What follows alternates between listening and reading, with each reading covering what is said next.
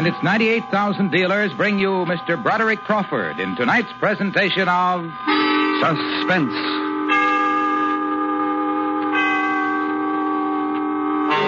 Tonight, Autolite invites you to return to the 30s as we chronicle the true account of those turbulent years with a report called Dutch Schultz. Our star, Mr. Broderick Crawford.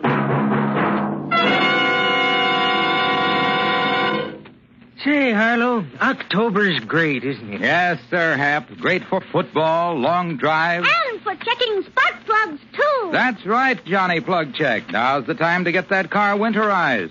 And along with that antifreeze, change of oil and grease, don't forget the spark plugs. Well, how could anyone forget, Harlow? Spark plugs are the very heart of the car's ignition system. They sure are, Hap. And when they're right, you will start quicker and surer every time, even in the coldest winter weather. So don't delay, friends. Visit your Autolite spark plug dealer now.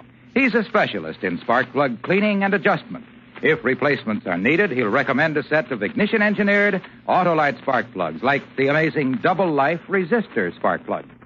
To quickly locate your nearest Autolite spark plug dealer, phone Western Union by number and ask for Operator 25. And remember, from bumper to tail light, you're always right with Autolite. And now, Autolite presents Dutch Schultz, starring Mr. Broderick Crawford, hoping once again to keep you in suspense.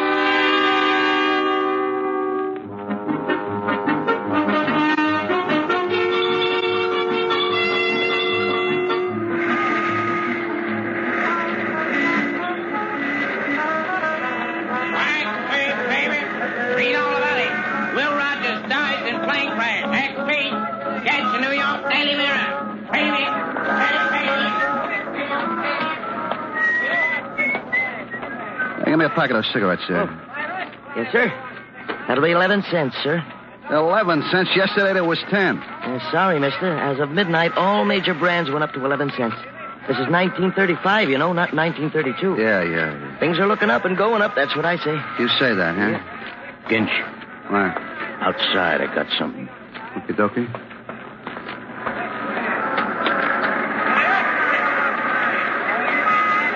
So? Certain parties is meeting tonight up at the hotel. Are you kidding? Hey, Flat, you kidding me? No, Ginch, I wouldn't kid you. You know that. What parties? The big brokers. You know, Harry and Lepke and Lucky. And Albert, he's going to be there. And Gurra. And the boys from Chicago, Milwaukee, Casey. Nobody said nothing to my boss. I just thought you ought to know. The Dutchman ain't going to like this, Flat. He still got you running numbers. Yeah. Why don't you quit him? I can't. Why not? Mo Weinberg quit. Dutch Schultz stuck an ice pick in his ear. Yeah, I heard about that. He's kind of a screwball, huh? Oh, wait till he hears you're holding another meeting without him. Boy, he'll be banging all over the place. Well, maybe you better not go back to Newark today. And who'll he be banging? Me. So I'll take a rest. Tell you what, Ginch, I'll blow you to a show. What's playing? Shirley Temple. I already seen it, but I'll see it again. Shirley Temple, huh? Yeah. She's the cutest little thing, just like a doll. I tell you, Ginch, boy, I cried. I honestly did.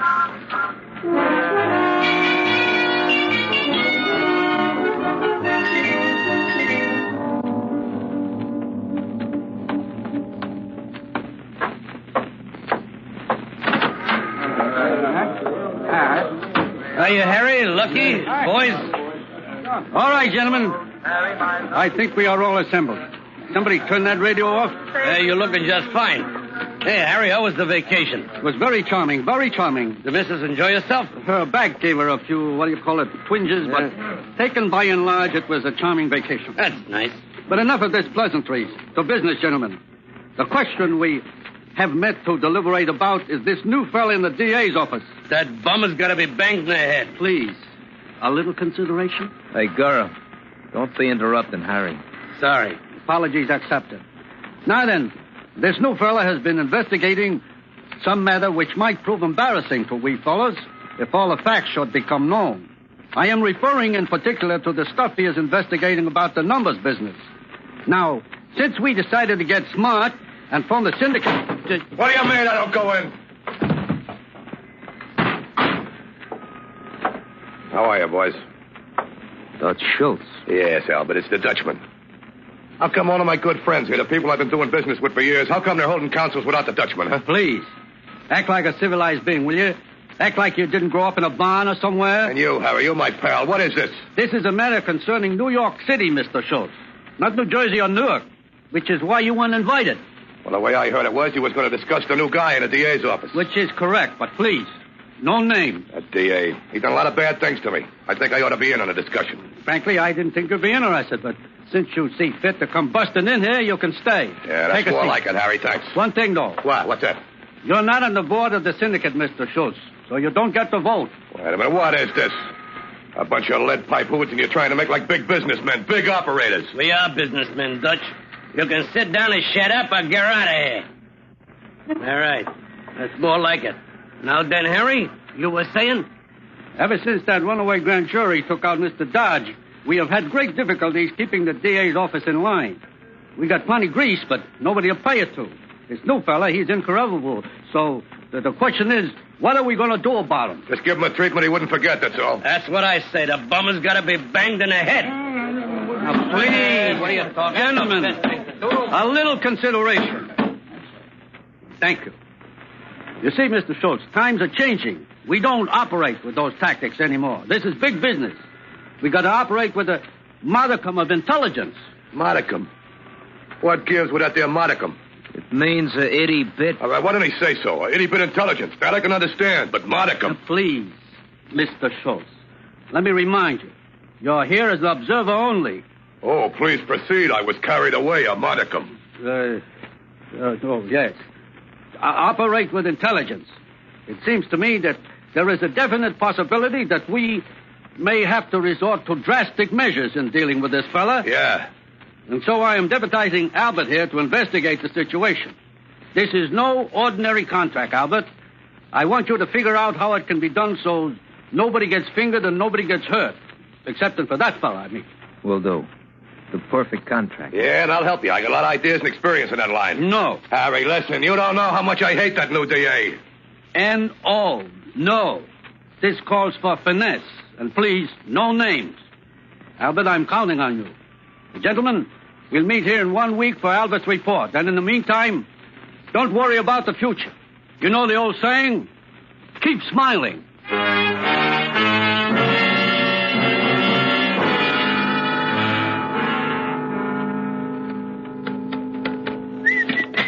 $534.23. 78.50. 23.46. 891. And 415.67. And that, my good friend, winds it up for the night. Really a very nice little take, Ginch, if I do say so myself. Yeah, well, just don't you plan on taking any of it for yourself, Abba-Dabba. Who can be so stupid? You needn't speak to me like that, Ginch. I know Mr. Schultz. Yeah, but you don't know him like I know him. Yeah, what's the food on the table for? Mr. Schultz is back from the meeting. I was hoping he'd stay in New York, see a show or something. Hi, boss. Hello, Mr. Schultz. Hi, boys. Okay, Berman, what's the tally? Oh, very good, Mr. Schultz. $13,561.13 for the day. That's because of you, Abba-Dabba. It was nothing. Yeah, so they think I'm slipping, do they? You, Gitch, what do you think? Well, I think you're on top of the world, Dutch. Yeah, and you know why? Because I use my brains. When I ain't got them, I buy them. Those knuckleheads in New York, those big businessmen. They got a numbers racket. Me, I got a numbers racket. Mine pays off the players, but hardly ever. Theirs, it's paying off all the time. And why? Because mine is superior, that's why. Because I use my head. I went out and bought me Abba-Dabba here. Oh, but I was glad to get the job. I like the money. Shut up. I think, why isn't the numbers paying me more money? Because it's too honest, that's why. It's like a bad slot. When the slot's bad and paying off too much, what do? You fix it. So I went over to that college there, and I bought me a student, a mathematical genius. I said to him, kid, you fix this, and I'll take care of you. You were very generous. And was really a fascinating problem. Gitch, what's the matter with South Bayonne? The school kids. We're losing their business. One of their principals is working against our runners. Oh, principal, huh? I hate principals. I had a principal once. His name was Jesse Condon. Did you ever hear of him? The Lindbergh case? Yeah, that's the one. He used to beat my ears off, and I was a defenseless kid, too. Look, I'll tell you what. Ginch, you give this principal a workout. Oh, Dutch, he's an old man. I don't think you heard me good, Ginch. I heard you, Dutch. Only working guys, though. But you got plenty of guys who do that sort of stuff. But I want you to do this one, Ginch. Let me show you a trick, Ginch. Come here. Put your hand on the table. What, Dutch? Put it on the table there. All right. You broke it. You broke my thumb. Yeah, that was pretty neat, wasn't it, I know a lot of those kind of tricks, kids. So I tell you what now. Every week that passes without you doing what I tell you, like when I tell you to give the principal a workout, I'm going to break another finger for you. What are you staring at? Nothing, sir. All right, that's good. I don't like people to stare at me. Well, how about it, Gitch? How do you feel? Dutch. Shouldn't he get that fixed, Mr. Schultz? Yeah, he should. Now, Gitch, here's 50. Go down to the drugstore and get that fixed up. Well, Gitch, do me a favor. Get me a present from my mother.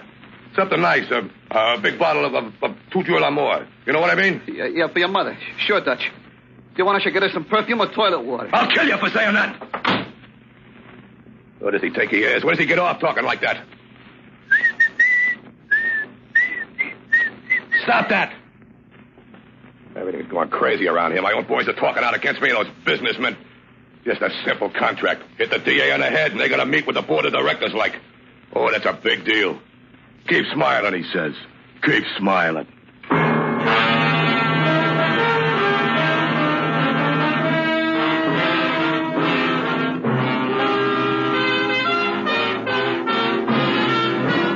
Autolite is bringing you Mr. Broderick Crawford in Dutch Schultz.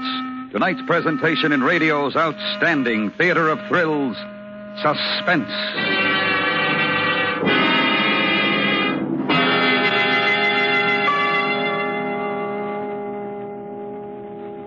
Say, Hap, have you had your car winterized yet? Well, no, Harlow, I haven't. Winter weather doesn't wait. Get on the ball, man. Agitate. Ah, Johnny Plug Check's right, Hap.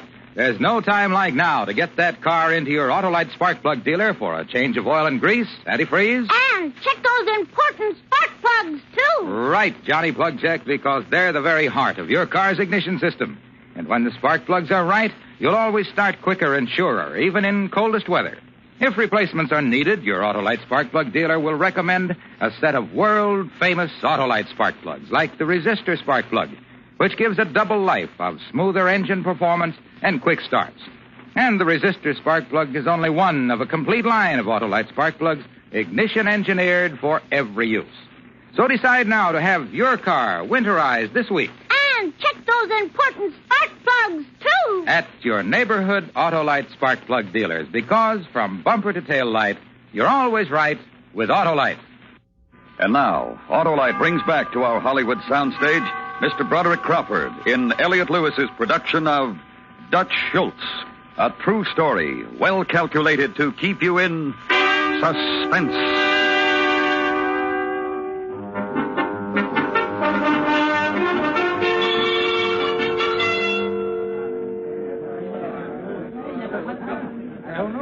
All right, gentlemen, all right. All right, Albert.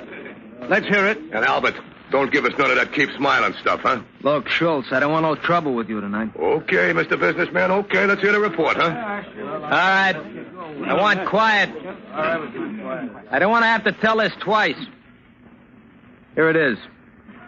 The subject under discussion is no DA.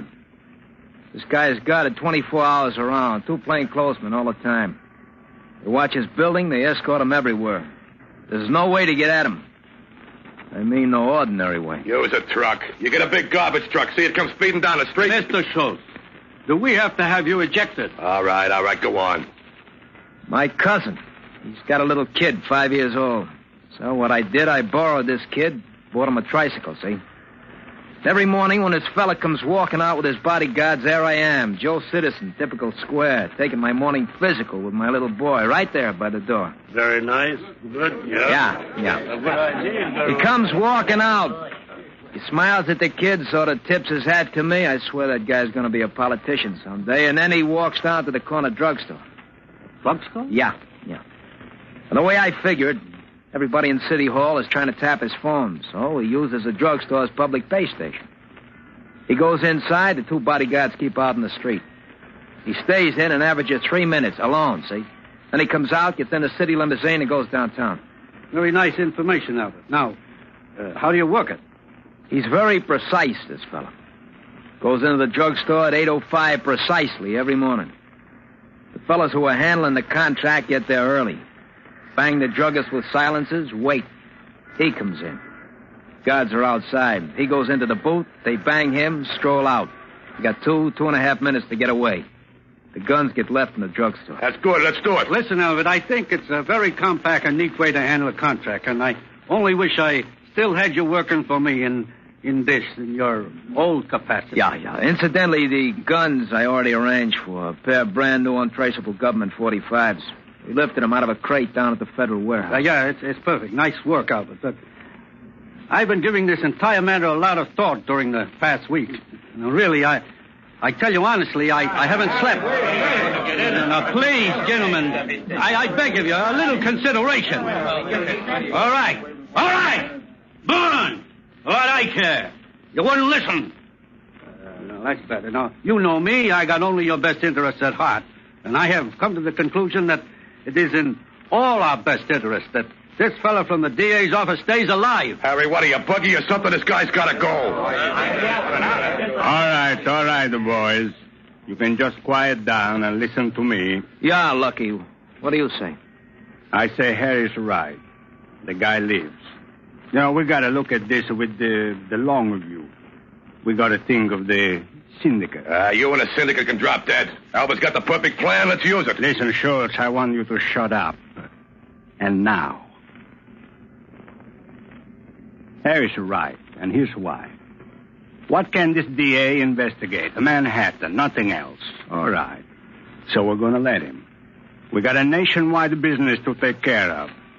We ain't going to sacrifice that just so a couple of Times Square number runner can stare at a can. The syndicate will come first. Yeah, but that fella, he's investigating pretty high up. He could even get some of we fellas in this room. No, Gura. No? Any lawyer will tell you they can't get an indictment unless they got a solid case. And they can't get a solid case unless they got witnesses. And that is where we pass out the contracts. You mean instead of taking this one fellow, we're going to have to take 10, maybe 20? Yeah. And here's why. Take this fellow, and it becomes a federal case. It gets out of Manhattan, and it gets out of hand. And you boys are from Chicago and Milwaukee and KC know what I mean. And you too, Dutch. You don't want this investigation spreading all over in New Jersey. I'm sure Mr. Schultz is beginning to see the light. Now, let's take a vote. Anybody against the notion that we let the little fella go ahead with his investigation? Well, it seems a long way around the barn to have to kill all those witnesses instead of just one fella. We can get them before they start to be news. There's no problem in there. I'm with you. Well, I'm not. Leaving us, Mr. Schultz? Yeah, I'm going back to Jersey where the air don't stink from chicken. I take it you don't like the way we operate. Look, Albert here comes up with the perfect contract, and you fancy pants are too chicken to carry it out. Well, listen, Lucky, Albert, Henry, Harry, all the rest of you. Maybe there's somebody in this world who ain't too chicken. That's just a little thought, gentlemen. Just a little thought.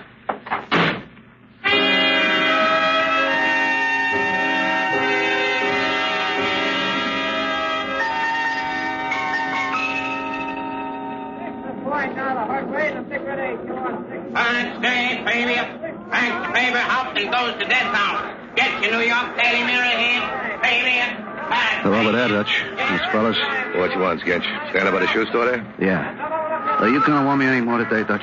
No, I'll go back to Newark. Sure, Dutch.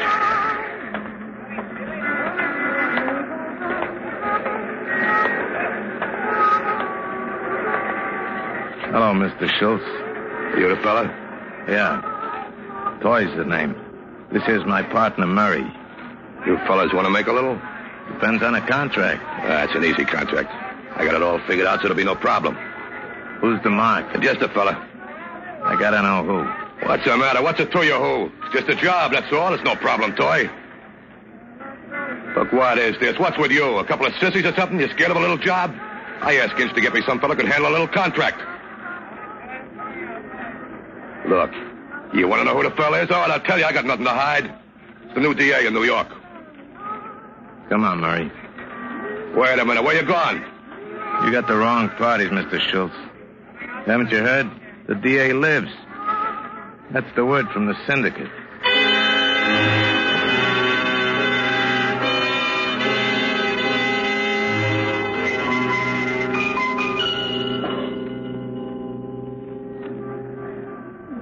Hey, Ginch. Hello, Flat. What happened to your arm? What's with the sling? Dutch. Oh. First the thumb, then the wrist. Something he thought I said about his mother. He's an animal, that's what. Another year with Dutch, I'm going to be in very bad condition. And you can't quit. That's right. You won't let me go. Bo quit. Dutch stuck an ice pick in his ear. Ginch, I don't know, maybe I'm crazy, but if I tell you something, would you tell Dutch? I wouldn't tell him if his hat was on fire. Certain parties is having a meeting tonight. 6 o'clock. Oh, that's one he really don't know about.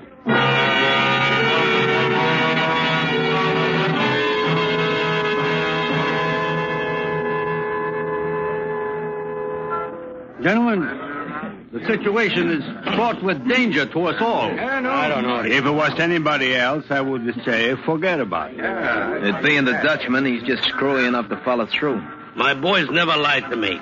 They say he's out shopping for a man to take the contract right now. Been talking about it for almost a week. There's only one thing to do. We got to take Dutch before he takes that fellow from the DA's office. Albert, you got any ideas? Dutchman is kind of screwy, but he ain't crazy. You know what I mean. He's not the kind of a fella you just walk up to and do it. He's covered all the time. I know where he's hanging out this week. Where's that, Lucky? The Palace Chop House over in Newark. I know that place. It's got a little private dining room in the back there. I thought it'd have to be screwy to try it in there. Yeah, I got just a man. Bug, Mandy, in here. Got a job for you, Bug. Contract. Yeah. Cool. Dutch. Okay. It's got to be fast. Sure. Fast. I mean tonight. Okay. Tonight. Mandy, you drive. Come on. Walk you down to the car. Horrible business. Yeah. Well, gentlemen, we got nothing more to talk about tonight, so I would suggest we get out and get seen, if you follow me.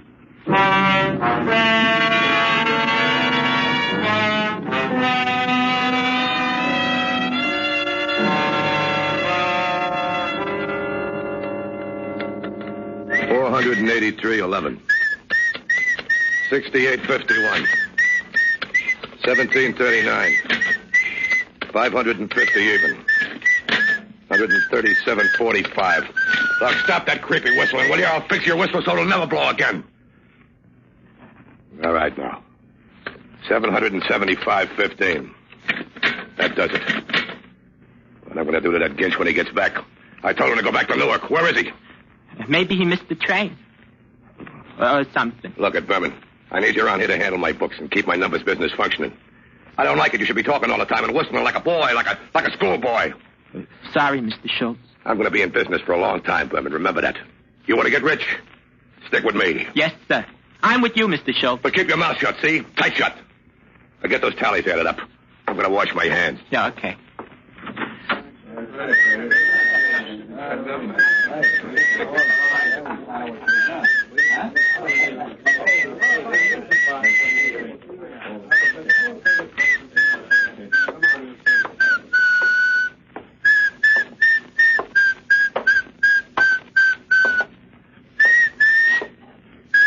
Hey, kid. You with the glasses. Whom are you addressing, may I ask? Where's Dutch? He went to the bathroom. But you haven't answered my question. Kid, you bother me.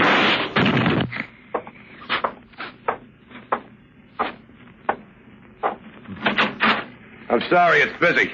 So am I. Busy as a bee.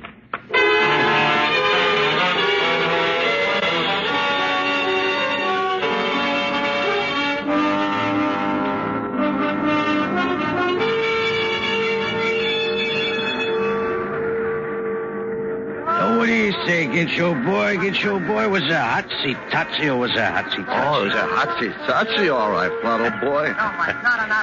Boy, I shouldn't let you talk, man. Stay in New York. Dutch is really going to be sorry now. Ah, forget it. Come on. We'll go up to Lindy's, have a couple of drinks, see you standing around. Listen, Fry, I can't. I'm in so much trouble now. Hey, wait, what's that? Listen. Gangland murder. Dutch Schultz gunned to death by mystery figure. Pay. I actually got the New York Journal American. Did you hear that? The Dutchman get paid. Come on, let's buy a paper. Let's buy all the papers. Yeah, even the Times. Yeah, we'll take them up to Lindy's. And have a drink. And have a party. Hey, boy! Hey, newsboy!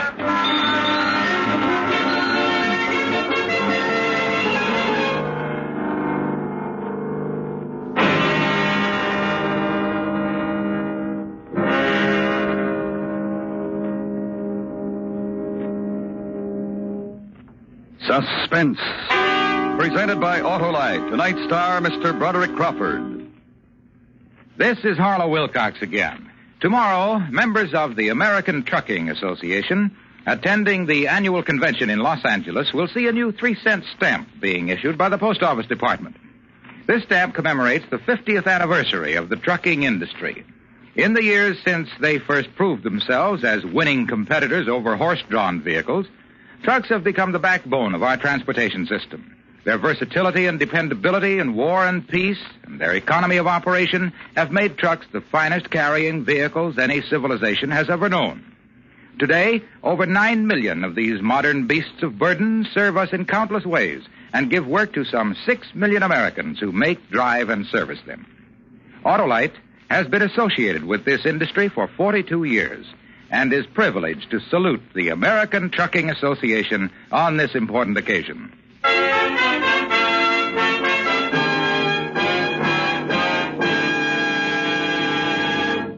Next week, another true story as we dramatize the diary of a man whose unfortunate task it was to set down a report on the death of his friends. Ordeal in Donner Pass. Our star, Mr. Edmund O'Brien. That's next week on Suspense.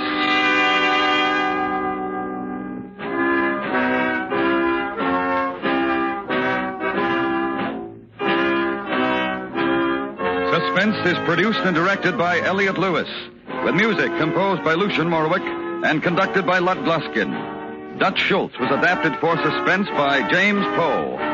Featured in tonight's cast were Jay Novello, Herb Butterfield, Hy Averback, Paul Freese, Sidney Miller, Jack Moyles, Benny Rubin, and Anthony Barrett. Broderick Crawford will soon be seen in Night People, a 20th Century Fox picture. And remember, next week, Mr. Edmund O'Brien in Ordeal in Donner Pass.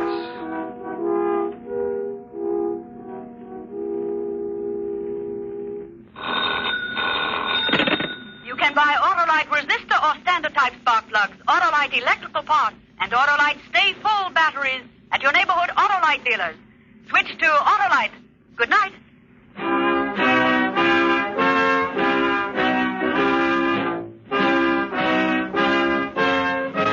This is the CBS Radio Network.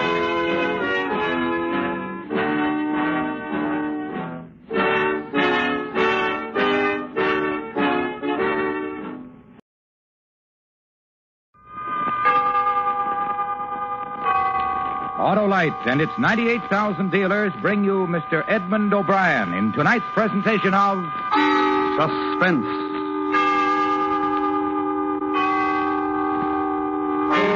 Tonight, Autolite presents a true story as we dramatize the diary of a man whose unfortunate task it was to set down a report on the death of his friends.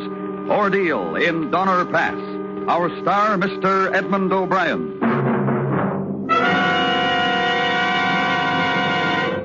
Well, Harlow, tomorrow's the day. Yes, Senator, the day when a lot of people will step on the starter and find that their batteries are as dry as a campaign speech because they forgot to keep them properly filled with water. I mean Election Day, Harlow. Right.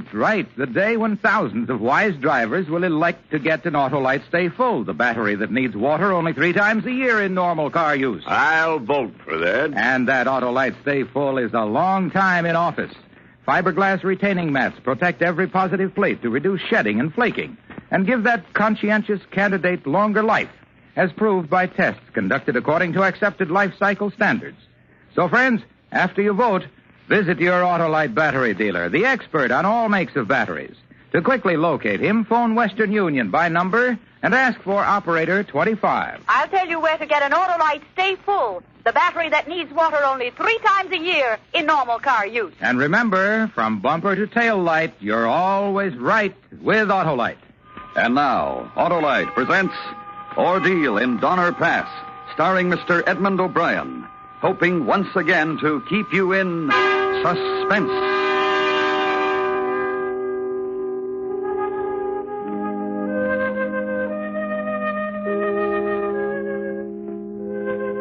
My name is Patrick Breen, and I am a God-fearing man who loves his family and tries to do right by his fellow man. If in the months that followed after we started to take the Hastings shortcut to California, if in those months from November of 1846 to March of 1847, I was selfish, there were men guilty of worse. I'd done what I was able. I'd done what was the most any man could.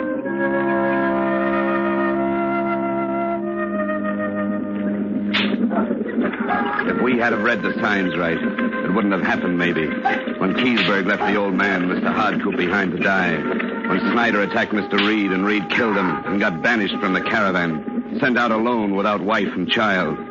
If we saw the signs of losing all those cattle in Truckee Meadows, and the Indians sneaking up and killing half the rest, we would have seen the hand of nature working against us. And the crazy task of clearing a road through the Sierra Mountain wilderness by hand. 30 miles of road. We should have seen the signs. But the Donner Party only saw Missouri where they came from, and California where they was going. We didn't see in between. Oh, well, what's the trouble? What's the matter? Something go wrong again? Mr. Eddie is for trying to get over the pass again. Oh, I say it's crazy. Temperature must be near to freezing. And it gets worse near the summit, up near the pass. Oh, I got my wife and children to think about, Mr. Donner. And so do I, Mr. Graves. And think about them. Don't stop here. You'll save their lives if you don't stop. It's colder and colder, Mr. Eddie. I tell you, get out of these mountains now. We'd have to leave most of our goods behind. And leave your goods. Leave our goods? As well leave our money. And your money. You talk madness, Mr. Eddie. What would we start our lives with in California? Don't be fooled. Mr. Eddie, you'll make trouble for yourself. Look at the health of our party. The exhaustion, Mr. Eddie. Look at it. I'll look at dead bodies if you don't move on. I know that. But it's always been what could happen. Only some of my children, they complain. They need rest in a regular camp. Mine, too, and my wife. The last bluff we lowered our wagons over, we didn't have the energy to keep them right. Someone crashing down, supplies and all. The men just don't have the heart for it. You'll die. There's no going back to the Salt Lake. Some died there already. Try. At least try going over the pass again. Hastings' route was a pack of lies. We'll take another route. Look up, Mr. Eddie. Look up to the face of the summit. Snow, solid snow. No marks or signs. It's snowing again. And if we stay, it'll swallow us up. And look at the faces. Human bodies can only work so much, Mr. Graves. And no more. Only so much. It calls for a vote. No, not yet. A vote. No more argument. It wastes time. No, you gotta listen. We gotta talk some more. You gotta understand. Take your hands off me. Stop it. Stop it. All right. All right, call your vote. Call the vote, Mr. Breen. Listen. The question is, do we go on for another try over the pass or stay? There's no going back. Mr. Donner? To stay. Mr. Graves? To stay. Mrs. Reed, with your husband gone, you have a man's vote. To stay, I suppose. I don't know. I cast no vote, Mr. Breen. Mr. Murphy? Mr. Keysburg?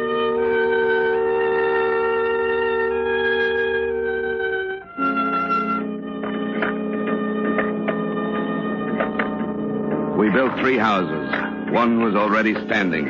The Graves family next to the Reeds. Our family in Keysburg's next door.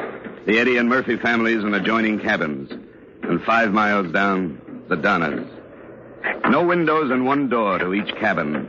And like sentinels from October 31st, half our slaughtered oxen, dressed and ready, split in half, stood frozen next to our cabins.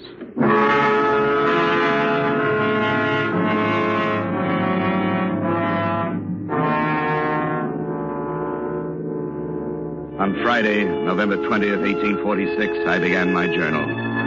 We now had killed most part of our cattle, having to stay here until next spring and live on poor beef without bread or salt. It snowed during the space of 8 days with little interruption. The remainder of time up to this day was clear and pleasant. Freezing at night, the snow had nearly gone from the valleys. Hello! My wife, my children asleep. They could not have attempted the crossing with Mr. Eddy, who started out with 22. My wife thought it better to wait. Hello! We're off! What is it? It's Mr. Eddy taking a group for another try. Oh, I wonder. It's no time for doubt. A doubt can mean terrible things. Do you think they'll make it? I've no facts to go by. Mr. Eddy's a courageous and daring man. Will they make it? It's only a feeling, and it's the only guide we have. Will they make it? I say no.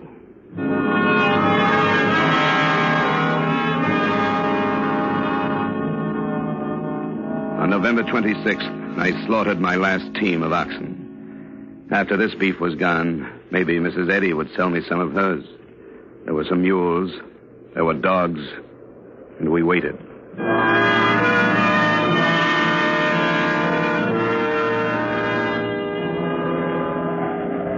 Monday, December 1st, snowing fast, wind west, snow about 4 or 5 feet deep, no drifts. Looks as likely to continue as when it commenced. No living thing without wings can get about.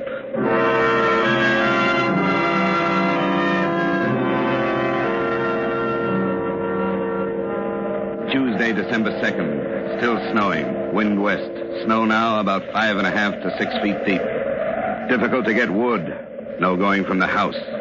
Completely closed in.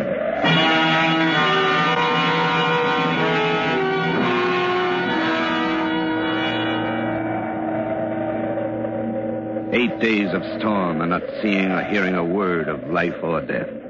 Snowbound, so that even the people in the next cabin are like 1,000 miles away. We couldn't get out to kill the pack animals, and after the 6th day, our ration was barely enough to keep a baby alive. And then the storm stopped. We got to have meat. I'll go out. Slaughter the mules? Aye, the mules. Here. Help me with these boxes. The door is jammed. Step aside now. When I pull back the last hide, snow will fall through.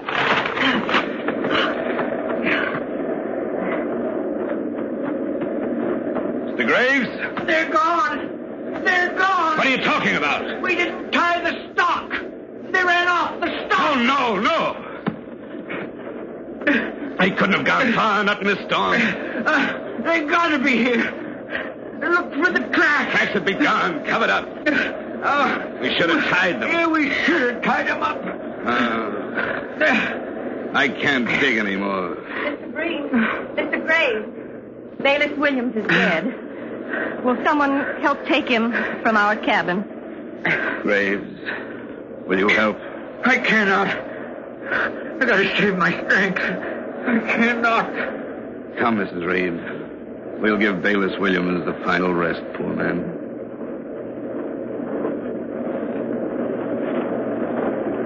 Mr. Breen, have you any ox meat for my children? There's almost none. A little. Just a little for my children. We have children, too, Mrs. Reed. Sorry. It's starting to snow again. I'm sorry. And getting colder. Maybe we should call him Fortunate, Mr. Williams.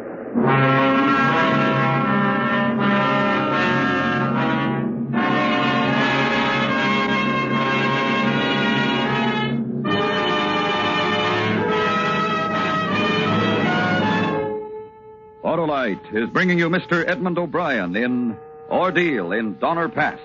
tonight's presentation in radio's outstanding theater of thrills, Suspense.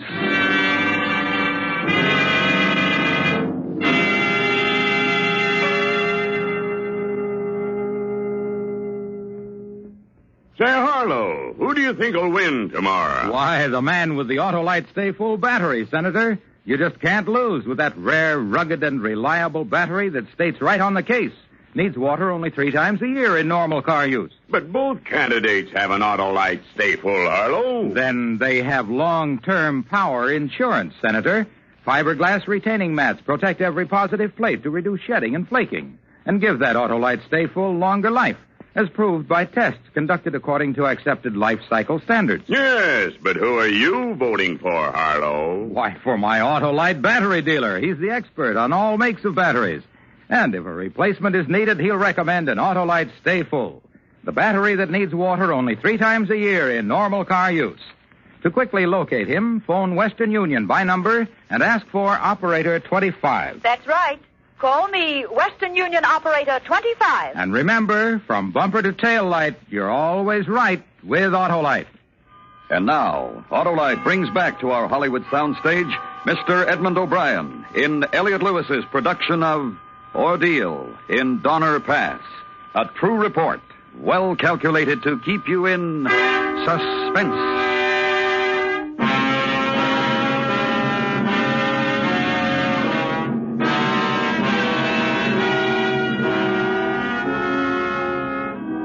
Maybe you say it was cruel of me to turn aside, Mrs. Reed.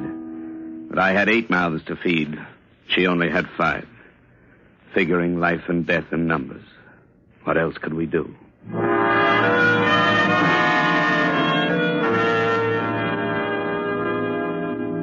December 31st, 1846.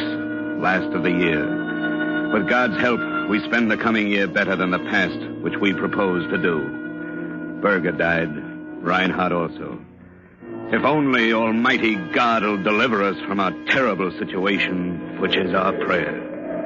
Amen. Morning. Cloudy again. Wind east by south for 3 days, past freezing hard every night. Looks like another snowstorm. Snowstorms are awful to us. Snow is so deep now. So very cold. Some of the children too weak to get from bed. Nothing but hides and the children's starving dog.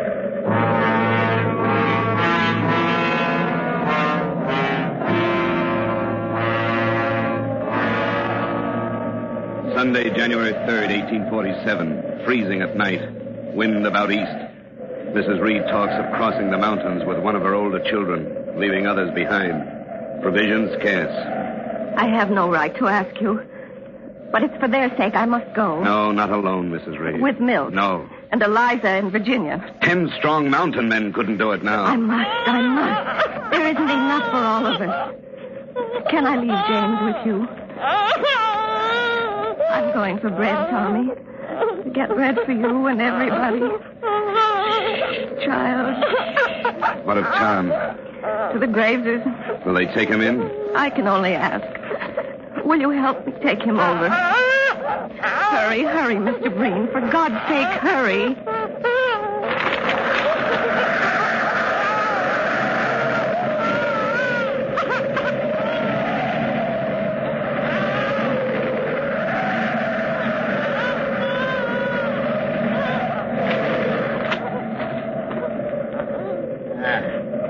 You come seeking help, Mrs. Reed?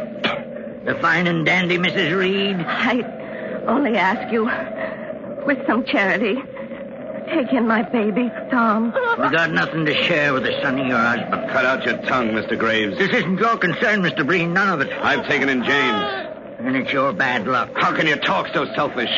We're all of us one problem, all to help each other. We're more alone than ever, alone. And the man who fights the hardest wins his life and life for his family. You ask a price? There's still some animal hides on the roof of your hut. I thought to share them for all the children. And let the others care for your precious baby. Mr. Breen? You can have some of them you give me. And the silverware you brought. A foul mind and a foul body. No fouler than the stink of your own cabin and living like animals. But you become one. And then there's a golden bracelet my wife saw you wear. You can have it. And fine linen cloth. Any of them. Enough! Shut up! You ask for another thing and I turn my hand against you. I'll kill you if you ask for another thing. Please, Mr. Breen. I got all I want. I got all I need.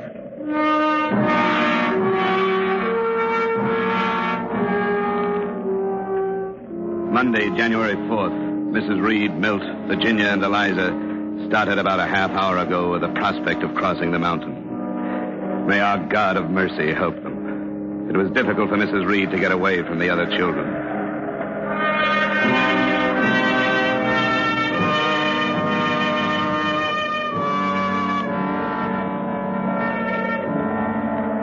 Friday, January 8th. Wind east. Froze hard last night. Very cold this morning. Mrs. Reed and company came back this morning. Could not find their way on the other side of the mountain. They have nothing but a few hides to live on.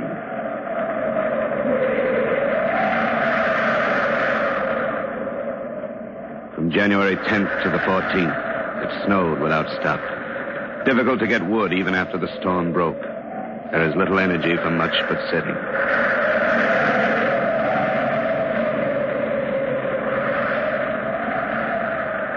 Saturday, 23rd. Blew hard and snowed all night. The worst storm we experienced this winter. The sun came out a while. No sign of any game. No birds. No Indians. Even they leave us to our fate.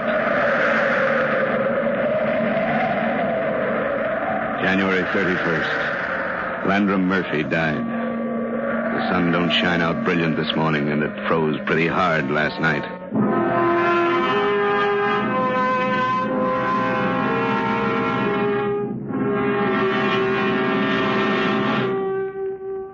February 21st, 1847.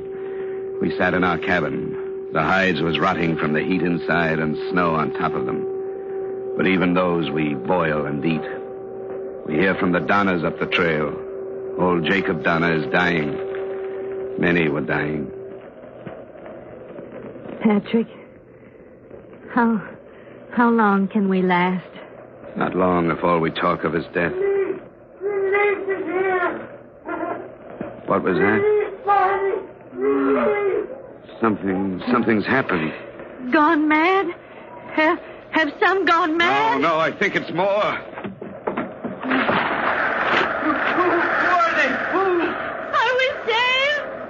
Oh, God, dear God, are we saved? Are you an angel or are you real? We're real.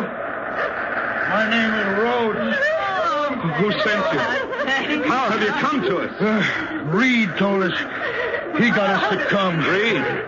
The man we banished, God forgive us. The man we cast out. You brought food. Some flour, some salt. We had to leave a lot behind. Enough to get us over the mountain? How many are there? Maybe 40, including children. Well, don't you know for sure? Every night there's less. We hardly see each other for days at a time. Keep that man away from the pack. You'll kill yourself if you eat too much. Put a guard on the food. We'll give out what we can. Not all of it. There's got to be enough left to go back. How many? Maybe 20 of us. Not all of us? Well, all of us go. None of us will make it.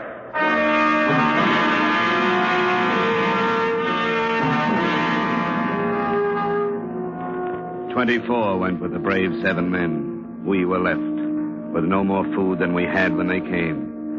And those who were left moved into only 2 cabins. We lived like animals then. We was little more.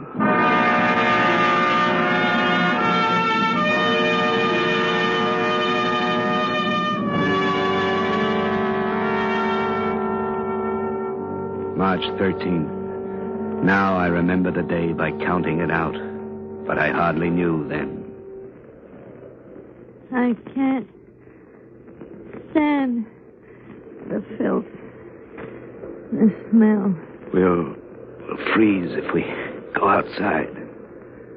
Build a fire on the snow. If the others help, we can. At least not to live in a room with the dead.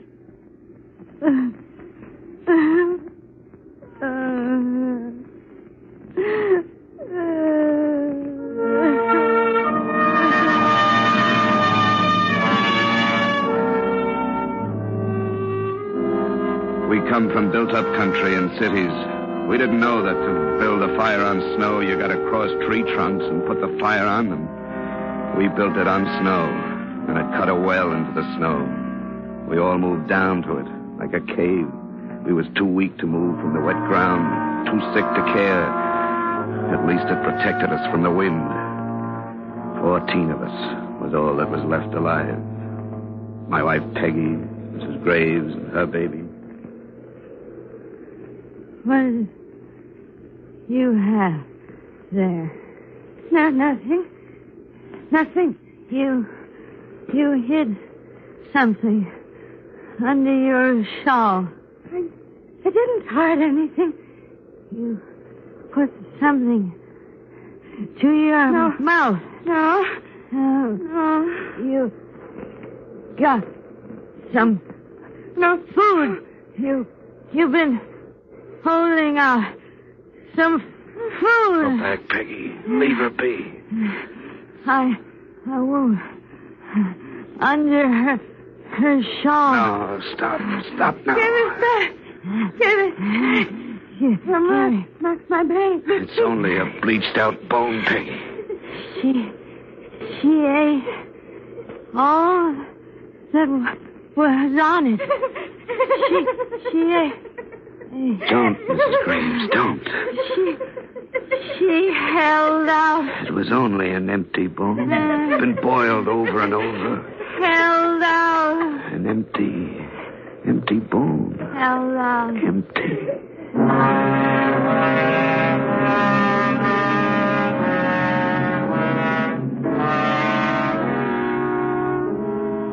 Mrs. Graves' baby died that night, and in the morning, a 5-year-old son. Life went from her altogether. She died by the time the sky was light. We did not have energy to take them out of the pit because we didn't have no energy to get out ourselves.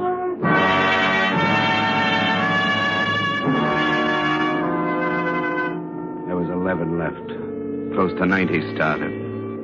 Half died. And on the 6th day, in that cave of snow in the ground, sitting like animals in the mud, not caring or even hearing. I can't pray. Don't. No. Don't say that. I can't even remember my prayers. Hello! Anybody here? They come back. Call. I got to call them. Help. We're here. Help. Go up to them. I can't move. Help. They'll go. They'll not hear us. They'll go. We'll die down here. Maybe if we all try to shout to them. Come on. Help!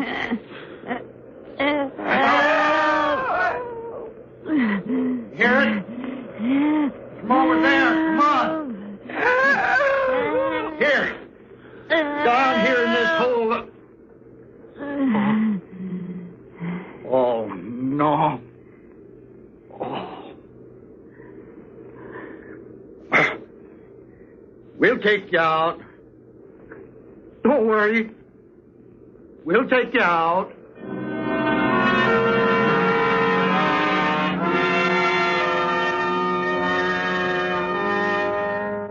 We lived in that place 5 months. We left the camp. We will never forget. Some of us was selfish. We will never forget that no matter what we done that was wrong, A lot of us tried to be decent. I'd done what I was able. I'd done what was the most any man could. April 1847.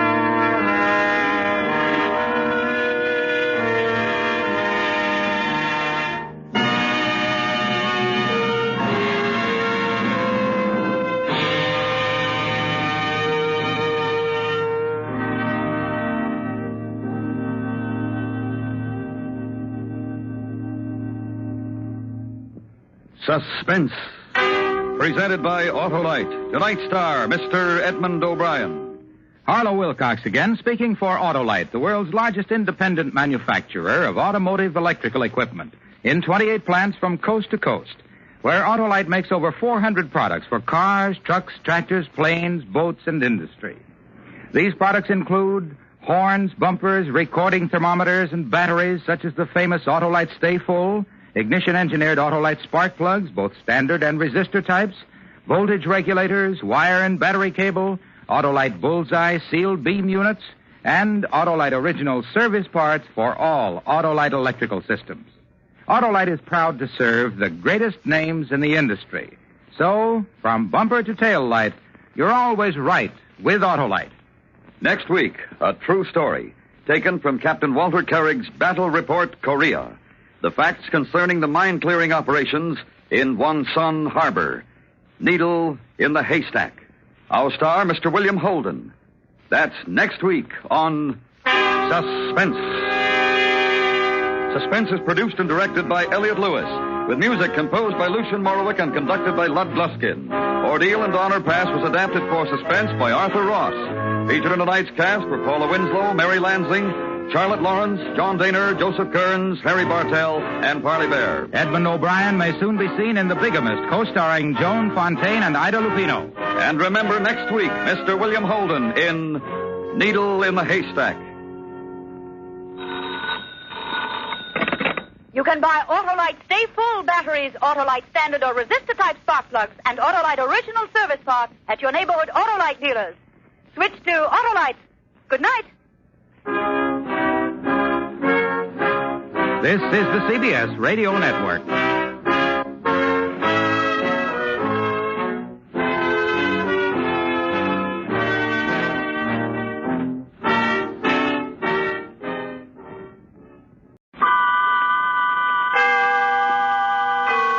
Autolite and its 98,000 dealers bring you Miss Agnes Moorehead in tonight's presentation of Suspense.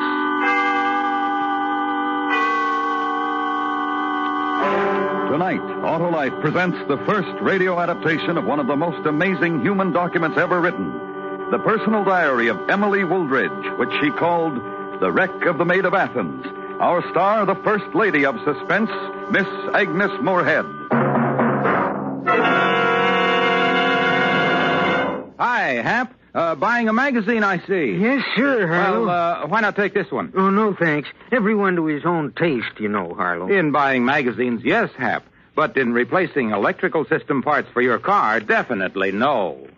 Well, for example, many leading makes of our finest cars have Autolite electrical systems as original equipment, right? Right. But if replacements are needed, do the owners of those Autolite-equipped cars insist on Autolite original service parts exactly the same as those specified by the car manufacturer? Well, if they don't, they're sure taking a big chance with a big investment, Harlow. They sure are, Hap, because Autolite original service parts meet the electrical system specifications of the car manufacturers, and they know what's best for their cars. So, friends, insist on and be sure you get only Autolite original service parts for your Autolite-equipped car. See your car dealer or your dealer handling Autolite original service parts. And remember, from bumper to tail light, you're always right with Autolite. And now, Autolite presents Emily Wooldridge's The Wreck of the Maid of Athens, starring Miss Agnes Moorehead, hoping once again to keep you in suspense.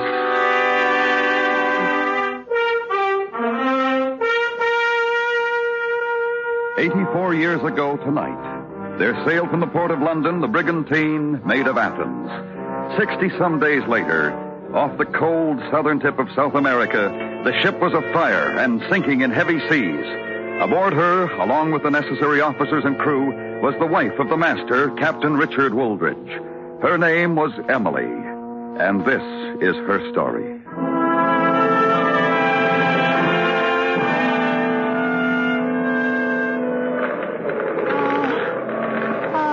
First mate's overside, sir. He was trying to free the port lifeboats.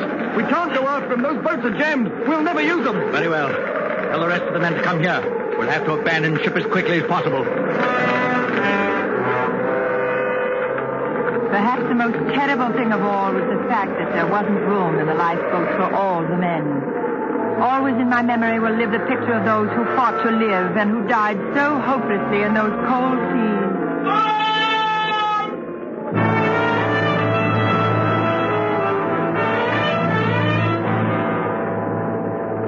A scene of fearful desolation. Great waves seemed to swallow in their troughs our two surviving lifeboats. And when we were lifted to their crests, the sight of the burning ship met our eyes.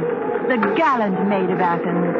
She seemed to me the loneliest thing I'd ever seen as we deserted her.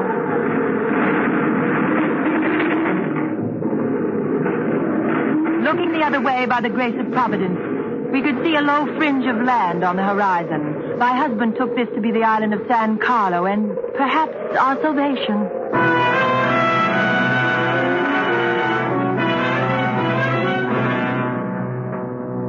But when we arrived near the shore, we found that instead of safety, we had run on even greater danger in the heavy surf that pounded the rocky island. To try to land through it was a fatal risk, as was proved later, but my husband had no other choice than to order the boats into it. Stern around!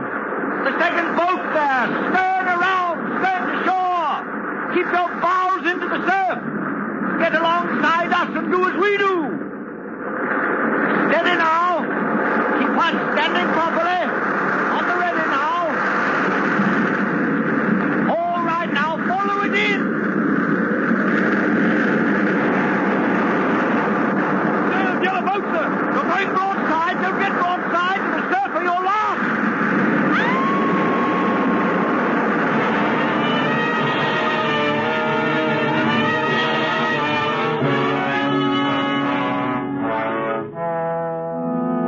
Except for the vision of a wave towering over us, high as a mountain and falling on us, I have no memory of coming ashore. As though awaking, no, not quite awaking, from a nightmare, I saw our boat overturned on a tiny strip of sand. I saw my husband and the men who had survived the landing, and I saw the bodies of those from the second boat who had not. My husband was pulling the last of these from the angry surf. Then he was bending over me where I lay. You all right, my dear? Yes. And you? I'm quite all right. But the poor devils in the other boat. Oh, yes, I know. Besides us, there are only 4 left now. Hayward, Oates, Roberts, and old Rawson. There was nothing I could do to save the others. Of course there wasn't. Everyone knows you did everything you could do. Oh, I hope so. Can you stand up? Yes, Come on. Oh, Dick, do the rest of us have a chance? A very good chance. Come along. We'll go further up the shore and build a shelter of some sort. It's a nasty cold wind. Hey, Captain. Yes, Lawson. He and the others have been talking. We'd like a word with you, if you don't mind. Oh, of course. What is it? We've lost a number of our chums, as you well know. Oh, I do know, Lawson. I'm terribly sorry. Not much good being sorry, is it? Not going to help any of the poor blokes, is it? Well, just what do you mean, Lawson? I feel our losses greatly, if not greater than you do. Now, what do you mean? The way we've been talking. Easy to say how sorry you are after the damage is done, but what we want to know is why wasn't something done to prevent it from happening? I don't think I quite understand you. Every precaution was taken in London. The cargo and the loading was well supervised. You all know that. Then why did the ship catch fire? I don't know. Nobody said nothing to us about a cargo that would catch fire. It was not a dangerous cargo, Hayward. Then why did it catch fire? I've told you I don't know. Under given circumstances, the most peaceful voyage can go wrong. What circumstances, Captain? It's only decent to place the blame when you've lost as many chums as we have. A fine lot they were. Now listen to me, men. Talk like this won't do any good.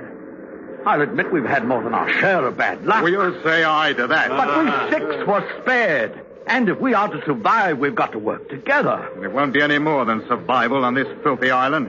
We haven't got food stores for a week, and I'll wager it doesn't see a ship once a year. Well, we won't wait to be found by a ship.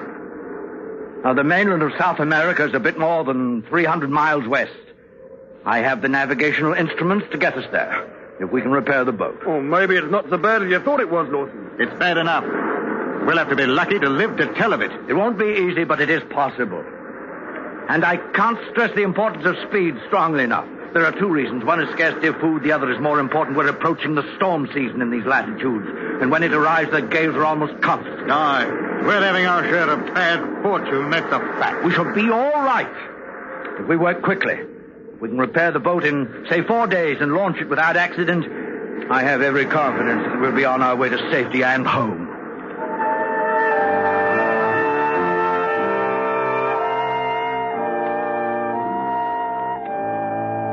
Darkness fell as Lawson and the others buried the dead.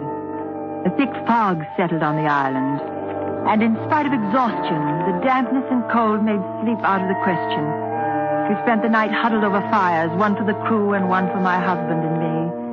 We were separated from the men by only a few paces, and although nothing further was said, there was a tension between the two groups.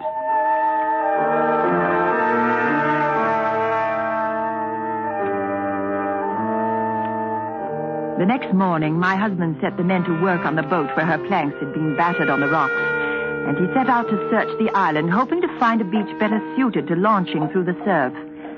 No sooner had he disappeared than Lawson, a sullen, unpleasant man from the start of the voyage, walked toward me, and behind I could see the other men leaving their work to follow him.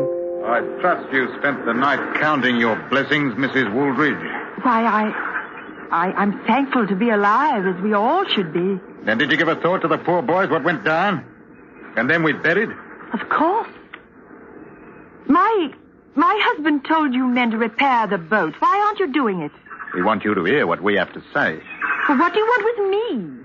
What is it? The day you stepped aboard in London, I said there was going to be trouble. I told the boys, the ones that's dead and gone now, a woman at sea is a deadly thing. I told them. We didn't half believe him then, but we do now. But you can't believe it. There's no truth in it. It's only a superstition. Aye, and one with some meaning behind it. Do you know the history of the Maid of Athens? Yeah, well, I do. 42 voyages she had. 42, not a sea she hadn't crossed through fair weather and foul. And she'd never carried a woman until you came aboard. What do you say to that? Well, it doesn't mean anything. It does. We got more proof on our side than you have on yours. We saw the ship go down. It isn't proof? Listen to this. I've sailed for 32 years with good fortune all the way. That is, until this trip. How do you answer that?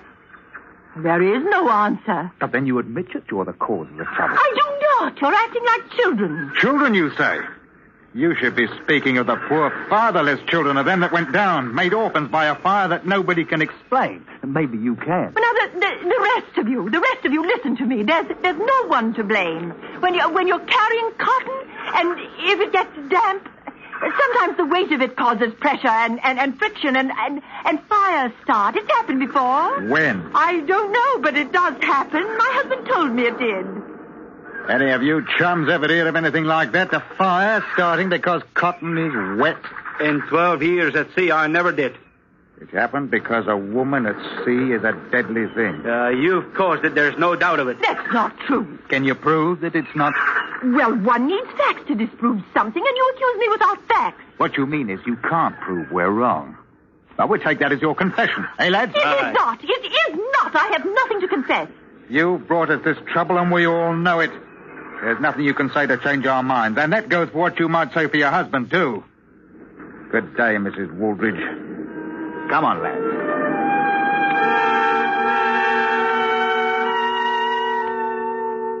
Quite obviously, there was an unspoken threat in their words. And although I hoped that I had maintained my composure in front of them, I was frightened. Considering the problems already weighing upon my husband, it was my play to keep this fear to myself. But when he returned, my will weakened, and I told him about it. My dear, you mustn't let it trouble you. As you told them, they are like children. What they think today will be forgotten tomorrow. But I can't forget their faces. They hated me. Oh, no. They only thought that they did. Well, they must have something to hate because of the situation we're in. Remember, before it was me they blamed? I suppose you're right. I suppose I'm silly to be frightened, but... Oh, please, Dick, don't leave me alone with them again. I hope I won't have to. But if I do mind to have courage and know that although they are simple in their logic, they are good seamen and are very important to us.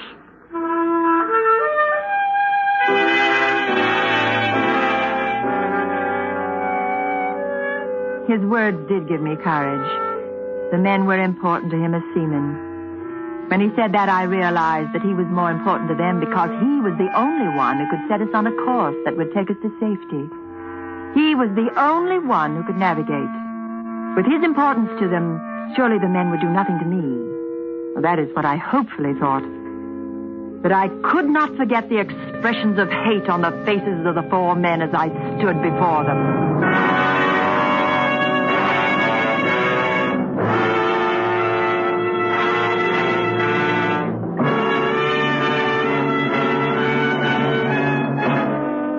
Autolite is bringing you Miss Agnes Moorehead in Emily Wooldridge's The Wreck of the Maid of Athens. Tonight's presentation in radio's outstanding theater of thrills, Suspense.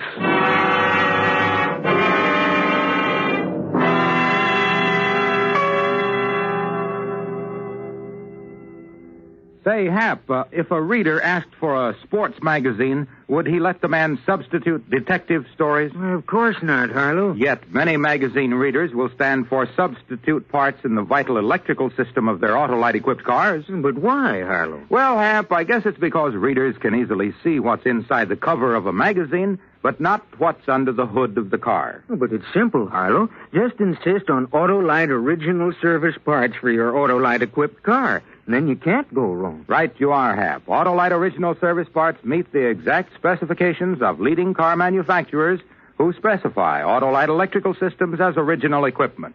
That means they fit and work as a balanced team with the rest of the electrical system to give you the smoothest performance money can buy. You don't take substitutes in magazines, so why take them for your car? Yes, friends, be sure you get what's best for your Autolite-equipped car.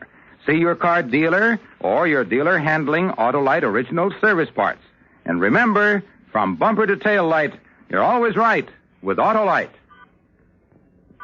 And now, Autolite brings back to our Hollywood soundstage Miss Agnes Moorehead in Elliott Lewis's production of Emily Wooldridge's The Wreck of the Maid of Athens.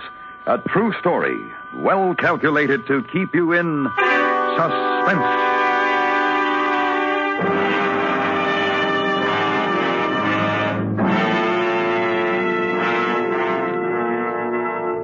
Thinking back to my meeting with Lawson and the men, it was impossible for me to understand how they could be so blind. But when one remembers the witchcraft trials in Salem and the burning of witches in Europe, then one realizes that humans have often used demons and superstitions when no reasonable cause for a situation can be found.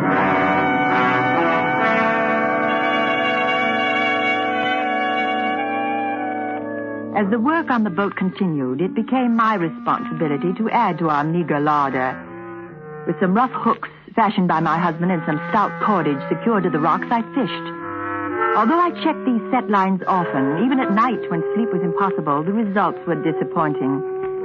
I thought it possible that the attitudes of the men would soften toward me because of my efforts to better conditions, but there were no indications that this change was taking place, only dark, accusing looks.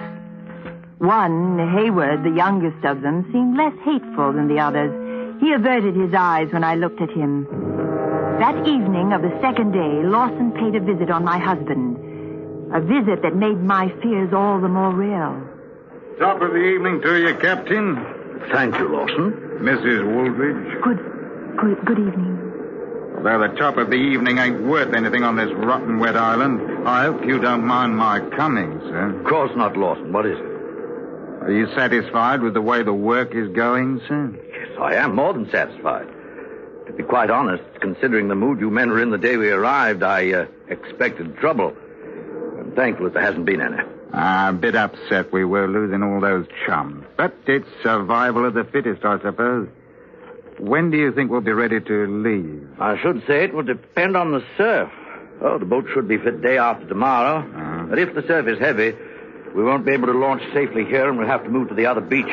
That'll take a day. The fourth day, then? Yes, I should say so, barring any trouble, that is. Yes, sir. Now, I wouldn't want you to think that I'm expecting anything bad to happen, sir. It was the boys that asked me to talk to you about this.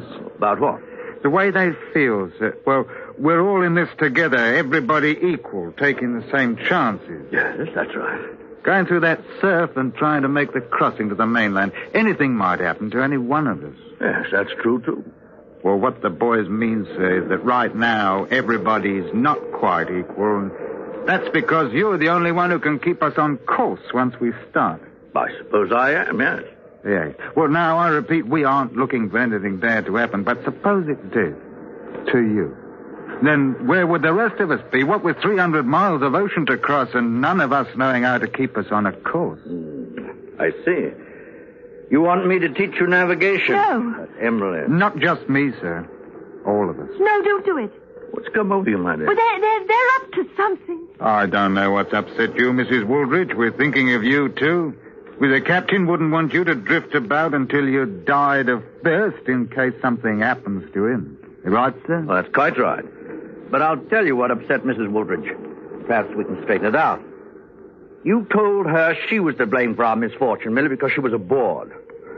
It's a ridiculous thing for you to say, and it frightened her. Well, some of the chums got to talking about it, and they got a bit excited. It wasn't the other men. It was you. I only said what they told me to, Mrs. Wooldridge, and I'm sorry that I did. Has there been any more conversation about it? Oh, no, sir, no. The only thing they talk about now is getting home. I don't suppose we're much for brains, sir, but do you think we could learn navigation? Oh, yes. At least enough to reach the coast. Then one could feel his way until he reached a port. We'll have the first lesson tonight. Thank you, sir. The boys will be pleased to hear this. I'll be with you in a moment, then. Night, Mrs. Wooldridge. Oh, please, Dick. Please don't teach them. If you do, you won't be important to them any longer. They'll be in control. I know that that's what they want. They're evil men. They're capable of anything. What have they left us here? Oh, Emily, stop it. Stop it. Oh, in a situation like this, we must be realistic. It's for the good of all that the men should learn to navigate.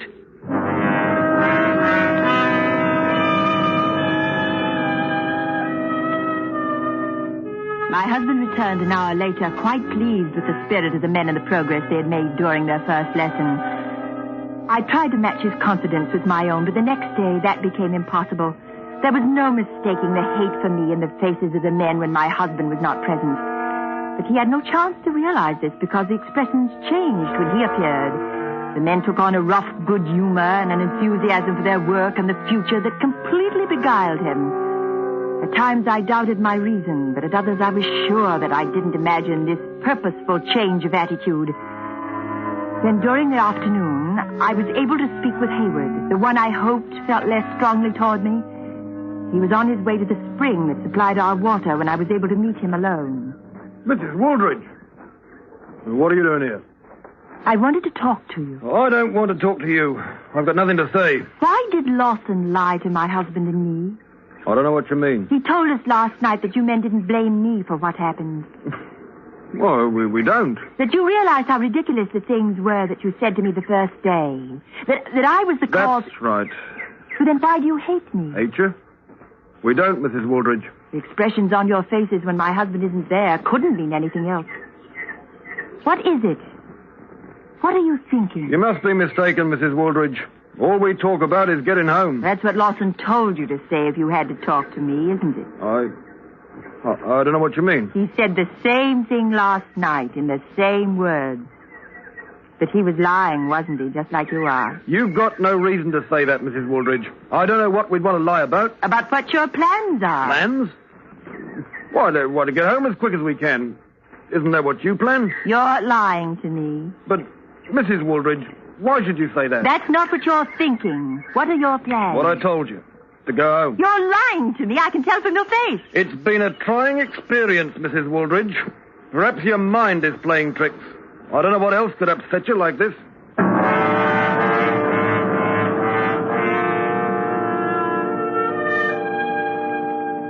Final repairs on the boat were completed that day and all of the next was consumed in moving it to the safer beach.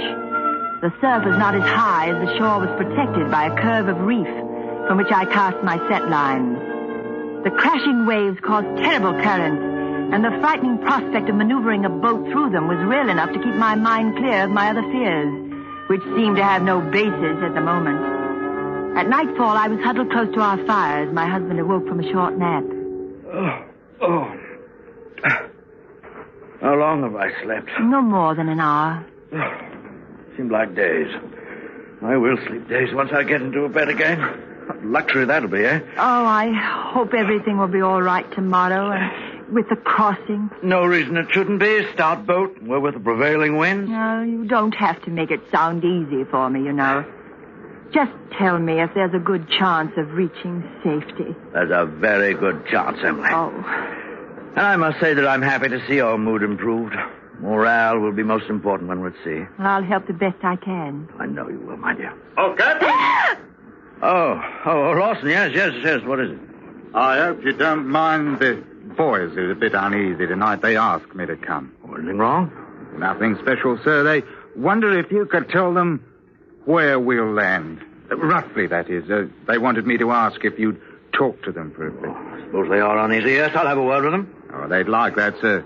You know, myself, I'm not troubled. I say it's in the lap of the gods, so while you go to see them, I think I'll have a look at the beach again, see how the surf is running. I think that'd be a good idea. Let me know how the currents are crossing, will you? Aye, sir. Well, I'll be back in a few minutes. No. Only a few moments, Emily, dear. Now, you try to rest.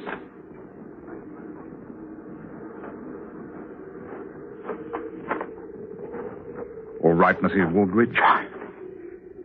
What are you going to do? Nothing, Mrs. Woolridge. But you, it's time to tend your set lines out on the surf. I think I'll go with you in case you have an accident on those slippery rocks in the dark. No, I'm going to do it in the morning. You've done it before at night. You killed enough men, and now it's an eye for an eye. I haven't killed anybody. You're insane. My husband... You'll kill him if you call for him. The boys are ready to take care of him if you do. And we don't need him anymore. Oh, I knew. It's all up to you, Mrs. Woolridge. Ain't fair of you to risk us all when a slip off the reef will save us. I won't shout. Come along, then. We've seen what a woman at sea brings about, but it won't happen again in the small boat. Do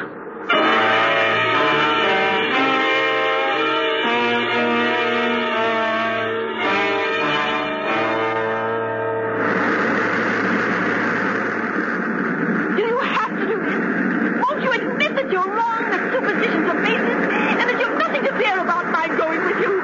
We've seen what happens, and what you see is proof. We'll talk no more about it. No, you can't do that.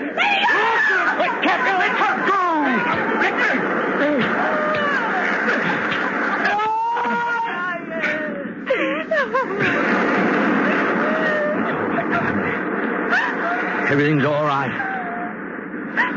But thank heaven the other men were more human than Lawson. They let him lead them into the night, but they couldn't justify murder, and told me what he planned to do.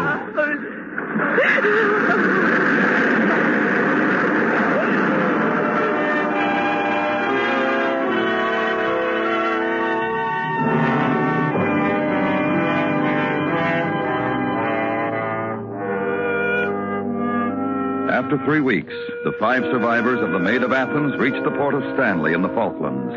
As Emily Woolridge stated it in her chronicle, in time to hear of the death of Charles Dickens, a sorrowful landfall after all our trials.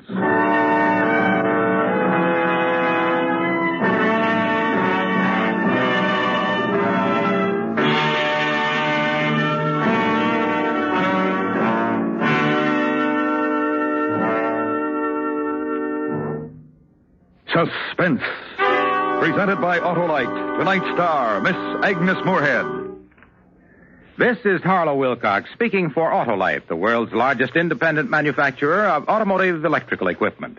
In 28 plants from coast to coast, Autolite makes over 400 products for cars, trucks, tractors, planes, boats, and industry.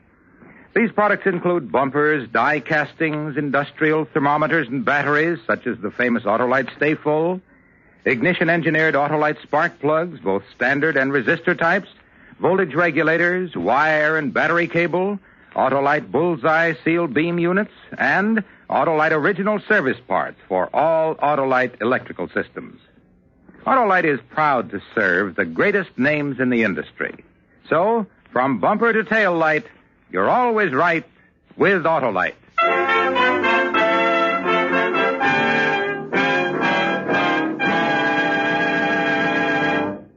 Next week, we bring to life one of the most famous detectives in literature as we dramatize E.C. Bentley's classic novel of deduction, Trent's Last Case. Our star, Mr. Ronald Coleman.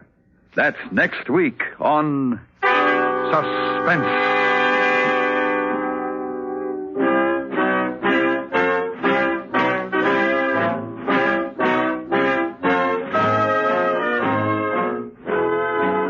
Suspense is produced and directed by Elliott Lewis, with music composed by Lucian Morowick and conducted by Lud Gluskin.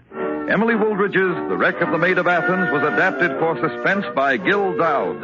In tonight's story, Joseph Kearns was heard as Captain Wooldridge and Ben Wright as Lawson. Featured in the cast were Larry Thor, Richard Peel, and Jack Crucian. Agnes Moorehead may soon be seen in the Universal International picture Magnificent Obsession.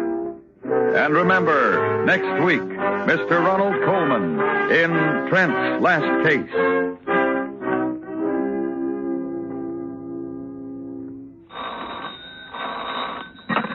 You can buy Autolite Original Service Parts, Autolite Standard or Resistor Type Spark Plugs, and Autolite Stay Full batteries at your neighborhood Autolite dealers.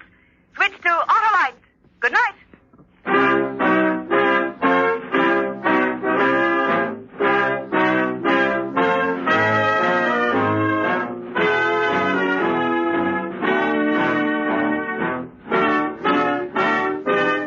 This is the CBS Radio Network.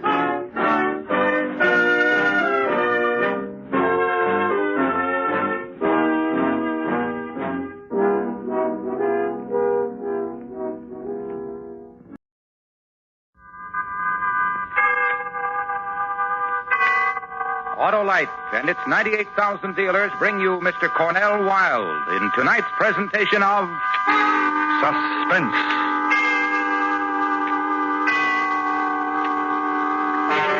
Tonight, Autolite combines fact and fiction. The fact, the murder of Mary Cecilia Rogers in New York City. The fiction, Edgar Allan Poe's solution of that crime, which he called The Mystery of Marie Roget. Our star, Mr. Cornell Wilde.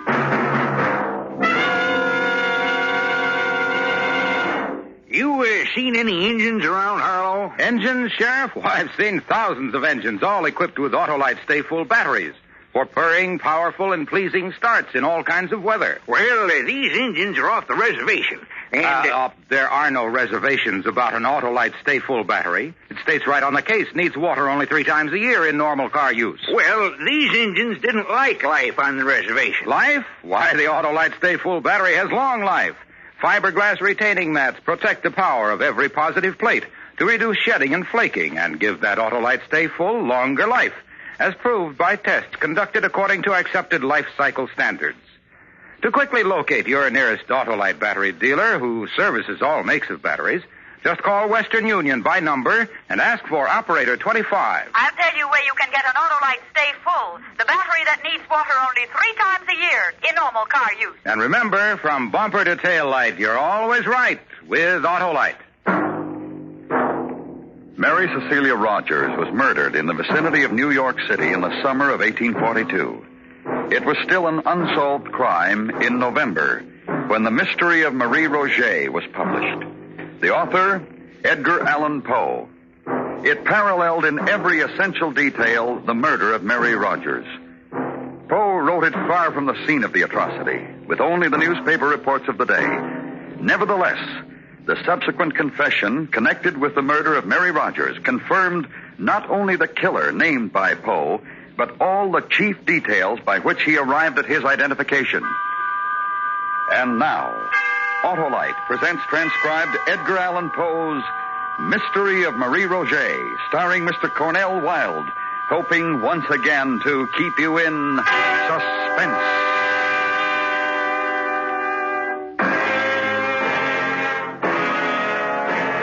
Good evening. My name is Dupin. I should like to extend an invitation. Regard first a certain event which truly occurred in New York City on a warm summer night in 1842.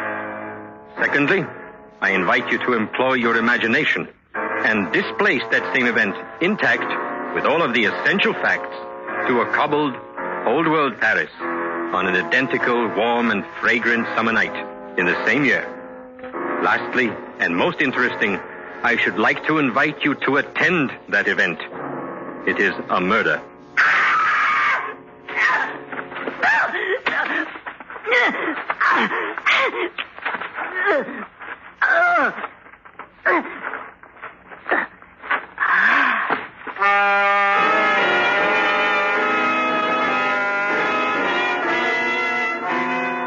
The general design and mental character of the atrocity, indeed, the first knowledge of its occurrence, came to my attention on Wednesday night, the 25th day of June.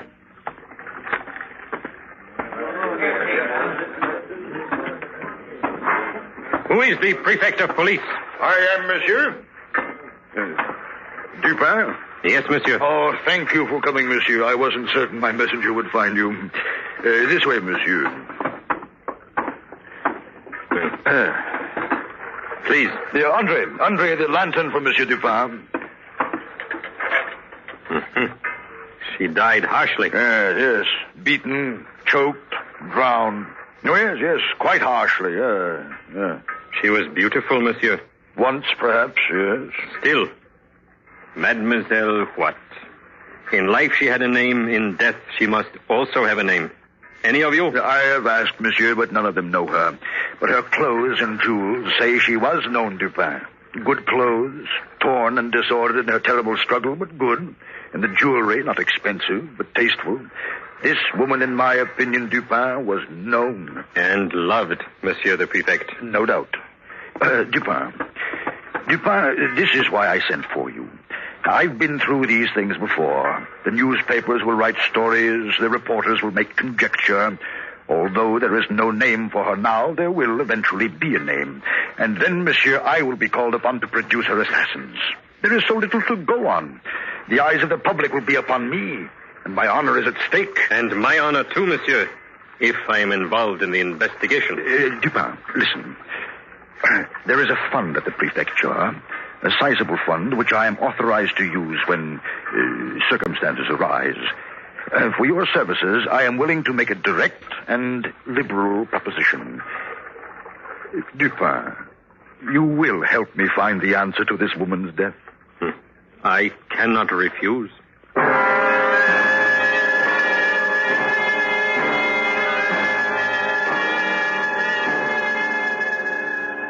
No foam about the mouth, as in the case of the merely drowned, monsieur. Here, bruises, impressions of fingers. It was a strangulation by hand and by this cord, monsieur. Yes. Doctor? Yes, Dupin? An ingenious knot in that cord, don't you think? Now, this is a slip knot. A sailor's knot. Sailor's knot. She was found in water. Why did she die, monsieur? For her beauty, perhaps. For her love. Her hate. It was Sunday. Observe, Doctor. There are no marks to prove she was weighted and then shaken loose. Yes, she quit life on Sunday. Murdered in the dark. Thrown into the river. Unweighted. Monday. Tuesday, she remained, as a corpse will, on the bottom. And then on the third day, tonight, as a corpse will, she rose, and the fishermen saw her. It is the way of corpses violently made so. Not only violent, but quick. Near the riverbank, somewhere. For what assassins could carry a burden like this, long undiscovered, From a dark bridge, perhaps? No. Too much light and people. There had to be a boat, Doctor. If she was dropped from a bridge, or pushed in from the shore, the current might press her aside to be caught in the vegetation of the shallow water.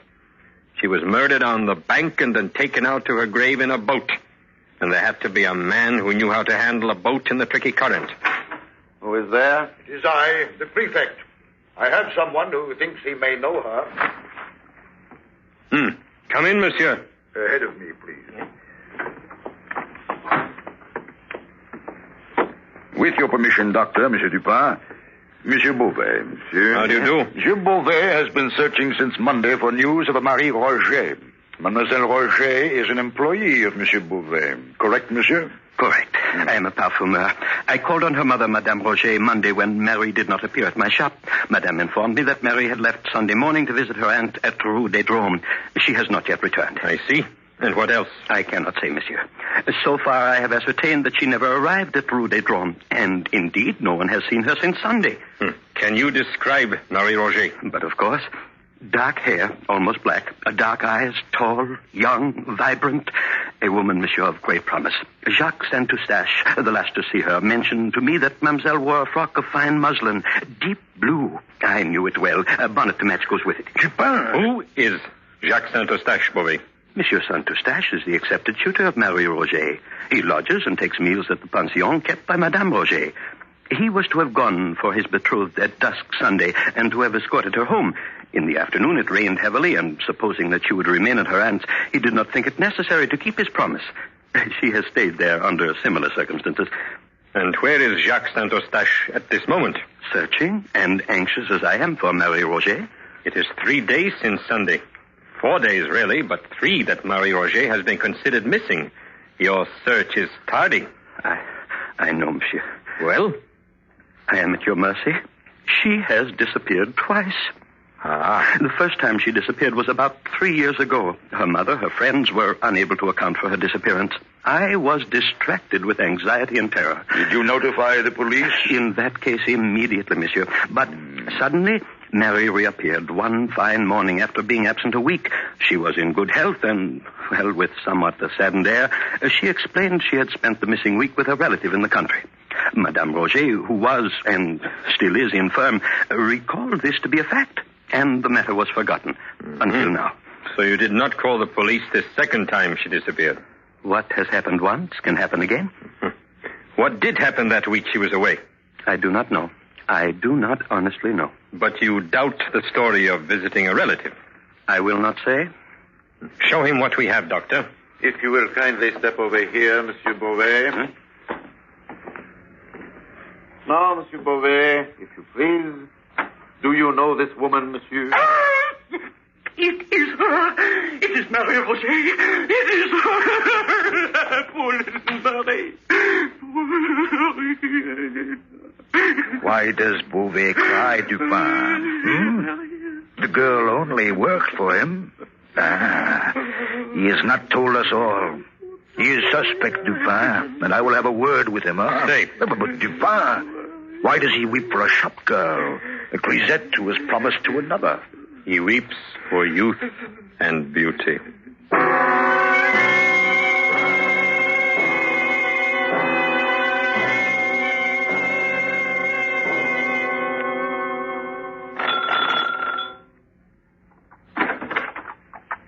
Yes, monsieur? I am Dupin, Madame Roget. May I come in? Oh, come.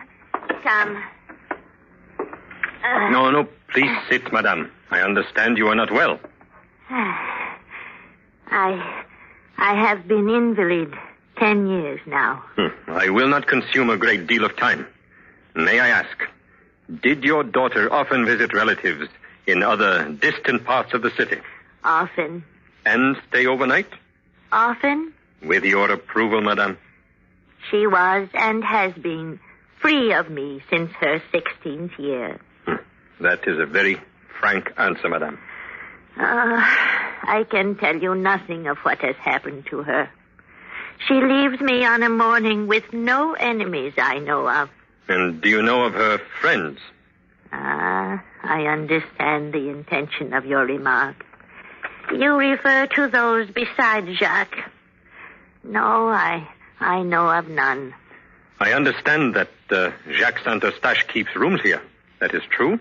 Yes, but he is no longer here. He left once he was informed of Marie's death. Where, I do not know. But surely he understood that we would be by to question him? He was beside himself with grief. I cannot blame him. I see. Oh, I have been of no assistance where I would like to be. And yet, I knew something that morning. I knew she would not come back to her mama again. You knew she would not be back, madame? Did she take clothes, bid a longer goodbye? How did you know? I knew, monsieur. Death was very close to her that day. If you knew this, madame, why did you allow her to venture out? I stop her? No.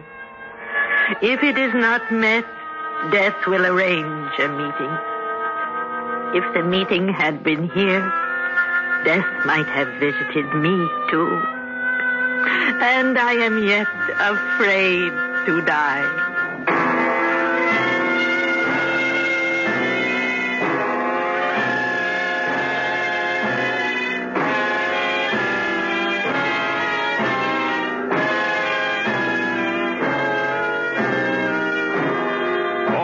Is bringing you Mr. Cornell Wilde in Edgar Allan Poe's The Mystery of Marie Roget.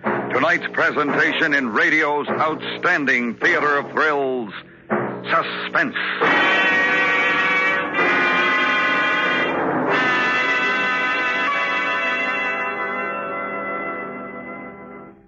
I got him, Harlow. An Indian, Sheriff? Nope. An Autolite Stay Full. The battery that says right on the case, needs water only 3 times a year in normal car use. That's the brand of battery for my car, by Ginger. You mean buy Autolite Stay Full batteries and you buy Ginger and Pep for a fast, dependable start every time. Fiberglass retaining mats surround each positive plate to reduce shedding and flaking and give the Autolite Stay Full longer life, as proved by life cycle standards. Oh, sounds like you couldn't buy a better battery with a pocket full of nuggets. So, friends, see your expert Autolite battery dealer for an Autolite Stay Full, the battery that needs water only 3 times a year in normal car use. To quickly locate your nearest Autolite battery dealer, who services all makes of batteries, phone Western Union by number and ask for operator 25. That's right. I'll gladly tell you the location of your nearest Autolite battery dealer. And remember, from bumper to tail light, you're always right with Autolite. And now, Autolite brings back to our Hollywood soundstage Mr. Cornell Wilde in Elliot Lewis's production of Edgar Allan Poe's The Mystery of Marie Roget, a tale well calculated to keep you in suspense.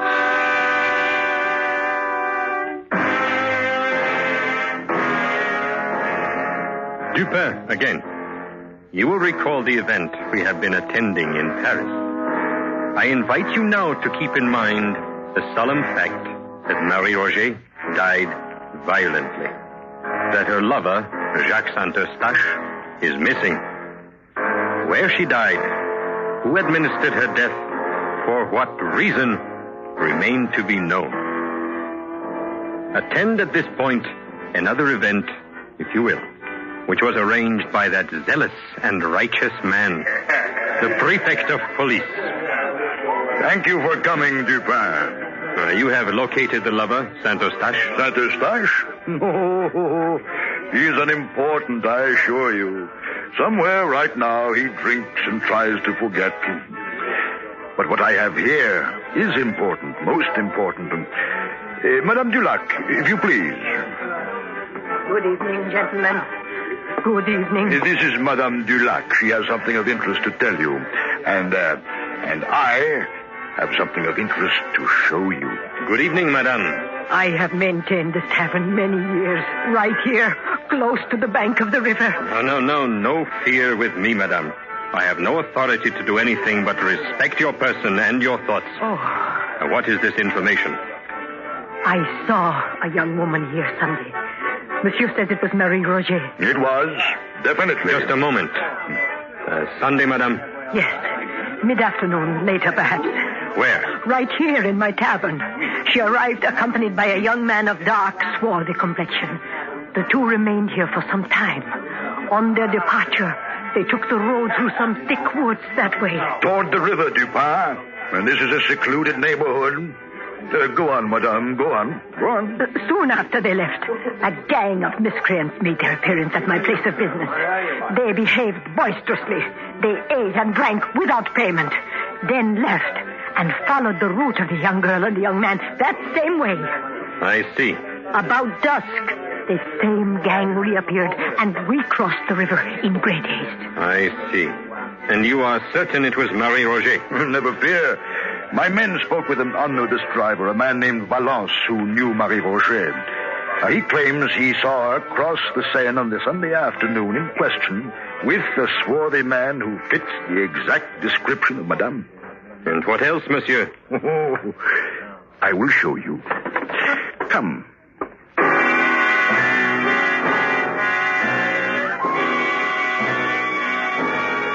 I followed him through the back of the tavern into the thick woods which line the Seine at that point.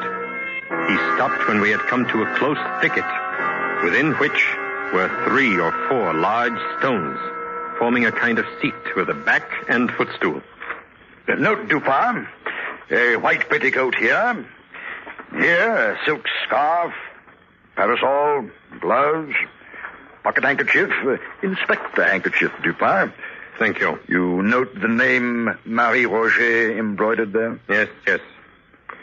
So this is the place she met her death. Well, of course it is. I have found it. Look, the earth is trampled where she struggled, and over here, the bushes still broken. Every evidence of a terrible struggle. And here, the fence has been taken down, and the ground shows that some heavy burden was dragged along it toward the river. Well, come, look for yourself. What say you now? I am wondering. Wonder? Well, we have facts now, sir. Important facts. Do you recall a strip of one of the unfortunate girl's petticoat had been tied about her mouth, probably to prevent her screams? I do. This was done by fellows who had no pocket handkerchiefs. Miscreants, Dupin. Miscreants. Such as those who visited Madame Dulac's tavern and later went the same way as Marie Roget and her companion. There are many such gangs about here. All we have to do is locate them. And I know how to do that.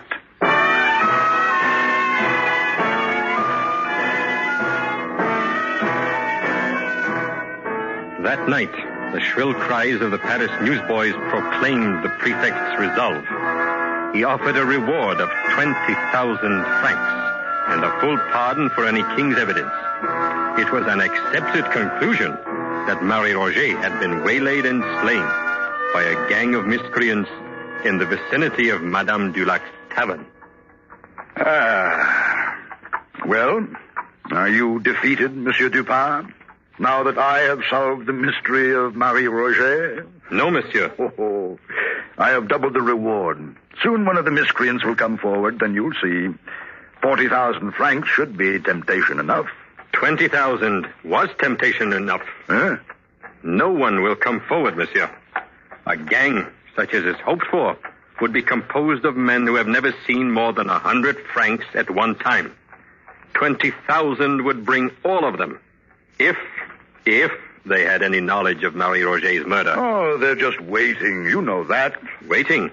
When each is in jeopardy because of the other? We shall see, Dupin. Wait. It was one man. Huh? A man who dragged the body of Mademoiselle to the river's edge. A gang, even 2 men, could have carried it. A gang would have lifted it over the fence easily, instead of taking a fence down, as it was taken down. One man labored hard. Well, my conjecture is as good as yours. Are you talking of Saint-Eustache? No. No. He is quite unguilty. Monsieur, allow me to point out that the newspapers, the police, all have identified themselves with what apparently happened. We must consider what did not happen. First, a gang did not set upon her and murder her. Secondly, Marie Roget had no intention of visiting her aunt at Rue des Drômes when she left her mother and lover last Sunday morning. Dupin, if you have confident information, explain yourself. I have the same information as you. Nothing else. You said she had no intention of visiting her aunt that day. Why do you say that? Monsieur, Consider what might have happened if her intended, Jacques Saint-Eustache, had called for her at her aunt's and discovered she was not there, that she had not been there all day. He would have been chagrined, suspicious, angry. Saint-Eustache would have been all these. Something for Marie Roget to worry about when she returned home. But nothing to worry about if Marie did not intend to return home. Point to consider, perhaps. Go on. Consider that she kept a rendezvous instead. This we know. A rendezvous with a swarthy man. We have been told that by 2 witnesses who saw him. Now, monsieur, I ask you, as I have asked myself, did this swarthy companion allow Marie to be slain before his eyes? Or was he himself slain trying to help her? If so, where is his body? Well, he left her before she was set upon, obviously. Did he leave her alone in such a dark district? They quarreled. Indeed they did. Another question. Marie Roget's death is known everywhere in France. Why has he not come forward to help us clear up the mystery? Many reasons. Perhaps he's married. He's left. He's uninformed. He has a swarthy complexion. A sea complexion. A well-attested fact. Now, accumulate that with the cord that was tied about her neck in a sailor's knot. Monsieur Dupin, I have not the... And the need of a skilled boatman to handle a boat on the river to dispose of the body. But it could be anyone. No, it could not. Huh? Marie Roget was a gay, not an abject girl. No common seaman for her. An officer, a naval officer, monsieur. Like the one who might have led her into a false elopement the first time she disappeared. 3 years pass. The approved time for a French man of war to consume encircling the globe. The officer returns, thinking of the same coquette, Marie Roget. The same bargain. What he has managed to do once, he can do again. Marie meets him Sunday for this purpose. Then she thinks the better of an elopement and refuses to accompany him. Saint-Eustache has captured her love. Her former lover slays her in quick anger. He drags her body to the river, commandeers a boat. Where do I find him? On whatever ship has arrived from the world cruise. His name? What is his name, Dupin? Inquire for the name of the young officer who has applied for leave to get married. But there must be many such among a ship's complement returning after a long cruise. Agreed. But, Monsieur le Prefect, there is only one naval officer who has returned to his ship without a bride. Andre! Andre! We leave at once for the naval yards.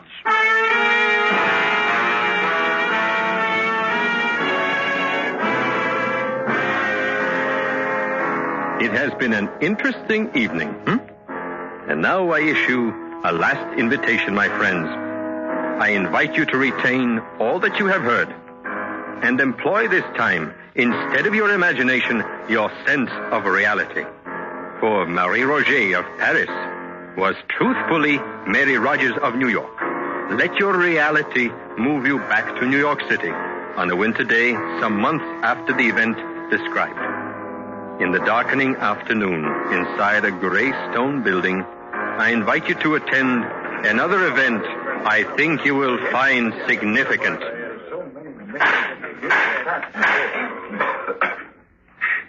Ensign Robert Bryant Wilson. You have been found guilty of the murder of Mary Cecilia Rogers. It is the judgment of this court that you be hanged by the neck until you are dead.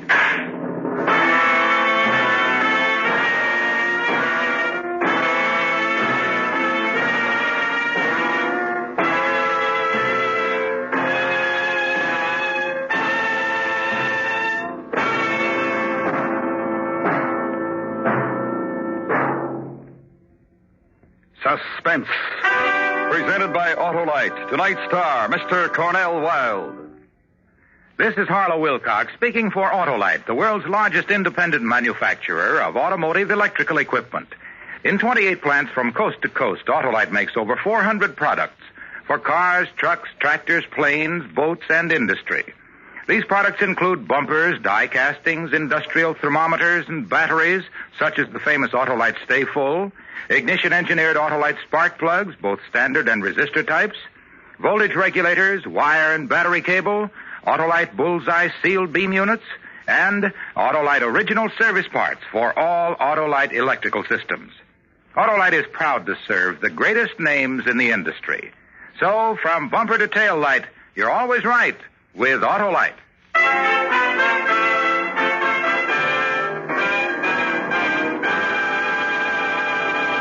Next week, one of the most terrifying half hours ever presented on Suspense. A young couple and a mad woman. And what happened to them on a country road. Our star, Mr. Frank Lovejoy. That's next week on Suspense. Suspense is transcribed and directed by Elliott Lewis, with music composed by Lucien Morawick and conducted by Lud Gluskin. Edgar Allan Poe's The Mystery of Marie Roget was adapted for Suspense by E. Jack Newman. In tonight's cast, John Daner was heard as the prefect of police. Others in the cast were Lou Merrill, Jeanette Nolan, Paula Winslow, William Johnstone, and Edgar Barrier. And remember, next week, Mr. Frank Lovejoy in On a Country Road. You can buy Autolite Stay Full batteries, Autolite original service parts, and Autolite standard or resistor type spark plugs at your neighborhood Autolite dealers. Switch to Autolite. Good night. This is the CBS Radio Network.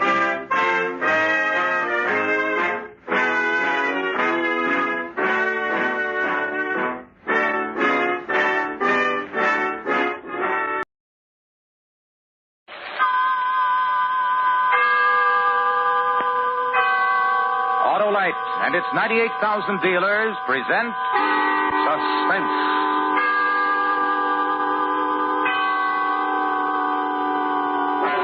Tonight, Autolite presents a special program for this holiday season. The unusual dramatization of 'Twas the Night Before Christmas, starring Miss Greer Garson, who appears by arrangement with MGM, producers of the new color picture Knights of the Round Table, in CinemaScope, starring Robert Taylor, Ava Gardner, and Mel Ferrer.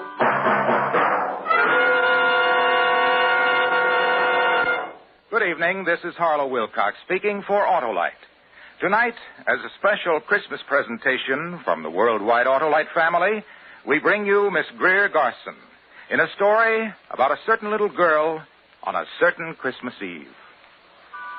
And now, Autolite presents transcribed 'Twas the Night Before Christmas, hoping once again to keep you in suspense.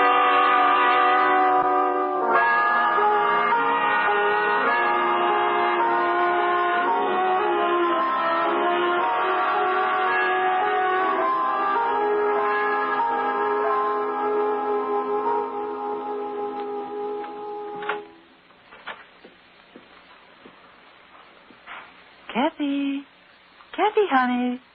Come on, wake up.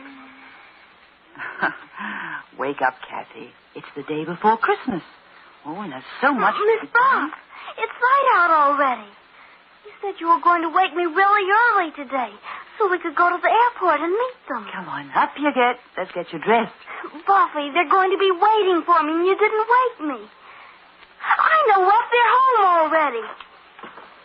Kathy. Mommy! Daddy, where are you? Daddy! Mommy! Buffy, they're not in their bedroom. Where are they? Kathy. I know. I'll bet they're in the kitchen already having their coffee. Mom.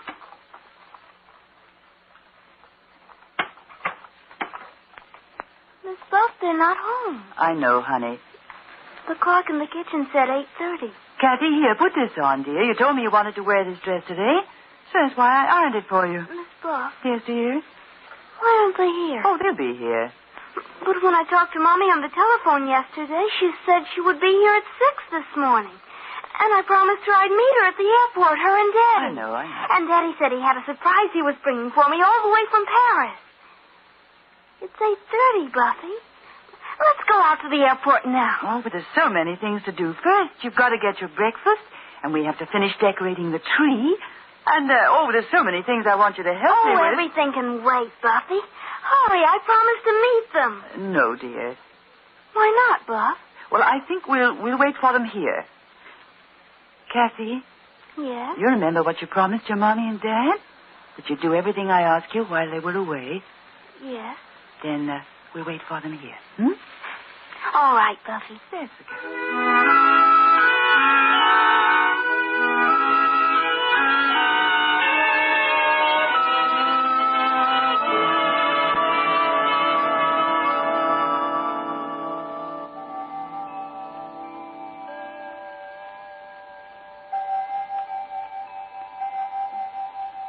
It's noon, Buffy. I know. Don't you think they might have called and told us they'd be late? Oh, I'll go and make our lunch. You must be very hungry. No, I'm not. Oh, you didn't eat your breakfast, Kathy. Miss Buff, I'm not hungry. Look. Oh, look, it's snowing, honey. We'll have a nice warm lunch, and then we'll go out for a long walk. They should have called. I tell you what, Kathy. We'll take our walk first. We'll see the shops. We'll visit. We'll go and see Johnny and your aunt and uncle. Maybe if it snows hard enough, we can all build a snowman. Wouldn't you like that? Yes, that would be fun. Well, go get your coat and hat and galoshes, dear. All right.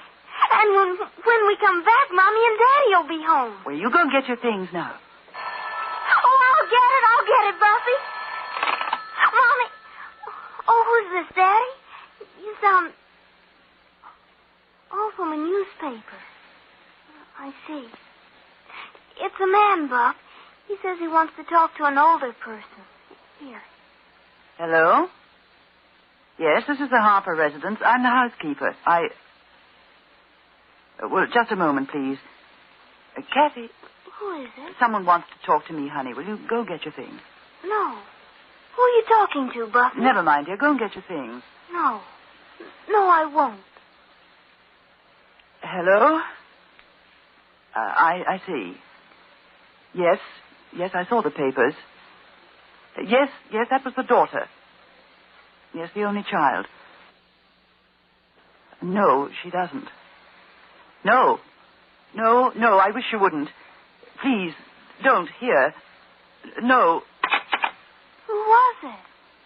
Oh, it was just a man, honey. It was from the newspapers.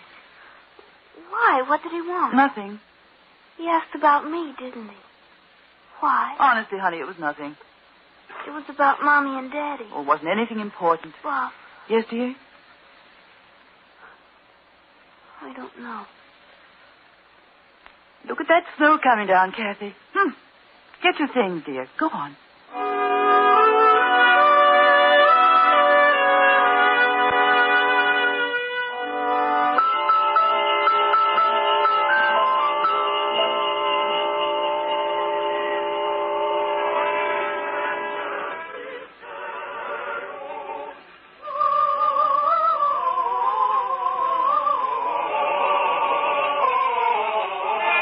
Sing beautifully, Kathy. Very lovely. The street and all the decorations and the singers. It's very lovely, Miss Buck.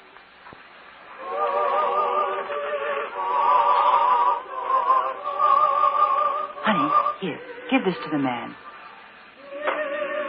Oh, thank you. Thank you, Missy. Merry Christmas. Merry Christmas. Let's go home now. In a little while, don't you remember? We were going visiting, too. Mommy and Daddy are probably home right now waiting for me, wondering where I am. And we'll build a snowman together, like I said. Come on, honey.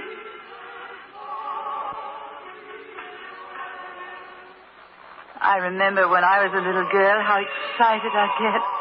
All the wonderful things to see, the sights and the smells and the sounds. Pretty shop windows and the snow. To be a little girl at Christmas time. To be young at Christmas time. And happy. What's the matter, Buffy? Oh, Kathy. Buffy. Let me hold you. Oh, Kathy, darling. Buffy, you're crying. I'm just silly, I guess. Why, look, there's Santa Claus watching us. Let's say hello to him. You were crying. Hello, Santa. Merry Christmas. Oh, Merry Christmas, little girl. Merry Christmas. Ah, you're a pretty little girl. What's your name? Kathy. Oh, that's a nice name for a nice little girl like you. Thank you. And I can tell you've been a good little girl. I saw the way your mommy was holding you. She's Miss Buff. My mommy's away. Daddy, too. We're taking a walk to make them come home. Oh, and where are they? I don't know. I don't know. I don't know.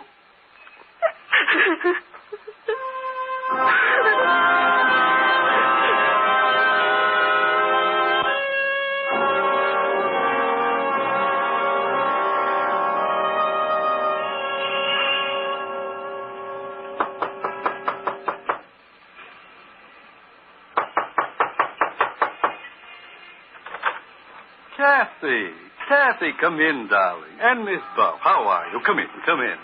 Mother, guess who's here? Why, Kathy and Miss Buff. Hello, Aunt. Hello, Mrs. Cleveland. Take your things off. We've got a big fire in the living room. And wait till you see our Christmas tree, Kathy. I'm sure it's very beautiful. I'll bet Kathy came to see her cousin Johnny, didn't she? Yes, I did, Uncle Ted. I would like to see him very much. You know what that boy of mine did, Miss Buff? No. He found the train. Oh, he did? After I took so much trouble to hide them out in the garage, he found them. So, of course, I had to set them up for him. Well, it's the day before Christmas. He's in his room now, Kathy. Yes, I would like to play with the train. Of course you would. Johnny! I can't come now, Daddy. I'm busy. Cassie's here. Hey, come on out and play with my trains, Kathy. You ought to see. I got them all hitched up now. Go on, Kathy. All right. I've been on the phone since 7 this morning, Miss Buff, and there just isn't any word at all about the plane. Look! A man from the newspaper called the house. I told him to stay away. Does the child know? I think she does. What did you tell her? Nothing. How do you tell a child, Mrs. Cleveland? Look at it go! What I can't understand is why no word at all. The plane took off from Paris on time, and there was radio contact over Island, from what I could find out. But since then, nothing. You'd better tell her, John. Tell me what? Well, there was a storm over the ocean. Pretty bad storm. They said... Miss Buff. Yes, darling. I've just figured out something. It's about Mommy and Daddy. Kathy. They're not coming home. They're not ever coming home.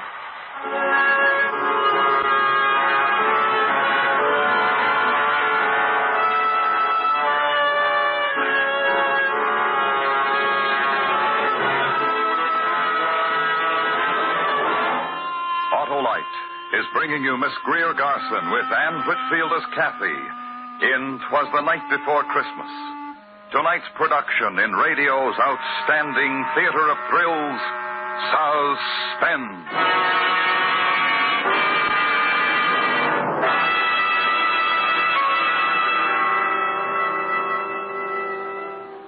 This is Harlow Wilcox again with a message from Mr. Royce G. Martin, President and Chairman of the Electric Autolite Company.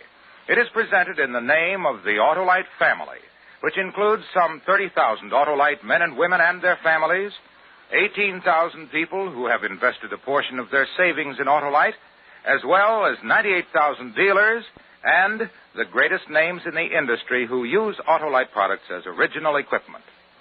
This is the message from Mr. Martin. In our America, we are especially blessed this Christmas with a free country. We are surrounded with freedom-loving people who appreciate the word Christmas. We are grateful for what this day means to all of us and for what it meant to our great forefathers. We will never forget the one whose holy birthday we are about to celebrate. We thank him for the word freedom and the happiness that he has given us. We of the Autolite family wish you and yours a very Merry Christmas and a new year filled with health and happiness. And now, Autolite brings back to our Hollywood soundstage Miss Greer Garson in Elliot Lewis's production of 'Twas the Night Before Christmas. A tale well calculated to keep you in Suspense.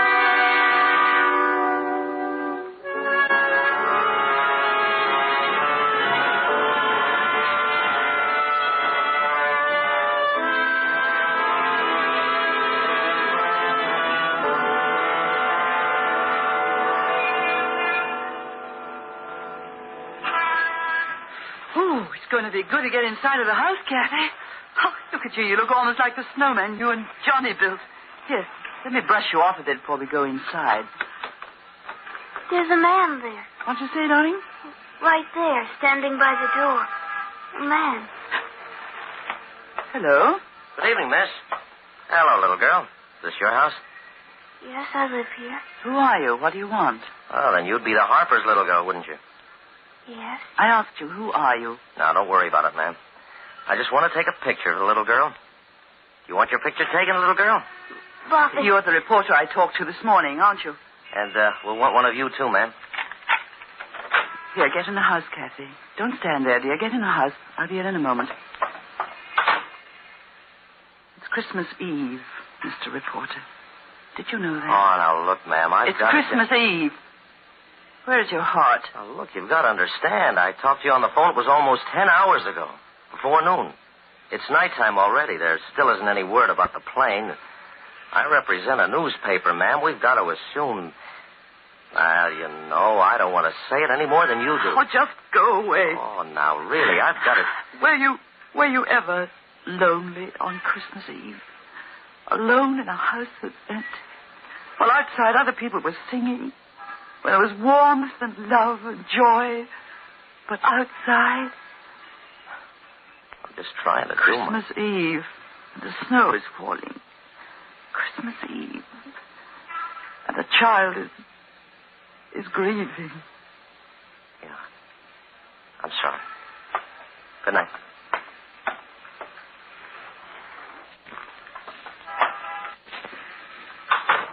In the living room, Buffy. Full thought. Yes? Let's have a secret. What, Buffy? Let's not wait till tomorrow. What do you mean? We go to our tree and open some of our presents now. Maybe just one. Choose the one with the most beautiful wrapping. You can open it, and you can play with it now while I go and fix something for you to eat. I'm not hungry, Buff. Honestly, I'm not. Oh, just some milk and cookies, honey. You haven't eaten All right. Well, let's choose. Go ahead, pick one. All right. That one. It's from Mr. and Mrs. Anderson next door. Open it. You open it, Buffy. Very well. Oh, look. Very nice. A carousel. Well, I wind it for you. And we'll put it down here. Now. Oh, that's sweet. You watch it. When it runs down, you can wind it up again. I'm going into the kitchen.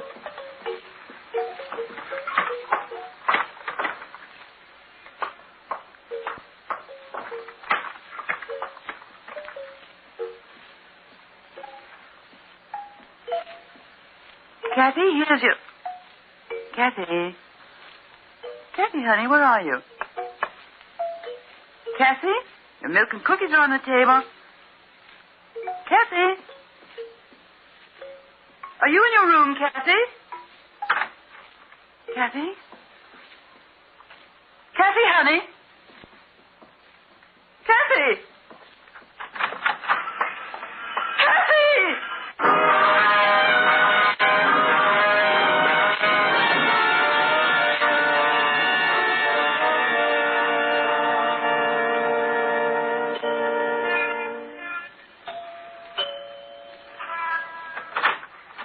Why, Miss Pearl. Mr. Anderson, is Kathy here? Well, no. Would you mind asking Mrs. Anderson if Kathy's here? Maybe she came in through the back way. Well, Mrs. Anderson and I have been sitting in the living room for the last hour. Well, what's the matter, Miss Pearl? Kathy ran out of the house. Oh, poor child. I can imagine how she must feel. I thought she might have come over here next door. She just ran out of the house. I don't know where she is. Oh, a child like that must happen to her today. Wait. I'll get my coat, Miss Buff. I'll come with you.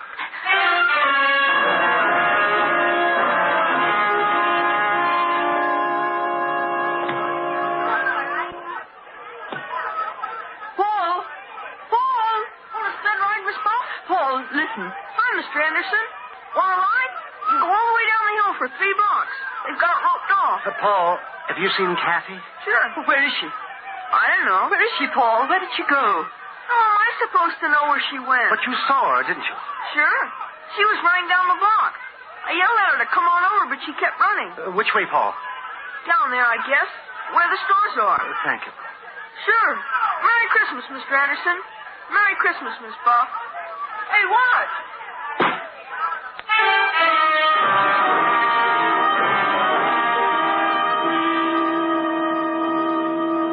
She hasn't been in my store, Miss Buff, and I'm the only one on the block who's open. Last-minute Christmas rush, you know. Thank you, Mr. Ruxton. Say, now, that kid and what happened to that plane today, I'd sure let the police know she was missing. I think he's right, Miss Buff. Call them, please. Call them. Oh, use this phone, Mr. Anderson. Thank you.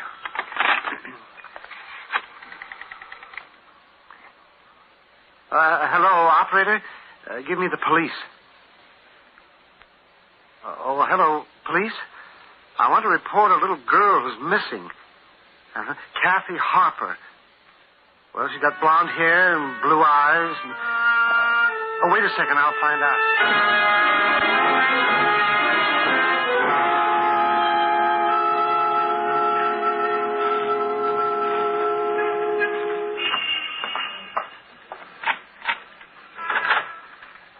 You just go in the house, Miss Buff. I'm sure they'll find her. It's 10 o'clock. They've been looking for 3 hours. Oh, they have ways. They'll find her. We waited in that station house. All the policemen who phoned in. None of them. Well, you just go in the house. Now, I'll send Mrs. Anderson over. No, really, I'd rather you wouldn't.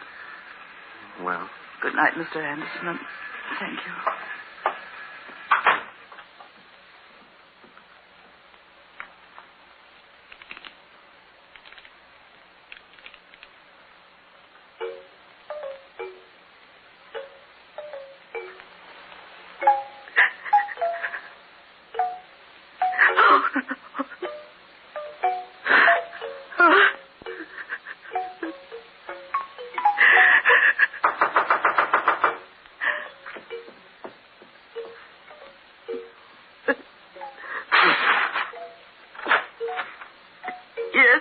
I'm Patrolman Reed, ma'am. Have you found Kathy? Yes, ma'am.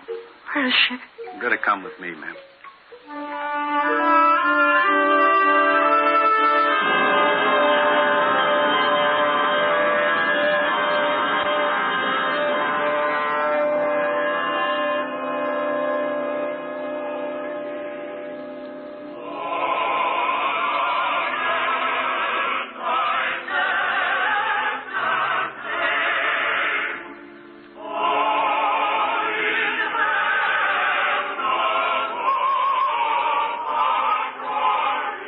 There she is, ma'am, in the second pew.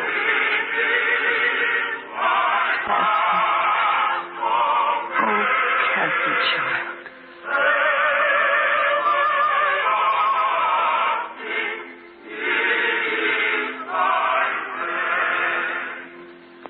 Christmas Eve.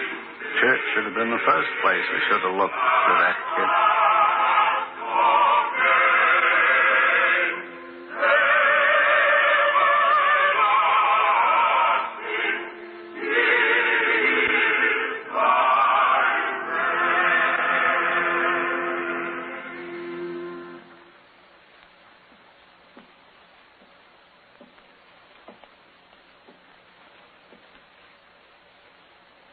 Kathy,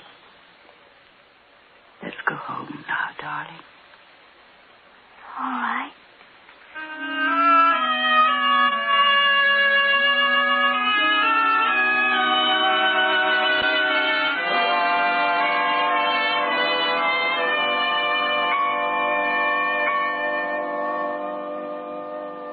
There we are. All tucked in. It's almost Christmas, isn't it? Yes, darling. You going to read to me? Of course. You just lie there. Buffy. Yes, darling? Nothing. Just read to me.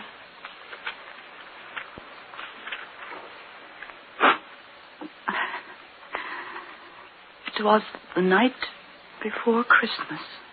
when all through the house, not a creature was stirring. Not even the mouse. The stockings were hung by the chimney with care, in hopes that St. Nicholas soon would be there. The children were nestled all snug in their beds, while visions of sugar plums danced in their heads. And Mamma in her kerchief and I in my cap had just settled down for a long winter's nap, when out on the lawn there arose such a clatter, I sprang from my bed to see what was the matter. Way to the window I flew like a flash, tore open the shutters and threw open the sash. The moon on the breast of the new fallen snow gave a luster of midday to objects below, when what to my wondering eyes should appear but a miniature sleigh and 8 tiny reindeer with a little old driver, so lively and quick, I knew in a moment it must be St. Nick. More rapid than eagles his coursers they came, and he whistled and shouted and called them by name. Now Dasher, now Dancer, now Prancer and Vixen, on Comet, on Cupid, on Donder and Blitzen, to the tops of the porch, to the top of the wall. Now dash away, dash away, dash away all.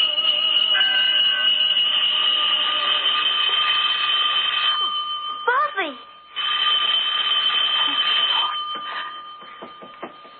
Mommy! Daddy! Merry Christmas, Kathy. Kathy, baby. Hey, it's Christmas. We don't cry on Christmas. I thought, oh, baby. Baby. Hey, how about a big hug for me? Oh, Daddy. Ah, that's my girl. Where's Miss Buff? I was in bed. She was reading to me. In bed's the place for you. Come on, I'll carry you. Buff! It's Mommy! It's Daddy! I know, darling, I know. Hello, Buffy. Merry Christmas. Merry Christmas, Buff. We had to make an emergency landing in Newfoundland. Small field communications were shot. That storm. Yes. Let's not talk about it anymore now. Buffy was reading me a wonderful thing about the night before Christmas. Here. I'll put you in bed, Kathy. There you are. Read it to us, Buffy. Hmm? To all of us. Oh, well, I lost my place. Read it, Buffy. As dry leaves that before the wild hurricane fly when they meet with an obstacle, mount to the sky, so up to the housetop the coursers they flew with a sleigh full of toys. And St. Nicholas, too. And then in a twinkle, I heard on the roof the prancing and pawing of each little hoof. As I drew in my head and was turning around, down the chimney, St. Nicholas came with a bound. He was dressed all in fur from his head to his foot, and his clothes were all tarnished with ashes and soot. A bundle of toys he had flung on his back and looked like a peddler just opening his pack. His eyes, how they twinkled. His dimples, how merry. His cheeks were like roses, his nose like a cherry. His droll little mouth was drawn up like a bow, and the beard on his chin was as white as the snow. The stump of a pipe he held tight in his teeth, and the smoke, it encircled his head like a wreath. He had a broad face and a little round belly that shook when he laughed like a bowl full of jelly. He was chubby and plump, a right jolly old elf, and I laughed when I saw him in spite of myself. A wink of his eye and a twist of his head soon gave me to know I had nothing to dread. He spoke not a word, but went straight to his work and filled all the stockings, then turned with a jerk and laying his finger aside of his nose and giving a nod up the chimney he rose. He sprang to his sleigh, to his team gave a whistle, and away they all flew like the down on a thistle. But I heard him exclaim as he drove out of sight, "Happy Christmas to all, and to all a good night."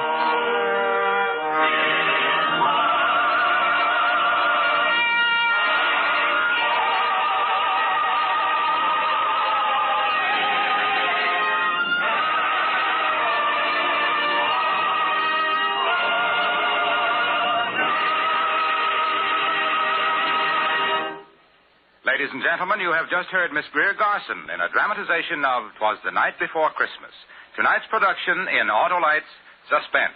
Miss Garson will return in just a moment.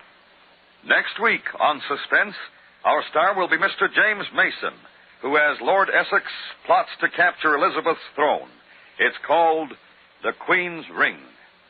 Suspense is transcribed and directed by Elliot Lewis, with music composed by Lucien Morawick and conducted by Lud Gluskin. Chorus was under the direction of Roger Wagner. 'Twas the Night Before Christmas was written for Suspense by Morton Fine and David Friedkin.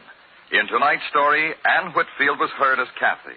Featured in the cast were Harry Bartell, Irene Tedrow, Mary Lansing, Charles Calvert, Howard McNear, Herb Butterfield, Johnny McGovern, Sidney Miller, Joseph Kearns, and John Ramsey Hill. And here once again is our lovely star, Miss Garson. Harlow, thank you very much. And thank you, Anne Whitfield. While I have these few moments, may I join the Autolite family in sending holiday greetings to our friends everywhere. Merry Christmas, Harlow. Merry Christmas, Greer. Merry Christmas to all. And to all, a good night. This is the CBS Radio Network.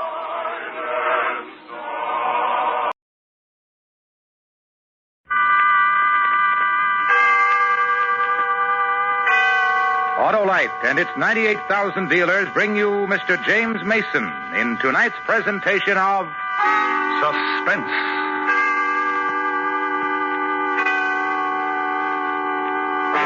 Tonight, Autolite presents the true story of Lord Essex's attempt to gain the throne of England from Queen Elizabeth. The dramatization is called The Queen's Ring. Our star, Mr. James Mason.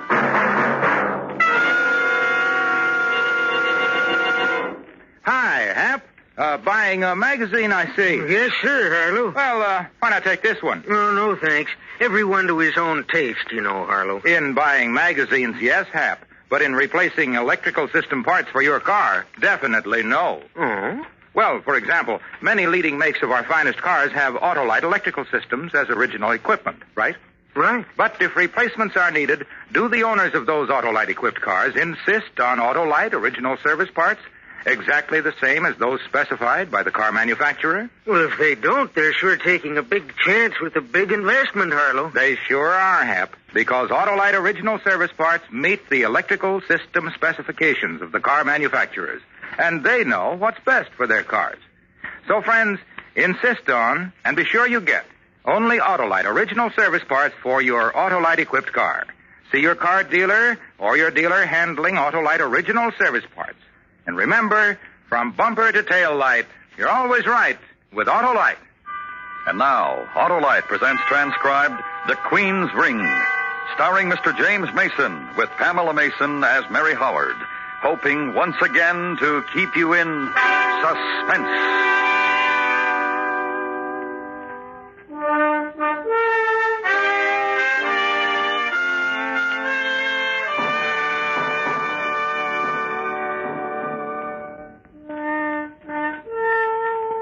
And of what stuff are you, my Lord Essex? Soldier, warrior, hero? And for this, you bid me sail from Spain to London, sweet Bess, because you're parched to tell me the things I am. You're a fop.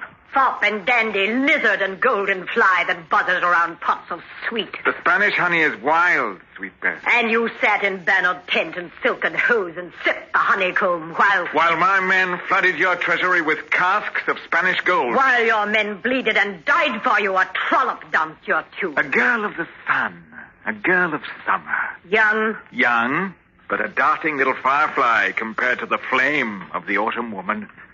You. I am old. Is that what you say of me, Lord Essex? Autumn woman. Fired with 1,000 memories and 10,000 longings. Full woman at full season. Buzz, buzz, buzz, you golden fly. You'd tear my wings from me, sweet Bess? Yes. And for this you summoned me from Cadiz. Yes. You are queen, and you can do with love what you will. Yes. Do it then, Bess. But gently. Because your own winter and your own dying lies with me. There are rumors about your plot against me. You want my throne. What webs must I spin for your love, Bess girl? What trickeries? What young lovers' magics? It's you I want, Beth, girl. Not your throne. Traitor. Liar. Lover. Liar. And your lies fall sweet on the ears of an old woman. Do they now, Beth? And what matter to me you call it false? Call it whatever you like, and let me... Stand from me, Essex. Beth. Golden Beth. Sweet. Stand from me, Essex. Queen's command, and women do also. You go to Ireland, my lord, Essex. What? Rebellion flares again in Ireland, and because you are loyal to me, you will trumpet men to yourself, and you will quaff it and extinguish it, and bring me their unconditional surrender. With blood again. And this time, perhaps mine. Yes. Would you have me dead? If you are a traitor to me, sweet Robin, I would have you dead. Traitor with girls of summer. I will bejewel you with Ireland as I have with Cadiz. Your leave, Majesty. Majesty. Robin? Robin, come to me. This ring. Take it from my finger. No, kiss not. Kiss not. Take it. And what is its symbol, sweet queen? Your life. The purchase back of your life when your queen is galled with Essex. For I know you will trick me again. Beth. Silence. You will trick me, and it will be the last time. For I will send you to the gibbet, and you will die, except for the ring. Send it back to me then, and I will remember how with youth's tempest loved me sweet Robin. And I will give you back your life. Oh, go.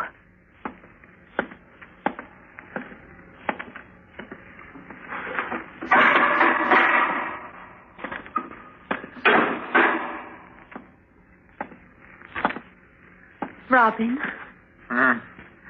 Hark, and how a soft voice beckons me. Why, 'tis Mary. Mary, whose shame is the pinken hues You of... were long with your queen, Robin. Your queen, too, Mary. Ah, winsome, handsome Mary. Long with your queen and wrapping round her all the lying promises you weave so pretty. The woman is queen, Mary. And the cavalier must... Then tell me it's me you love, and not that balding crone. When I'm back from Ireland, Mary, I'll tell you things that'll spin you and wind you in silk. And no longer Mary Howard, lady-in-waiting to Elizabeth, but Mary Howard. Will you serve England well, Mary, when Essex is on the throne? But love me, Robin. Love me and not her. And I'll serve you however you fancy. So prettily lipped. And lips on mine to bid the gentle adieu? Robin.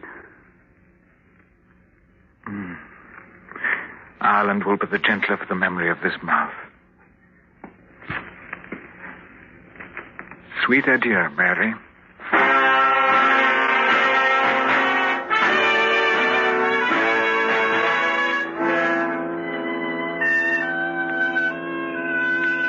Now consider it, Roger. Admit there's drama in it. Oh, there is. A city of Ireland cannoned to death because I ordered it. That's drama. I said it, Essex. I ordered it, and from a hill I watched it done, which was all of my promise to Queen Bess.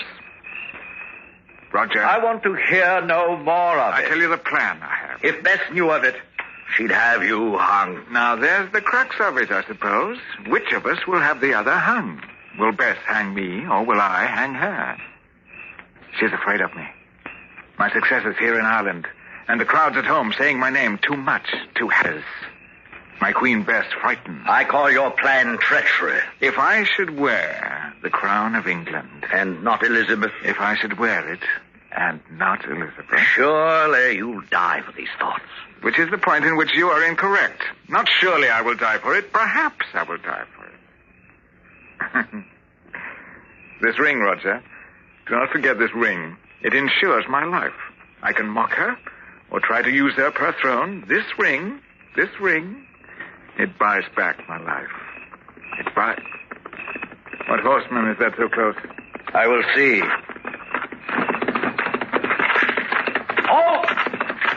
Halt, or I kill you and horse, Irishman.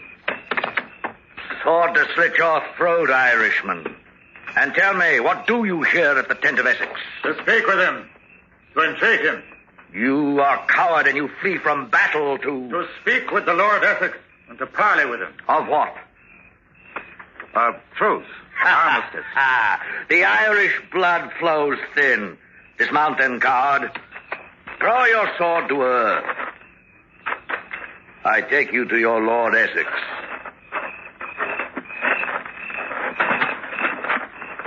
Essex.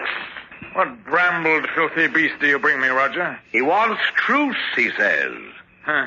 What makes you so bold to speak of truce with your Lord Essex? I am Sean of Lamore. The Irish chief? I'm honored. You fought bold and brave, Sean. Take to Queen Elizabeth my proffering of truce. Why to Elizabeth? She is your queen. In her name have you spilled our blood? You want truce? Yes. And you will get it not from Elizabeth or from her parliament or her privy lords, but from me, from Essex. Robin. Does your stomach crawl with the thought of it, Roger? You have no right to make truce. You are only... I am only this. Lord Essex, who will continue battle until the last rebel Irishman lies in scarlet ribbon on the sweet green fields. I am only this. Lord Essex, who was commanded by Elizabeth to bring her unconditional surrender. I can give you truce, Sean. With honor. Not unconditional surrender. Truce? That's what I want. But with only one condition. Allegiance to Essex. With your armies. Allegiance to Essex with my armies. You shall have truce, Sean. Bold, exquisite, brave, filthy, wild, and wise Sean. Not loyal, but an end to bloodletting. And home soon, and disbanding of your armies, Essex. Disband, Roger? Then how will I entreat for Elizabeth's throne? A traitor's army? She will hang you high. You forget, Roger. The ring. See how it shines, how it glitters, as if alive. We shall see who will hang.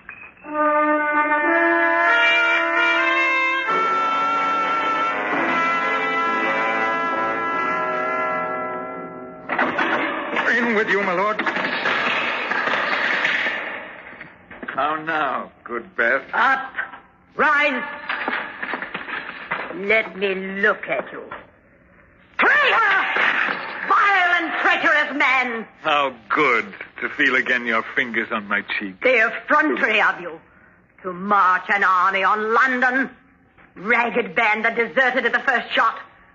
What did you hope to gain, Essex? Applause? Cheers? Say what you mean, Beth. 'Tis your crown I wish. Tell me you are suddenly insane and I'll sign your death warrant with cheers. 'Tis your crown, Beth. And yourself, what I want. These two, and I would be master of England. And one without the other. Let me not think of you as a man whose tongue was plucked from its roots because of vile lies. Only truth, Beth. The crown. And my lady. And I shall have them. Indeed. I touch your throat, Robin. Your dear throat. Where tomorrow the rope will be. Your dear throat and the cruel rope. Noon and the hangman's rope. Jailer! To the dungeon with him! Tomorrow he hangs. Come, my lord. Wait! Robin. Good Beth. Have you nothing to say to me? To give to me? Nothing.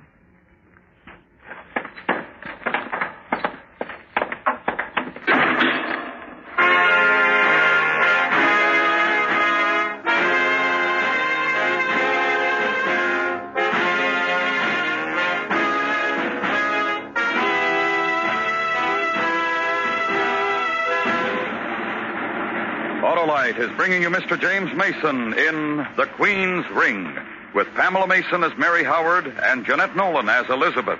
Tonight's presentation in radio's outstanding theater of thrills, Suspense.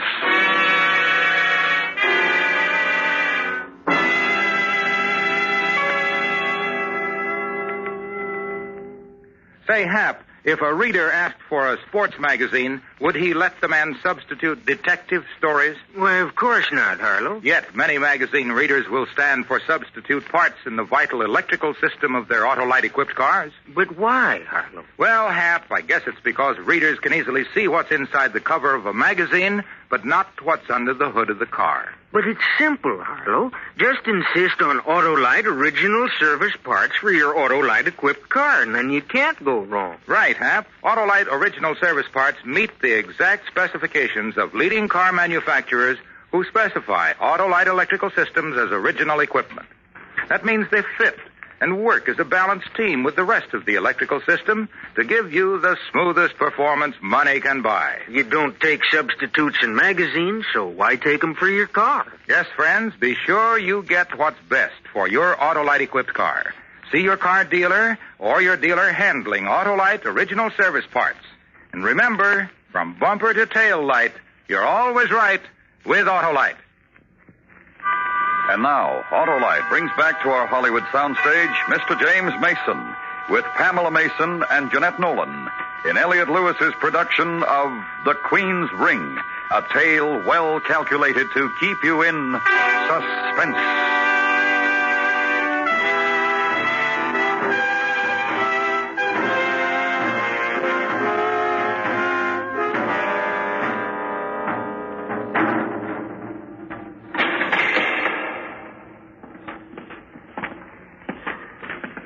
Essex, do you sleep?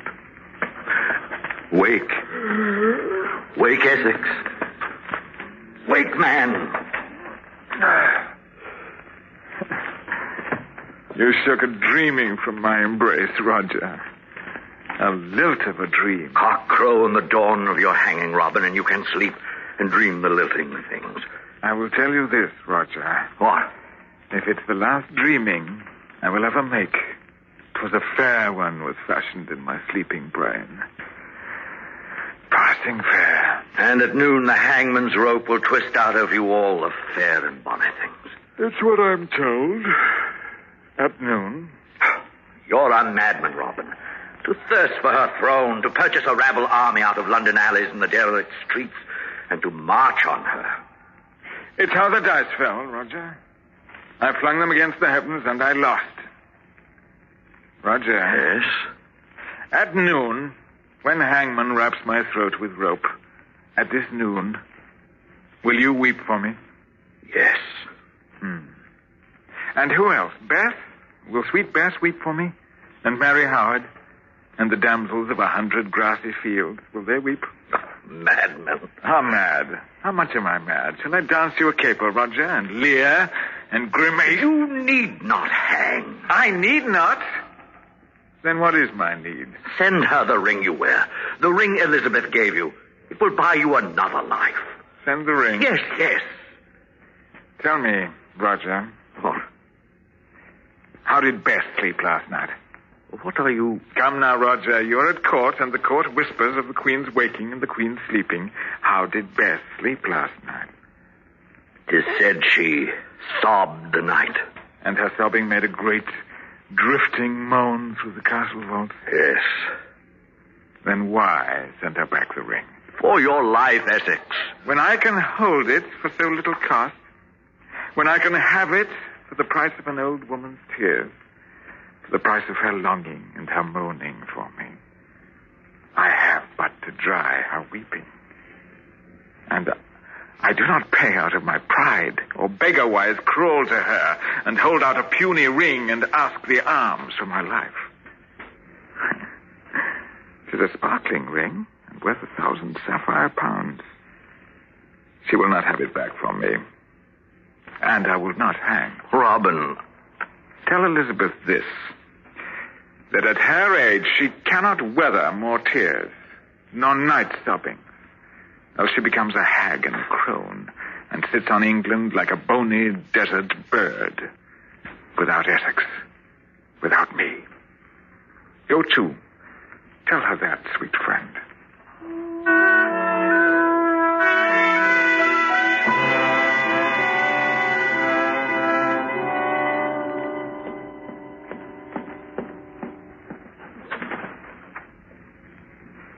Majesty? Lady Mary? Yes? Arise. Come to me. Lean your face to me. I would touch it. Oh, the feel of silken youth to your cheek. The bright eyes. Scarlet, fulsome lips. Now, put your hand to my face. Tell me what your fingers feel. Your Highness. Do it. Touch here the wrinkle. Here the hollow cheek and the dry, parched lips. What, Mary, you cannot? Why can you not? Please, Your Highness, let me... I'll tell you why you cannot.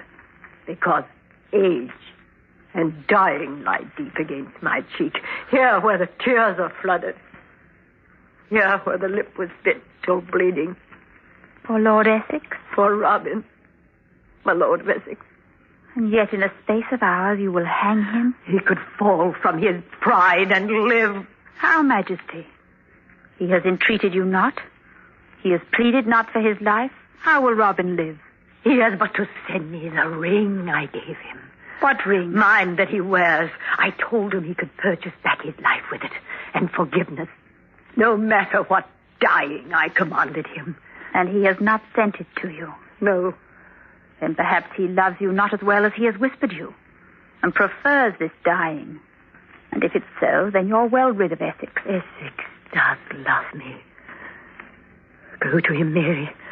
Go to him and beg of him the ring. Yes, Highness. And Lady Mary. Yes. Say it is I who beg. Say not Elizabeth, not your queen. Say, woman begs. Say, anguished woman begs. And he will give it you.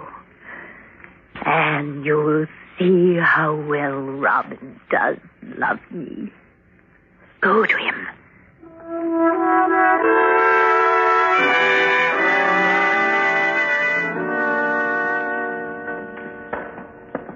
The time he soon is leading out and he's dying, my Lady Mary. But little more than an hour. In an hour. Nor do I need reminding of it, jailer. Mary! Good Mary. Robin. Oh, Robin, love. Robin. Robin. Sweet Mary, sweet girl. Mary of the sweet face and tender glance. How will you miss me? How? With cruel tears that burn small furrows in your cheek? Don't cry for me. Only smile. Smile always when you think of me, so that when we shall meet again, your face... What manner of man are you, Robin? I had a speech for you. Let me finish it. It's what I mean. In an hour you die, and still you act the lover. Don't mock me before I die, little girl. Let me have my play. Listen, I saw the Queen. And how is she? Magnificent shamble of a woman that she is. How is Bess? How is Elizabeth, my queen? Did you love her, Robin? Loved her, hated her, admired her, cursed her, prayed for her, that she'd live, that she'd die, that she'd suffer, that she'd... All the things a man could feel for a woman. You said you saw her. What of it? She said she'd given you a ring. Mary. Don't gentle me, Robin, nor touch me now. But if you want the truth, I love only you. On your word? On my heart, Mary, that has in it only you. Then listen. She said she gave you a ring and a promise. Whatever happened, she would forgive me, she said. Return the ring to her, Robin. No matter what, she said. Such as leading an army upon her for her crown. Coward army. That ring you wear? The very ring. Let me give it to her.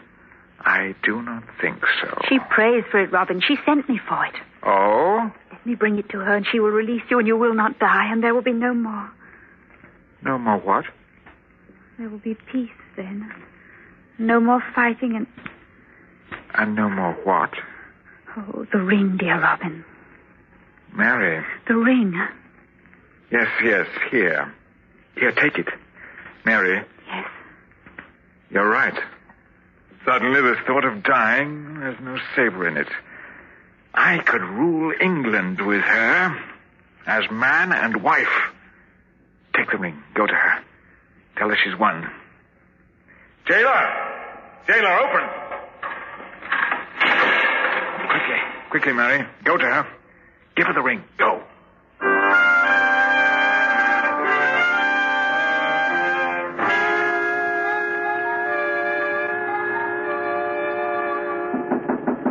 Enter. My queen? Quickly, come. Well, He said... the ring. Did he send the ring? No. What? He laughed. And he said he has beaten you.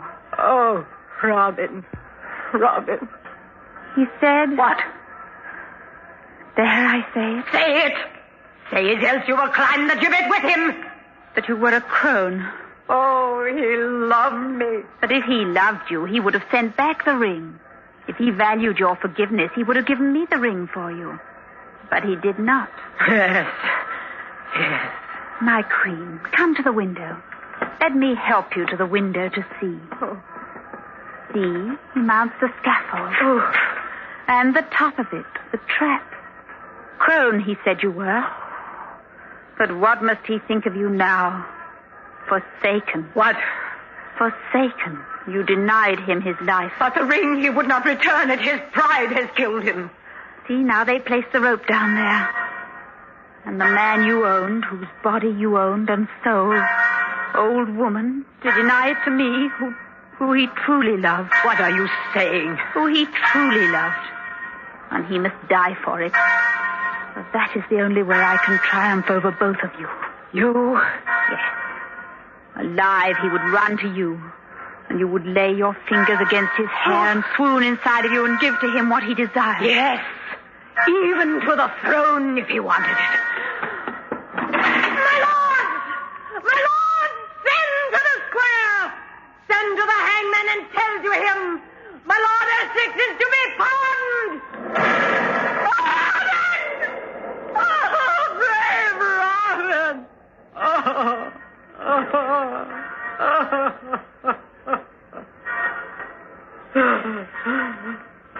I lied to you, my queen.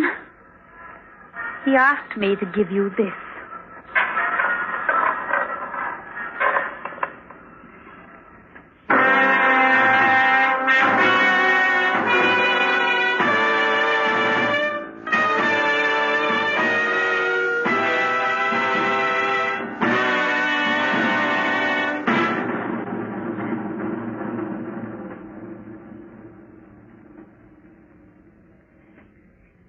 Suspense. Presented by Autolite. Tonight's star, Mr. James Mason. This is Harlow Wilcox speaking for Autolite, the world's largest independent manufacturer of automotive electrical equipment. In 28 plants from coast to coast, Autolite makes over 400 products for cars, trucks, tractors, planes, boats, and industry. These products include bumpers, die castings, industrial thermometers, and batteries such as the famous Autolite Stay Full, ignition-engineered Autolite spark plugs, both standard and resistor types, voltage regulators, wire and battery cable, Autolite Bullseye sealed beam units, and Autolite original service parts for all Autolite electrical systems.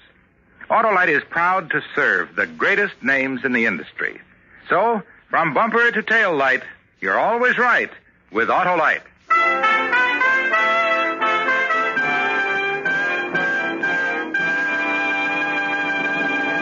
Next week, one of the most terrifying half hours ever presented on Suspense.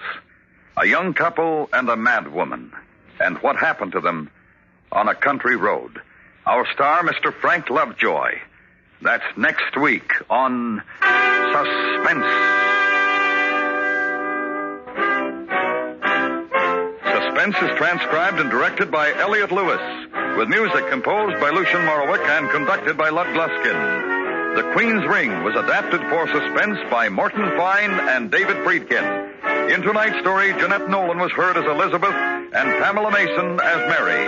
Featured in the cast were Joseph Kearns and Ben Wright. James Mason may currently be seen starring in the United Artists picture The Man Between. And remember, next week, Mr. Frank Lovejoy in On a Country Road.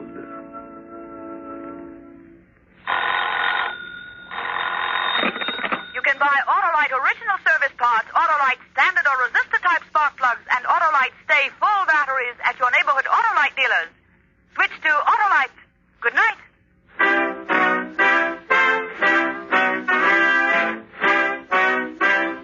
This is the CBS Radio Network.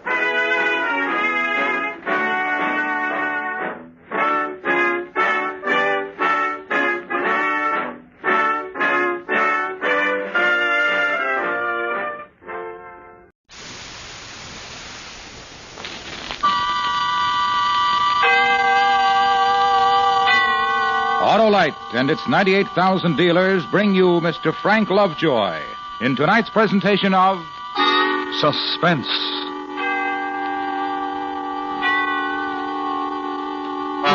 Tonight, Autolite presents one of the most terrifying half hours ever presented on Suspense. A young couple and a mad woman, and what happened to them on a country road. Our star, Mr. Frank Lovejoy.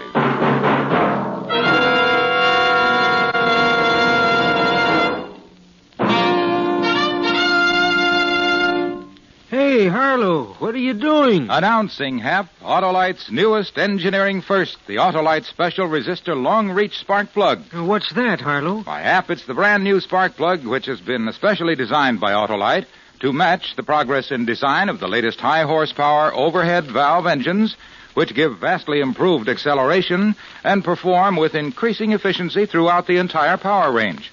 What does this new Autolite long-reach spark plug do for those engines, Harlow? The ignition system fires these plugs perfectly. That's why it's the only spark plug that can be used on those new high-horsepower engines. But, Harlow, I don't have one of those new high-horsepower engines. Whatever make of car you drive, you'll find it pays to insist on spark plugs made by the one company which is always in the lead in spark plug developments, Autolite.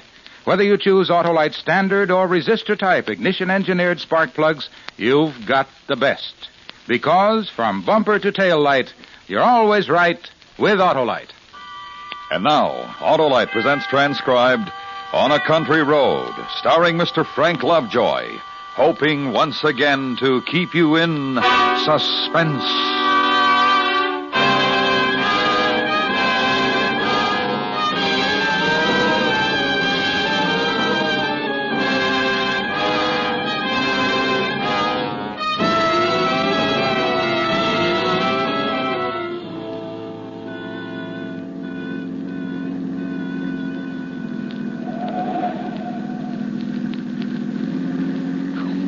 Relax, David. We're in no hurry to get home. Who can relax in this mess of traffic? Must be a wreck or something up ahead. This keeps up, we'll get caught in the rain. Yeah. Looks like a big storm building up, too. Hey, remember that shortcut?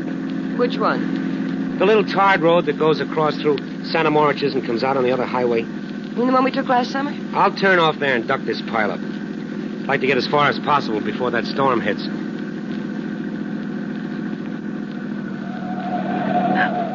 Why don't you put out your hand? Oh, don't get angry, David. He cut right in front of me to turn into that gas station. Maybe he needed gas. Do we have enough? No, I have to stop and get some. Turn on the radio, huh?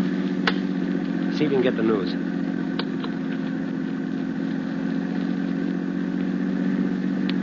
Police this afternoon issued 2 warnings to all residents of Long Island to be on the lookout for Nellie Goller, a middle-aged woman described as dangerous and insane. What? She escaped this morning from Restview Mental Hospital after fatally butchering a doctor, a nurse, and a ward attendant with a meat cleaver. This is the same Nellie Goller who a year ago murdered 3 persons on a Brooklyn street, also using a meat cleaver as a weapon at that time. This station will broadcast a full description on our regular newscast, which follows in just a few moments. Ha! My mother-in-law. Meantime, anyone who may know the I'm whereabouts kidding. of this woman is At least we aren't the only crazy Long people on Long Island Island. Why'd you change it? I don't want to hear anymore. Why don't they just put her to sleep instead of locking her up where she can escape and kill more people? Who? The woman they were talking about on the radio. Oh, well, she can't help what she does. She's sick. What good does that do the people who get chopped up with a meat cleaver? I don't know. The laws were made before the doctors knew very much about the human mind. They still don't know much.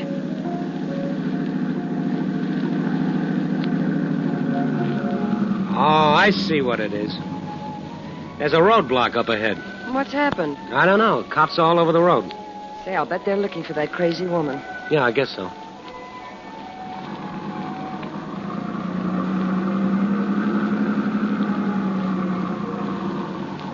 Hold it a minute, please. What's up, officer? Oh, just a checkup.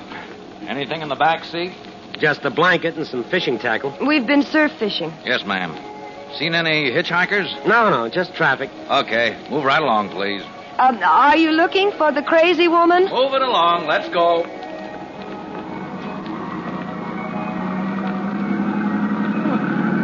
He didn't answer.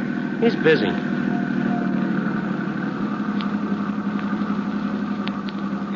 What are you doing? All residents and motorists on Long Island are warned to be on the alert for the escaped insane woman who is somewhere on the island. She is described as tall, broad-shouldered, gray-haired, and rather heavy.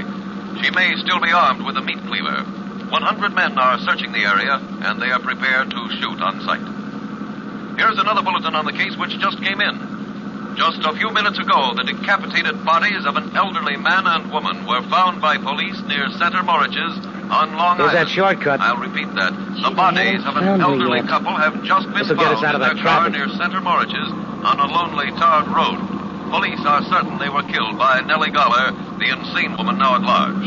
Residents of the area are warned not to open their doors to strangers. Motorists are cautioned to stay off lonely roads and not to pick up any hitchhikers. All persons are asked to be on the lookout for this woman. Here is her description again. They haven't caught her yet. Gray-haired, No. broad-shouldered, Turn it off, long-armed. Dorothy. Thought you wanted to hear it. That's enough of it. Which she... This shortcut will save us a lot of time. You turned off the highway. Sure. I told you when I did it. We've come over a mile already. Save us a lot of time. But didn't you hear what the radio said about staying off lonely roads? We just have to go across to the other highway. It won't take long. Are you sure? Well, of course. We go past Santa Moriches and take the left road and come out right by the highway bridge. Santa Moriches?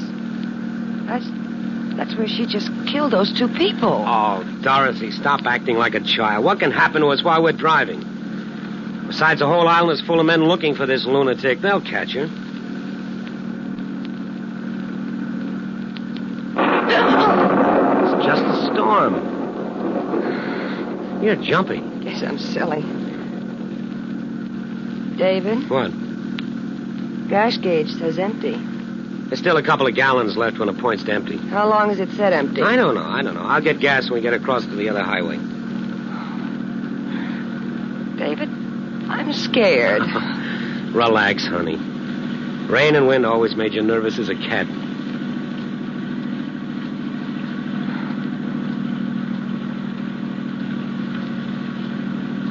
I wish we'd stayed on the highway. If I'd known you'd act like this, I would have. Well, it's not my fault. Well, it's not mine either. I'm having trouble enough trying to see through this storm.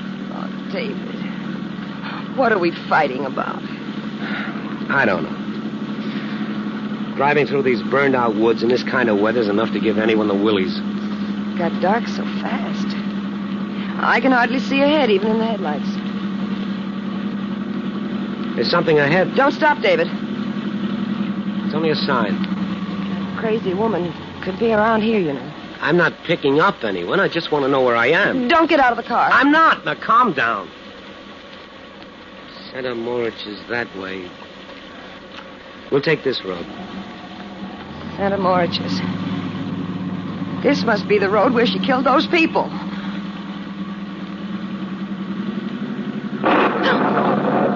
Dorothy, please. I'm sorry, I'm jumpy. Turn on the radio.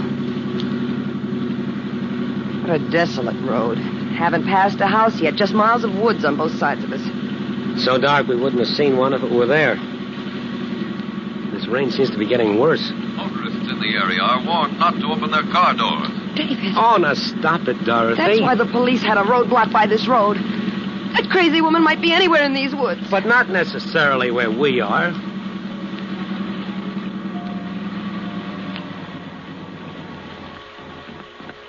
Oh, What's the matter?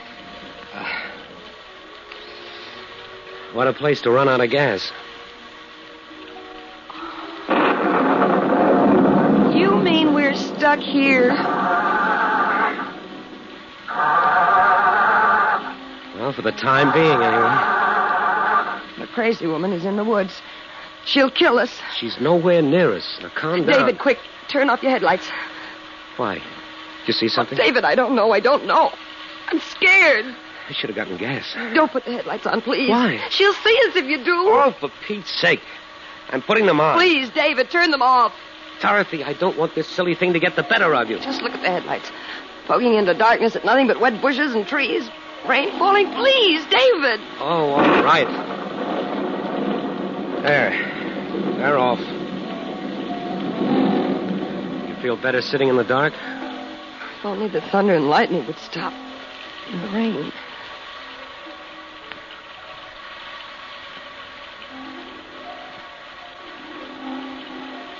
Look, Dorothy, there's no sense sitting here all night. It's only a few minutes past 10 o'clock. I'm going to walk up the road a bit. There might be a house or something there. You're not going to leave me here. I won't let you go. Dorothy, we can't sit here in the middle of nowhere for the rest of the night. We're safer here than out there. David, she's probably hiding in these woods, just waiting for a chance to kill us. Oh, come on, Dorothy. Why should she be right here where we've run out of gas? Well, why can't she be here? Now, please, stay in the car. Well, it's silly, but all right. Quick, lock the doors from the inside. Why? What is it? Well, now she can't get in here. She's nowhere near us. Oh, don't be mad at me, David. I'm so scared. If she is out there, she can easily smash the window. Don't scare me anymore. I know I'm acting silly, but I can't help it. All right, come here. Let me put my arm around you. There. Oh. Put your head on my shoulder. You forgive me, David. You go ahead and cry. It'll make you feel better. Isn't there some popular music? I'll see. Pressing their search for the escaped insane woman who has killed 5 persons since fleeing from a Long Island mental hospital. Rain and darkness are hampering the search. Over 100 police are combing the wooded area near Center Morridge's. It was near there that an elderly couple was found butchered on a lonely tarred road. In making her escape this morning, the mad woman killed a doctor, a nurse, and... We'll leave it off for a while.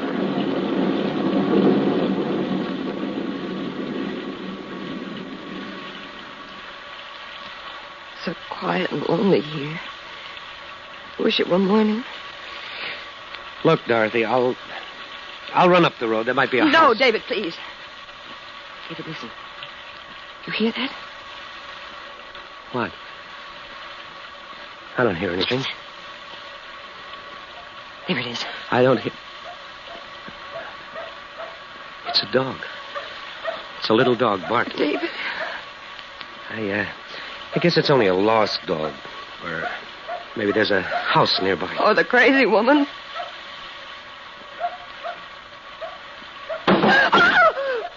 David, she's out there. Something hit the back of the car. It's her. She'll kill us. The door locked on your side? Yes. What if she breaks the window? She's got a cleaver.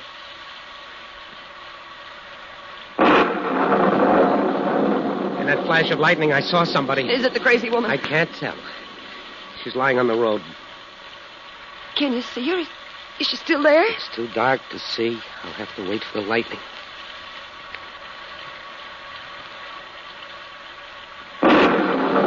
I saw her. She's getting up now. She'll kill us. Calm down. What's she doing? Please. I don't know. She must have been running. She didn't see the car and ran right into it.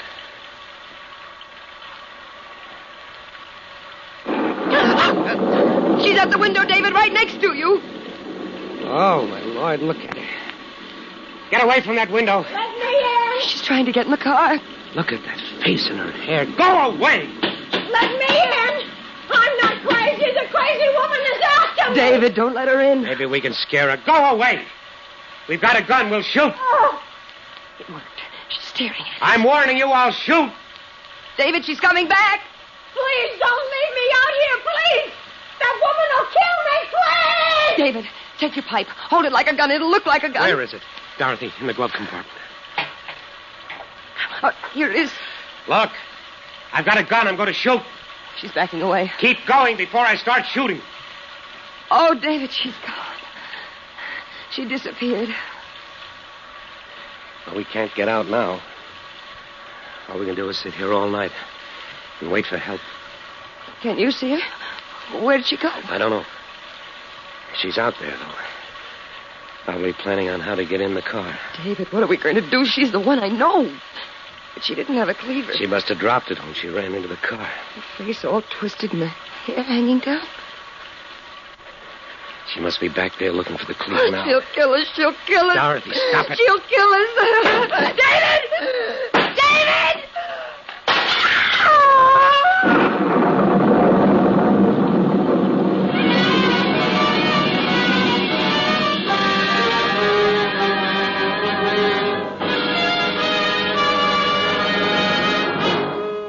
Autolite is bringing you Mr. Frank Lovejoy with Joan Banks and Jeanette Nolan in On a Country Road. Tonight's presentation in radio's outstanding theater of thrills, Suspense.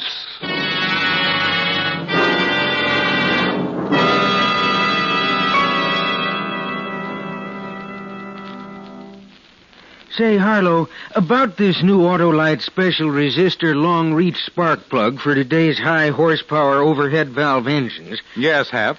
Does it look like a regular spark plug? Well, almost, Hap, except that it's longer where it fits into the cylinder head. What's different inside, Harlow? Well, Hap, because of the location of the heat-conducting seal, the new Autolite long-reach spark plug can be easily installed. It cools uniformly and performs exactly as designed for its entire long life. But I can't get a set of these new spark plugs for my car, eh, Harlow? Only if you own one of the brand new cars with a higher horsepower overhead valve engine, Hap. But you can get world-famous Autolite standard or resistor spark plugs. They're built by the same ignition engineers who designed the new Autolite special resistor long-reach spark plug and other great Autolite firsts. When you insist on ignition-engineered Autolite spark plugs, you're getting the best money can buy. Because, from bumper to tail light, you're always right with Autolite. And now, Autolite brings back to our Hollywood soundstage Mr. Frank Lovejoy with Joan Banks and Jeanette Nolan in Elliott Lewis's production of On a Country Road, a tale well calculated to keep you in suspense.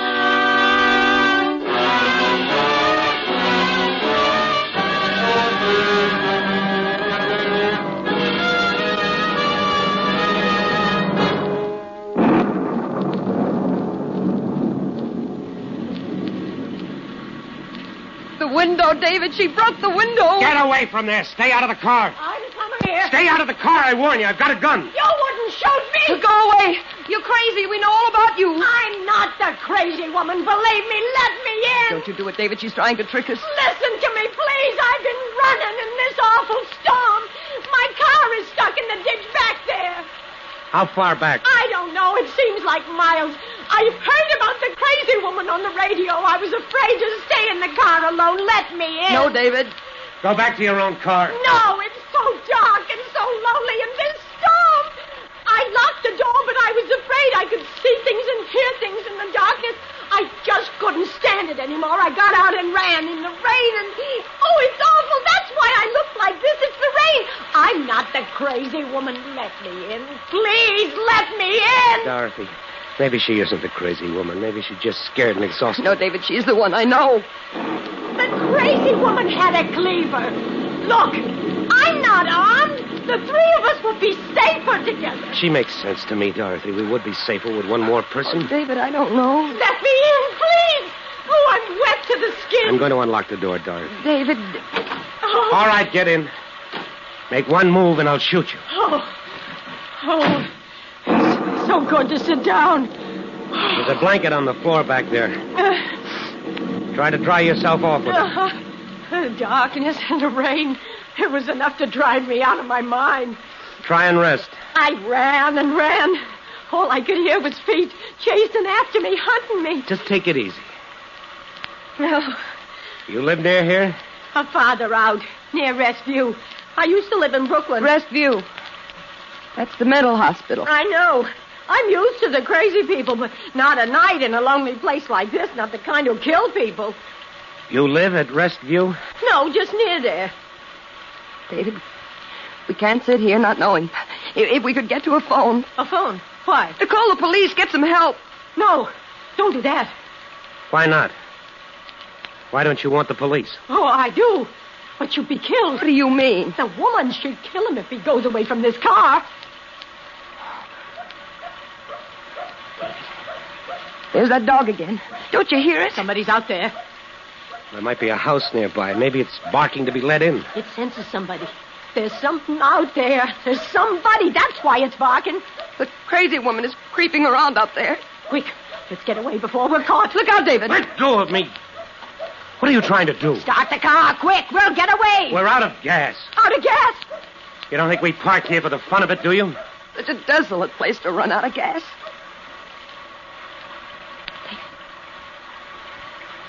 David, it stopped barking. What does it mean? David, we're so helpless. She can kill us easily.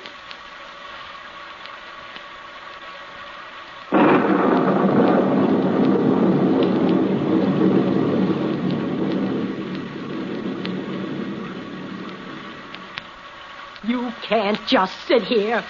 We gotta get away. I'm not a magician, lady. I can't make gasoline out of rain. We can't stay here the whole night. You hear me? Let go of me. There's nothing I can do. Try something. Anything. Don't just sit there. She's scaring me, David. Stop her. Cut it out. You'll have us all in hysterics. All right. All right, I'm sorry. Look, I got an idea. Give me your gun. Why? Why? I'll tell you. I want it. Give it to me. David, what's the matter with her? Listen to me. I'm all right. But I can't sit here all night. I'd go crazy. Give me the gun. I'll go. I won't be afraid of the dark and the noises, the feet following me. I'll go, I promise you. But give me the gun. No. Now sit down. Please. I'll go. I promise. I can't stand sitting in the dark Can't like you this. stop her, David? I told you to shut up. If you don't, I'll make you get out of the car. Oh, you wouldn't. Not unarmed. Not into the woods again. Oh, you're nice people, aren't you? Or do you want me to leave so you can shoot me? Is that it? Oh, stop that. We're not going to shoot you. We haven't got a gun. It's only a pipe. Dorothy. A pipe? A smoking pipe? David, I'm sorry. Then you're unarmed. I'm sorry, David. It's all right. Why did you tell me you had a gun? Why does it make a difference to you whether I'm armed or not? I don't know you. Maybe you two are more dangerous than the crazy woman. Well, I'll tell you what I think. I think you are the crazy woman. The way you grabbed David when you wanted him to start the car. Dorothy, stop it. Don't excite her. Don't excite me. Why? Maybe you think I'm dangerous. An old woman you took into your car. Two of you, and you're afraid of me. We're not afraid of you. Now sit back in that seat and don't try anything. I'm watching you all the time. David, the storm is stopping. Maybe now is the time. The time for what? What are you going to do? You two are up to something. Oh, shut up. My wife meant now is the time to go for help. I did not. I meant now is the time for us to escape, David. Can't you see it? She's the one. She's going to kill us. You little... Stop it. Sit back in that seat. You haven't got a gun. No, but I've got a knife. David. It's my jackknife, but it's sharp and strong. I don't try any tricks. All right. Threaten me. Watch me while that woman is out there. All you can do is sit and wait for her to make the next move. She can kill us like that old man and woman. It must have been on this same road. They were in their car, too. They must have let her in. We'll leave then. The three of us. We'll walk. We'll stay close together. See, we'll be quiet. Anyone hiding in the woods won't hear us. Don't you get out of the car, David. We'll be killed. How would we find our way? It's too dark. Oh, we'll find our way. Look out there. The road is full of shadows. Get her out of the car, David. She wants to kill us. Kill you? If you want to go, why don't you leave? You don't need us. We're willing to stay here until help comes.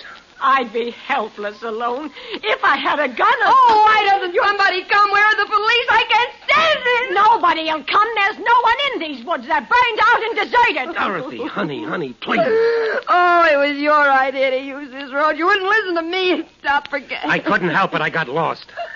Well, why don't you do something? Not just sit there waiting and waiting. Do something before we murder you, so help. All right. I'm going to do something. I'll go for help. That's it. Get help. David. In her hand, I saw it in the moonlight. It glittered. What is it? Your wife is hysterical. She was holding it, a long piece of broken glass, long and pointed. See, she doesn't answer. She's just watching us. What's she waiting for? It's from the broken window. That's where she got it. So what if I have it? I'm not going to sit here defenseless. She's going to attack us. Don't be silly. It was all right for you to have a knife. Why can't I be armed for whatever may come? Give me that broken glass. Give it to you? You think I'm crazy? You couldn't protect us from anything. David, what are you doing? Why are you climbing over the seat? I won't. I'm through letting my wife be terrified. Now give me that glass. Stay away from me! Once I'd left the car, you were going to butcher my wife with that broken glass. No! David! Give me that glass! Now you're crazy! Let me alone! Hold it, David. Hold her. Don't let her free. She's strong. She's got my arm. You'll kill me! Drop that glass! She dropped it, David. She dropped it. You both gone crazy. Trying to kill me! Like you were going to murder us? I wasn't! Don't let her get free. I can't hold her. She's strong. If you have a knife, then I'll have glass! Hold her, David, hold her. I can't much longer. I'm not crazy. Please believe me. Just give me the knife. That's all. She's got my throat. Children, Your knife! David, use your knife!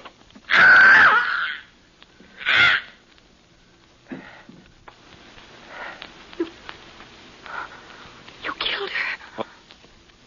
David, you killed the crazy woman. I couldn't help it. She was choking me. You're covered with blood. She was going to kill us. Oh. Lights. A car is coming. Help's coming.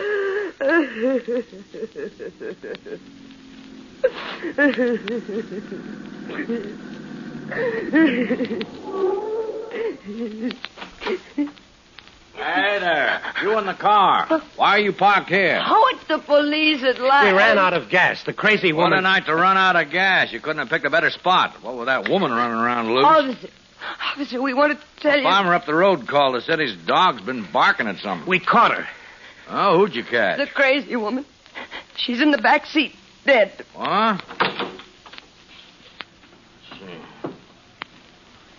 Oh, she's alive. Badly hurt, though. She was trying to kill us. We fought. Well, we'll get her to a hospital. You come with me. It's lucky you didn't kill her. We captured that crazy woman a half hour ago. I don't know who this lady is. Now, come on. Give me a hand with her.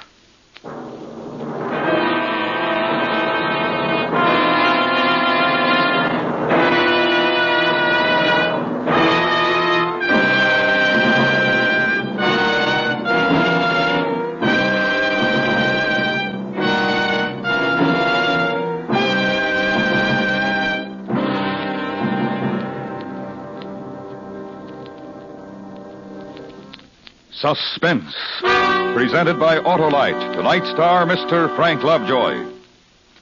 This is Harlow Wilcox speaking for Autolite, the world's largest independent manufacturer of automotive electrical equipment. In 28 plants from coast to coast, Autolite makes over 400 products for cars, trucks, tractors, planes, boats, and industry.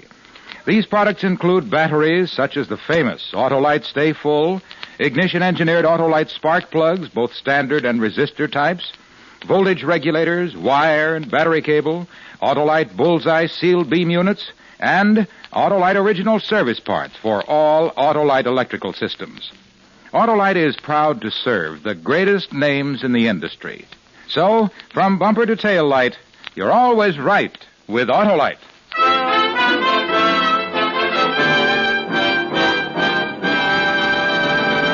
Next week, a story based on fact as we examine a city in terror of its life. A dramatic report which we call One Man Crime Wave. Our star, Mr. Dana Andrews. That's next week on Suspense.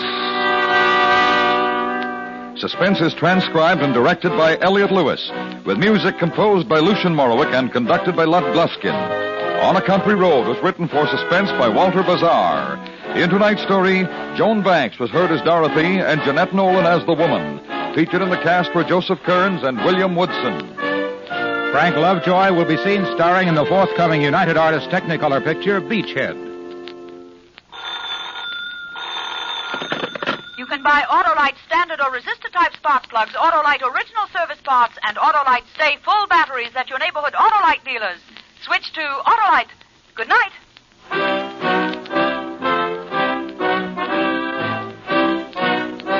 This is the CBS Radio Network.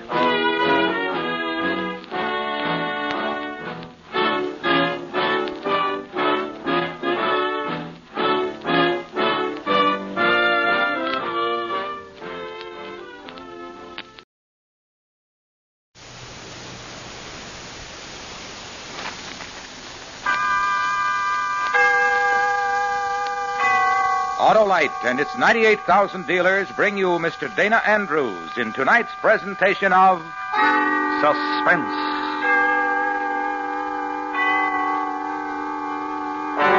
Tonight, Autolite presents a story based on fact as we examine a city in terror of its life.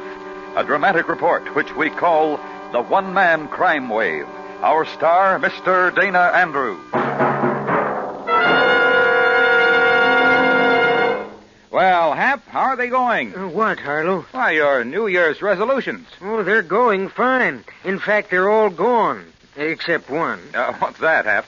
Never to use any battery except an Autolite Stay Full. Well, you couldn't keep a better resolution, Hap, because the Autolite Stay Full is the famous battery that needs water only 3 times a year in normal car use. There's no better way to start the new year and to start your car than with the battery that gives fast, sure starts every time. And that means the Autolite Stay Full. And what about its long, long life, Harlow? Why, everybody knows about that, Hap. Fiberglass retaining mats protect the power of every positive plate to reduce shedding and flaking and give that Autolite Stay Full longer life, as proved by tests conducted according to accepted life cycle standards. So, friends, see your Autolite battery dealer. He services all makes of batteries, and make sure your next battery is an Autolite Stay Full, the battery that needs water only 3 times a year in normal car use. Remember, from bumper to tail light, you're always right with Autolite. And now, Autolite presents transcribed The One-Man Crime Wave, starring Mr. Dana Andrews, hoping once again to keep you in suspense.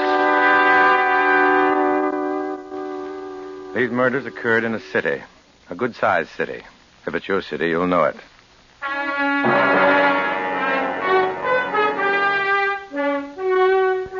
Take murder, and take carefully into consideration the results of the crime. Tragedy, not perhaps so much for the victim, because to the dead there's no further use for tears. Tragedy, though, for those who are left to mourn. And fear if it happened to your next-door neighbor, the friendly man or woman, the ones with kids, the ones with a big hello and a comfortable approach to living. The fear because it was next door and might have been you. It began on a Tuesday night, senseless, frightful. It happened in a city, and the city began to live in fear for what was to follow. Sergeant Faring? Yeah? I'm Driscoll. I was told to report to you for duty. Oh, sure. You're the new man. Yes, sir. Okay. Come on. There's been a killing over on East Bay. Woman in the street, stabbed.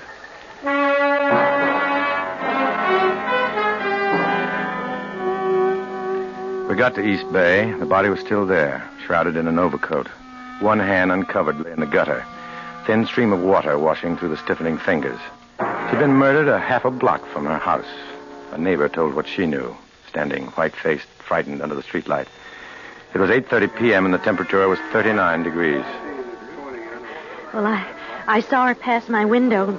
She waved, and she had a letter in her hand. I guess she was going to mail it at the corner. Did you see her after that? No, I only heard her scream.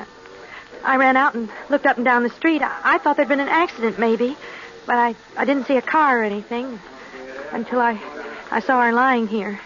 Was there anybody on the street? I don't know. I thought I saw somebody go around the corner at the end of the block, running. I'm not sure. You'd better go inside, Mrs. Meade. It's kind of chilly out here. What'll her husband do? He gets off work at 10. What's he going to do when he finds out? And those nice kids. What are they going to do?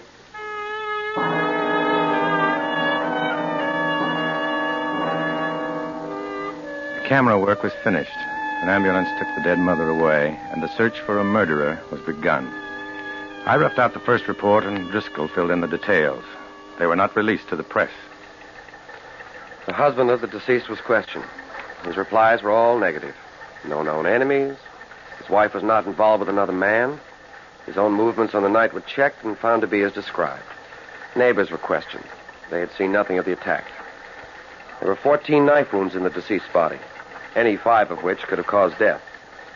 The coroner's report is attached. We're proceeding now with the theory that the department is dealing with an unknown assailant, probably with a criminally insane background.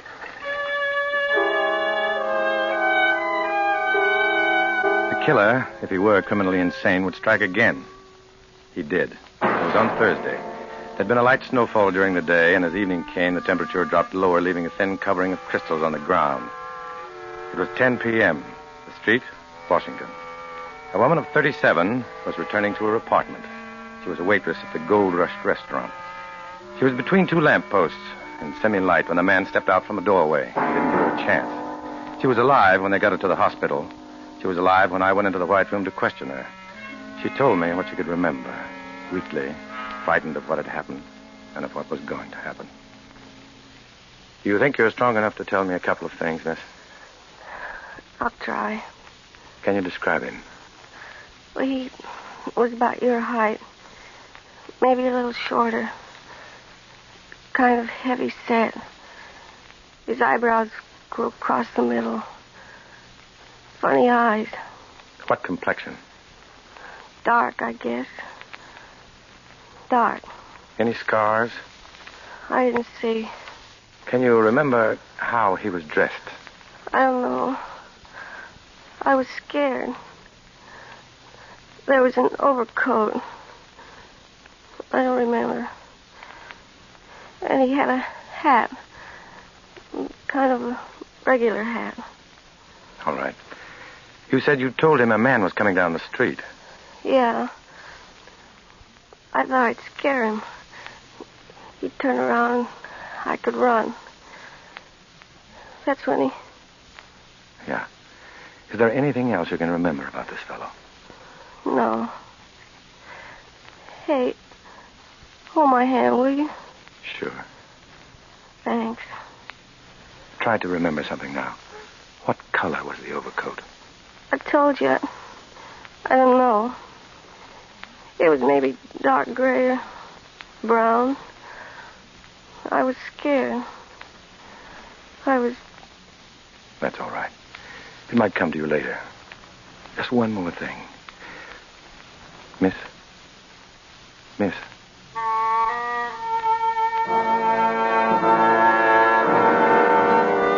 She turned her head aside. The eyes were closed. I held her hand, and it was the last knowing thing in her life as she died. Quietly, unprotesting. I went back to the office and called in Driscoll. We had coffee sent up and drank it steaming. I'm going to give it out to the papers. This guy's a nut. He'll keep on killing until we catch him. It's best to warn the women about walking alone at night. Yes, sir. What about the description? Well, it's enough for a start. We'll contact institutions, go over our files. You can get to work on that now. Okay, Sergeant. Oh, by the way, did they get any footprints in the snow? No. By the time I got there, 50 people had trampled it all up. For the time being, anyway, we'll have to go on luck, unless we come up with something. That's the trouble with killings like this. City this size, you have a tough time finding a murderer unless he's got a record or a motive. Well, he's nuts. That's his motive, I guess. We'll have to wait for the record.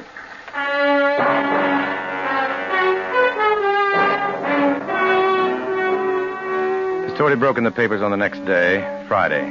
The results were immediate and expected. My telephone began to ring and kept on ringing. Crackpots, people who had seen a man they thought answered the general description of the murderer. They'd seen him in a dozen different places at the same time. And they knew more about him than we did, because we had nothing to go on. You've got a lot of patience, Sergeant. I don't know how you take it. Well, I look at it this way. There's always one call that's the real thing. Can't afford to take any chances. This guy's done 2 killings. on opposite sides of the city. That makes it even worse. He's not killing in a pattern. And he might do it again somewhere else. Until we get a lead, I'll listen to anybody who's got something to say. Get me a pack of cigarettes out of my coat, will you, Driscoll? Yes, sir. Homicide, Sergeant Faring. Yes, ma'am. That's right, ma'am. Yes, ma'am, I'm in charge.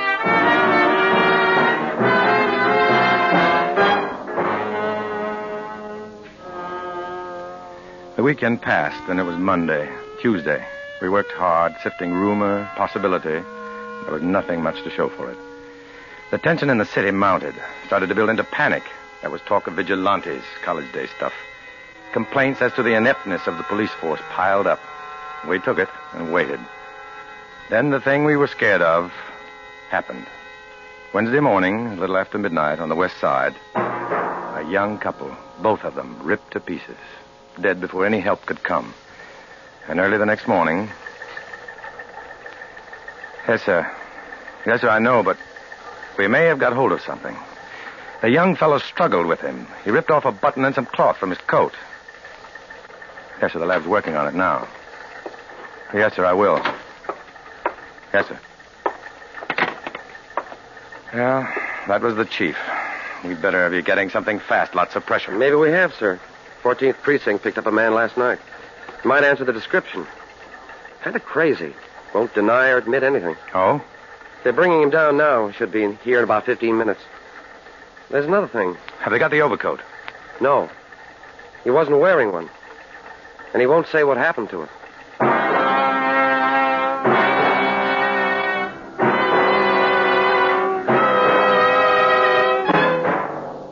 Autolite is bringing you Mr. Dana Andrews in The One-Man Crime Wave.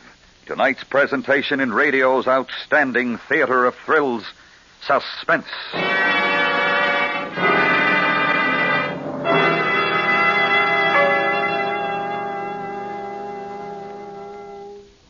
Say, Harlow, what about your New Year's resolutions? Well, Hap, I've resolved to tell everyone the great news for 54. And what is it, Harlow? Why, Hap, an Autolite Stay Full battery needs water only 3 times a year in normal car use. Well, that's reason enough for going to Autolite in 54. Well, if it isn't, Hap, this is. The Autolite Stay Full has a life that's longer than your winter underwear. Fiberglass retaining mats surround every positive plate to reduce shedding and flaking, and give the Autolite Stay Full longer life, as proved by tests conducted according to accepted life cycle standards. So see your Autolite battery dealer. That's right, friends. He's a battery expert, and he'll tell you all about that dynamic and dependable Autolite Stay Full, the battery that needs water only 3 times a year in normal car use. And remember, from bumper to tail light, you're always right with Autolite. And now, Autolite brings back to our Hollywood soundstage Mr. Dana Andrews in Elliot Lewis's production of The One-Man Crime Wave, a true report well calculated to keep you in suspense.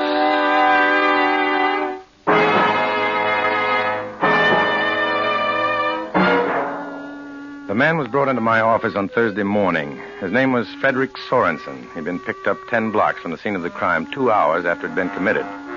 He appeared to be drunk, and although the temperature was in the low 30s, he wore no overcoat. In general, his features answered the vague description given by the dead waitress. He sat with his head lowered, sullen, ignoring the coffee by his side.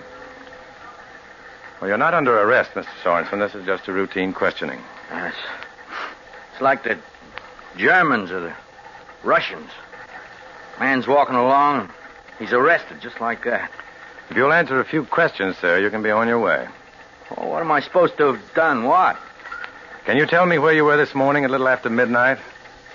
In a bar, I guess. I don't remember. Any particular bar? Well, there were 2 or 3. I got problems. I was drunk last night. Will you try to remember the names of the bars? I don't know. Oh, the Star, I guess, over on Manchester.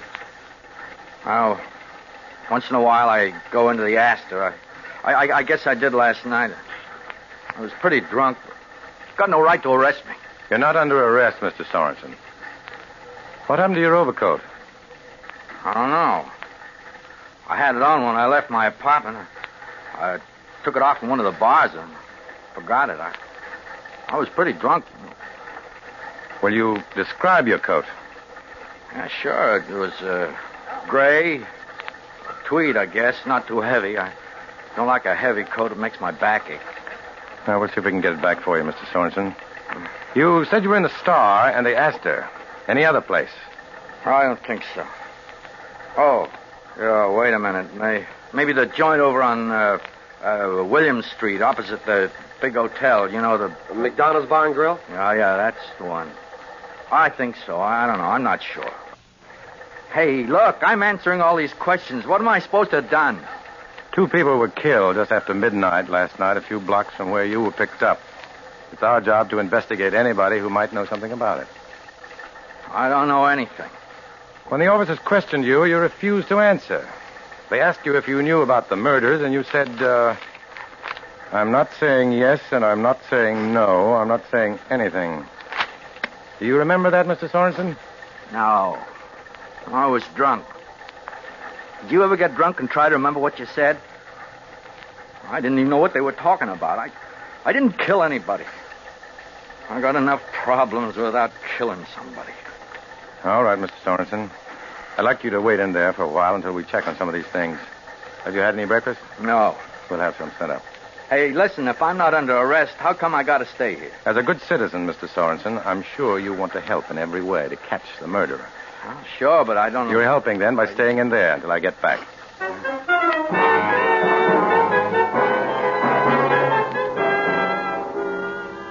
We checked the Astor, Star, McDonald's Bar and Grill, asked questions. Sorensen was known to them all. In particular, he was known to Mr. McDonough. Yeah, he was in here kind of late. Had a good load on. Could you say what time? Oh, 1, maybe 2. Tell you, Sergeant, it was a big night last night. Maybe the cold and snow, but everybody felt good, didn't want to go out. You know how it is. Oh, sure. Did you happen to notice whether Mr. Sorensen was wearing an overcoat? I couldn't swear, but put it this way. If he wasn't, I would have noticed because it was too cold outside to be without one. Now, wouldn't you say the odds are he was wearing one? Possible. Freddie, there's a couple of butts under the table at the end. You missed them. You didn't find an overcoat after you closed? Gray, tweed? No. Freddie, did you find an overcoat a man left here last night? I guess you're out of luck. Yeah. Well, if it does show up, Mr. McDonough, I'd be obliged if you'd give me a call. You bet. Say, it's none of my business, but have you arrested Sorensen? No. Routine questions, that's all. Well, I wondered. He's not the type for that killer. I've talked to him. He's been coming in here for 5 or 6 years. He's a nice guy, quiet, no trouble. As a student of human nature, I'd say he wasn't your man. Thanks a lot for your trouble.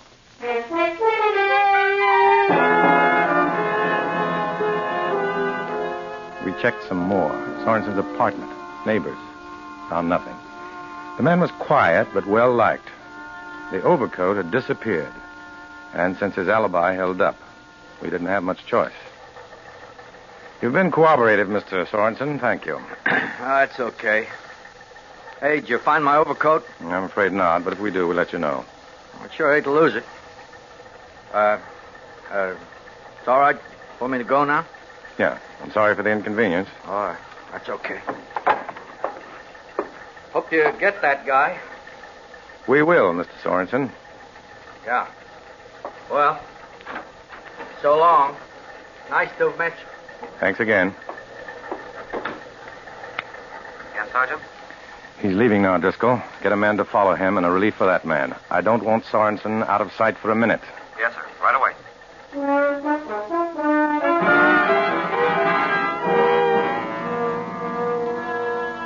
They followed him for a week, and the only thing he did to be noted was to buy a new overcoat.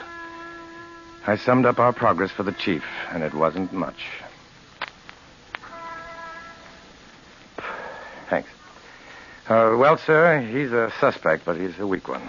We've checked pretty carefully. He works for a lumber yard. Been there 9 years. No financial problems. He was married, but he got a divorce 3 years ago. His ex-wife says he was all right, kind of moody sometimes, but no big thing. Just wanted to live alone. Didn't want to be married, so she gave him a divorce. There wasn't another woman as far as she knew.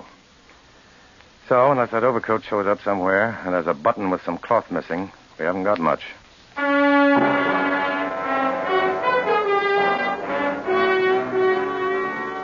And for another week, no killings, no progress. We continued to have the suspect followed, if for no other reason than the physical description given by the dead waitress, but even that was flimsy. On a Friday at 9:15 p.m., it was raining. Not cold enough to freeze, just a bitter, penetrating wetness. And that's when the overcoat showed up. The overcoat with the missing button. There was a man in it, too. He'd been picked up in a bar, disturbing the peace. His name was Winters, and he had a record. 5 arrests, 3 convictions. It took a couple of minutes to match up the shred of cloth and button to the coat. And we had our first break. We sent for Winters. It doesn't have to be Sorensen's coat, Sergeant. Doesn't have to be, no. You think it is? That's what we've been working on. Come in, Winters. Sit down. Okay. Now, you ever see this coat before? Sure, it's mine. You swear to that? Sure, I swear. What were you picked up for? Bum rap. Fella starts picking on me in a bar. I hit him first. He was bigger than me. Disturbing the peace. How would you like murder added to that? Murder? You're crazy. I didn't kill nobody. Where did you get the coat? It's mine. What do you mean? Where did I get it? 2 weeks ago, that was Wednesday, 16 days ago, a man and a woman were stabbed to death. The murderer wore this coat. We've got a bit of cloth and a button to prove it. Your coat, Winters. Listen, I never killed. Now listen. Just because I got a coat that looks like... Oh, I didn't.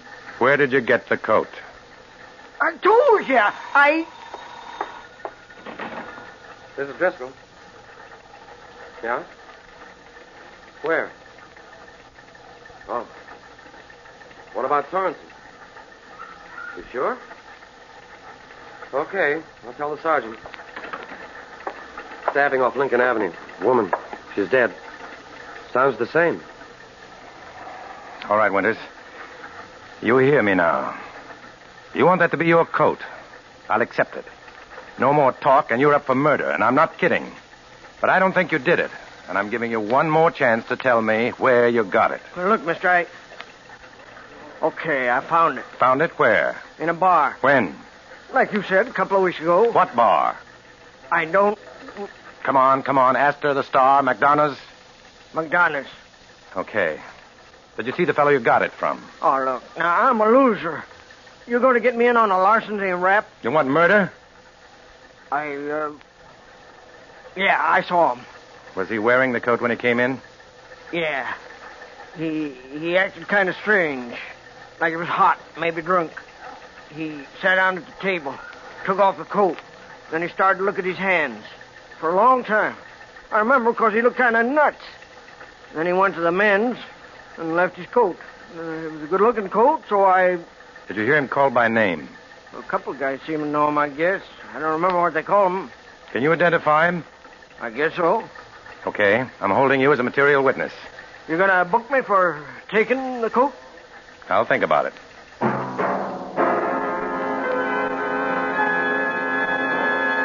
With the new killing, we had another problem. The man on duty outside Sorensen's apartment had reported that Sorensen hadn't left the place all evening. That might mean we had still one more killer working with a knife.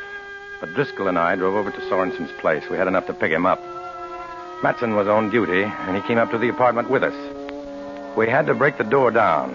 Sorensen wasn't answering. And when we got inside, we knew why. Sergeant, I swear he didn't come out. That's where he went out. Fire escape.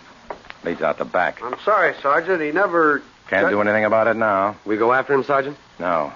Put out a call to pick him up. We'll stay here. I think he'll come back. Matson, get back out front. If you see him, don't make any move unless you're sure you can get him. Yes, sir.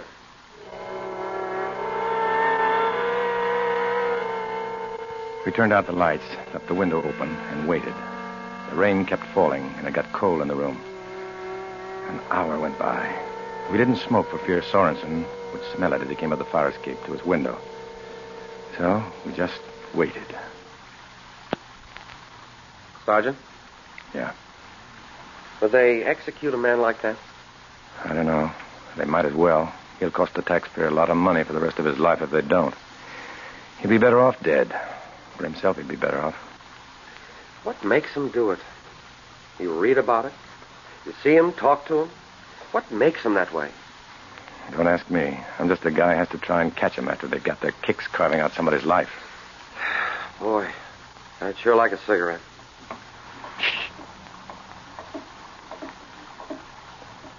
Wait until he's inside. Okay.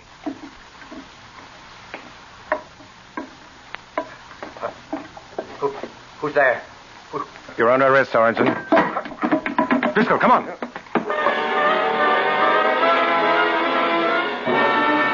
He'd sensed something wrong, and he wasn't close enough for us to get him. We followed him out to the fire escape and up to the roof. It was raw up there, and a slick was forming underfoot. There was only one place for him to be, behind the elevator housing shaft. You could only approach it on one side, so I stationed Driscoll behind me to cut him off if he made a run for it. Come out with your hands up. I haven't done anything. Let me alone. I feel sick. Why don't you let me alone? Get out here where I can see you. Move slowly and keep your hands high. I want to die. I want to die. Come on. You don't know. You just don't know. You don't care. Well, I won't go to jail. You're not going to kill me. Driscoll, watch out!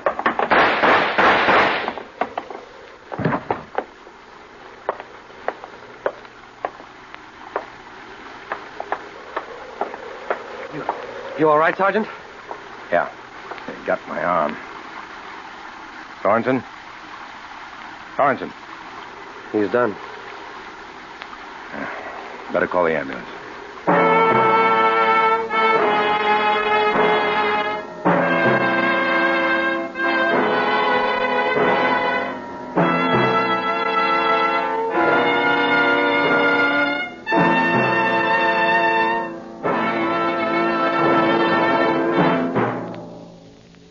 Suspense. Brought to you by Autolite. Tonight's star, Mr. Dana Andrews. This is Harlow Wilcox speaking for Autolite, the world's largest independent manufacturer of automotive electrical equipment. In 28 plants from coast to coast, Autolite makes over 400 products for cars, trucks, tractors, planes, boats, and industry. These products include bumpers, die castings, industrial thermometers, and batteries such as the famous Autolite Stay Full, ignition-engineered Autolite spark plugs, both standard and resistor types, voltage regulators, wire and battery cable, Autolite bullseye seal beam units, and Autolite original service parts for all Autolite-equipped electrical systems. Autolite is proud to serve the greatest names in the industry. So, from bumper to tail light, you're always right with Autolite.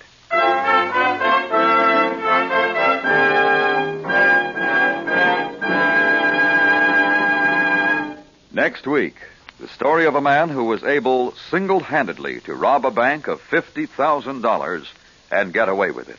It's called The Face is Familiar. Our star, Mr. Jack Benny. That's next week on Suspense.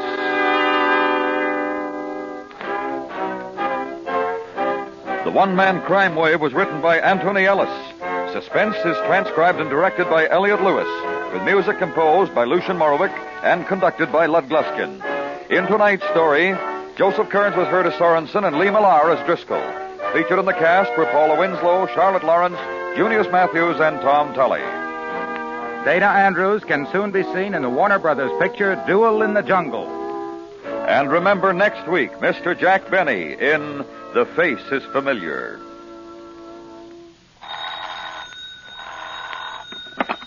You can buy Autolite Stay Full batteries, Autolite original service parts, and Autolite standard or resistor type spark plugs at your neighborhood Autolite dealers. Switch to Autolite. Good night. If you know a man in the service, one of the greatest favors you can do is to write him regularly. Even though it is often difficult for servicemen to reply promptly, word from home is a great morale builder. Resolve now to write and keep writing to a serviceman you know. This is the CBS Radio Network.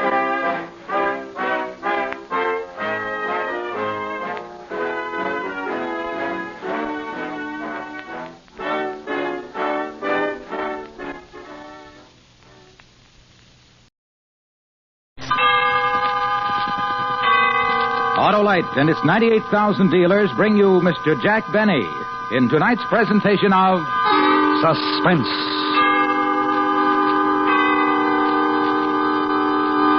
Tonight, Autolite presents the story of a successful bank robbery, including the astounding history of the unhappy man who perpetrated the crime. It's called The Face is Familiar. Our star, in his first dramatic appearance of the season, Mr. Jack Benny.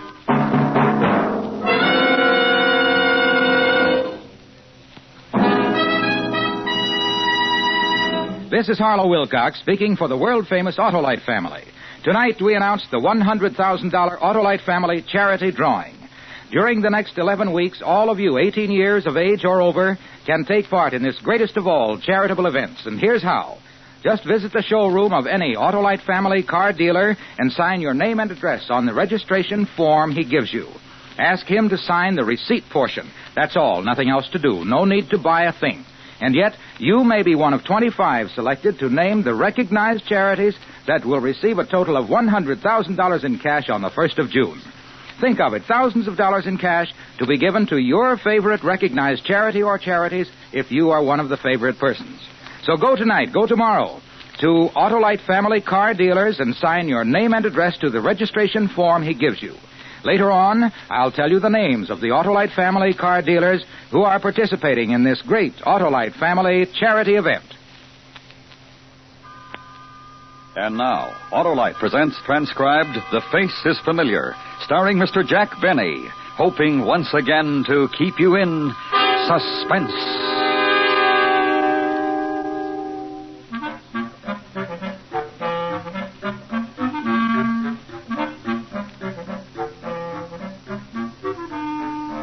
See, I still can't understand why they picked me, of all people.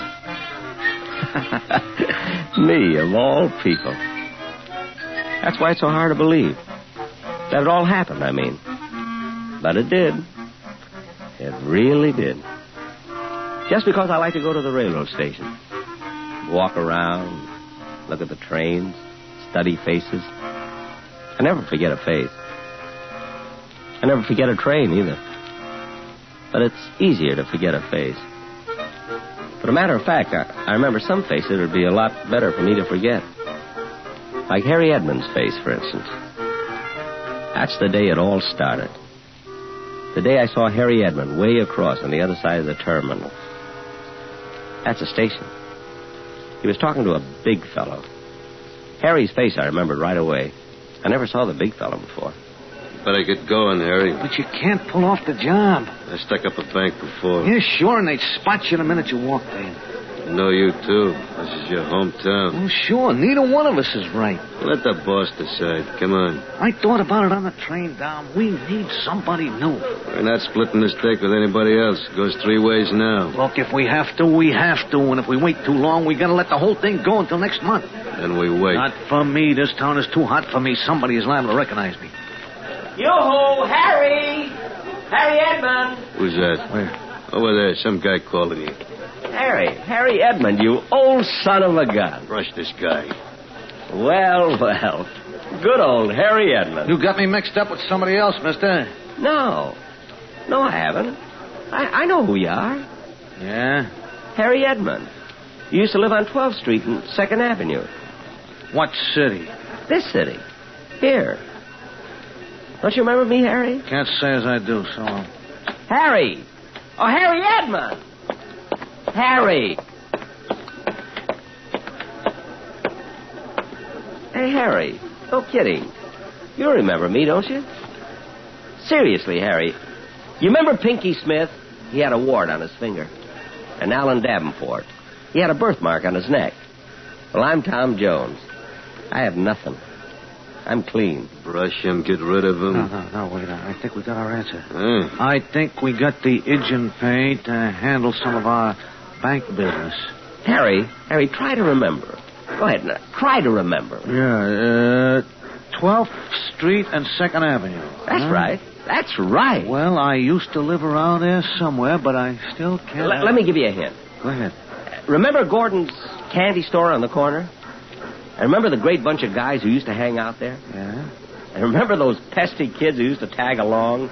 nagging, saying, let us in. Can we come too? Always pesting. Always trying to horn in. But one of them was me, Tom Jones. Remember me now, Harry? What'd you say your name was again? Jones. Tom Jones. The name sounds very familiar. We grew up together. Yeah. Well, what are you doing these days? Oh, a little bit of everything. And you? Banking. Oh, money, eh? Yeah. Well, that's a nice field. Well, I gotta go look at the people. It was good talking over old times with you, Harry. Hey, come on. Oh, wait a minute. Look, you mind waiting a minute? What's your name again? Tom Jones. Remember? Oh, yeah, Tom. Yeah, well, wait a minute, huh? Well, I'm kind of busy. Lots of appointments this afternoon. Oh, I'd like talking over old times with you, Tom. Maybe we could have a drink and dinner. Well... On me. Oh, well, yeah. Good, except that Joe has an appointment here. Joe, couldn't you break it? Wait here a second. Tom Jones. Tom, yeah. Joe, come here. Let me talk to you a second. What? Now I know I got the answer. I know I found the pigeon who's going to do it for us. Let the boss figure that out. I tell you, I got it figured. Look at that guy. Yeah? He is it. Him? He don't look like nothing. Right, he's nothing. Isn't that what we want? Nobody that anybody ever saw before. Nobody that anybody would ever think of looking at twice. Job's ready. And if we don't pull it this afternoon, we lose another whole month, so come on. Oh, Joe can make it. He is going to join us. Joe, I forgot to introduce you. Have you met, It's Jones, for heaven's sake. Yeah. Tom Jones. Tom Jones, yeah. Well, Tom, meet Joe, and don't get sore. He's a kid I grew up with, Joe. We're going to have a great time talking over old times, you know, 2nd Avenue. That's right, and your name is Tom Jones. Yeah. I must admit it is a difficult name to remember because it's so common. Don't you think so? Oh, yeah, I sure do. Oh, it'll certainly be nice talking over old times. Oh, yeah, I haven't talked over old times in a long time. Well. Harry Edmund. Yes, sir, and good old, Tom, yeah. Better get started. Where to? I want you to meet another old friend of mine.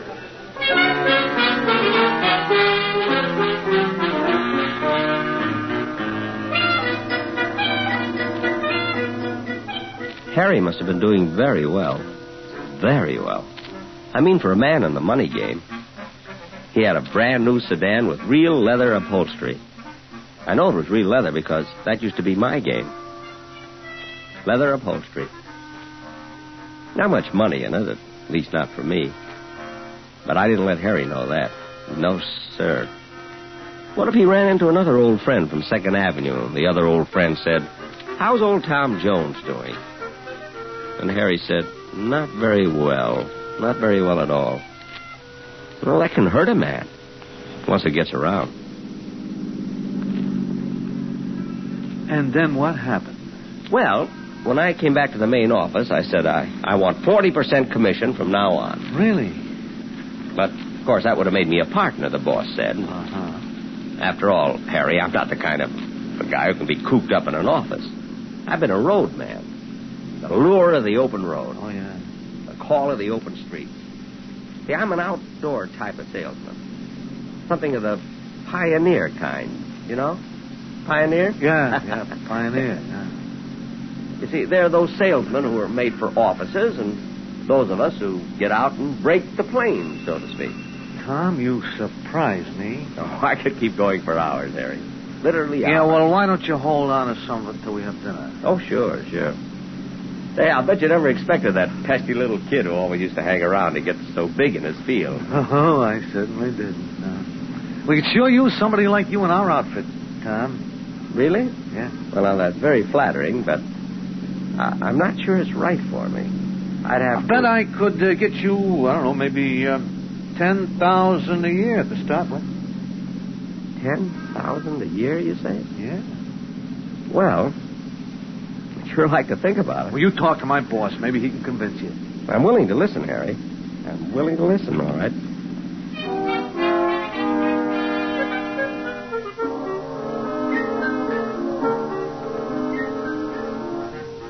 The business Harry was in was mighty successful, if the home of his boss was any indication. The beautiful big yellow house with a lovely green front door, and you could tell it was the home of a man who had worked his way up and knew what to do with what he had. Inside it was very homey. 2 fireplaces in the living room that looked like they were burning. A beautiful plaid carpet that must have been a real Oriental, and they wanted me in the business. Me, Tom Jones, of all people. Brandy, Mr. Jones? No, thanks. Thanks. Spoil my dinner. Cigar? Well... All clear Havana? Oh, I can see that. I can always tell a good cigar just by looking at it. I know cigars, faces, trains. You're a very well-informed man, Mr. Jones. Well, you're kind of unusual yourself. Why? You remember my name. Don't most people? Most people don't even recognize me. People I've known for years. Is that so? Now, don't get me wrong. It's an asset in my business. The people who tell me no when I try to sell them something say, come back next year.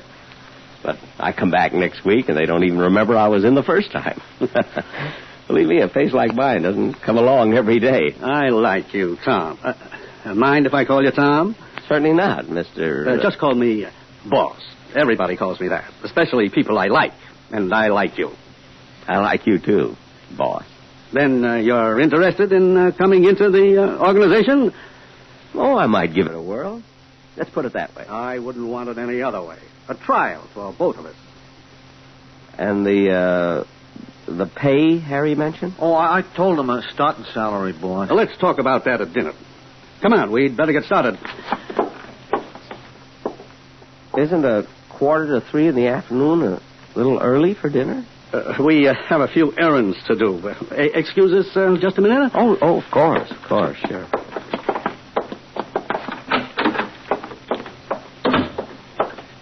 You like the idea? Perfect. Nobody'll ever remember him. I couldn't even describe to you what he looks like. Where's the satchel? Right here, boss. I thought you put the note inside. Well, we wanted you to okay it first. Here, read it.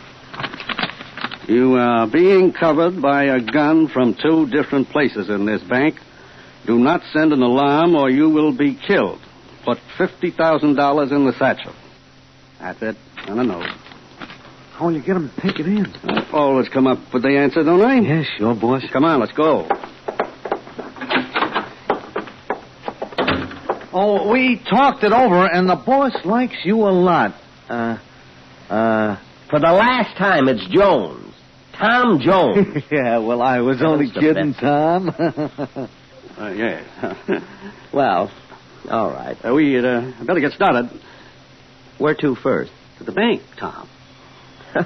That's very kind, but completely unnecessary. I don't need my salary in advance. I told you this is a high-class outfit. To the bank. Gee.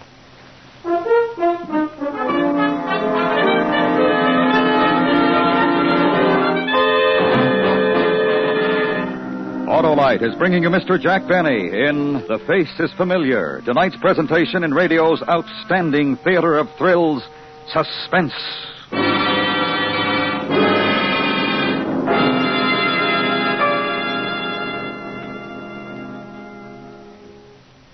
This is Harlow Wilcox again. Tonight, the worldwide Autolite family is privileged to salute a distinguished member, the DeSoto division of Chrysler Corporation. So I've stopped in at my local DeSoto Plymouth dealers to learn all about the wonderful DeSoto's 454. Well, you're right about the new DeSoto automatics, Mr. Wilcox. They are wonderful, and for many reasons. For instance, there's the great DeSoto 170 horsepower Firedome V8 engine, the world's most efficient engine design. Well, explain why, Mr. Dealer. The secret's in the hemispherical design of the combustion chamber. That's where your fuel is exploded to give you power. This design squeezes every last drop of power out of your fuel. Lets you use regular gasoline for real economy. This, plus DeSoto's fully automatic power flight transmission, power steering, power brakes, and Autolite electrical equipment are just a few of the many reasons why the 1954 DeSoto automatics put you ahead automatically. Thank you, Mr. Dealer. Autolite is proud of its long connection with DeSoto and DeSoto Plymouth dealers everywhere. And now, Autolite brings back to our Hollywood soundstage Mr. Jack Benny in Elliot Lewis's production of The face is familiar. A tale well calculated to keep you in suspense.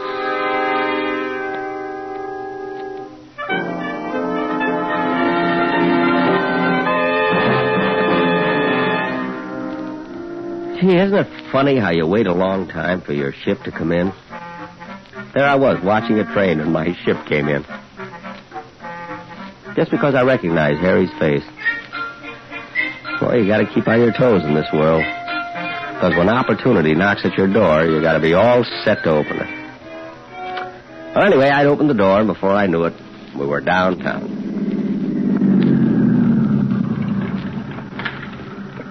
Gee, the bank already? I hardly noticed we were moving. Do you mind waiting a few minutes? Oh, not at all. I like you, Tom. Let me tell you, I like you, too. I'm certainly glad Harry met you after all these years. And I'm glad, too. I like Harry. And I like you, too, Tom. Tom, yeah. You know, I feel like I've known all of you. Just all of you since 2nd Avenue. Boss, I even feel like I grew up with you. Oh, that's very nice of you, Tom. Who's going to get the payroll? Is that why we stopped at the bank? You pick up your own payroll? Sure, why not? For how much? $50,000. $50,000? And you pick it up yourself? It's my money, and I worked hard for it. It's my way. And if you don't like my way of doing things, Tom... No, not at all. I've always felt, personally, I've always felt that people should pick up their own money. Always. Especially if it's $50,000 or more. Besides, armored cars haven't been doing too well in the past few years. I like the way you think. Well, maybe we should all pick up the payroll. Wouldn't that make us a little too conspicuous? Yes. Besides, I want to discuss you a little more. I think you'll work out. Fine. Say, maybe Harry can pick up the money while we talk. I wanted to discuss you with Harry. Oh. Well, how about Joe? Joe picked it up last time. I don't like the same man going in twice in a row. See, not Harry, not Joe, or you. Me? I hate to ask you. You're not really part of my organization yet, and I don't like to see a man work unless he gets paid for it. Well, I'd be happy to. Just delighted. Besides, I'm going to have to get used to large sums of money, and I guess there's no time to start like the present. Just take this satchel up to the window and give it to the teller. The withdrawal slip is inside. The teller will know exactly what to do.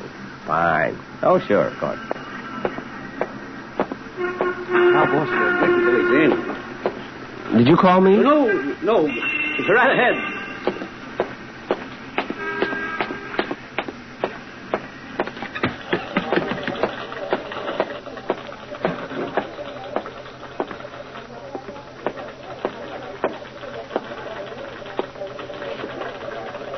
My, it's certainly crowded.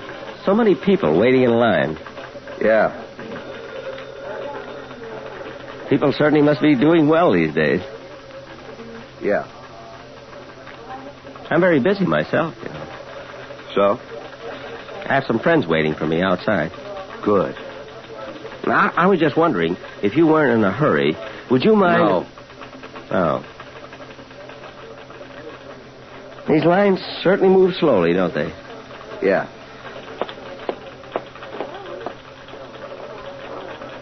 Well, he certainly took long enough at that window. Yeah. I hate people who dawdle over money. Don't you? I guess. Your transaction isn't going to take very long, is it? Nope. Good. That big bag you're carrying had me worried. Yeah? What sort of business are you in? Penny vending machines. Pennies? All those are pennies? Something wrong with pennies? Oh, no. No, of course not. Excuse me. I think I'll try that other line.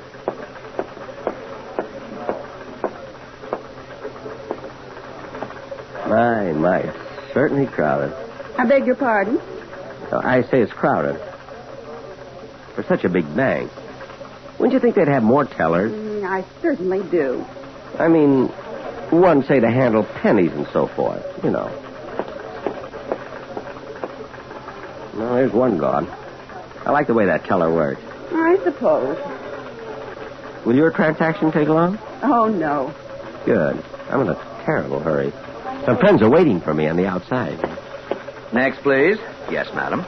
Well, in 1950, my husband opened an account in his name, a savings account. Then he transferred it to a checking account. Then we split up that money and opened a joint savings account and joint checking account. But we found out we didn't really close the other savings account. Of course, we thought we did, so some of our checking deposits have been... Look, don't you think you should see the manager instead of taking this teller's time? I'll handle this, sir, if you don't mind. Oh, no, not at all. Not at all. Madam, would you please take this up with the manager? But if you don't mind, may I get to the window? Well. Yes? The withdrawal slip is in the bag. Oh, a withdrawal. Next window, please. Now, just a minute. You in there, teller. Open up. Yes, sir? You see, I've been moving from line to line, and I insist you handle this. I'm sorry, sir. I can't violate the rules for anyone. But this is a very important matter, you know. This isn't just some piddling sum. How much are you withdrawing, sir? I believe it's $50,000. Oh, you're quite right. That is a lot of money. Now, will you please remove this bag and go to the next window?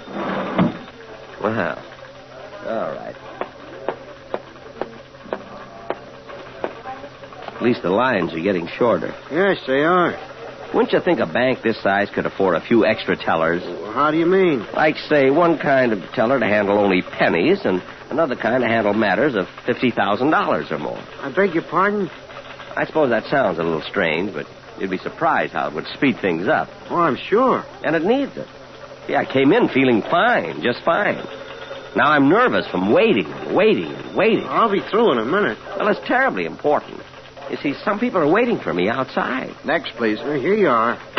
20, 30, 40. Thank you. Next, please. Yes. Oh, wait, just a minute. Something wrong? I'll be back in a minute. My friends are calling me.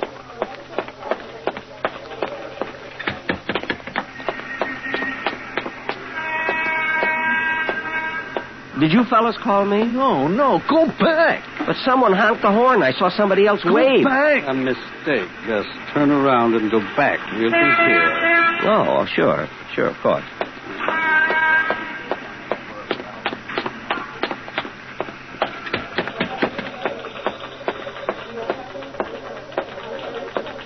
All right, sir. Here's the bag.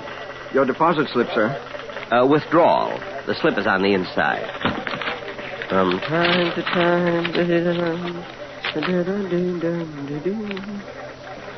Is this a joke, mister? Listen, you. I've had enough. Now, you can read, can't you? Yes, sir. Then don't dawdle. Do what it says.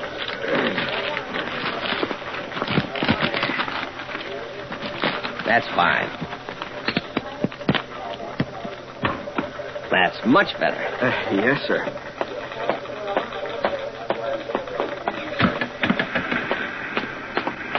Come on. Go get it. Well, here's the money. Give me that. Hey, Harry! Where are you going? Stop! What are you doing? Harry!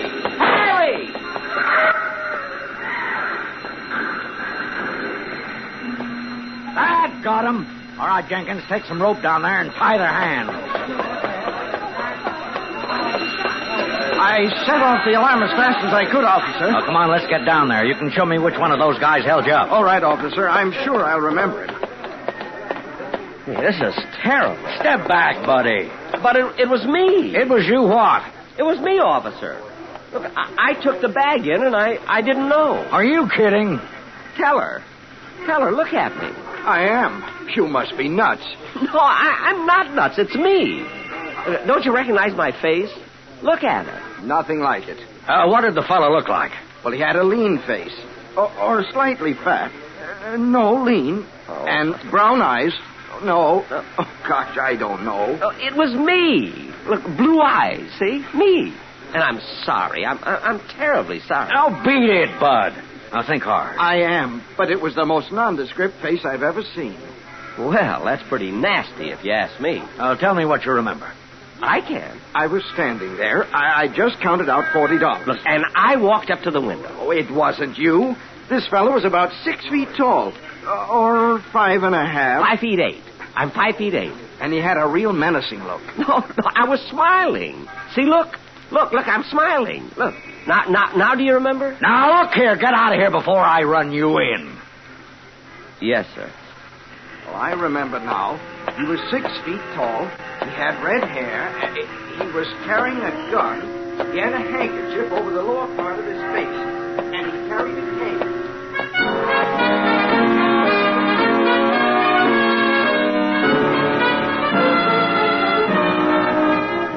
Well, that's what happened. That was an eyewitness account of a bank robbery from the man who did it. Here I walked into the bank, robbed them of $50,000, and didn't even know I was doing it. Imagine. And nobody recognized me. They didn't know my face. You know, I bet I could walk into another bank and do the same thing. Nah, I better not.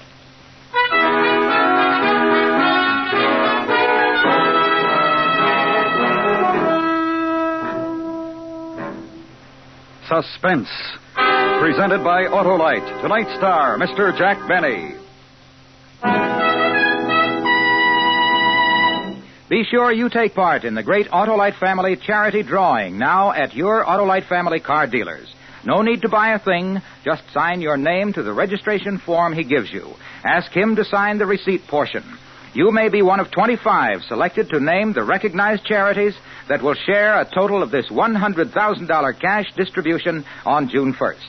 Here are the car dealers in your territory who have the Autolite Family charity drawing registration forms.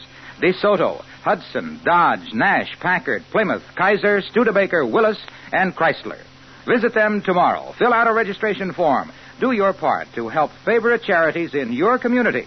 Share in this $100,000 cash distribution. Next week, a story based on fact. The dramatization of one man's deadly way of earning his living. All he needed was the morning newspaper, a telephone, and a gun. It's called Want Ad. Our star, Mr. Robert Cummings. That's next week on Suspense. Suspense is transcribed and directed by Elliott Lewis, with music composed by Lucien Morowick and conducted by Lud Gluskin. The Face is Familiar was written for Suspense by Arthur Ross. In tonight's story, Sheldon Leonard was heard as Harry and Clayton Post as Joe. Featured in the cast were Joseph Kearns, Herb Butterfield, Gene Wood, Hy Averback, and Stan Farrar. The Jack Benny Show may be heard every Sunday on the CBS Radio Network.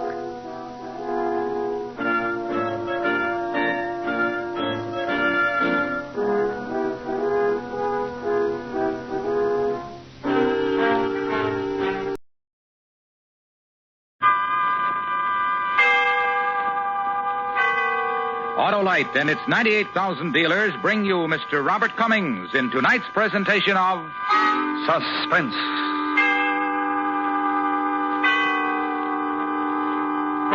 Tonight, Autolite presents a story based on fact. The dramatization of one man's deadly way of earning his living. All he needed was the morning newspaper, a telephone, and a gun. It's called Want Ad. Our star, Mr. Robert Cummings.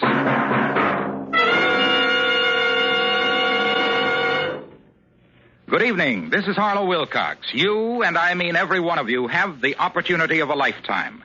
The Autolite family offers $100,000 to be distributed by you to your church, hospital, favorite local or national charity, heart or cancer fund, March of Dimes, any recognized charity. And it's so easy to participate. Just visit the showroom of any DeSoto, Hudson, Plymouth, Studebaker, Dodge, Willis, Nash, Packard, Kaiser, or Chrysler dealer. Ask him for a registration form. Print your name and address and have him sign it. Now, here is Mrs. Cornelius Vanderbilt Whitney, who is famous for her work with charities. She, like thousands of others, wants to know more about the amazing Autolite Family Charity Fund. Thank you. This $100,000 Autolite Family offer for charity sounds like a most extraordinary opportunity for all Americans to help their favorite charities. Can anyone register? Anyone in America, Mrs. Whitney. Mrs. Whitney will be back later to hear more about this great drawing. Remember, visit your Autolite family car dealer and sign up tomorrow. And now, Autolite presents transcribed Want Ad, starring Mr. Robert Cummings, hoping once again to keep you in suspense.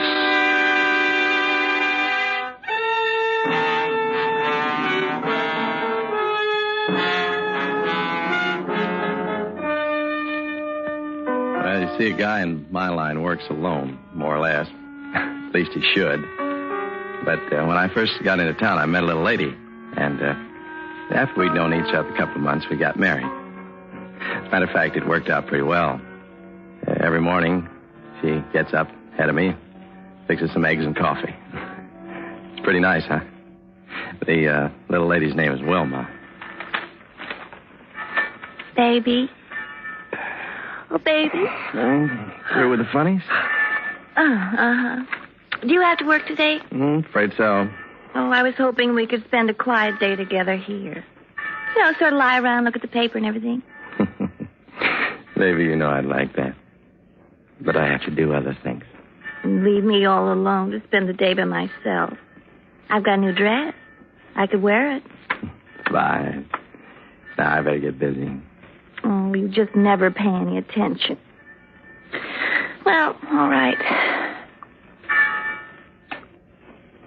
Baby. I think I'll go window shopping. I'll see you later. Yeah. Bye. Bye-bye. Let's see. Section 3. Pages 10 to 17. Now then. K. I. 2. 8. 9. 8. Hello? I'm calling about an advertisement in this morning's paper. Do I have the right number? Yes, I am. What kind of coat is it? That sounds like something I might be interested in seeing. Let me get that down. All right. 1425, what? Yondo? How do you spell that? Yondota, yeah. In about an hour. Thank you.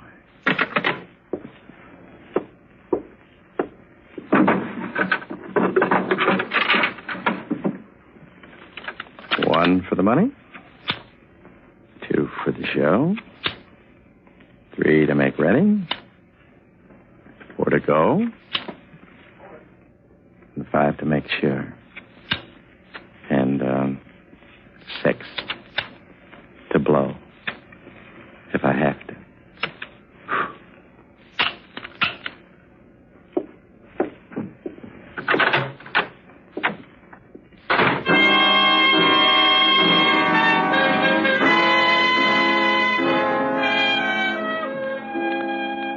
How many women can go out and plunk down the kind of money it takes to walk out of a store with a mink coat?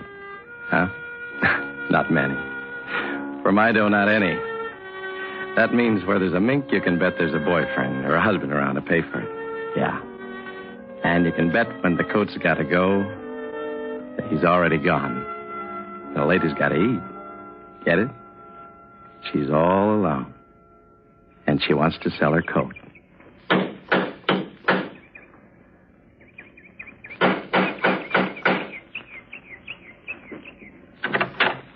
Oh, how do you do? Yes? I'm Mr. Vernon. I called about your advertisement in the paper this morning. Oh, yes, Mr. Vernon. You haven't sold it yet. Oh, well, no, I haven't. Oh, that's good. Now, I don't want to do business with any dealer. I just don't want to be bothered with any dealers. Half a dozen have called me already. I hope you're not a dealer, Mr. Vernon. Do I look like a dealer? Well, I can't tell anymore. They're very clever people.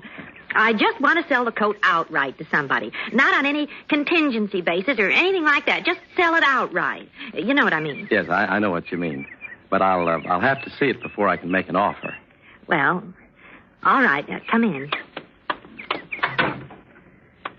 Well, I'm Mrs. Phelps. Oh, how do you do? You have a very, very nice home here, Mrs. Phelps. Thank you. Have you lived here long? 2 years. Would you like to step in here, please? Oh, yes, sure.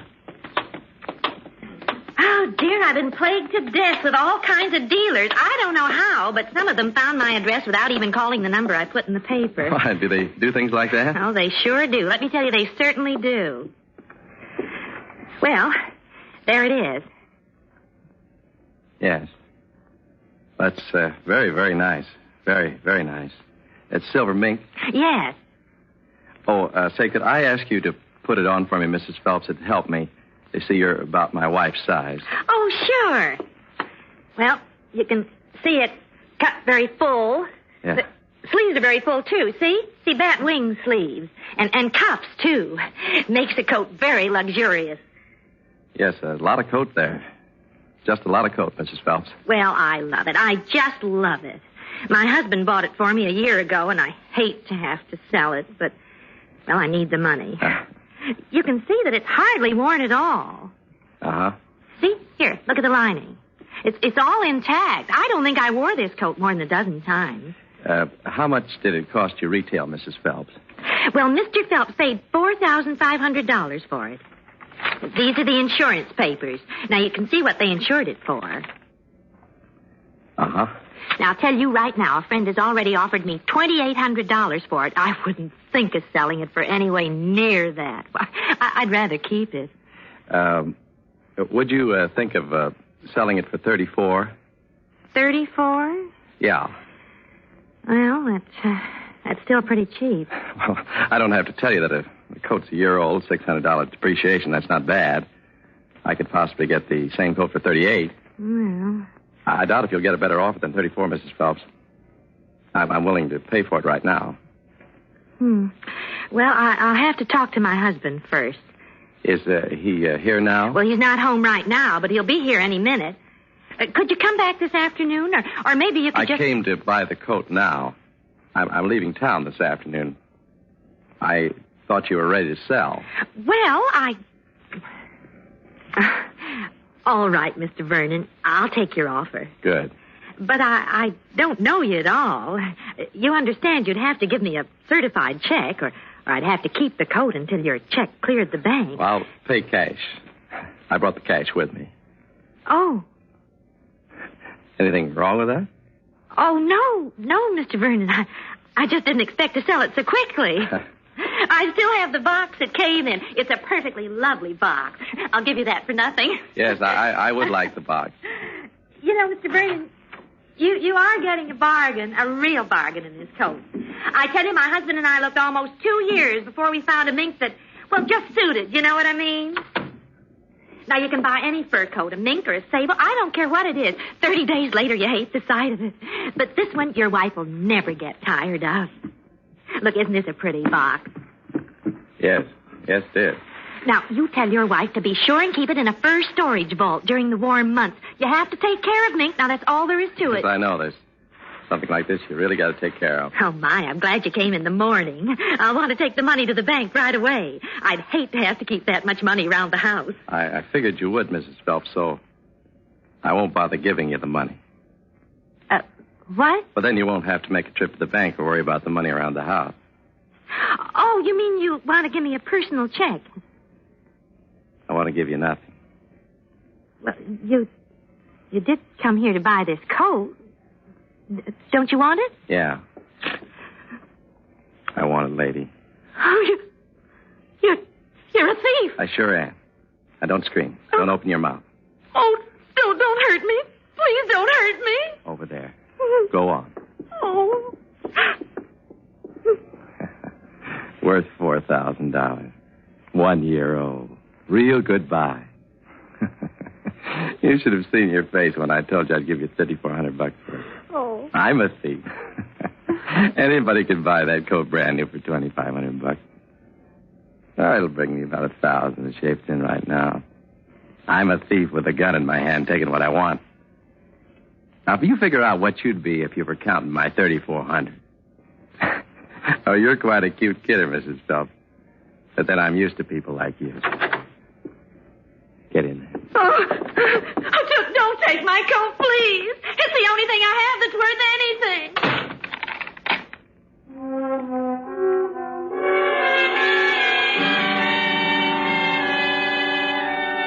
Well, that's how simple it works. I've been in the business for a little while now, and I know a few things about it. Of course, you got to watch your step and be ready for anything that happens, like today.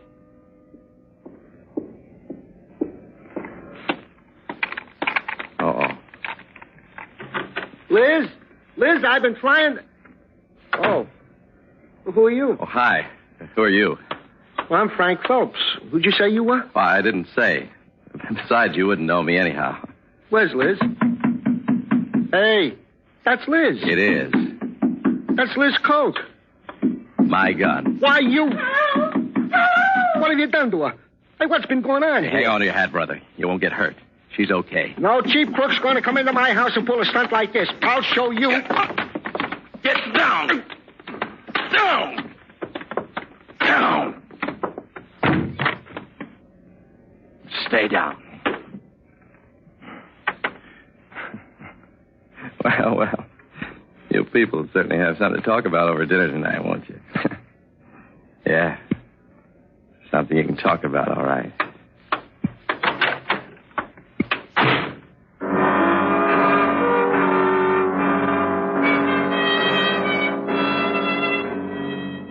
Now, when the hard part's done, and it isn't usually as hard as it was today, the next part is to get hold of a fence who can use a mink coat.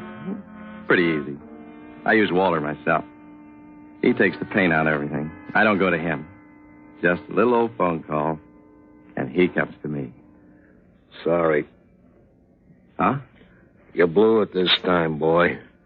I don't want this thing. It's too hot. Keep it.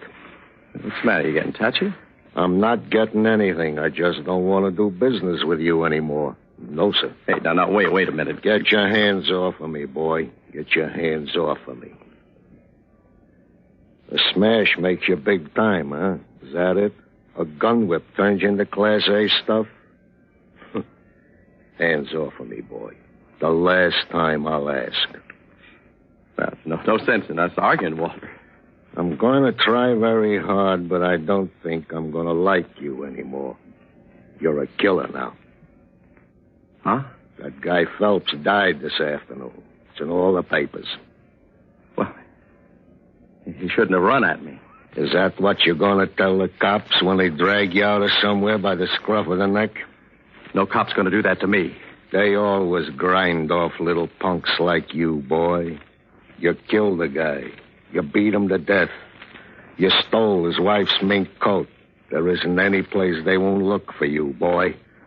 And they know where to look for your kind. They won't stop till they find you. You're gone, boy. Just plain gone. Only you don't know it yet. So long.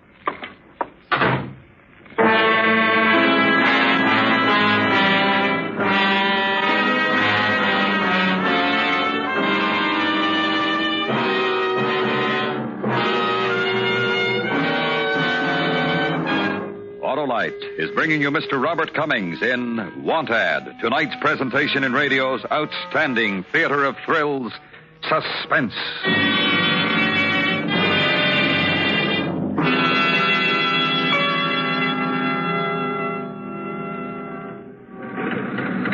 Here you are, Mac. Your Hudson dealers. Thanks, Cabby, and here you are. Oh, thank you.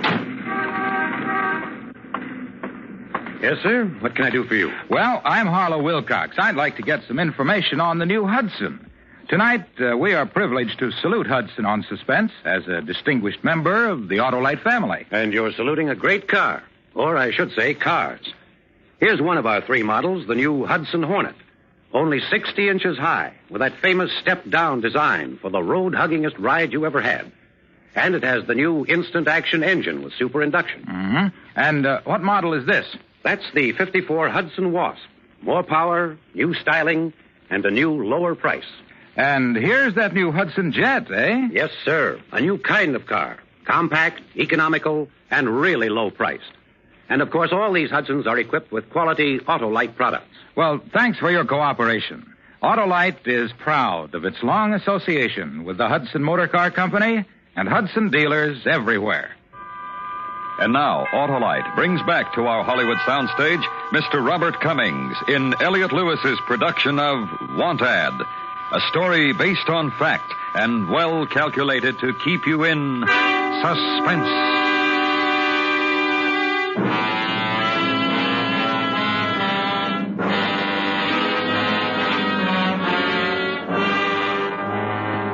I know maybe a half a dozen fences in town. Only tried 2 of them after Waller. Those fellas are kind of chicken about some things. They get a little action with a piece of merchandise and they all get scared. Of course, they're all afraid of something or other. Are you thinking, hon? Is that what you're doing, thinking? Yeah. Yeah, that's what I'm doing. About that man. Didn't he want the coat? No. Such a pretty, pretty coat.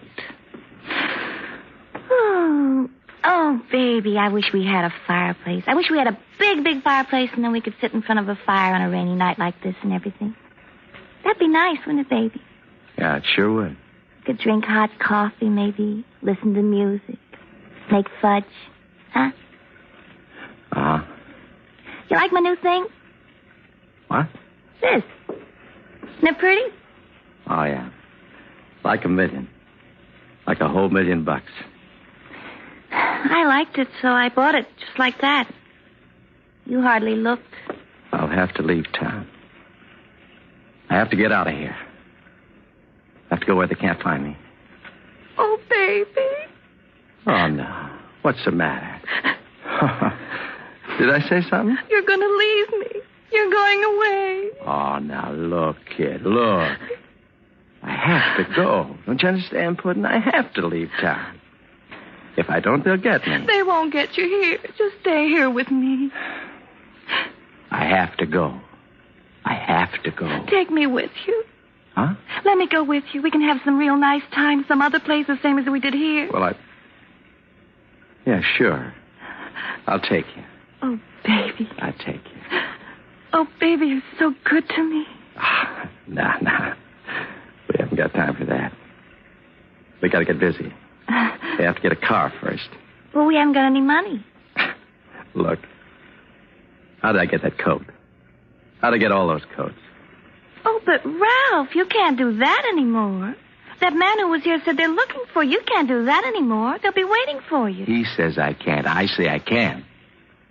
Don't you see how I use my head, baby? They're waiting for me, okay?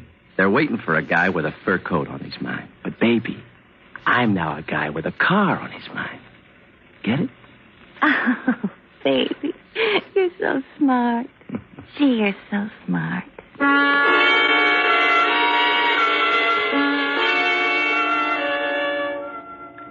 Well, sir, with little old Wilma wiggling around in my arms, I began to go over the new idea with myself. It was pretty good. The next day when the papers came out, I went right to work. Hey, baby, this is the one. Hey, this is the one. Which one is the one? This one, for sale. Like new, late model convertible private party. I just called. Oh, well, what was the matter with the others, baby? I told you, a man answered on the other calls. This time it was a woman who answered. Oh. It's the same thing. A woman trying to sell a car or a coat. She's alone. No one around. Makes it safer. Oh, I see. Do you like my new hat? Yeah, fine. It's a knockout, baby. Knockout. I'll wear it in the car. What kind of car did you say it is? Convertible. Big new convertible. Oh, we'll look swell going down the highway in a big convertible. Maybe we can put the top down. Yeah, we sure can. I told her we'd be right over to look at the car. Hey, you're coming with me. Yeah. It'll look better if you come with me. There won't be any trouble? I mean, the police are looking for you, aren't they? Baby, you let me worry about the police. There won't be any trouble at all. Just keep your new hat on. Come with me, baby. All right. I'll dress all up.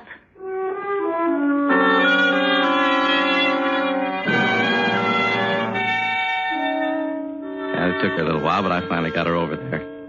It was a very nice-looking house. Just the kind of a place where they'd need a convertible to show off a little bit. My me. Wilma thought it was a very nice place, too. Hey, baby. Hmm? The gum. Oh, juicy fruit. You want some? take out the gum, baby. Oh.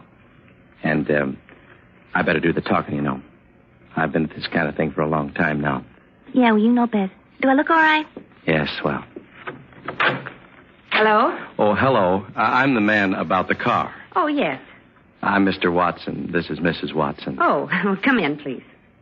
Well, we'd like to see the car if we could. We're in a kind of a hurry. Well, the car's in the garage in the back. It's just easier to come through the house. Well, all right. This way. Yeah, there's something funny about this. What? If she had a car for sale, she'd have it sitting in the driveway or out front. Not hidden in the garage. After the rain last night, I thought it best to keep it in the garage. I wanted it to look nice to show today. Ah, silly. Come on. But you two are newly married. Oh, no, we... Yeah, we've been married for some time now. You just look like newlyweds somehow. This way.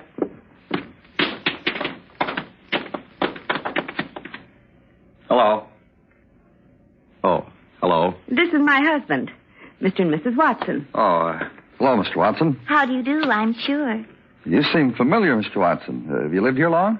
No, we're just passing through, as a matter of fact. Where are you staying? At the Alpine Hotel.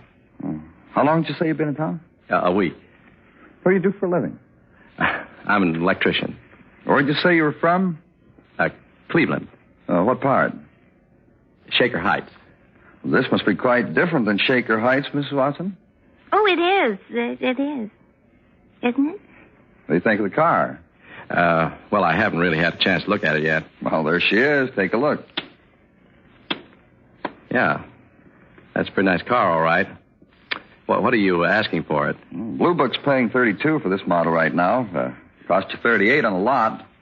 We'll compromise. $35? Well, that sounds pretty good. A little steep, though. How about $34? Can you get someone to carry the papers? Oh, I can pay for it myself. You brought cash? Well, no, but I can go over to the bank and get it if you'll give me an hour. No cash. Well, you didn't expect me to walk in here with $3,400 on me, did you? After all, I don't know you people from Adam. No offense, but man, it'd be crazy to carry that much money around strangers. What bank? Huh? He asked you what bank you'd go to get the money. Oh, why, just any bank. I'll draw a draft on myself, on my Cleveland account. You say you're an electrician, Mr. Watson. Yes. Is your name really Watson? What? Don't you usually look for fur coats? What? What's your real name? Huh? Your real name, what is it? Baby. Shut up. Let her talk. Say, I came over here to buy a car. What is this? There's the car. Buy it. I'd like to try it out first. Baby, will you shut up? Will you please shut up? You have some identification? Identification? Baby, will you shut up? Just shut up. What's the matter with your wife? I don't know. I don't know. We thought you might be needing a car. Huh? I said we thought you might be needing a car to take a trip in. I don't know what you're talking about. You know a man named Phelps, Frank Phelps? 1425 West Yondota Street. Well, I told you I'm new here. I don't know any town at all. I don't know any Frank Phelps. Baby. Frank Phelps was killed yesterday. The man went in his house, stole a mink coat from his wife, then used his gun on Frank Phelps when he came home unexpectedly. He beat him to death, Watson. You stood there and beat him to death. Well, I don't know any Frank Phelps. I think you do. No, I don't, I tell you. I don't. Do I, baby? No, honest, he doesn't. Neither do I. Mrs. Watson. Yes. You know we're police officers, don't you? Yes. I want to ask you one question. Yes. Why are you wearing Mrs. Phelps' mink coat? What? Well, I didn't think you'd mind. You never pay any attention to the things I wear. Just never pay any attention at all. Oh, baby. Baby? Huh? Let's go.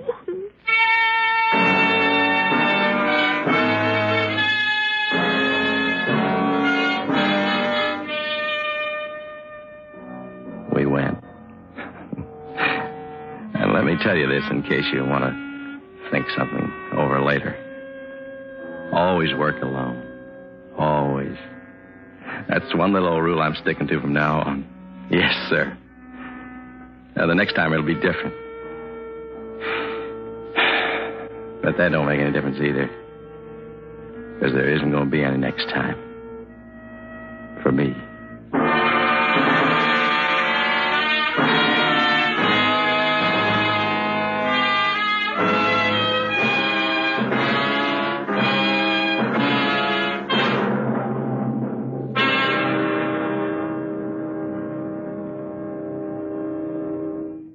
Suspense. Presented by Autolite. Tonight's star, Mr. Robert Cummings. Here is Mrs. Cornelius Vanderbilt Whitney again to hear more about the $100,000 Autolite family charity drawing. Harlow, we leave the registration form with the dealer. And is that all we have to do? Yes, that's all there is to it. You don't buy anything, write any sentences, solve any puzzles. Just print your name and address, and you may be one of the 25 selected.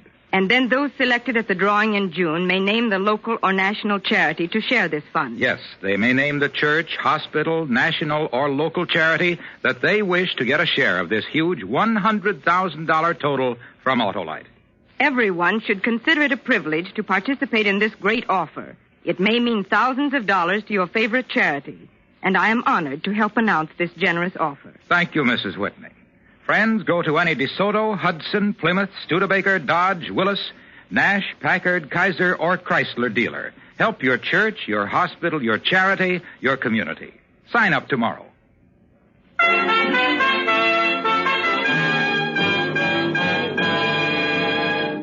Next week, a lady with a big voice and lots of good humor meets a man with a soft voice and a very sharp knife.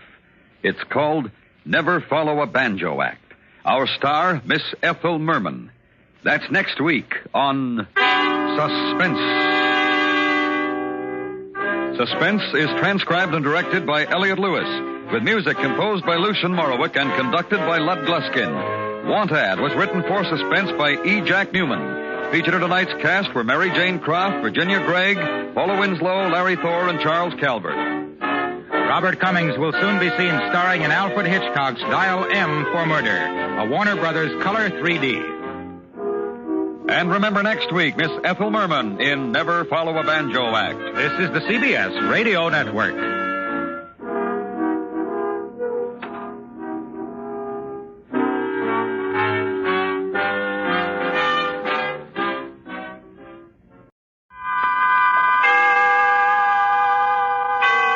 Autolite and its 98,000 dealers bring you Miss Ethel Merman in tonight's presentation of Suspense.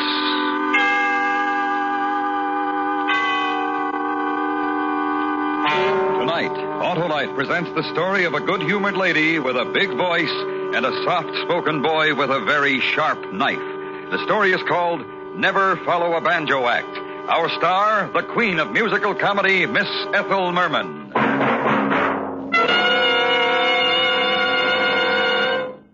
This is Harlow Wilcox with $100,000 news. You may get your own church, hospital, or other community or national charity a big share of that sum.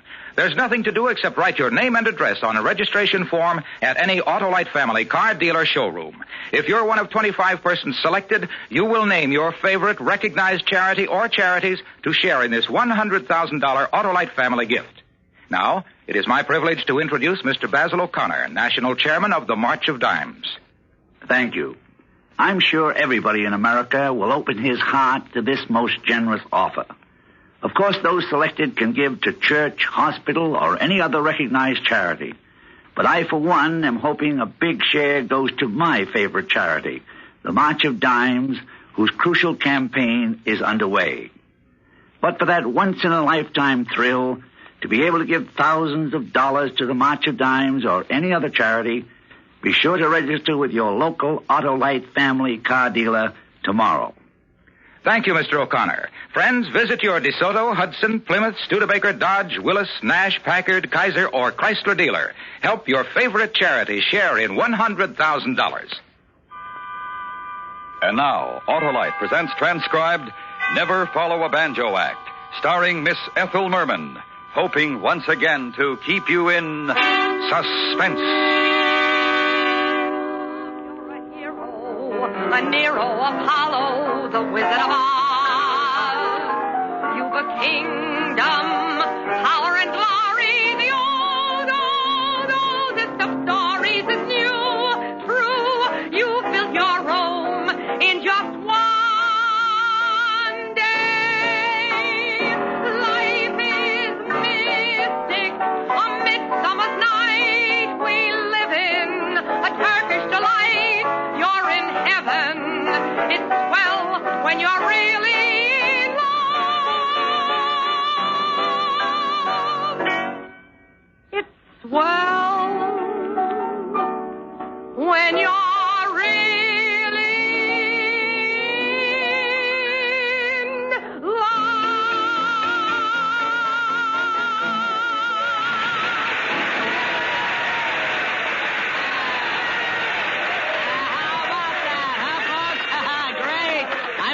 ladies and gentlemen, Rosie Jones. Come on, take one more bow, Rosie. There you are. Oh, man. She really does come on, that girl. Well, ladies and gentlemen, oh, you lovely uptown types. You came, you saw, and you heard. The one and only, the immortal Rosie Jones. Pride of 52nd Street in the Club Nightshade. Hey, sing Melancholy Baby. And now we bring you Chico and his Mambo Rascal. Get it, boys.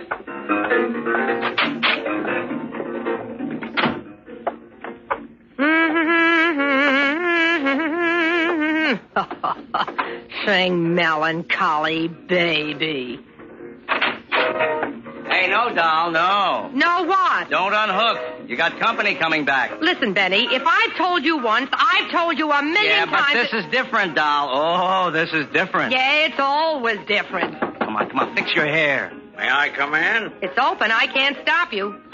My name is Cram, Rosie. Ray Cram. I'd like to talk to you. Ray Cram, huh? Beat it, mister. I don't think you got the name right, or maybe you never heard of me. Every guy who wants to make a big impression back here claims he either is or is representing a big agent. Doll, this is Ray Cram. I assure you, Miss Jones, this is Mr. Cram. And who, my dear, are you? I'm Johnson, assistant to Mr. Cram. Tell you what, Mr. Cram, show me your driver's license. Oh. There you are. Oh, have a chair. Call me Ray. You know, I've been an admirer of yours for many years, Rosie.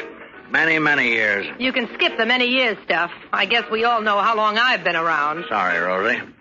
Well, for some time, I've been casting about in my mind, speculating as to how your mature talents could best be utilized. Benny. Listen to Mr. Cram, doll. Benny, if this is a rib, so help me, I'll kill you. Go on, Mr. Cram. Last night, it came to me. I know. You want me to replace Marilyn Monroe. Rosie, you're a sensitive, insecure girl because somehow these last few years have passed you by. But I want you to shut up and listen. All right. But so help me, if this is a rib... Shut up. You know I'm representing Terry Dane. And you know who he is, and you know what I got. Right? And no cracks. Right? Right. The hottest thing since Frankie was first discovered. That's it. We've had new ones and new ones. They come, they go. But this Terry Dane's $1 million a year gross. With tousled hair. Face you'd like to put in your lap and hug and kiss. And a voice like, well, the answer to a maiden's prayer. Personally, I go for men. But what's the pitch? She goes for men. Great little kidder, huh? Listen, Rosie, ask me what's the pitch, I'll tell you. We're opening Terry at the new Cactus Retreat in Vegas 2 weeks from Saturday. He gets 25 G's a week. I read it in Billboard. Big deal. We need somebody to work with him, Rosie. Somebody who's got the experience and the talent and a voice you could lay bricks on. Somebody who can really go along with him. It is a rib. Will you shut up? So may my mother be struck dead if I should say one word that isn't the truth and sincere from the heart. Go on. Benny's paying you $275, Rosie. I want to buy you a contract from him. I'll give you an even grand, legitimate expenses plus transportation. You like? To work with Terry Dane. 4 weeks guaranteed, maybe a bonus. Who knows? Benny. I seen the contract, Rosie. And, you? I assure you, Miss Jones. I give you 10 seconds to give me a firm answer. Say yes, we finalize it here and now. You don't mind if I seem a bit in the dark. That's 9 seconds. What happened to that big My Darling Died campaign your office was spreading? When you had him singing, I'll Never Smile Again and so forth over the cute little girl who was killed in that accident. Constance Green? Boy got over it. So why don't you get him another young thing, like she was? Never follow a banjo act with a banjo act, Rosie. Whole show business motto. Gee, she was cute. And that accident, what was it? She fell through a shower door or something. Bled to death. 5 seconds. 4, 3, 2. I'll take it. That's my girl, Rosie. Now, while you're signing these, gentlemen, if you'll just leave us alone for a minute. Sure thing, Mr. Cramp. Now, the pen just, yeah, that's it. Standard form? No riders? No riders, Rosie. But there's one thing I want to make clear right from the outset, so there's no misunderstandings later. Why, Mr. Cramp. I'm serious, dear. About Terry. Keep away from him. Okay. I mean away, dear.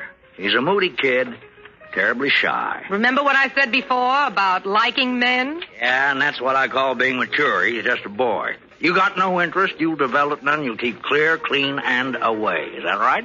Right. Oh, I'll make it look good on stage, Ray, but after hours... After hours, I'm going hunting for one of those Nevada cowpokes.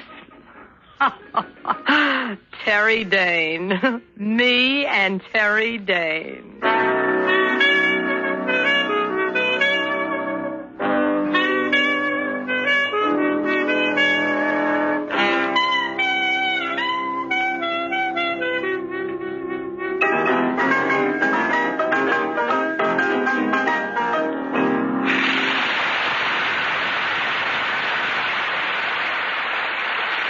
You like this, Rosie? It was a good arrangement, Terry. Go on. They're cueing your solo. Who cares about solos? I like duets. I like doing it with you, honey. What a passionate one you are. So get on with you and passionize that mob, Terry. They're calling for an encore, Sugar. An encore of you, my boy, of you. They like you, love you. Every last dame in the place. So get out there. Yes. They love me. It's true. Every last one of them out there. Everybody seems to.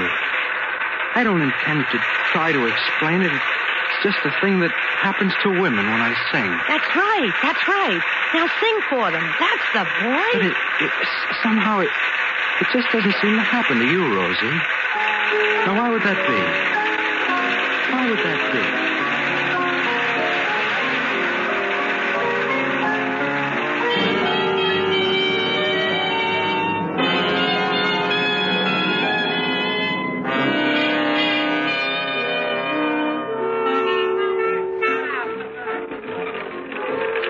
Lady wages 2 bits on the 23 red. Rosie? Hello, Ray. Get me a 2-bit plunger. After your turn in the last show. Yeah? Terry was whispering to you. What about? Oh, he wants me to join his fan club. Something I don't know. And what else? Nothing else. You sure? Hey, look, what is this anyway? Nothing there. Keep up the good work. And keep on keeping away from Terry. That's right, dear. A pleasure. Bye now. Toodaloo. Miss Jones, ma'am? Why, hello, Texas. Oh, my name ain't Texas, ma'am. It's Earl. Earl White. Earl. But that's such a short name for such a long man. I just wanted to tell you how much I like your singing, Miss Jones. Really? Oh, you're not just saying that. Oh, no, ma'am. You're one in a million, Earl. Yes'm. Blurt it out, Earl. Well, I'd sincerely like to buy you a drink, Miss Jones. Well, let's saddle up, Pod, and get with it.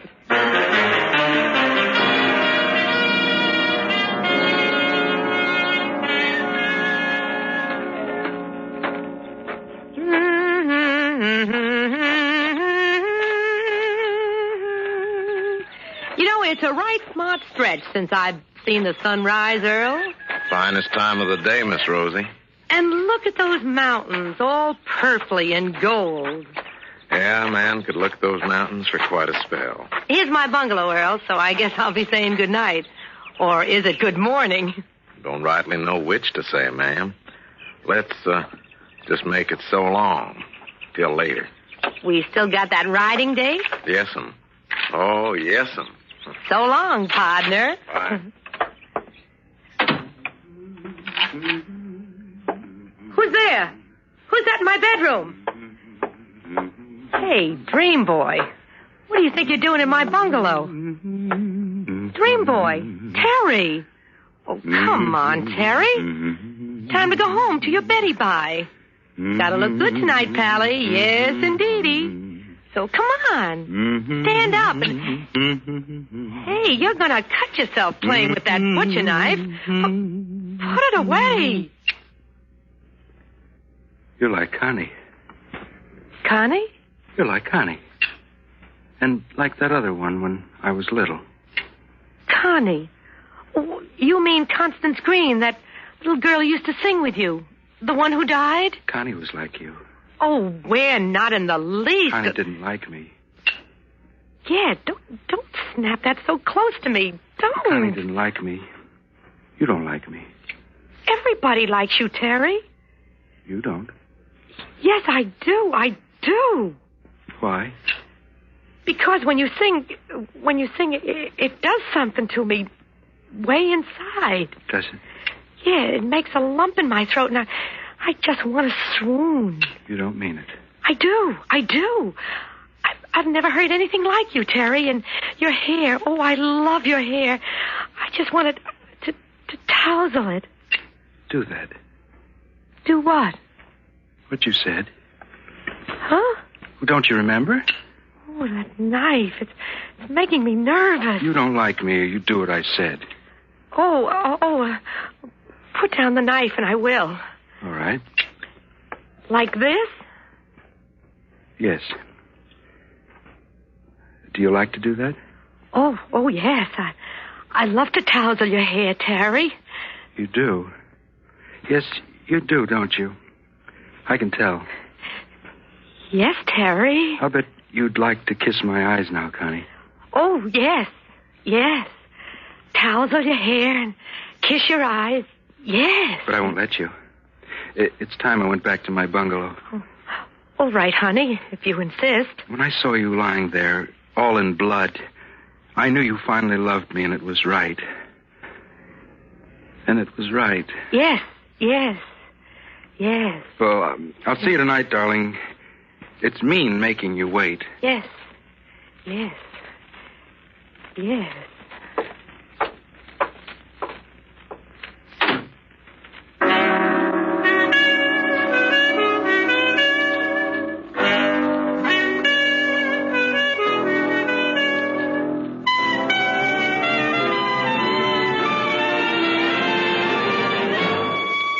Autolite is bringing you Miss Ethel Merman in Never Follow a Banjo Act.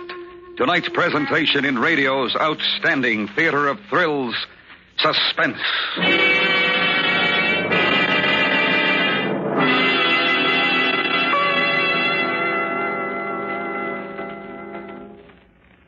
Hi, Harlow. Well, hello, Bob. Hey, got new Plymouth, eh? Yes, sir, and what a car. Just like they say, under the beauty, there's solid value. Say, we're saluting Plymouth tonight on Suspense as a distinguished member of the Autolite family. Plymouth's a distinguished member of my family, too, Harlow. The kids love its looks, my wife loves the comfort, and I really go for the economy. And we all go for a drive every time we can. Because with Plymouth, driving is the real pleasure it should be. Yeah, and hey, talking about drives, you get a choice of 3, don't you, Bob? Yes, you do, Harlow. Synchro silent, or if you wish, automatic overdrive, or no shift high drive. They're all available on this great new Plymouth. And of course, you know, Harlow, 4 is Autolite equipped. I sure do, Bob. You're justly proud of your new Plymouth, and Autolite is also proud of its long association with Plymouth and Plymouth dealers everywhere. And now, Autolite brings back to our Hollywood soundstage Miss Ethel Merman in Elliot Lewis's production of Never Follow a Banjo Act, a tale well calculated to keep you in suspense.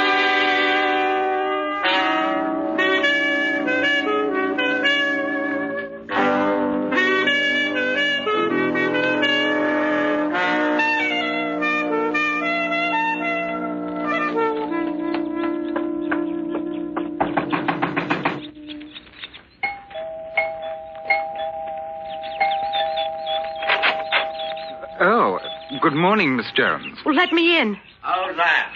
It's me, Ray. Come out here. I've got to see you. Well, what are you doing up this time of day, dear? What's the problem, Rosie? It's your boy, your client, your tousle-headed $1 million gross. Terry? Yeah. Now, what's the rascal up to this morning? Murder. Very funny. Come on, Rosie. What's going on? You mean you don't know? No, what? No jokes, Rosie. Now, what's this about Terry? In words of one syllable, Ray, that boy is a nut. He was in my bedroom just now with a knife, this long, suggesting that I should maybe flip every time he opens his mouth. I tell you, he scared the living daylights out of me. This is serious. You bet it is. He darn near cut my throat. No, because he said I didn't like him. Didn't like him? Yeah. And you know what you said about the old show business motto, never follow a banjo act with a banjo act? Yeah? Well, Ray Cram, you've done it. He's got me all mixed up with her and something about lying in a pool of blood and... Oh, this isn't for a baby. To that boy, I'm another banjo act. Well.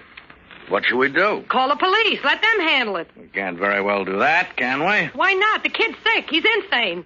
He could do anything. Aren't you exaggerating a bit? No. Think now, dear. Don't you think it might have been just a little joke, huh? Ray, nobody makes jokes like that. Sure they do. Don't they, Johnson? Yes, Mr. Cram. Quite often. So, why don't we forget about this, huh, Rosie? Forget about it? Yeah, forget about it. Hey, now. You're getting $1,000 a week, dear. Top publicity, a swell time, so why don't you relax, I'll have a little talk with Terry. There'll be no more jokes, I promise. Okay? You know. Know what?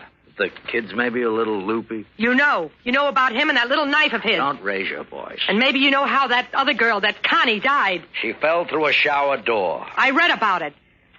She was cut up pretty bad, wasn't she? Johnson. Yes, Mr. Cram. Give me a drink. Yes, Mr. Cram. You want a drink, Rosie? At 6 o'clock in the morning? What I want is a good explanation. And after that, I want to use your phone. Now listen, Rosie, and listen good. You've been around a long time, dear, and you know what can sometimes happen to a Weisenheimer who goes popping off when it's uncalled for. But this is called for. That kid belongs in an asylum or someplace. That kid represents $1 million gross. Of which you get 10%. Of which I get a whole lot less than that. He's divided up a half a dozen ways, Rosie. Some of the holders are very influential parties. One of the parties in particular wouldn't like it if anything happened to make the money stop coming in. That party's name's a secret. But I'm going to tell it to you, Rosie, because you've been around and you'll appreciate this. Who? The syndicate. So explain. They're human beings, sort of. Tell them the truth. Tell them they bought in on something bad, just like you. You don't understand. I sold them their piece. Me, Ray Cram. You're in trouble. Not unless you talk, and if you do, you're in trouble, too. Here's your drink, Mr. Cram. You put ice in it. I'm sorry, Mr. Cram. Ice hurts my caps. So sorry, Mr. Cram. Go on, fix it. Yes, Mr. Cram. How do you mean? I'll be in trouble, too. The syndicate. I'd be forced to tell them who blew the whistle on their golden goose. And then, well, you know. Oh. So, take the realistic view, huh, dear? We'll protect you. We'll keep Terry away from you. You got nothing to worry about. Nothing to worry about. Now I'm real reassured. Look, Ray, couldn't I just slip out of town? No. I saw the boys after the show. They liked you. You stay. That's the word from the boys. You know, this is kind of a hysterical situation. Here you are, Mr. Graham. Caps. They cost me $3,500. All they do is ache. I wish I were dead. And, dear. Yes, dear. You're singing good on your solo, but don't sing too good on your duet. Don't take away from the boy. No. That's it, dear. Bye now.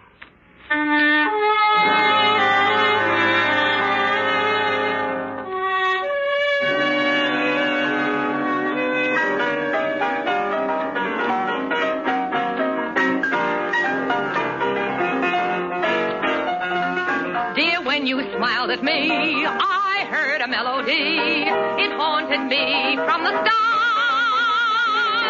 Something inside of me started a symphony. Sing with the strings of my heart. 'Twas like a breath of spring. I heard a robin sing about a nest set apart.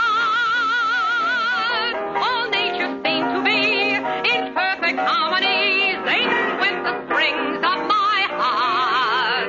Your eyes made skies seem blue again. What else could I do again but keep repeating through again? I love you.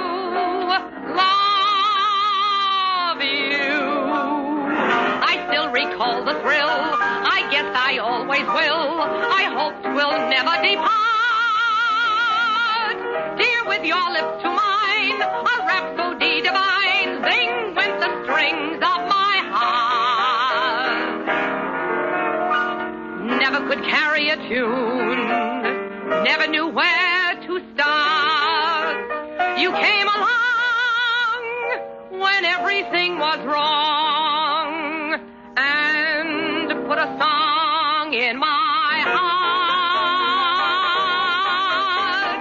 Dear, when you smiled at me, I heard a melody. Something inside of me started a of my heart. Just like a breath of spring, I heard a robin sing.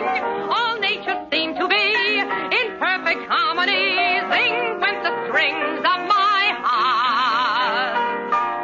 Your eyes made skies seem blue again. What else could I do again but keep repeating through again? I love you, love you. I still recall the thrill. I guess I always will. I hope 'twill never depart. Dear, with your lips to mine, a rhapsody divine. Sing when the strings of my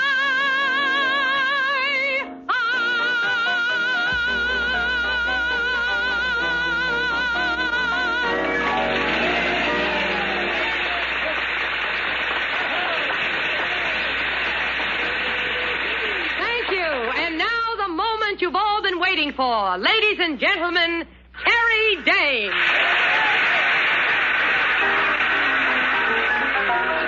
Hello, baby. Hi, folks. Isn't she great? Isn't he great? Terry? Yeah, doll? What are you thinking about, Terry? All things. What kind of things, Terry? Moon, June, spoon, tune. Got a tune? Oh, I got a tune. Good little tune? Happy little tune. I like a happy little tune. Is there a boy in it? No, just a girl. What kind of a girl? A very quiet girl. And she was right. Right and dead and red as red can be. Oh, what are you going to sing, Terry? She was red. It was all red.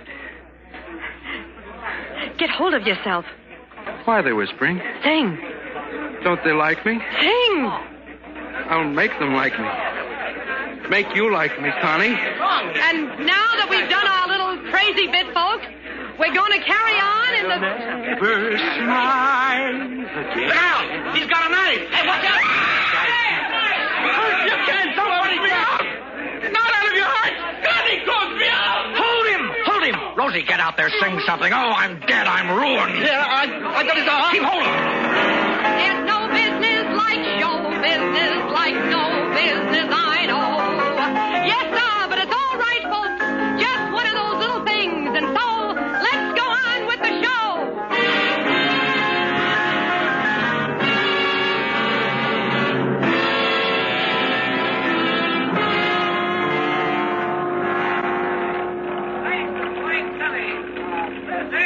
Consarn if I can figure what makes a fella like that tick. I think I'll play the black tonight. He went just plumb loco, didn't he? Took 6 men to get him into that there special airplane. I swan, flying a man to the bug house. Too many banjos. That's all, partner. Too many banjos. I beg your pardon, ma'am, but I don't rightly follow you. Let it pass, handsome. Let it pass.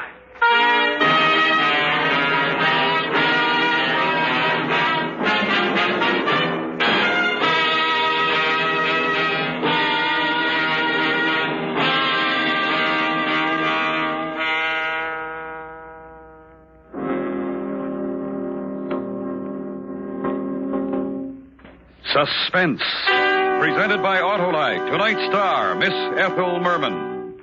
Friends, sign up tomorrow for the big Autolite Family Charity Drawing. If you are 18 years or older, you can be one of 25 persons selected to pick your favorite charity or charities to share in $100,000. As March of Dimes chairman Basil O'Connor said earlier, for that once-in-a-lifetime thrill to be able to give thousands of dollars to the March of Dimes or any other recognized charity, be sure to register with your local Autolite Family card dealer tomorrow. Just fill out a registration form and have the dealer sign it. There's nothing to buy, nothing to write except your name and address. But you may help your church, hospital, or other favorite recognized charity share in $100,000. So visit any DeSoto, Hudson, Plymouth, Studebaker, Dodge, Willis, Nash, Packard, Kaiser, or Chrysler dealer tomorrow.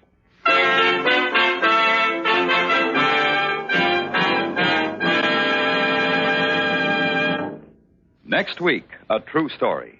The report of 2 murders and the heroic man responsible for these necessary atrocities. It's called Death at SKIKEROD Pond. Our star, Mr. Jeff Chandler. That's next week on Suspense. Suspense is transcribed and directed by Elliot Lewis, with music composed by Lucien Morawick and conducted by Lud Gluskin. Never Follow a Banjo Act was written for Suspense by James Poe. The duo pianists were Walter Gross and Vic Piemonte. In tonight's story, Shepard Mencken was heard as Terry, with Joseph Kearns as Cram. Featured in the cast were Jerry Hausner, Ben Wright, Paul Frees, and Jess Kirkpatrick. This is the CBS Radio Network.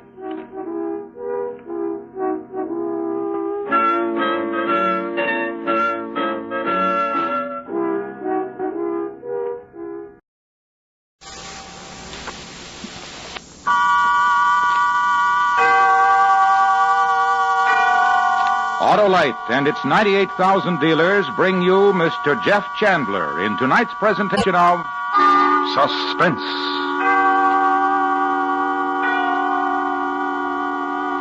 Tonight, Autolite presents a true story. The report of 2 murders and the heroic man responsible for these necessary atrocities. It's called Death at SKIKEROD Pond. Our star, Mr. Jeff Chandler.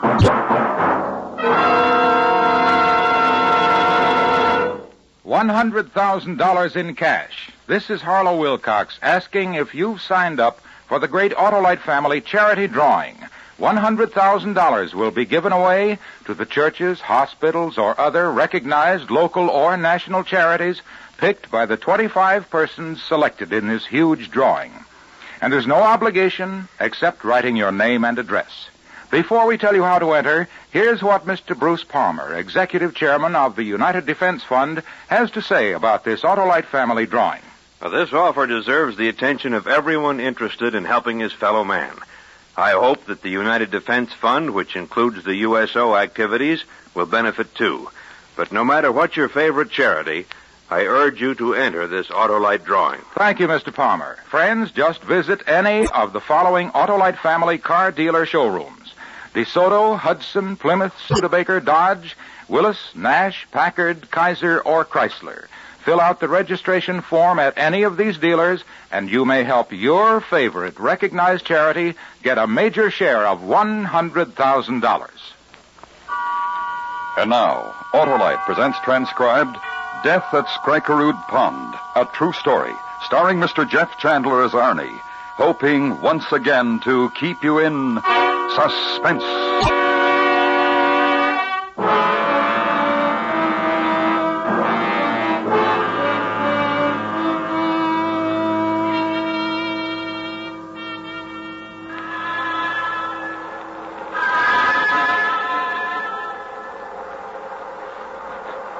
Mother.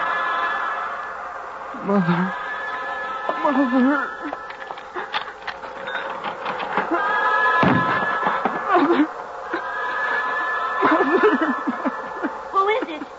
Who is there? George? Oh! Son! Son! It's all right.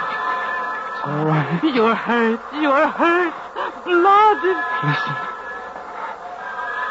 Train whistle. Do you hear it? Yes? And the train is not moving. You and the blood, and the train is not moving, but screams like something... Close the door. Close the door and I'll tell you. Yes. Train full of Nazis. George, do you hear me? I'm not badly hurt, Father. Let me see. No, you're not. Seems... Yes, the bullet has gone through your shoulder, and the blood you've lost... Get him up. Get him from the floor. Yes. Put your arm about my neck, George. And here.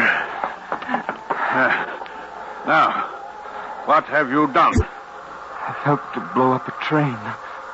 A Nazi troop train. And in running away, you were shot. Yes. Let him alone. He...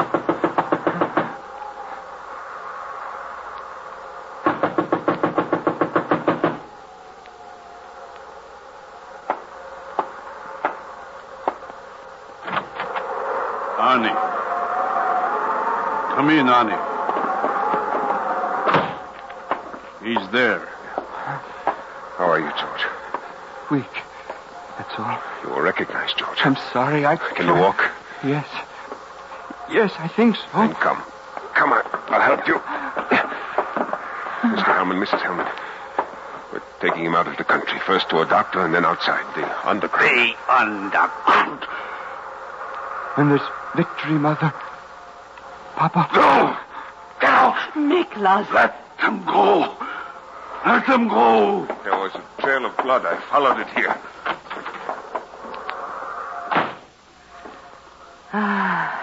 Come.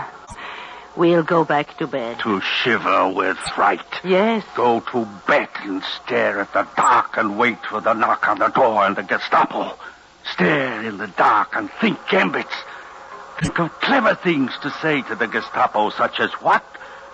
My son, a member of the underground? My son? Surely there is a mistake. For I have no son, Lieutenant. Therefore you cannot arrest me for something this boy has done. Will these be your thoughts too, Anna, when you go to bed? The same. For surely they will come. There will come a knock on the door, and they will drag us from our home and send us where? Perhaps to Germany and Dachau, Anna, to burn. Miklas. Eh? These are the thoughts I have. Because of our son. Anna, because of our son. Yes. Now he's been recognized. And he said... Yes. They will come here. They will come. We can go to bed now and stare at the dark. At least now we know this will be the last time. No! What are you doing? Quiet!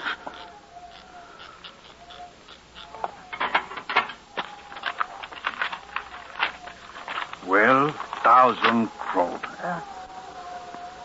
This is all the money in the house? Yes, but the bank, we have so much more. 12,000 kroner. Suddenly I am a pauper. Anna. What is it? Your jewelry. Get it. But why? All of it. Get your things together. We're getting out of here, across the border. They'll take us across the underground. They have to. They have to.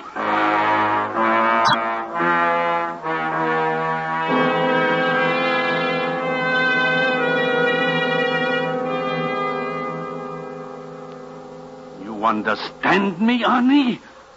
You are the patriots. And you, the sellers of freedom, and Mrs. Hellman and I have come to bargain and buy. I've told you the borders are closed. The Nazi patrols swarm. I don't know, Mr. Hellman. You don't know.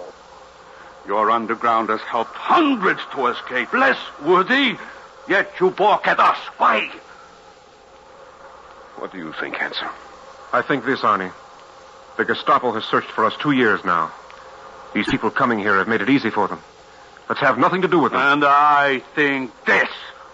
If you do not help us, if you do not lead us across the border into Sweden, then I will report you to the Gestapo. I personally will tell them who you are, where you hide. No, wait. No, he did not mean that, my husband. Miklas did not. You heard him. He did not mean it. He is frightened, and he is desperate, and he does not know what he says. Do not beg of them, Anna. We are not their beggars. Please, Miklas. I will not beg. I will tell them of us. 30 years we have lived in your country, Mr. Arne, Mr. Hansen, with pride, with respect, with love for the things of your country. And because my son has spilled blood for this country, we now must flee it and begin another life. And we are not young. But we are rich, and we will pay you well for this new life, more than any of the others. We are rich. We will pay you well. We are not in this to make profit on sorrow, Mrs. Hellman. Heroes, then. is what you are. Listen to me. It's not good, Arnie. I tell you, it's not good. Listen to me. New life you want. It lies through bitter wilderness and savage hardships and swamp and cold. Be eloquent, Arnie. Be eloquent. Let the words spill slow and thoughtful from your mouth while the Gestapo searches for us, for you, and comes nearer and nearer. Could try, Hanson. How? I know a way through the forest, a way unused before, where SKIKEROD Pond is. Maybe we could... Yes, I think we could. Good. Then it is settled. You see, Anna, it is simply a matter of bargaining. One knows how to bargain. One lives... Get your things together. We're getting out right now. Quickly. At your command, Annie. At your command.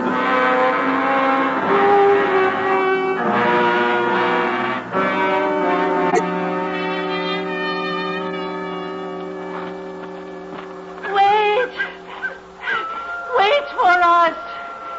Wait here, Hanson. I'll go back to them. What's the matter? I cannot go, Father. I cannot. We have to keep going, Mrs. You heard her. We will rest here. Listen to me. It's taken us almost 7 hours to go 3 miles. There are still 20 miles to the Swedish border, and there are Nazi patrols. It will be light in an hour. You take us for animals, for beasts? We will rest here, and we will eat something. You hear me? We will rest, and we will eat. Where is the food? Hanson. Arnie, we've got to keep moving. We're going to rest here for a while. Get some of the food out of your pack. Look, Get Arnie. it. Here, take this, Mrs. Hellman. Mr. Hellman. This is food? This that one throws to pigs, leavings of the gutter? This you ask us to eat? It's all we have. You want it? No. I have much better here. Here in my flask. Get up.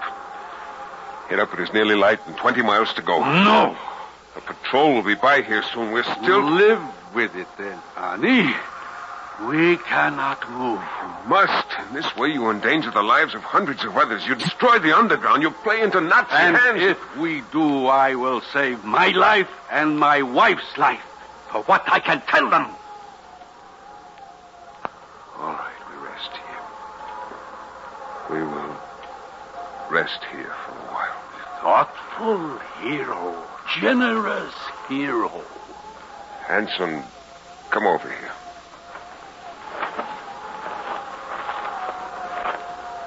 Hanson. Yes? They can destroy us and the underground. The lives of other men and women who believe with us. Yes. Destroy what their own son has fought for and bled. Yes. Enemies, then. Yes. We are at war. I have thought these things. When I carried her on my back, and then him. I wondered how long for you to think also. No. There's a rock under the snow there, Hanson. Take it from the snow. And this one for me. And when we are across the border, Miklas, they will be for us.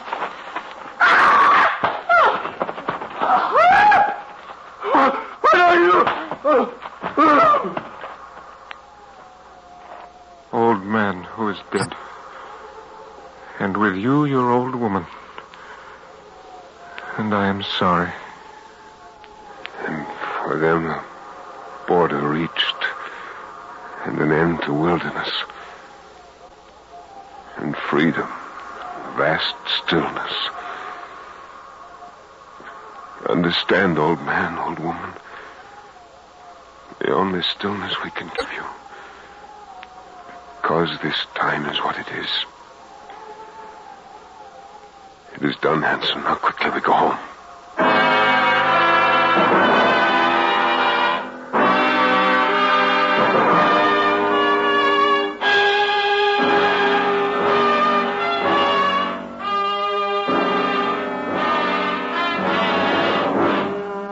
Autolite is bringing you Mr. Jeff Chandler in Death at SKIKEROD Pond. Tonight's presentation in radio's outstanding theater of thrills, Suspense.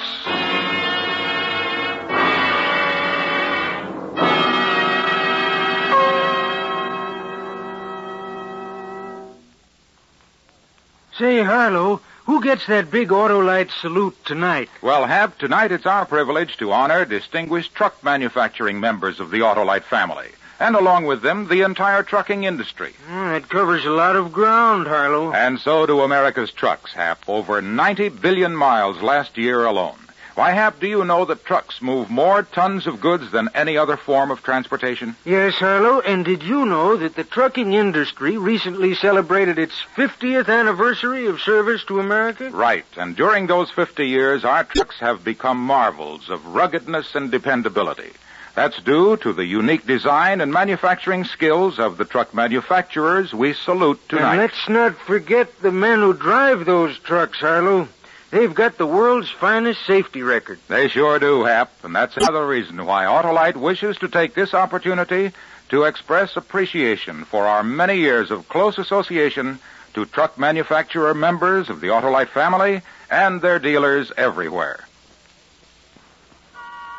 And now, Autolite brings back to our Hollywood soundstage Mr. Jeff Chandler of Death at SKIKEROD Pond, a true story, well calculated to keep you in suspense.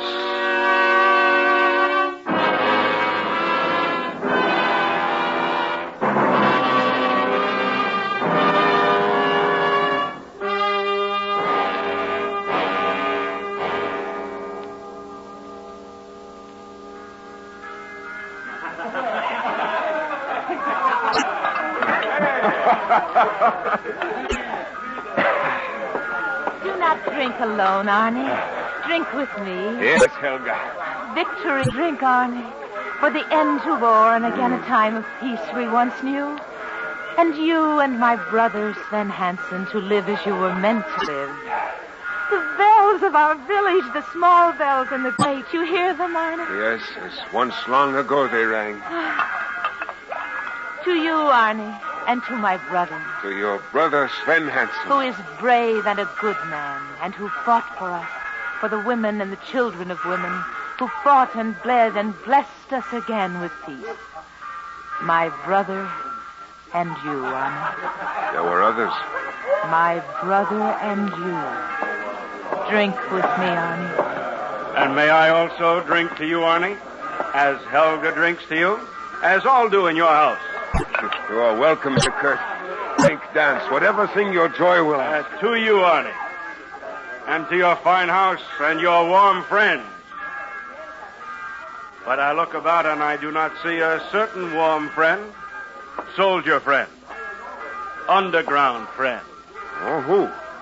The friend of the sabotage train of many years ago. The friend George Hellman. Where is he, Arnie? I don't know. And a lost son brings to mind the father and the mother. The old people and their money. Jewels they had, it is said, and many kroner. And now the old people are lost. And there is wonder of them. And you have fine things in your house. The kroner, Arnie. The kroner and jewels of the Hellmans. Where, Arnie? That you bought with them? The lamp? And that? The silver? And now I must teach you another thing. Not to lay your murderer's hands upon me.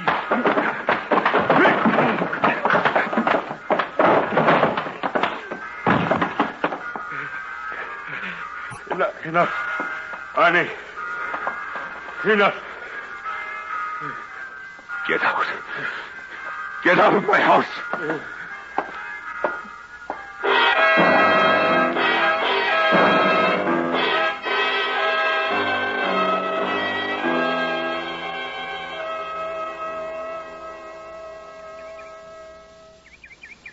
Sven. Yes? The old days. Dead. The old days of war, and shouts and sobbings. Dead. Many years now. Of underground, an explosion bright as sunburst. A child crying alone in a snowfield. Wandering alone in a snowfield. They are dead. You hear me, Arnie? The old days are dead. Forgotten. Helga. Quickly, I have brought you extra clothing and food. Why, Helga? Why do you... The body of Nicholas Hellman and of Anna, the old woman, his wife. A villager found them at Skrikerod Pond. Has gone to the police. You bring clothes and food for us? Why? Warrants have been issued for the arrest of their murderers. It was not murder. It is what they have named it. And they, too, have forgotten the old days, the days of war. They call it murder. I've told you. I'll tell them. Run, hide. No. Take my brother with you and go. I'll tell them what happened. I'll convince them. You'll not convince them. These are other days, and they have forgotten how it was. Sven and I did what had to be done. There was no shame in it. Then tell Sven to go, my brother. Tell him. Sven. What you say, Arnie, that I will do. As in the old days. Go, Sven. Go. What Arnie said, there was no shame in it. It was a thing of war, of need. Then we stay. Let them come.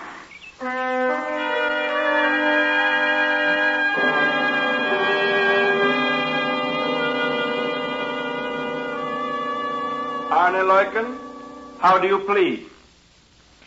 I confess freely to having caused the death of Mr. and Mrs. Hellman. However, to the charge of murder, I plead not guilty. And Sven Hansen, how do you plead?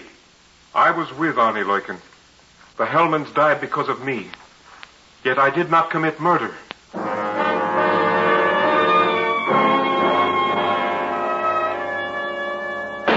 There was nothing else we could do, so we did it. Why couldn't you let them try to reach the border themselves? They would never have made it. Oh, come now, Mr. Hansen. Men have crossed Greenland on foot. Those old people... Consider what you have said. Those old people. Yet you killed them. Something obscene. Not so. There is nothing else we could do. Nor could they have crossed another 100 yards on foot. That, of course, is your opinion.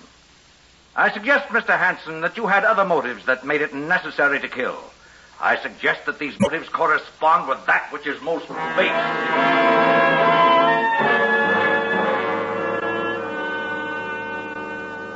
Because the war is over. Because the mass killing is done. And the death of two solitary people is important. It's forgotten now that the Hellmans were our enemy as surely as... Enemy? How? How? They would have betrayed us. It would have meant the end of the whole underground. Which, of course, is conjecture. Mr. Leuken.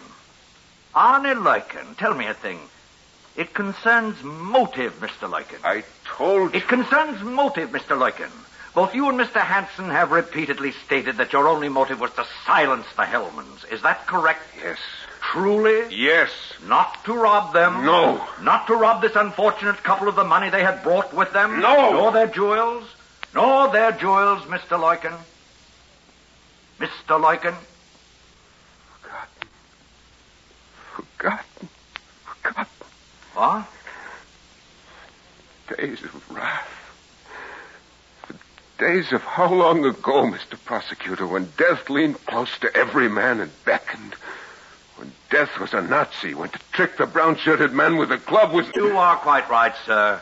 It was long ago. Now it is done with. Now the return to dignity, which is why you are here. Prosecutor respectfully requests the court to grant recess until tomorrow. Court will adjourn until tomorrow.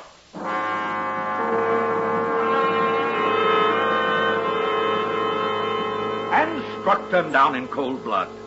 Then did you or did you not go through their belongings and search for the money? Over 100,000 kroner. No. You did not go through their belongings? We searched them for papers. We wanted to destroy their papers so they could not be identified if they were found. And you found the money? And we found the money. And not being murderers, not being killers with malicious motives, rather gentle people, layers to rest of old folk who by some misadventure of age happen not to be able to walk 20 miles. Therefore, you did not take the money. What do you want me to say? What? That you did not take the money. We took the money. Oh?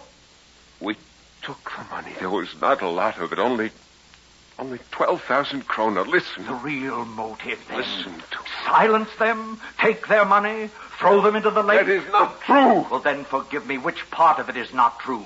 That you did not take their money? That you did not throw them in the lake? That you did not kill them? Listen. Kill them? There will be silence in my courtroom. Kill them? Who is it who speaks? Olson, Knut Olson, and well you know me. And since it is you, respected citizen, there is no need to tell you that as a spectator... No longer spectator, sir. Man with compulsion to speak certain facts. I request permission to address the court. Very well. Killed them, I say. These two men killed the Hellmans, took their lives from them. No doubt of it. Mr. Olson... Mr. Olson, mark what you've said, sir. Mr. The cue to it all. And what was my fanciful name when there was war here? Myself, I can hardly remember. Avenger, was it? Or Snowhawk? I cannot remember all of them. Code names that changed each week. Head of the underground myself with childish names to help fight a war.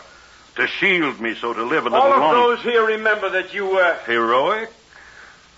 Did you want to say that? A soldier, fighter for liberty? No less than these two men who killed.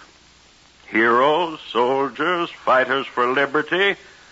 Killed because they were under orders to kill those who brought liberty into jeopardy. And I gave those orders.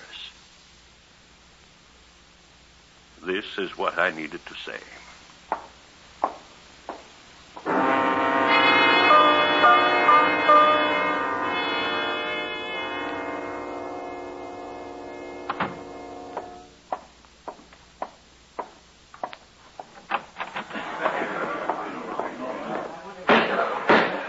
The prisoners will face the jury.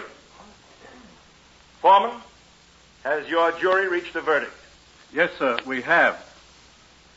On the charge of murder of Mr. and Mrs. Miklas Hellman, we find the defendants, Arnie Leuken and Sven Hansen, not guilty.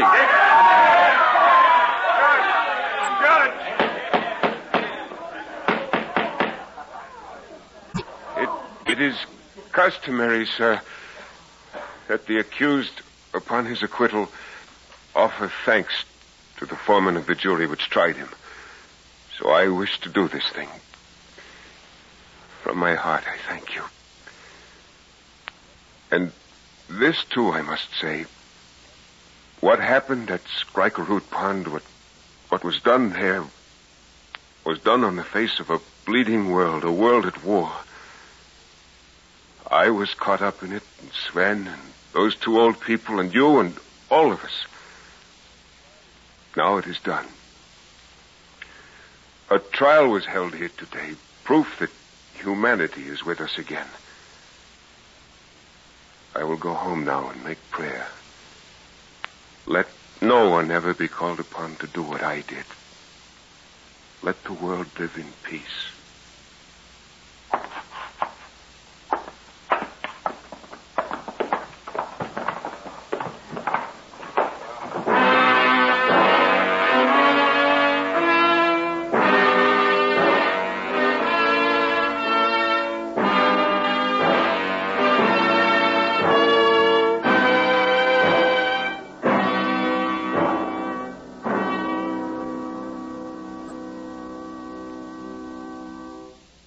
Suspense.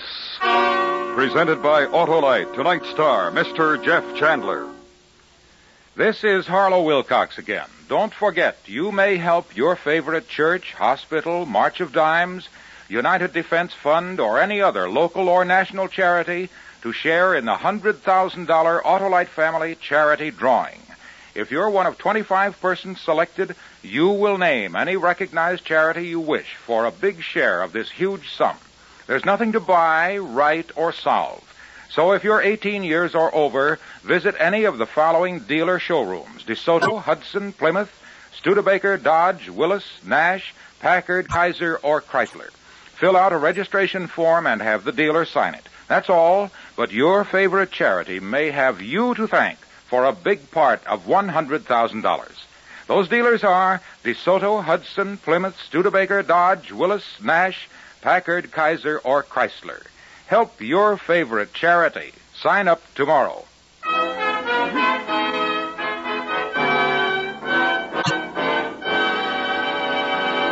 Next week, we will dramatize an astounding experience. A man and a machine flung at a barrier of sound. It's called The Outer Limit. Our star, Mr. William Holden. That's next week on Suspense. Suspense is transcribed and directed by Elliot Lewis, with music composed by Lucian Morowick and conducted by Luskin. Death at Schrankerud Pond was adapted for Suspense by Morton Fine and David Friedkin, with James P. Kavanaugh from Theodore Olson's Report. Featured in tonight's cast were Paula Winslow, Herb Butterfield, Kathy Lewis, Byron Kane, Lou Merrill, Jack Crucian, Joseph Kearns, and Herb Ellis. Jeff Chandler may currently be seen co-starring with Maureen O'Hara in Universal International's Technicolor production, War Arrow. And remember, next week, Mr. William Holden in The Outer Limit. This is the CBS Radio Network.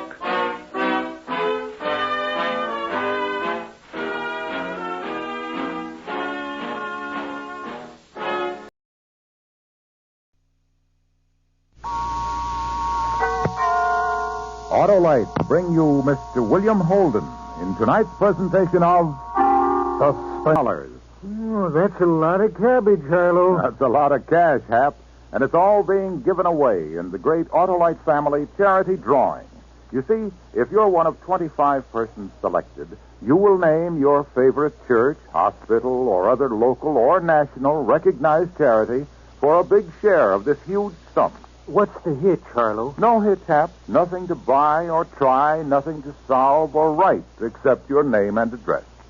And it's a privilege to hear what Judge J. Raymond Tiffany, president of the National Society for Crippled Children and Adults, says about this Autolite family charity drawing.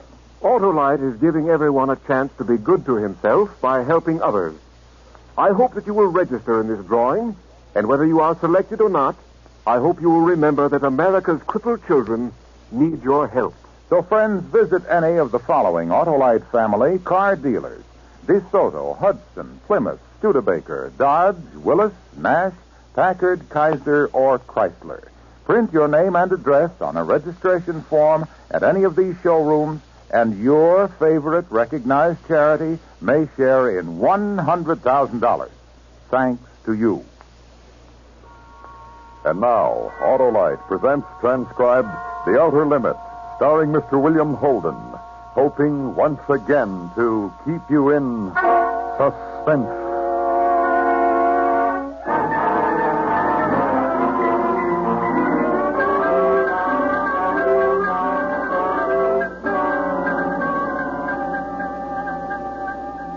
Zero minus 25.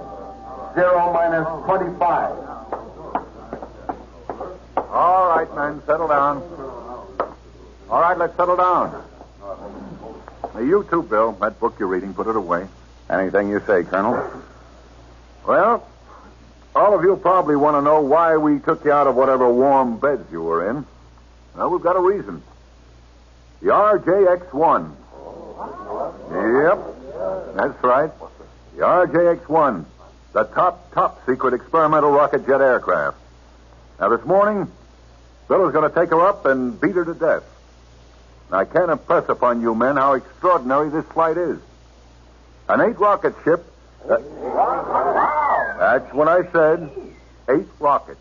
8 rockets designed to take man into areas of space that have never been explored before, and at a rate of speed to which no pilot has as yet been subjected.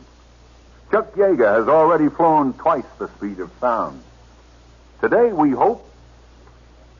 Well, Joe? Yes, Colonel? You lead the F-86s. You and the other 3 jet boys will be Bill's chase planes. We want observation at 35,000 feet. Yes, sir. 0 hour is 0900.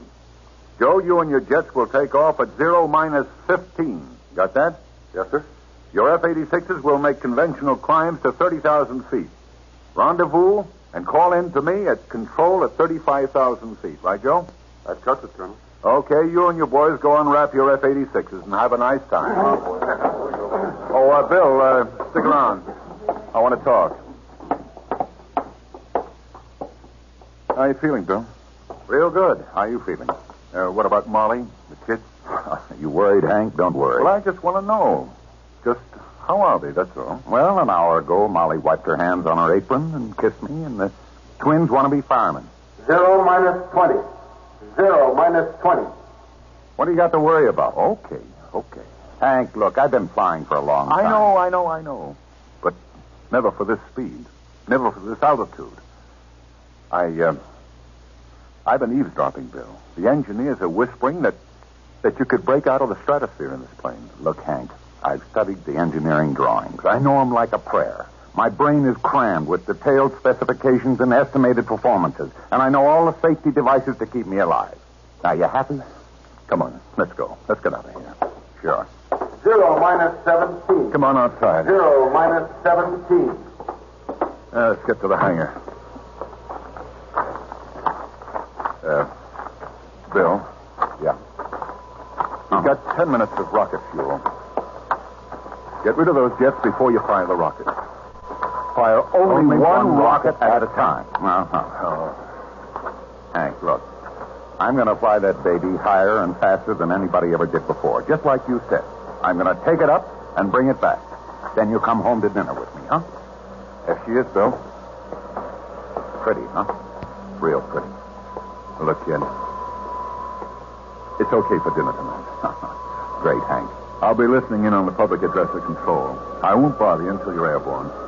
It'll be between you and the tower until then. 0 minus 15. 0 minus 15. Okay. You in the plane now. Psych will take you both out to the runway.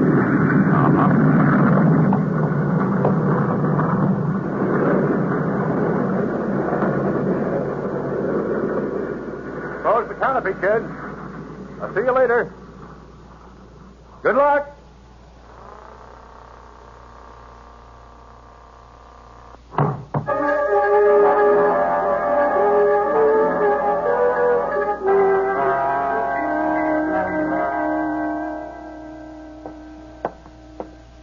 Minus 3. 0 minus 3. Morning, Colonel. Oh, Mr. Hargrove. You'll be here at control with me? Yes, sir. Major Westfall's been assigned a special radio channel frequency of 397. Hargrove, I've got a thing on my mind. Huh? That boy in the plane you geniuses designed. He's my best boy. It's our best plane, Colonel. It better be. Now it's your turn. What have you got on your mind? Everything's in proper order, Colonel. The recording equipment, the television cameras, and the cockpit, everything. Every known scientific device. We're talking about a man, Hargrove. That's all I really want to get back out of this. What about the man? There may be one difficulty. Tell me about it. I'd like to know. The takeoff. With all that load, the jets, the rockets, all at maximum fuel capacity. Never been tested that way before. Go on, Mr. Hargrove. It's just that Major Westfall has only 6,000 feet to get his ship airborne. If he accelerates from 0 to 160 miles per hour in 6,000 feet, he should be airborne in 7 seconds. 7 seconds? That makes it 0 plus G. Yes, Colonel. Beyond 0 plus G, well, beyond that, we don't know. We just don't know. Thanks. Thanks for everything, Mr. Hargrove. I'll try the switch now. Okay. The tower. Any change in weather? Tower to RJX1. Barometer reading 29.7. Set your altimeter accordingly. RJX1 to tower, roger. Tower to RJX1. Wind 15 miles from south. Take off runway to 7. Runway to 7. RJX to tower, got it. 0 minus 130. 0 minus 130. RJX to control, over. Control to RJX1. Go ahead. This is just for you, Hank. Cabin pressure okay. Oxygen pressure okay. Hydraulic pressure for landing gear okay. Fuel pressure safety lock. 0 minus 1. 0, -1. RJX to crew chief, over. Crew chief to RJX1. Go ahead. I'm ready to fire. Hold it. Okay. All set to fire. Clear? Clear. Starting right jet.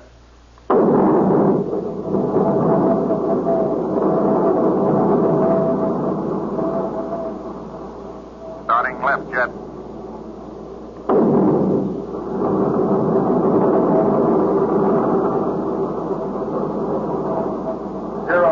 -30 seconds. Tower to RJX1, over. RJX to tower, go ahead. Western Airlines Convair reported over Ventura. Got it. 0 -15. 14. 13. 12. 11. RJX to tower, ready for takeoff. 9. Tower to RJX1. 7. Clear for takeoff. 6. Good luck, Bill. 5. 4. 3. 2. 1. 0.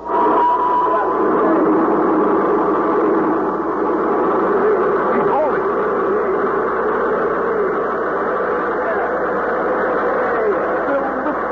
Lift it high. He made it. He made it, Mr. Hawkins. Yeah.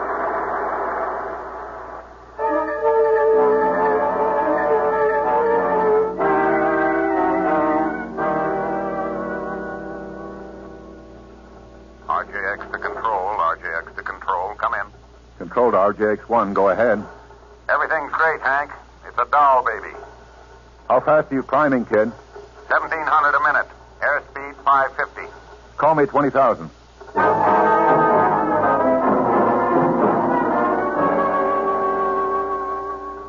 Heading is 87. Everything real good. Come in, Hank. How do you feel? I like it here. Pressure okay? Pressure okay.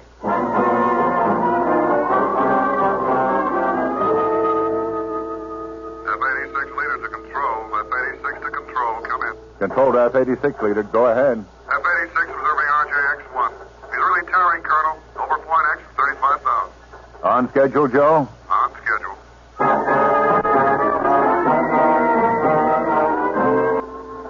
RJX to control, RJX to control. Come in. Control to RJX1. Go ahead. 40,000 feet, Hank. Still a doll, baby? Still is. Ready to pressurize. Can you hear me okay? Coming in fine. Pressurized. Ready to prime rocket system in 5 seconds. Prime. Dropping right jet. Dropping left jet. All clear. Good luck, Bill. Firing number 1 rocket. Fired. No, my Aiken back. Firing number 2 rocket. Fired. Hey, Hank. Okay, what is it? Bill? Bill, are you receiving me? Control to RJX1. Come in. Come in, RJX1. Hello, Bill. Come in. Control to F-86 leader. Control to F-86 leader. Come in. F-86 leader to control. Go ahead. What about it, Joe? F-86 observing RJX1. RJX1 at approximately 60,000 feet. Maintaining a heading of north-northwest. Can barely make him, Colonel. Try calling. Okay. F-86 leader to RJX1. Come in. Come in, RJX1. Come in. F-86 to RJX1. F-86 to RJX1. Mr. Hargrove. Yes, Colonel. F-86 Share to it with me, Mr. RJX1. Hargrove. Come in. Come in. Sit here and run your fingers through your hair and wait. And think about it. F-86 And to share it with me. RJX1. Come in. F-86 to RJX1. Come in, RJX1. F-86 to RJX1. F-86 leader to control. Come in. Go ahead, F-86 leader. We've lost him, Colonel. Stay up there, Joe, for as long as you can. What do we do now, Colonel? I just told you, Mr. Hargrove. We wait.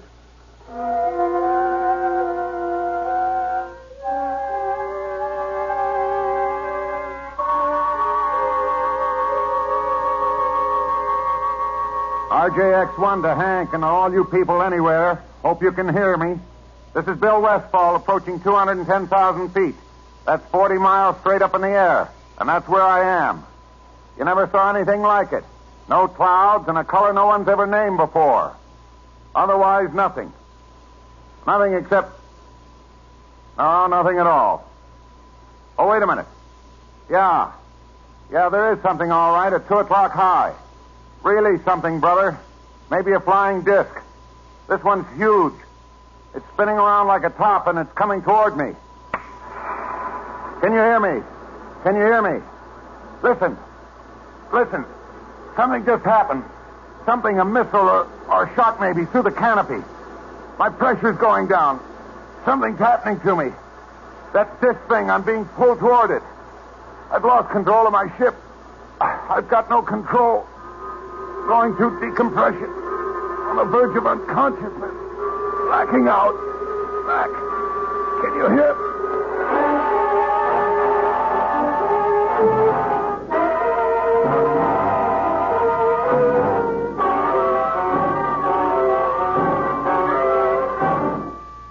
Autolite is bringing you Mr. William Holden in The Outer Limit.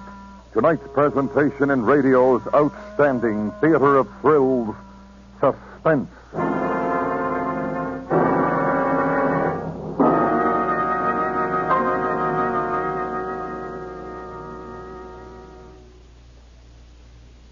Excuse me, sir. Aren't you Harlow Wilcox? Yes, sir. And aren't you honoring Dodge on Suspense tonight? We sure are. We're privileged to salute Dodge as a distinguished member of the Autolite family. But who are you? Why, I'm your friendly Dodge dealer. Thought you might like to know more about the dependable Dodge for 54. Well, I sure would. Well, this latest Dodge is also the greatest Dodge. It's powered by the famous Red Ram V8 engine. And it has established no less than 196 official 3A records. More records than any other car has ever held. In the latest mobile game, Dodge topped all other eights entered. And now the dependable Dodge has been selected as official pace car for the famed Indianapolis race. And that, Mr. Wilcox, is the Autolite equipped Dodge for 54. Well, thanks, Mr. Dealer. Autolite is proud of its long association with Dodge and Dodge dealers everywhere. And now, Autolite brings back to our Hollywood soundstage Mr. William Holden in Elliot Lewis's production of The Outer Limit, a tale well calculated to keep you in suspense.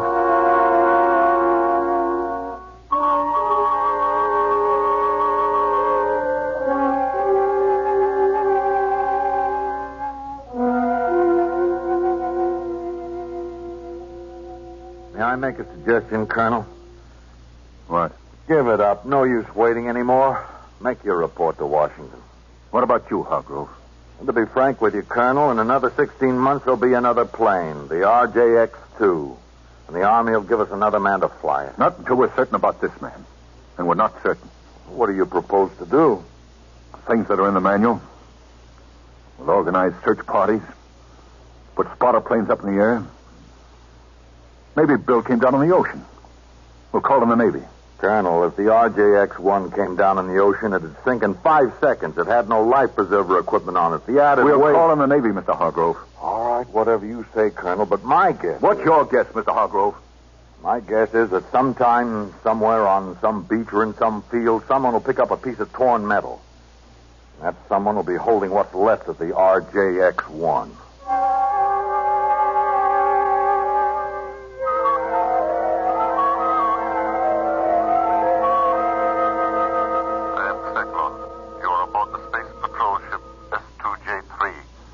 Am I in communication with you? Can you understand me? Are we in contact? Can you understand now what I am saying to you? Yes. Yes, I understand you. I understand. Earthman, your brain is in turmoil, is it not? It has great difficulty in accepting what you see. Yeah, that's right. Accept it. What you see here exists. All this? This exists? It exists, Earthman. The spaceship you are on exists. Those jet dynamos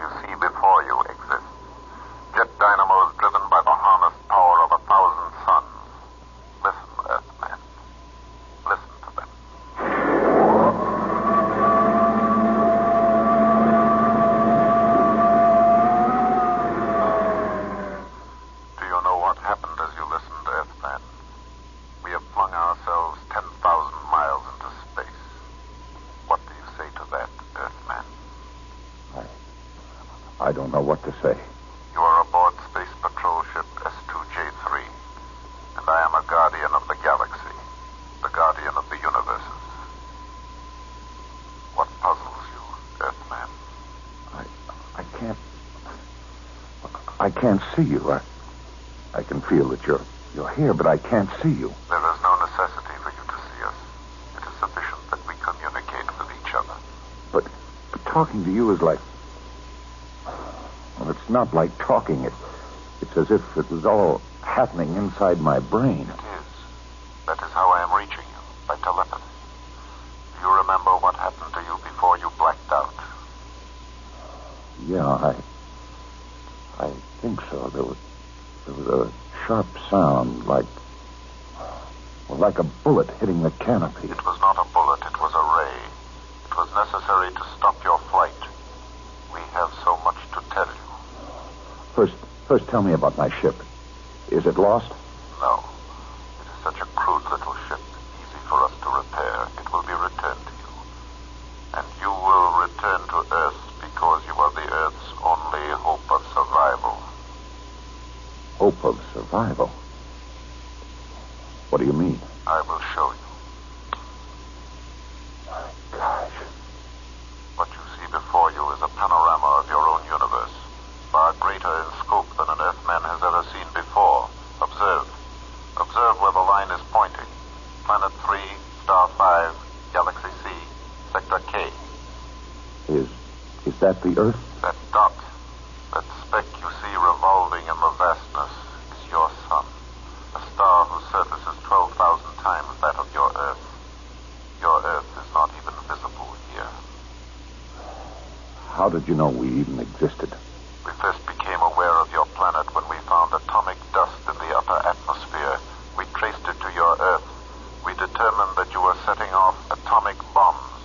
That is why the Galactic Council has quarantined you. Quarantine?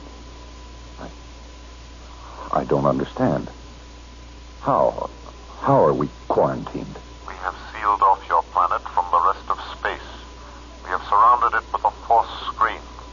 When that screen has accumulated enough particles of atomic dust, your Earth will explode. Your civilization, you, all life, will disappear forever. Listen to me, Earthman. Listen. We have had on it almost destroyed our civilization. But we have finally outlawed war throughout space, including Earth. Now listen carefully, Earthman. If you continue to make atomic bombs, each many times more powerful than the last, and if you start making war with them, exploding them, it would upset the balance of the entire universe, throw all space into chaos.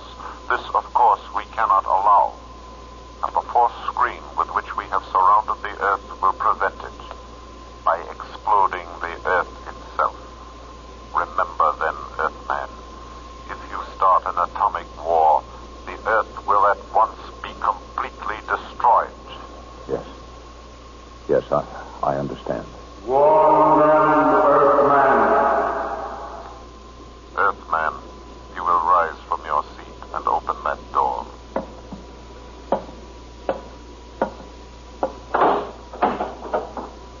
Descend those stairs.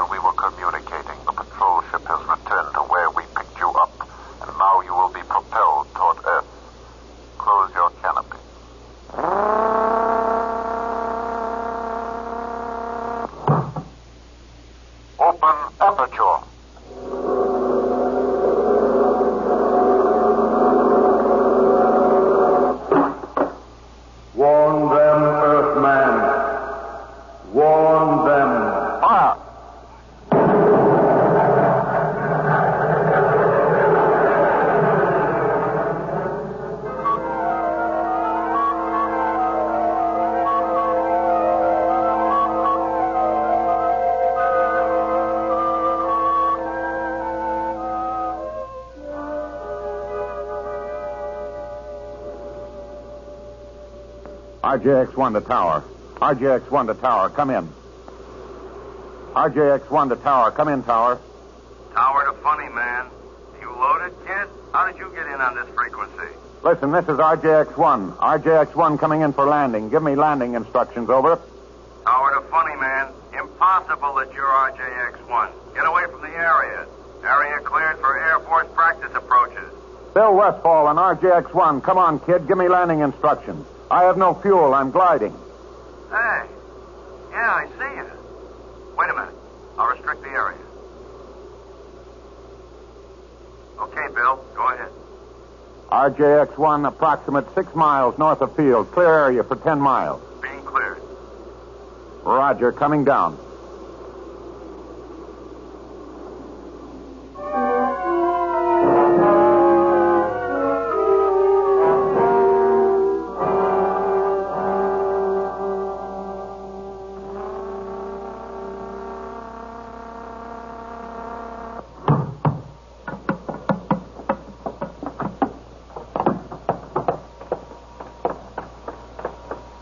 Hi, Hank. Bill! Now, Bill, listen. what? Joe. Yeah. Have this ship checked thoroughly with a Geiger counter for radioactivity. Then seal it and mount a 24-hour guard over it, and then report to me. Sure. All right, Bill. What happened? Hank. Now, listen, you won't believe it. You've got to. I know you won't believe it, and it's going to knock you over. Well, now, just take it easy, Bill. We better have Major Donaldson look you over. No. Now, listen, I'm all right. Listen to me, Hank. Hank, they said the Earth would explode. They said it was the end for us. They said...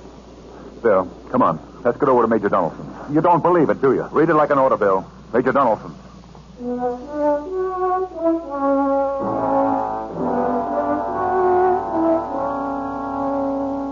Well, that's the story, Major Donaldson. Bill, these men from Mars... I didn't say they were from Mars. Did you hear me say anything about men from Mars? No, you didn't. All I'm trying to tell you is this. Whoever those people were, they know all about us. Everything. About our wars, about our atomic bombs. They've got us quarantined. Quarantined?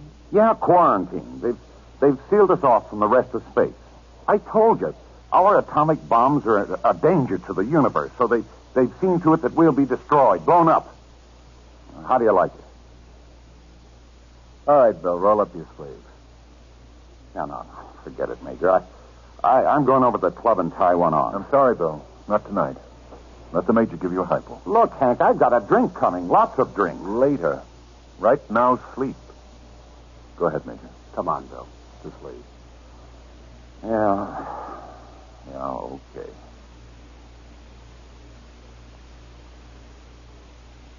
Yeah. You'll be okay in the morning. I'm okay now. Yeah, sure. We'll leave you here, Bill. It's all right if Bill sleeps here tonight, isn't it, Colonel? Oh, sure. I'll see you in the morning, Bill? Uh-huh. Maybe you'll believe me then. You'd better. Come on, Major.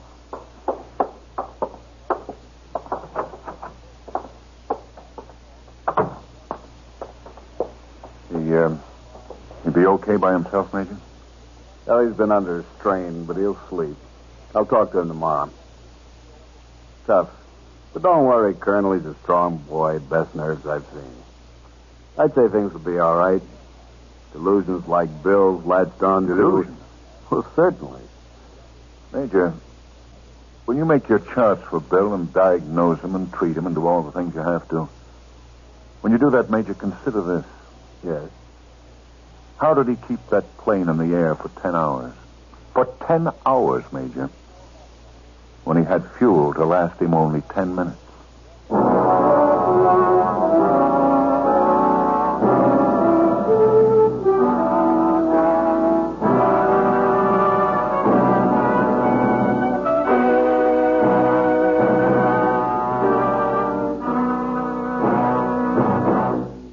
Suspense.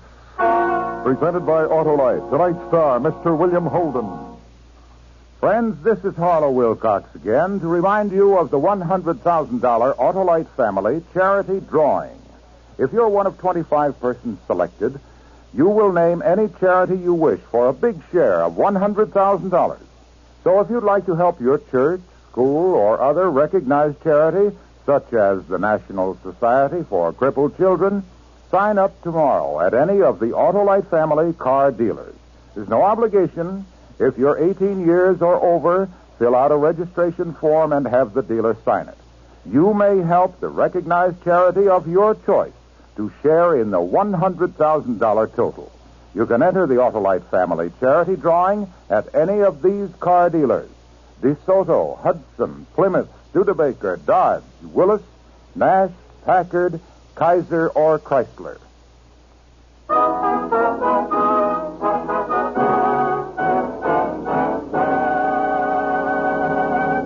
Next week, the story of a man who had a dream, and in the dream he killed a snake. When he awoke, he found he had murdered his wife. It's called Murder by Jury. Our star, Mr. Herbert Marshall. That's next week on Suspense.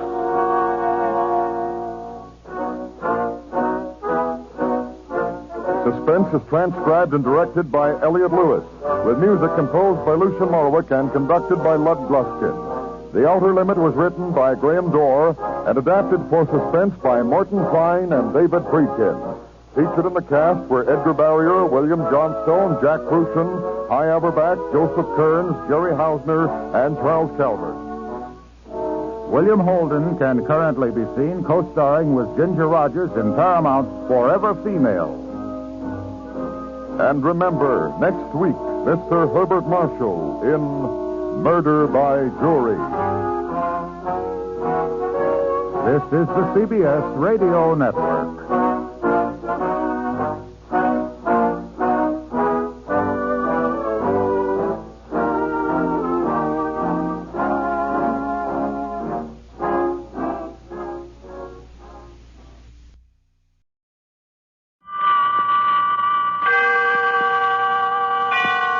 Autolite and its 98,000 dealers bring you Mr. Herbert Marshall in tonight's presentation of Suspense.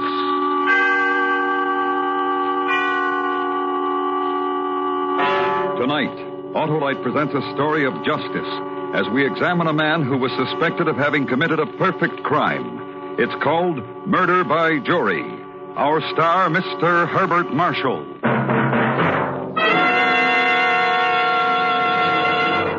This is Harlow Wilcox. Would you like to be responsible for your local church or hospital getting a big share of $100,000 in cash?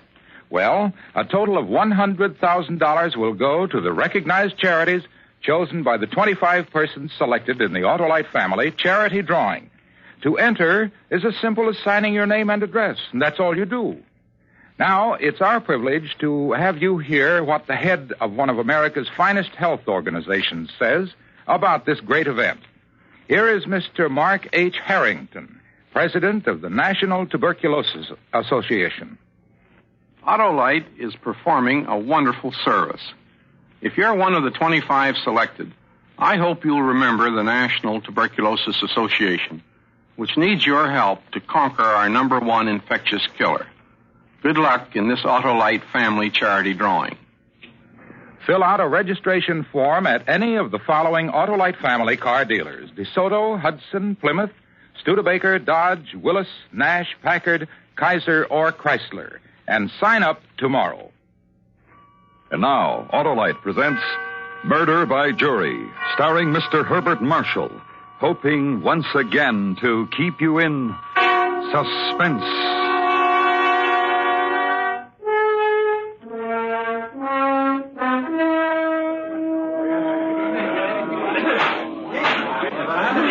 Pardon me, sir. To be sure I understood you, you did say a snake. Yes, sir. A snake. Possibly, Mr. Mason, you could describe the snake. Yes. It was gray with a sort of red mottling, dark, plum-colored. I see. Go on, please. Underneath, it was raised up toward me, you know, its head ready to strike. Well, underneath was grayish but lighter, almost white in the center. Now, was there anything else you remember about this snake, Mr. Mason? It was big. It was as thick as my two wrists put together. And then, according to your statement to the police, you seized the snake just below its head with both hands. Would you kindly show the jury the position of your hands? Yes, thank you. You say that you squeezed with your fingers and dug in with your thumbs. Is that correct? Yes, that's about it. And I felt the snake twisting and squirming under me, trying to get away, you know.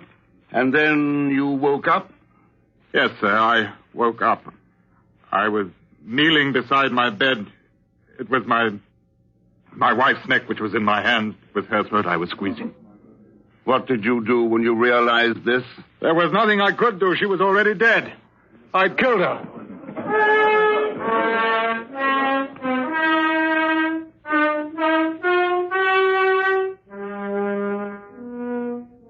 His name was Edward Mason, and he was on trial for the murder of his wife, Frida.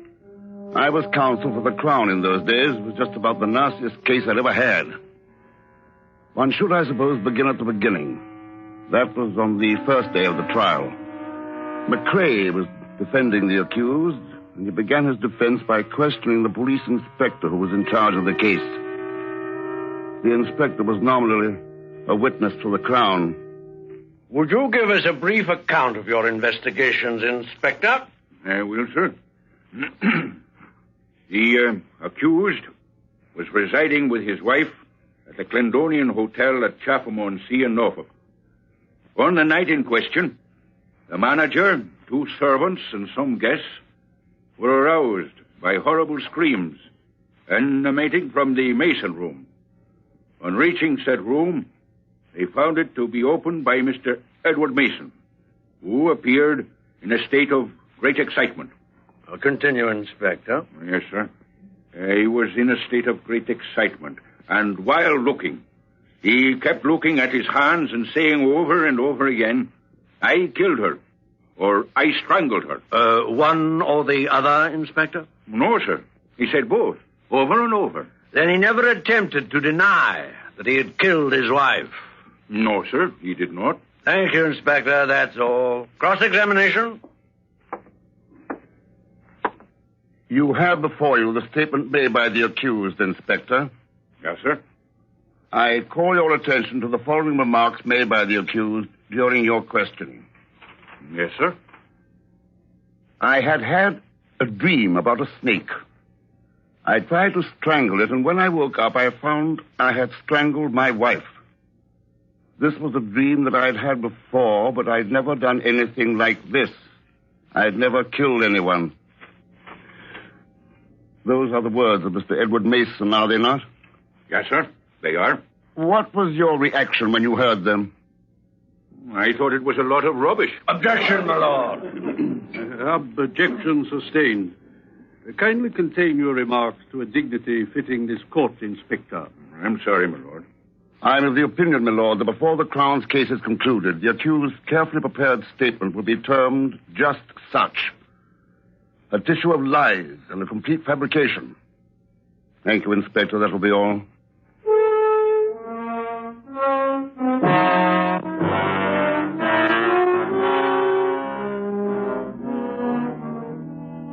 Then Mrs. Mason's brother was put in the box.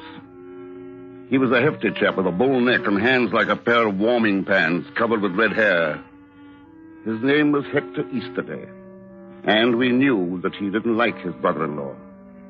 Didn't like him at all.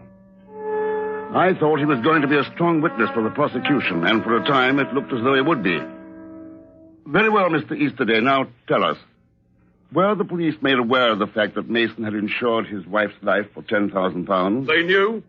And if you'd known Edward Mason, you'd have realized it was just like him. He knew what he was going to do to her a long time ago. Do you think that she had any idea of it, Mr. Easterday? Objection, my lord. Counsel is leading the witness. Counsel will kindly refrain from leading the witness. Sorry, my lord. Mr. Easterday, had she ever confided any fears to you? Well, I wouldn't say that, but she knew. She knew all right. And last year there was another woman. And between that and the money, that's why he killed her. Thank you, Mr. Easterday. That will be all.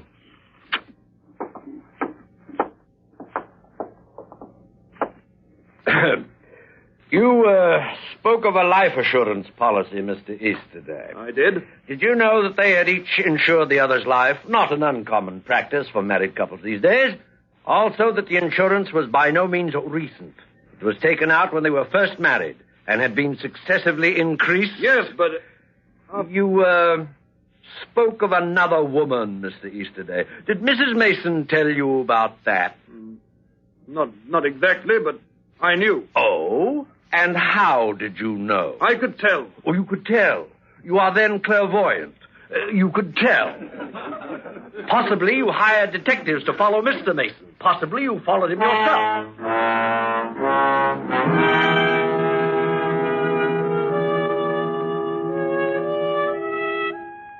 The defense counsel tore him to bits, made him sound like a nasty-minded, prurient busybody who had never liked the accused and never lost an opportunity to blacken his character. Nevertheless, making a fool out of a witness is a two-edged weapon, and I could see that the jury, although not in sympathy with Easterday, still felt that there might be more than a word of truth in what he'd implied. You couldn't argue away insurance. Mason did stand to collect £10,000 by his wife's death. But did he murder her? That's what they were thinking. You could see it. And they waited for him to take the witness box. When my turn came for cross-examination, I made him go through the whole thing again. When I woke up, I was kneeling beside my bed. It was my wife's necklace. It was in my hands, and it was her throat I was squeezing. What did you do when you saw this? There was nothing I could do. She was already dead, and I had killed her. I see. Now, you have admitted small quarrels between yourself and your wife. I have. Married life is like that. You live together, you have differences, and then you make them up. Most people do. But there were quarrels which were more serious. Perhaps less likely to be made up. No. We were happy. I loved my wife. You loved your wife, but you killed her. Quite so. Now, as far as the insurance is concerned, you gradually increased it until it reached the amount of £10,000 on your wife's life. Yes, I did. As a matter of fact, it was about, 3 or 4 years ago that I'd done rather well in business, and that's when I increased the premium. Yes. But more recently, you've been in some difficulty. Financially, I mean. Things had become rather slow, yes. I couldn't afford to buy any more insurance, I know that. But you hadn't reduced the amount on your wife. No, sir, that would have been unsound, quite unsound, and uneconomical. In fact, then, your business position would have improved considerably in the event of your wife's death and the money received from the insurance. I did not say that, sir. But is it not the case, Mr. Mason? Nothing could be worth the loss of my wife. But you did kill her. Yes, I did. Do you know the woman referred to by Mr. Easterday? There was no woman. Do you wish to refresh your memory, Mr. Mason? Last year. Perhaps it escapes you. There was no other woman. You still maintain that the cause of your wife's death was due to the recurrent dream you had. Yes, I do.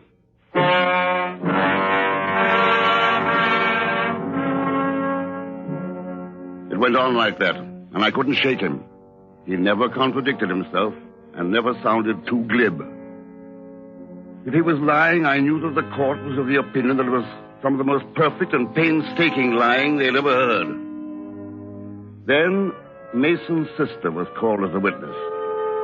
She was a gray-haired, middle-class intellectual, about 2 years older than the defendant. Didn't take long for her to come to her brother's defense. Will you state in your own words the event that took place between you and your brother, please? Indeed, I most certainly will.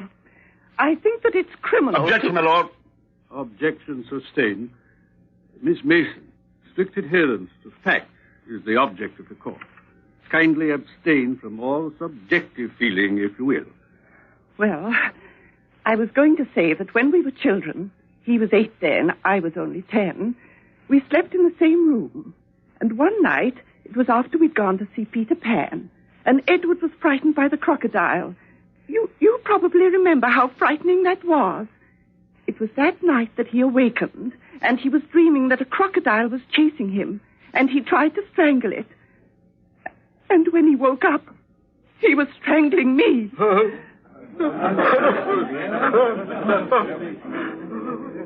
It was perfect timing.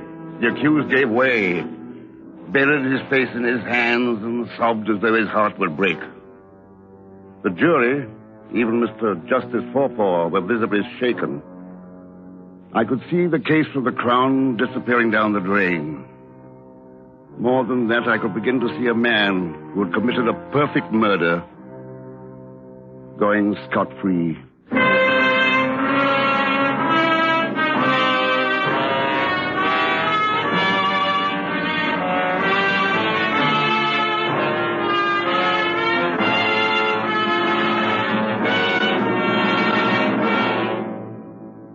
Autolite is bringing you Mr. Herbert Marshall in Murder by Jury.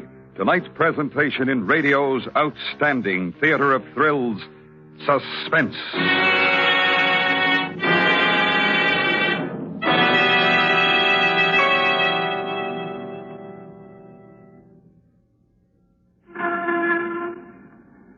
Say, here's a new 54 Willis. Stunning, isn't it, Mr. Wilcox? Oh, hi, Miss Drake. Is this yours? It sure is. When I saw this car, I fell in love with it. And when I saw the price tag, I just couldn't resist. Well, we're privileged to salute Willis as a member of our Autolite family. So, let's hear more about your new Willis, Miss Drake. Well, it's not only beautiful and economical, but that wonderful Hurricane engine is a bundle of power. Much more power than ever before. Mm-hmm. What model is this? It's the brand new Aero Lark. And Willis also has the luxury hardtop Aero Eagle and the lovely Aero Ace with that unmatched Willis visibility. And don't forget the famous Jeep and the first all-steel-bodied station wagon. And, of course, you know that all Willis cars come equipped with Autolite products. I sure do. And Autolite is proud of its long association with Willis and Willis dealers everywhere. And now, Autolite brings back to our Hollywood soundstage Mr. Herbert Marshall in Elliot Lewis's production of Murder by Jury, a tale well calculated to keep you in suspense.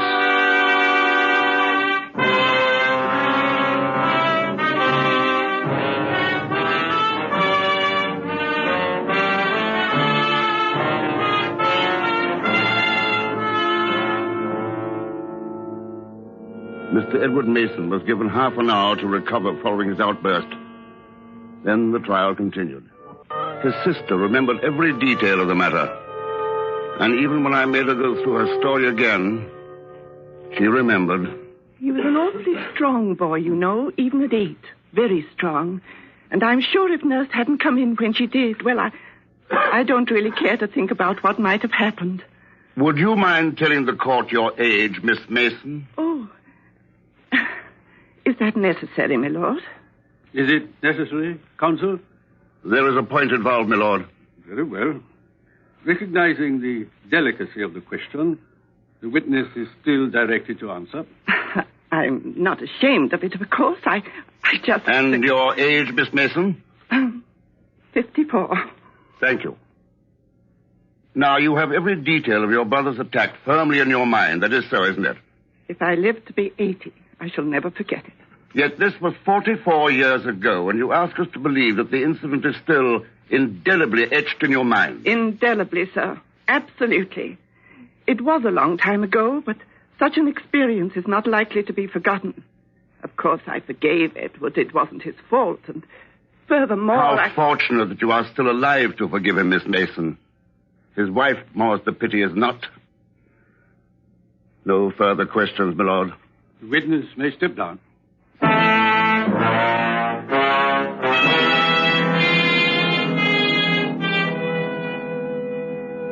It was a telling point for the defense. They had proved to the jury, at least, that the accused had, years ago, repeated the act of strangulation during a dream. The next witness I'd like to forget. She was a surprise to the Crown and a rather nasty one. Her name was Amy Burke, an extremely self-possessed young lady in her early 30s. She had already made a tremendous impression on the court. Correct me if I'm wrong, Miss Burke. You've stated in this court of justice that 3 years ago you met the accused, Mr. Edward Mason, at a seaside resort, Broadstairs. Yes, sir, I did. Was his wife aware of this meeting? I don't know. Well, I don't think so. She wasn't with him. Like I told the other gentleman, he was there alone for a few days. Quite so. Now, for my benefit, would you repeat the incident which occurred during your first meeting? Oh, I'd be ever so glad to. We were walking on the sand was very nice. Perfectly all right, don't you know? Talking about his wife, as I remember. She was with friends in Devon. Yes. Go on, please. Well, it was a hot day, and we sat down for a bit. The next thing I knew, he was asleep. I believe you said with his head in your lap. Oh, no. I put his head in my lap while he was sleeping. He was getting sand in his hair. Well, it was all perfectly proper and all. He didn't even know it. I'm sure of that. Please continue. Well, I got a bit drowsy myself, and next thing I knew, I was asleep too. With Mr. Mason's head still in your lap. That's right, but all very proper. Mr. Mason is a gentleman. What took place then? Well, he started to choke me. It was something horrible. When I woke up, he was leaning over me with his hands about my throat, and I couldn't breathe. But you managed to fight him off? Oh, yes, I managed. What did he say to you after that? Well, it was like he was just waking up, you know? And, he was terribly upset. Told me about a dream, a snake in it. Of course, I was dreadfully angry and frightened. You can imagine. Oh, yes. But after he paid you £10 to soothe your feelings, the anger subsided, did it not? He was a gentleman about it, if that's what you mean. So much so that you didn't pursue the matter further. A stranger tries to murder you and pays you £10 not to report the matter to the police. No, it wasn't the £10. He was sorry. He wasn't well, and I could see that, and I felt sorry for him. This took place 3 years ago, Miss Burke. That's right. And yet here you are today, nobly springing to his defense. The event must have made quite an impression on you. Or perhaps Mr. Mason did. Mr. Mason is a gentleman. He didn't want me to come here at all. I said I had to after I read about what happened. Mr. McCrae over there talked him into letting me come here. Oh, he's a gentleman, he is. I put it to you, Miss Burke, that your whole story is a lie. That it never happened. Although I don't doubt that you are familiar with the accused. I put it to you that your testimony has been bought and paid for. And that you have deliberately perjured yourself in the witness box. That's a ruddy insult. My lord, I protest. Counsel is badgering the witness most unfairly. Silence in the court. Mr. Peyton, you will confine yourself to stated facts. Refrain from badgering the witness. Yes, my lord. Can I go now? Not for a moment, Miss Burke. Did you see Mr. Edward Mason again after that day? I never set eyes on him again till today in court. And that's the truth. And you ask us to believe that this story you've just told us is given of your own volition? That you at no time given a prepared statement by interested parties? That this event actually took place? I wouldn't be likely to forget it. It's true. Every word of it. Very well. That's all, Miss Burke. The witness is excused. Dr. Regal to the witness box, please.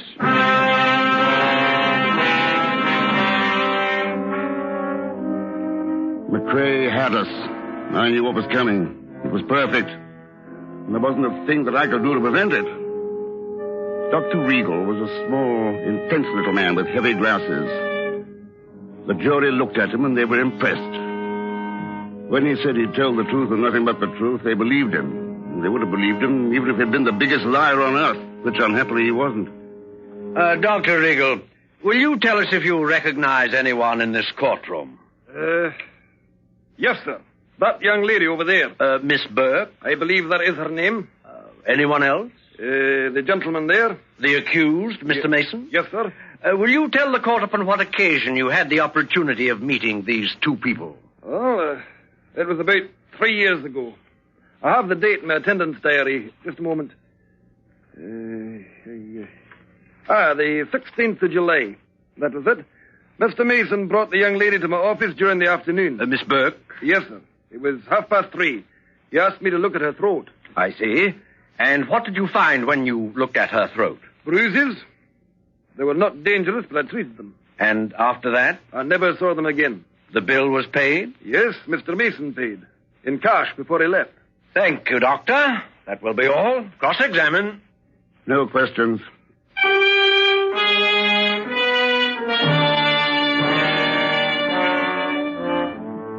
That was all.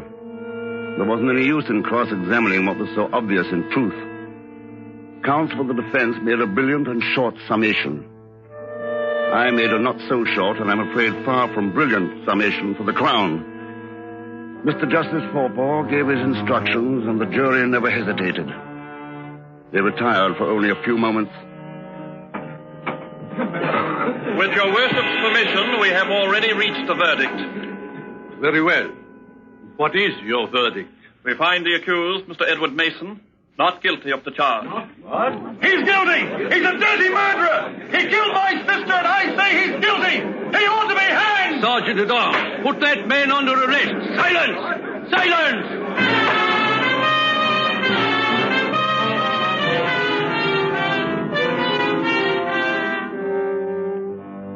The dead woman's brother thought that Mason was guilty, and I knew he was one of the most cold-blooded, successful murderers we ever failed to hang. It was about 6 months later that we found the proof, and then it was too late. I talked it over with the Director of Public Prosecutions in his office. There's nothing we can do. I suppose had I been on the jury, I should have brought in the same verdict. We have to assume the man was innocent. He was guilty, sir. My dear fellow, surely Mason didn't start to plot the murder of his wife at the age of 8. My dear fellow. No. But he did decide to about 3 years ago. And he took a precaution before he did so. I don't follow. He knew his sister remembered the strangling incident during their childhood. And all he had to do was to repeat the dream strangling with someone else. The Burke woman. But how did she... From her point, it was all quite innocent. She didn't know what was in his mind. He didn't go too far with her, just enough to produce some convincing bruises. Then he took her to the doctor and paid the bill. That was all true. Well? You remember, he admitted at that time doubling his wife's insurance. Then he sat back to wait until he felt the moment had come to kill her. Well, assuming you're right, there's the Burke woman. If he never saw her again, how did he know where to find her to appear for him? He didn't look for her, sir. She was telling the truth. But he knew where to find her, all right. Those 3 witnesses did the job for him. His sister he could always find. The doctor, easily traceable, a medical directory. But Miss Burke, a girl like that might prove... she might move about a great deal. She did. So the method he adopted to keep in touch with her was to send her £10 a month, anonymously. So long as she kept him notified as to her whereabouts, he would continue to send her the money. But if she had to notify him when she moved, surely she must have known who he was. Not at all, sir. A post office box under an assumed name. He kept it up for 3 years, and she didn't ask any questions. Why should she? Blas, you're certain of all this? I'm afraid I am, sir. Well, it seems a pity you didn't have the information during the trial. We didn't know anything about her until McCrae brought her in. And we can't try Mason again for the same offense. He's done it, Peyton. The perfect murder.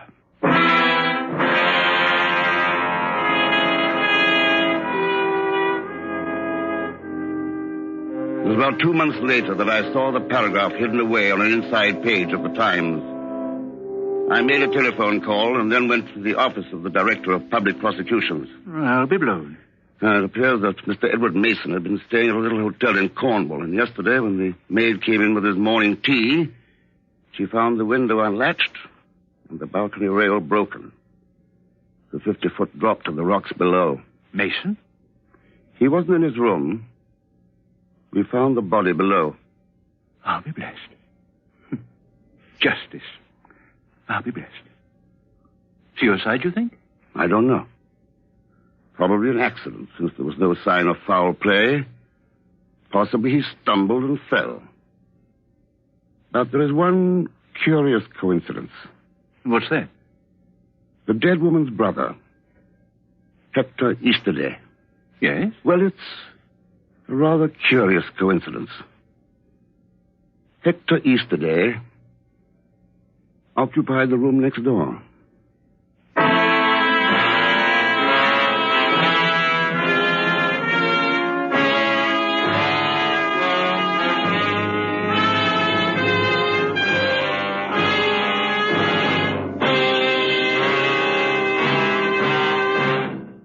Suspense, presented by Autolite. Tonight's star, Mr. Herbert Marshall.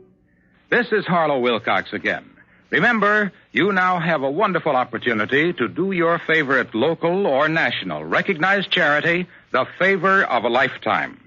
If you're one of the 25 persons selected in the huge Autolite Family charity drawing, you can name any recognized charity you wish to receive a big share of $100,000 in cash. Those charities can be schools, hospitals, churches, the National Tuberculosis Association, or any other recognized charity. So, if you're 18 years or over, visit any of the following Autolite Family car showrooms: DeSoto, Hudson, Plymouth, Studebaker, Dodge, Willis, Nash, Packard, Kaiser, or Chrysler. Print your name and address on the drawing registration form and have the car dealer sign it. That's all. Nothing to buy, try, or solve. So visit any Autolite Family car showroom and sign up tomorrow.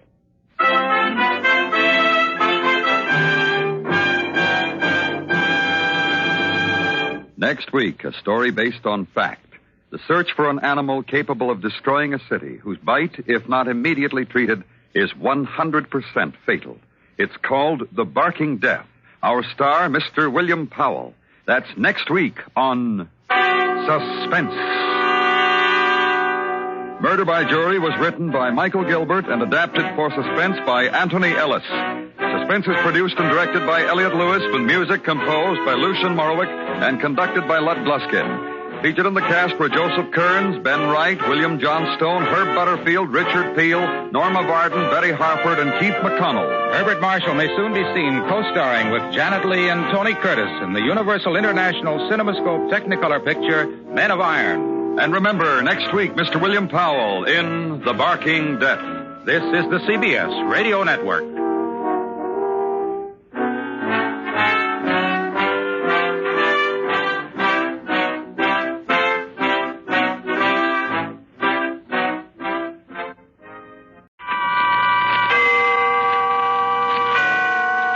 And its 98,000 dealers bring you Mr. William Powell in tonight's presentation of Suspense.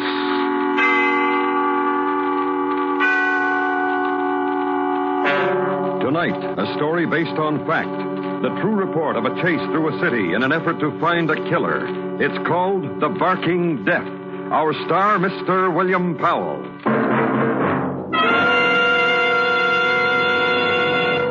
This is Harlow Wilcox.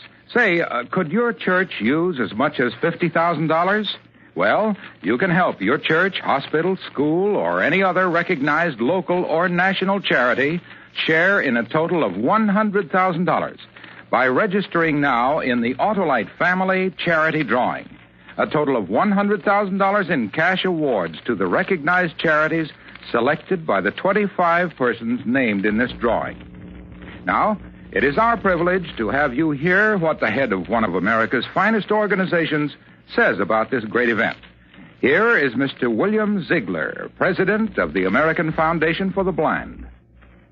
This unique and generous Autolite offer deserves your attention. And when it comes to picking your favorite charitable group, remember that the American Foundation for the Blind needs your help to help our sightless people of all ages. To enter the Autolite Family Charity Drawing, print your name and address on a registration form at any of these Autolite Family car showrooms: DeSoto, Hudson, Plymouth, Studebaker, Dodge, Willis, Nash, Packard, Kaiser, or Chrysler. There's no obligation. And now, Autolite presents The Barking Death, starring Mr. William Powell, hoping once again to keep you in suspense.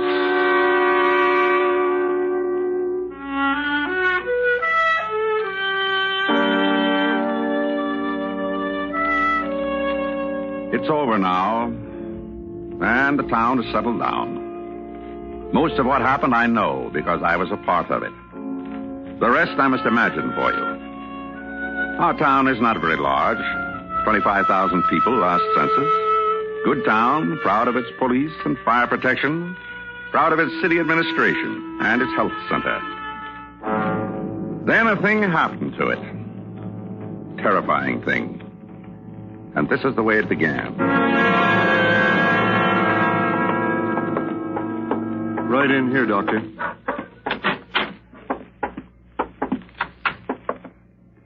Massive bite. Here. Cheek. How long ago? 10 days ago. Medicated it himself. A few hours ago, his wife called me. She wouldn't speak to me when I came in, Doctor. Upset. Yeah. Well, Mr. Garrison here has been a patient of mine for a long time. Whole family. Well, she called me and said her husband was complaining of headaches. Then had a spasm when he tried to drink a glass of water. And a certain excitability. I didn't know about the dog bite until I came over. What do you think? Where's the dog? That one you hear out in the backyard. He's on a leash, attached to a clothesline. Yeah, I'll get him down to the lab and run a saliva test. Observe him. What about Garrison here? Fast your treatment? You need me to say it for you, Doctor? If this man's got rabies, it's too late for anything at all.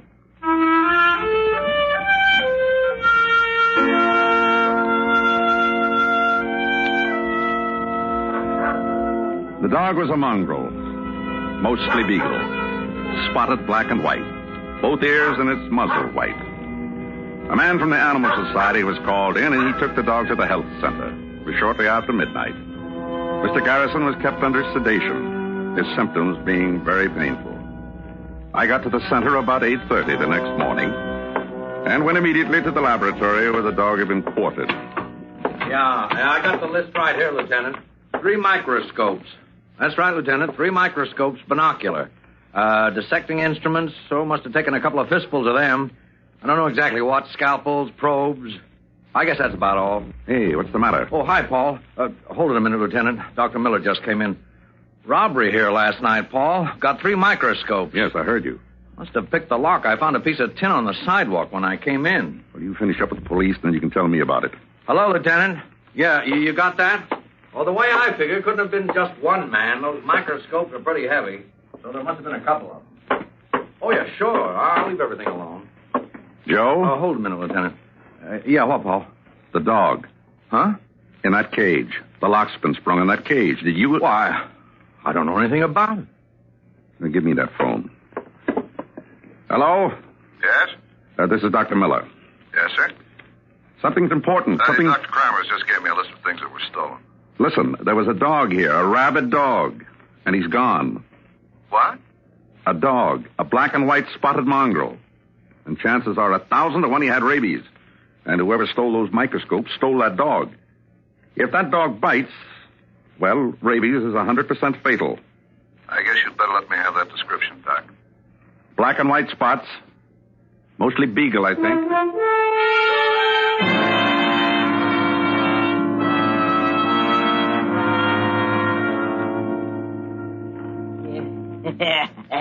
Where'd you get them crazy black and white spots, doggy? Doggy. Doggy? Pooch? It's more hamburger, doggy. Look at him. Look at him, Harry. Cliff. Nice doggy. What'd you take the dog for, Cliff? Pretty doggy. Merchandise ain't enough for you, Cliff. Microscopes, all that junk. You got to take that to I hound. like pooches, Harry. Now leave me alone. I like pooches. That dog's got to go. Oh. Got to go. Now listen. Out with that dog, Cliff. I ain't going to live in the same room with no animal. Now wait a minute, Harry. You like the dog. Well, both of you, good day. Cliff's You and the pooch. Doggy. Doggy, you're not liked. Gotta lose you, doggy. Now. Poochie, little Poochie. We gotta go for a little walk, Poochie.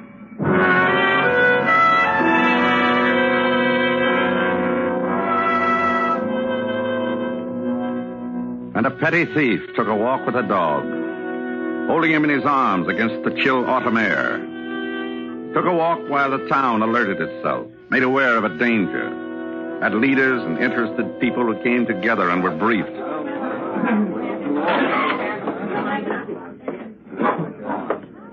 Now, everyone, find a chair and sit down, please. Dr. Miller, Yes? my name is Mrs. Stone, and Mrs. Stone, there'll be ample I've opportunity written down a question here, and I'd like to ask you. Is it the habit of this foundation to house a mad dog?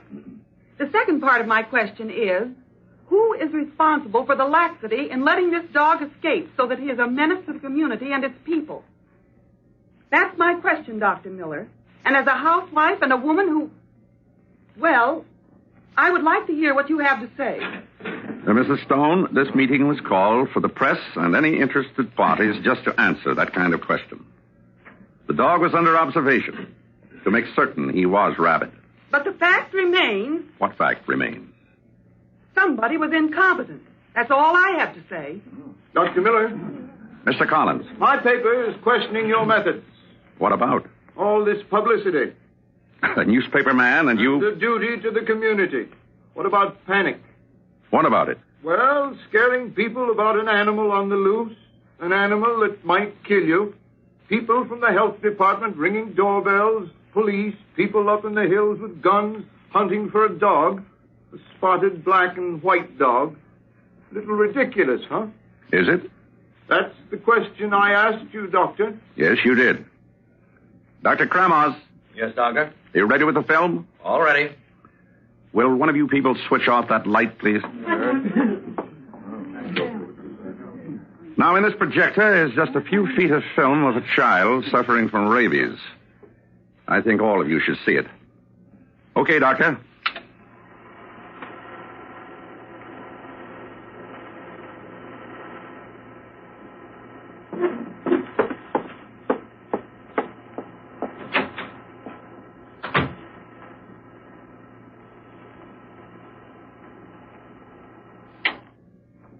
All right.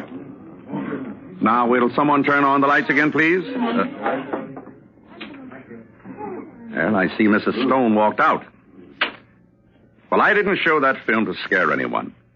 Just so we can get into a frame of mind. Just so we can be deadly serious. Somewhere in our town is an animal which has a deadly disease.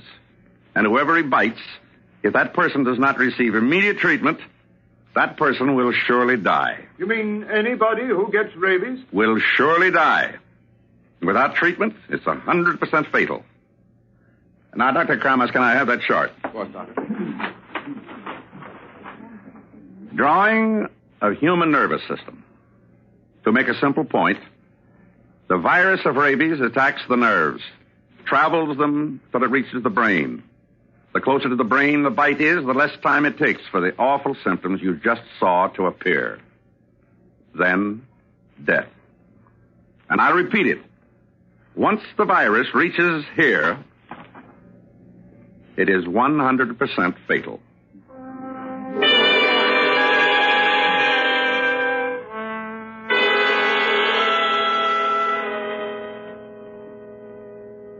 Want a doggy, Sonny? Huh? Pretty little doggy. You can have him.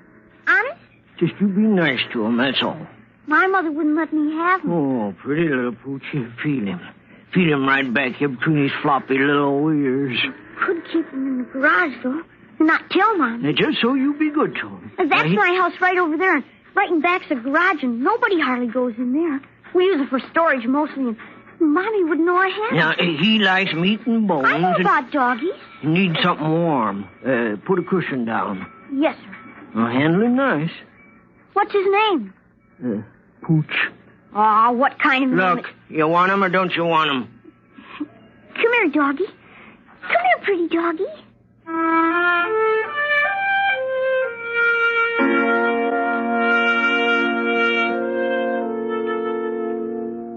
The boy, whose name was Peter Barrett, took the dog in his arms and walked away with it. And a half mile away, a jeep, outfitted as a sound truck, blared a warning. The three men's clubs of the town held an emergency meeting together.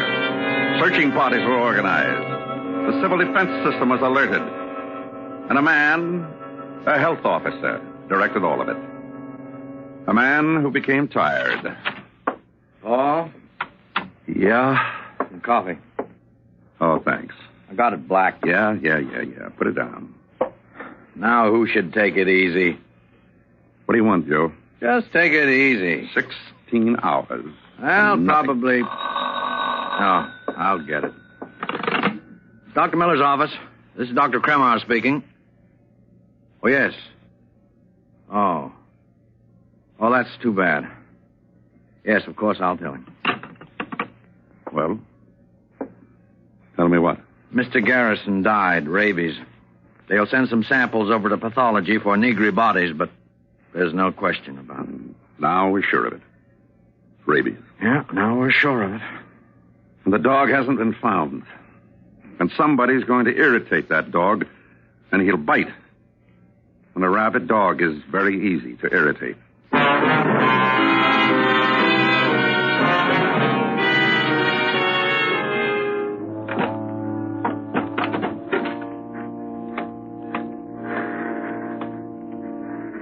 Hi, doggy. Hi, sweet doggy. Brought you a bone, doggy, and some milk. Gee, you look funny, Poochie. What's the matter? Oh, come here and snuggle up. Is that better?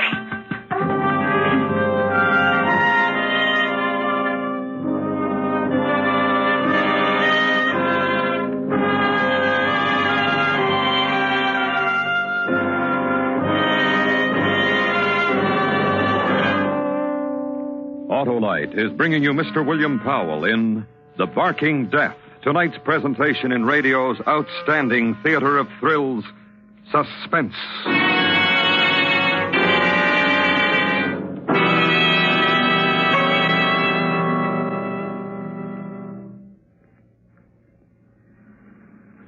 This is Harlow Wilcox. Tonight we are privileged to salute the Studebaker Corporation as a distinguished member of our Autolite family. So, I've got a date at my Studebaker dealers, and here I am. Hello, Mr. Wilcox. Hi. Say, what's this model? A car of the future? Well, it's the car of the future, all right, but you can buy one today. It's the new Studebaker for $54. You know, Mr. Wilcox, while other makers are talking about their dream cars, Studebaker is building and selling. But, of course, the pace-setting Studebaker styling means more than just beauty. It eliminates needless dead weight and excess bulk. Now, that means terrific gas mileage and superb handling ease. Well, can you get power steering on the new Studebaker? You sure can, and overdrive, too, if you wish. And, of course, our new Studebakers use many Autolite products, too. Well, thanks, Mr. Dealer. Autolite is proud of its long association with Studebaker and you Studebaker dealers everywhere. And now, Autolite brings back to our Hollywood soundstage Mr. William Powell in Elliot Lewis's production of The Barking Death, a story based on fact and well calculated to keep you in suspense.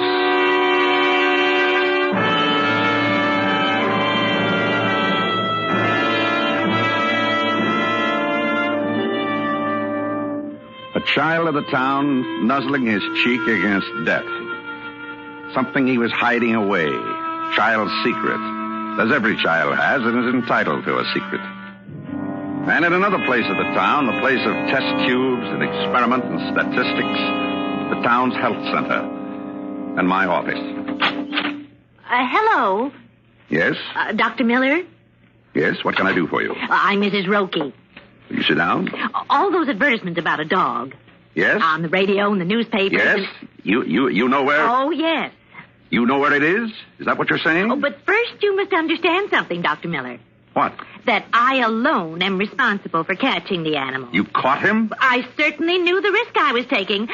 Where is he, Mrs. Roque? Now, after all, if that animal's as dangerous as you say he is, I did a pretty brave thing. Oh, there you are, Mrs. Roque. Come on, let's leave Dr. Miller alone. Oh, you think you're smart. What's all this? She came up the back way. You just take your hand away. Come on. So what is all this, Joe? Mrs. Roque got past the police, she got past the information desk, and she got to me, and she told me she caught a black and white spotted dog. She's got one, all right. I have. Yes, you have, Mrs. Roque. In my car. Yes, you have, Mrs. Roque. Then you go right down there and destroy him. We don't destroy animals, Mrs. Roque. Never. Dr. Miller. Yes?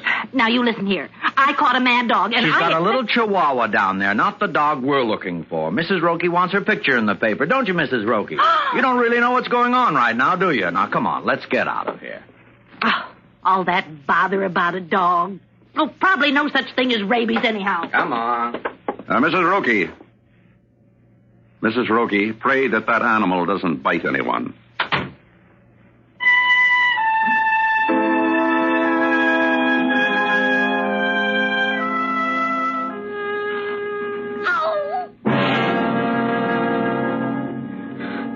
What'd you do that for? Why did you bite me?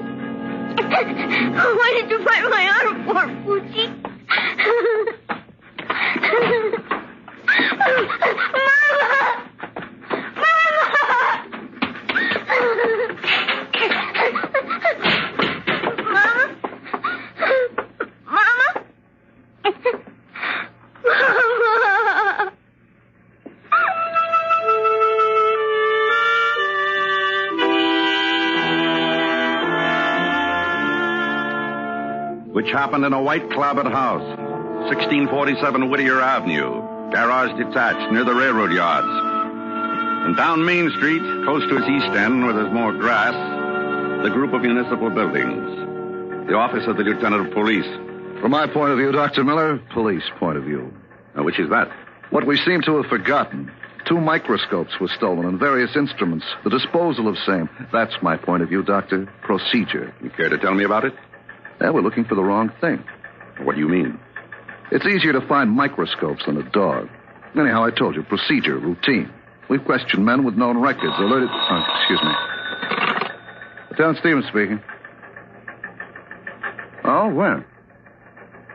Well, good. Bring him down here. I said routine, Doctor, and you didn't seem impressed.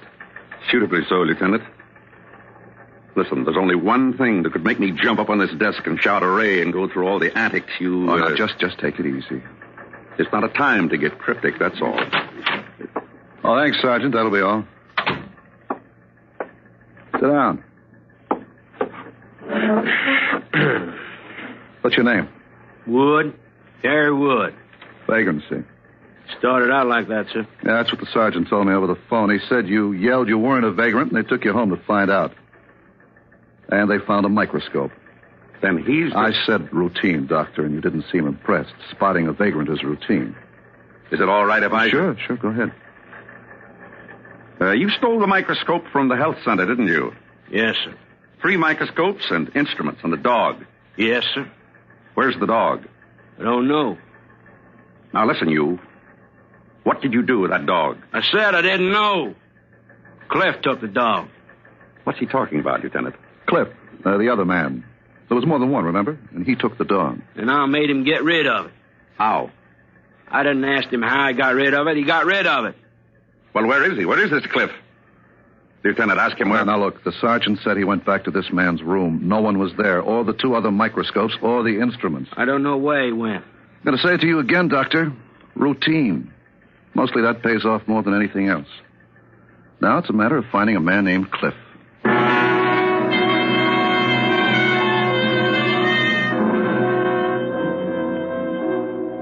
And 12 blocks away, across Main Street and down 2 blocks, there was a store. And there was a man in the store he had owned for the last 20 years. Smallish man, nothing extraordinary. Citizen of the town. About to become a hero. Yes, sir? Pawn it. Listen to microscopes. Yes, I see. How much? 2 microscopes. I'm throwing over my entire practice and getting rid of everything. And I'll tell you something. Oh? Give me a good price on these 2, and I got another one. Doctor. Huh? I said, doctor. Oh, yeah. Yeah? Mr. Harding, our instrument man, is in the back. He should see these. Well, you understand. Oh, sure. You're just the violin and suit man, and Mr. Harding's... The instrument man. Oh, sure. Wait here. I'll be right back. Well, you just tell Mr. Harding the doc's in a big hurry.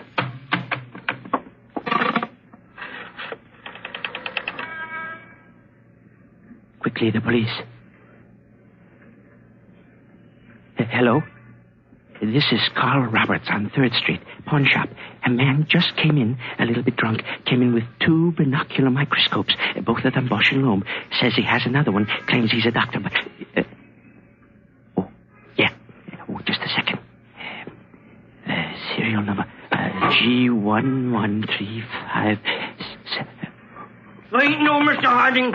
Told you the phone. Give me those. Now, sir. Get out of the way and give me those microscopes. You're a dirty little thief. That's what you are, breaking into the health center and stealing, and that's where these microscopes come from. Get out of my way. That animal you stole, that dog, the whole town is looking for. I said get out of my way. Oh, no, you don't. Okay, you asked for it.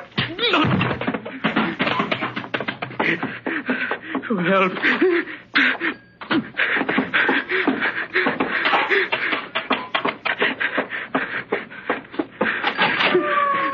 Stop him! Stop that man! Stop him!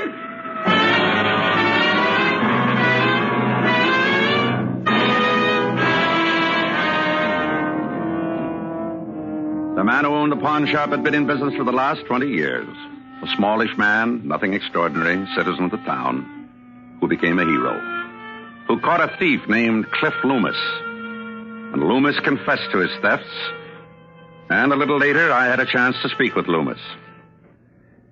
About a dog. Look, I've been on it too. A dog with black and white spots and white muzzle. What do you want from me? You got your junk back? What's so important about a lousy dog? Look, the police have been to your room and he's not there. I asked you a question. What's so important about a Did he bite you? You crazy. Did he? Bones he bit. Me, he wagged his tail for a very nice dog. I want to show you something. Huh? Here, look at them. Go on, take them, Cliff. Pictures? Go on. Oh.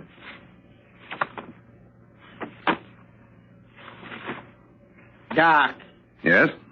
You must be crazy carrying around pictures like these. Pictures of people dying, Cliff. That's what I mean, pictures like these. People bitten by a rabid animal. What does that mean? Like that dog you stole. What? It had rabies. Bit somebody, they'd... Unless they were treated in time.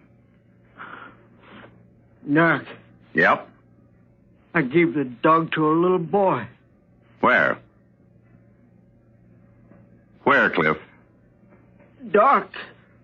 Where? I don't know. Listen, Cliff. No, I'm not kidding, Doc. I don't know. I told you I've been looped. This is the jolt that makes me all of a sudden not looped, and I'm telling you true. I don't know where the kid is. Yeah? Doc, it was somewhere near where our room was.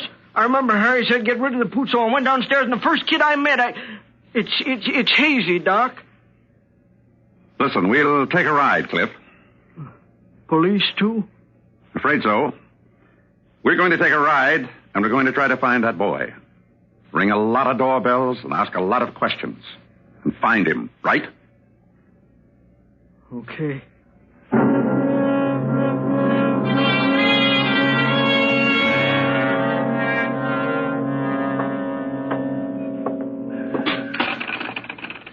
I'm sorry, Tinker Doll. I didn't see you. I didn't mean to kick you. And now don't you cry. My mom isn't home, and I won't know what to do if you cry. I know. I'll play you a tune.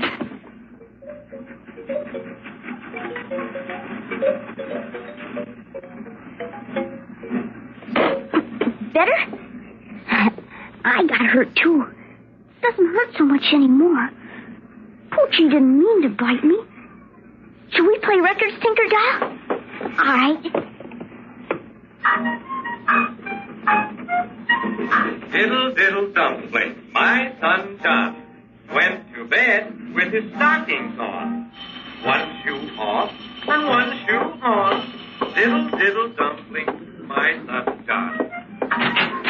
Hello? Hello. My mother isn't home, mister. Why are you holding your arm like that? It hurts a little. Why? Poochie bit me.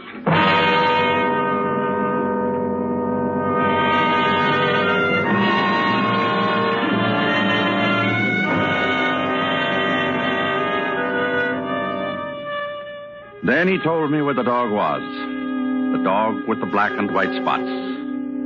The deadly animal who had bitten no one else. We had gotten there in time. The boy was treated and got better. In a town that slept well that night.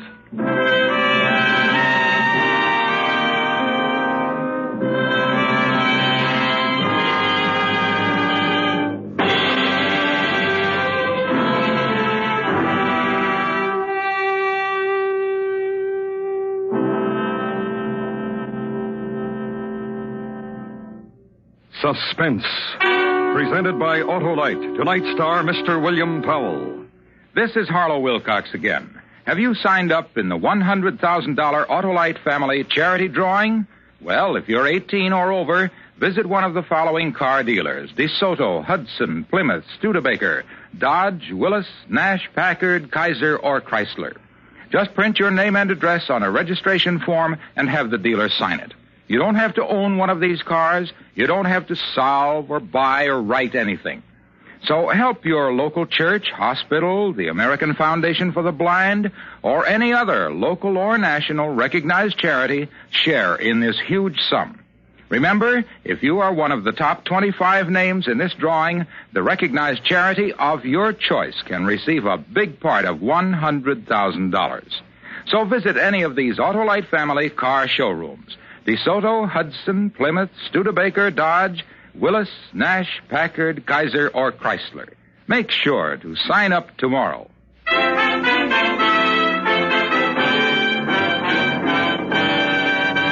Next week, the story of a man who wanted to apologize for threatening a stranger. And when he got there, the stranger was dead, and the police were waiting. It's called Circumstantial Terror. Our star, Mr. Ronald Reagan. That's next week on Suspense. Suspense is produced and directed by Elliot Lewis, with music composed by Lucian Morowick and conducted by Lud Gluskin. The Barking Death was written for Suspense by Morton Fine and David Friedkin. Featured in the cast were Junius Matthews, Dick Beals, Ted Bliss, Joseph Kearns, Jack Crucian, Gene Wood, Paula Winslow, and Hy Averback. This is the CBS Radio Network.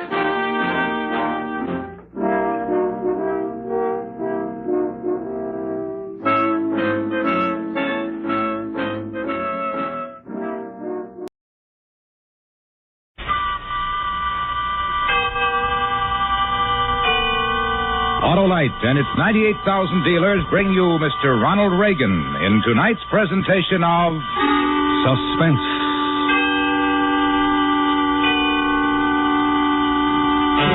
Tonight, Autolite presents the story of a man who wanted to apologize for threatening a stranger. And when he got there, the stranger was dead and the police were waiting. It's called Circumstantial Terror. Our star, Mr. Ronald Reagan.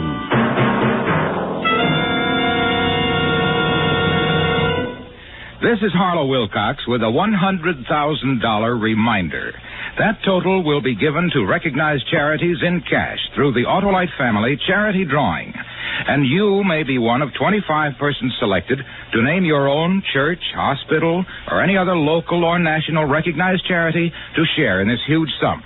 There's no obligation except printing your name and address, but your favorite recognized charity may share in thousands of dollars. To tell you how important this is to his organization, we are privileged to present General George Kenney, president of the Arthritis and Rheumatism Foundation. This generous Autolite offer will greatly aid the work of such groups as the Arthritis and Rheumatism Foundation. If you are one of the 25 persons chosen to name your favorite organization, I hope you will remember the 10 million people who suffer the pain and the crippling of arthritis. They will be most grateful for your help. Good luck to you in this Autolite Family Charity Drawing.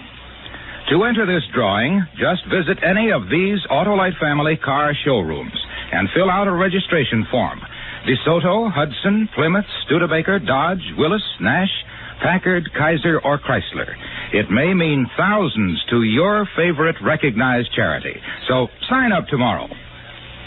And now, Autolite presents Circumstantial Terror, starring Mr. Ronald Reagan, hoping once again to keep you in suspense.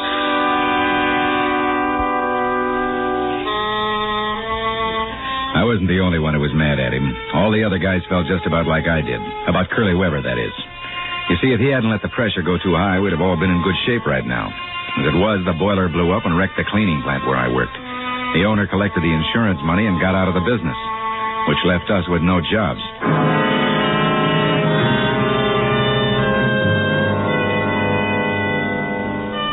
After a few months of looking around for a job, I was in a pretty bad way.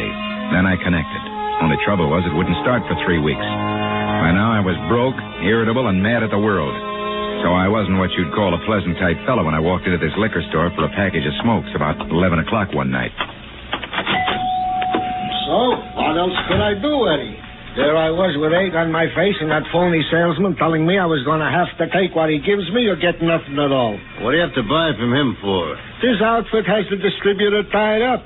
25% of what I make from his scotch. I'd like a pack of cigarettes. Hold your horses, mister. I got another customer. So I check around town to see if maybe I can get the scotch somewhere else. How'd you make out? Go ahead. Take a guess. Come on, mister. Get off the dime. Just give me What's the matter with you? Ain't you got no manners? Just give me a pack of cigarettes and stop shooting off your mouth. Me shooting off my mouth? Look, Buster, I got a pretty good trade right now, so why don't you take your 2-bit sale somewhere else? I don't even like the way you look. Listen, smart guy. I've taken a lot of lip from guys like you in the last few months. One more crack out of you and I'll smear you all over the joint, do you hear? All right, mister, all right. Take it easy. Sam don't mean no harm. That's just the way he talks. Then let him talk to somebody else like that. Hey, why don't you give me cigarettes, Sam? We can talk some more after he leaves. Okay.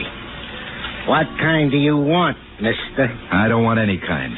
I just want you to remember something. Next time you see me, you'd better cross over to the other side of the street. It'll be healthier for you. Remember that.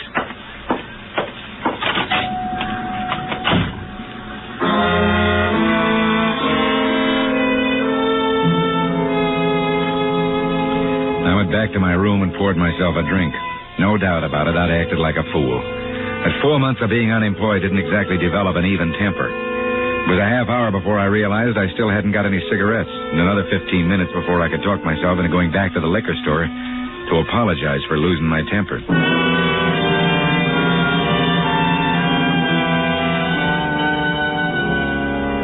The street was dark, and the only light on the whole block came from the glowing window of the liquor store. I still wasn't sure what I was going to say to Sam when I got there, and I knew I'd fix everything up all right. I'd gotten to within about 100 feet of the store when I noticed a black, or what seemed to be black, coupe parked in front of the store. Just about the time I noticed it, I heard a shot. It seemed to come from the direction of the store. I stopped for a second. Then a guy rushed out of the store right in front of me, jumped into the car, and before I could do anything, it roared down the darkest street out of sight. I ran to the store and looked in. Nobody around, and I looked behind the counter. The guy I'd argued with, Sam, was on the deck. I could tell right away that it was a waste of time to check his pulse, but I did it anyway. He was dead, all right. Then I started to the door to call the cops. Hey, what's going on? What'd I tell you, Irv? I saw who did it. He ran out the door as I was coming up the street. Come on. Grab him, Irv. He did it. That's the guy I was telling you about. Come on, buddy. Let go. I tell you, I didn't do it. I didn't do it. I saw the guy that did. Let go. Hold on to him, Irv. That's the guy Sam had to throw out of the store. He was casing the joint. That's what he was doing. Let go of him. Yeah, hold him good, Irv. I'm going for the cops. Don't worry. He ain't going nowhere.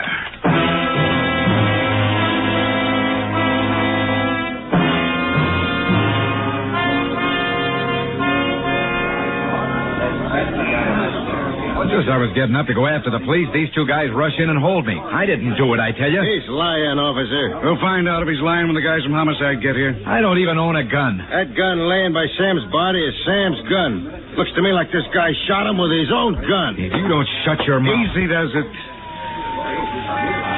What happens when the guys from homicide get here? You want my honest opinion, mister? Yeah, sure. I didn't put the cuffs on you for laughs. I think you've had it, buddy. It's only an opinion, but from what I can see here, and what I've gotten from these witnesses, you're nailed, buddy. Nailed good.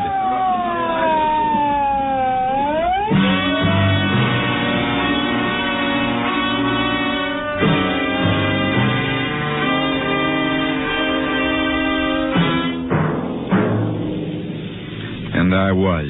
By the time it was presented to the grand jury, the state had a real good case prepared against me. The liquor store owner's gun only had his prints on it, which made it look as if I'd tried a phony hold-up and jumped him when he drew it. And there was money scattered all over the store, which made it look as if I'd been surprised before I had a chance to get away. That guy Eddie, who'd been in the store when I had my argument, wouldn't let me up. He pounded nails in my coffin every time he opened his mouth. If I'd had a job when all this happened, they'd have had trouble giving me a motive. And being broke and unemployed made it look that much worse. As a result, I wasn't surprised when the grand jury came through with an indictment for first-degree murder. As far as I was concerned, it was all over but the hanging.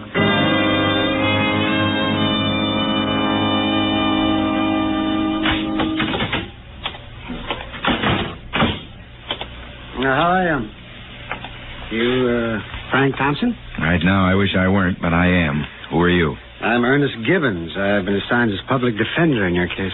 You're wasting your time. Why? Are you guilty? No, I'm not. Well, then I'm not wasting my time. Mind if I sit down? Go ahead. Well, I think I got most of the facts straight in my mind. Now, I want you to tell me in your own words what happened. Did you read the transcript of the inquest? Yes, I did.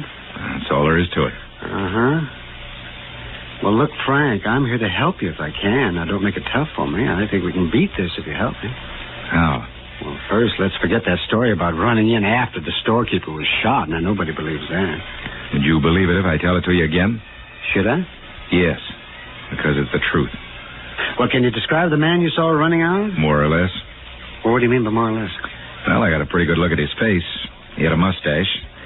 But I couldn't tell you how tall he was or how much he weighed. It seemed to me to be just medium all around. Well, you said at the inquest that he got in a car and he drove... Now, can you describe the car? It was a black coupe. What year? Don't know.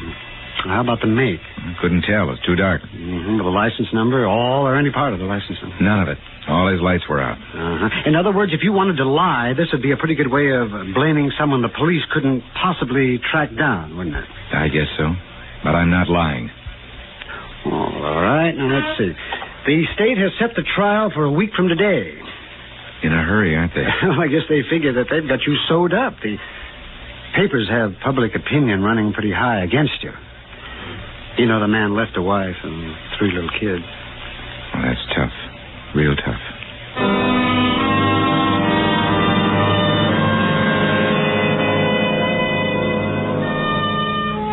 It was a couple of days later that Ernie came to me and said they were selecting the jurors who'd hear the case. This was a part of the law I didn't know a thing about, so when he said I had a right to sit in on the selection, I went along, if only to get out of the cell for a few hours. Well, to put it simply, it's more of an interview than anything else. It also gives us a chance to get jurors we think might be more easily swayed to our way of thinking. I'm to the point where I don't care much one way or another. I just wanted to get out of the cell for a little while. Maybe I'd be better off if I just plead guilty and get it over with. Oh, now you're talking foolish, boy. There's a lot that can happen in the next couple of weeks. Yeah. It's all going to happen to me. Some of it might be good, you know. Don't hold your breath. Yeah, over here, Frank. Sit down, mate. Okay. I'm going to try to get as many women as I can on the jury. You're a pretty good-looking boy. It helps sometimes. What about the prosecution? Don't they have anything to say about it? Well, I doubt if they challenge more than once or twice. Now, they think they have such a strong case, it doesn't matter much to them who's on the jury. They're right, too, aren't they? Now, that remains to be seen. Here they come. Yeah. Right now, I'd trade places with any given one of them. I don't think you'd get any takers. Oh, well, they're not as many women as I'd like to have seen. Ernie. What's up, boy? The guy with the gray suit. Where? Over there, next to the dame with the fur coat. Oh, yeah? Well, what about him? Don't challenge him. What? Don't challenge him. That's the guy. What guy? That's the guy that killed the shopkeeper. That's the guy I saw running out of the store that night. Get him on the jury. Don't let him get away. I don't want to die for what he did.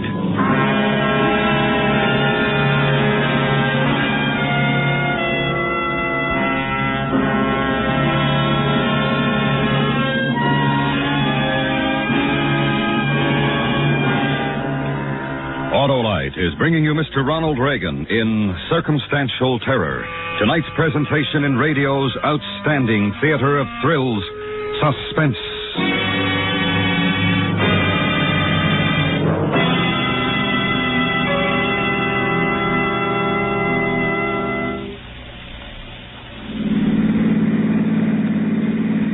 Hey, Charlie, what Nash model is this? Well, this is the new Nash Statesman, Harlow. You know, this year, Nash offers the widest range of models and prices in history. And you can get such optional features as power steering, power brakes, and even power lift windows.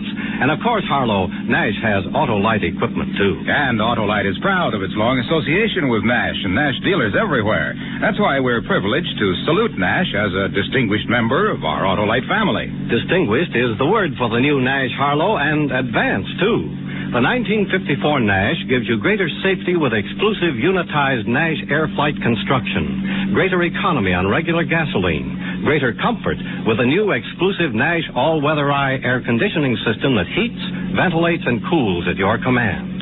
And Harlow, next week, Nash introduces a completely new kind of car. Watch for it. Okay, Charlie, and thanks for the ride. Always a pleasure, Harlow, especially in a new Nash. And now, Autolite brings back to our Hollywood soundstage Mr. Ronald Reagan in Elliot Lewis's production of Circumstantial Terror, a tale well calculated to keep you in suspense.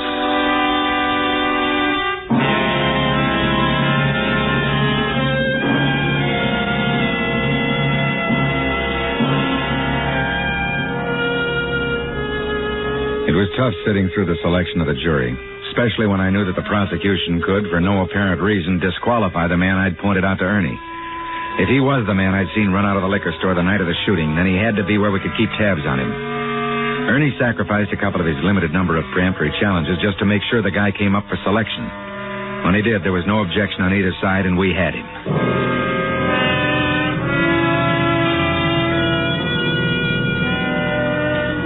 Later that afternoon, when Ernie came to my cell, we tried to figure out what we were going to do with him. Well, now that we've got him, what are we going to do with him? Well, that's your job to figure out, Ernie. You're the lawyer. We're no better off now than we were at the beginning. We haven't got a shred of evidence to substantiate your claim. I saw him. Isn't that enough? Well, you're on trial, not him. Well, supposing I get up in court and say he's the man, what would happen? They'd probably declare it a mistrial and discharge the jury and go to work on another trial, but you'd stay in jail.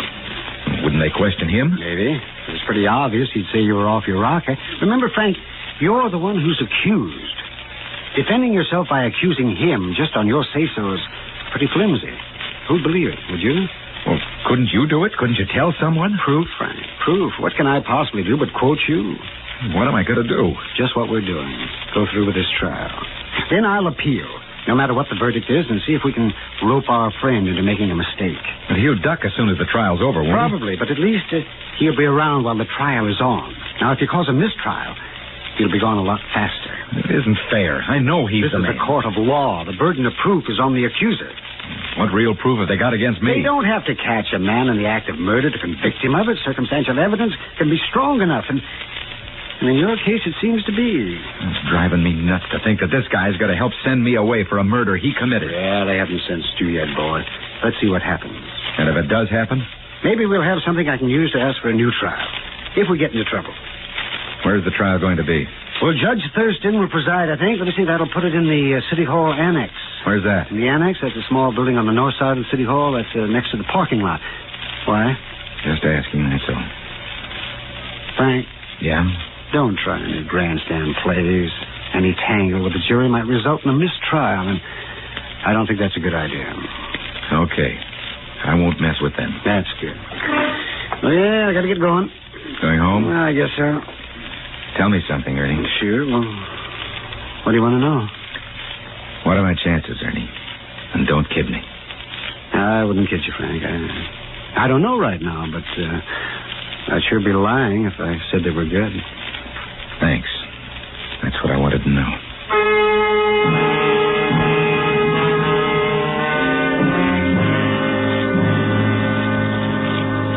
That's what I liked about Ernie. When you asked for the truth, he gave it to you.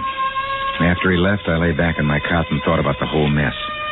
Everything had happened so fast, I really hadn't had time to take stock of my position. Now I did. And what I came up with made me want to beat my brains out against the steel bars out of sheer frustration. It wasn't anybody's fault if you discounted the guy that actually did the killing. I didn't have any beef with the law or the people who were carrying out the law. It was just that they didn't know they were going to convict an innocent man.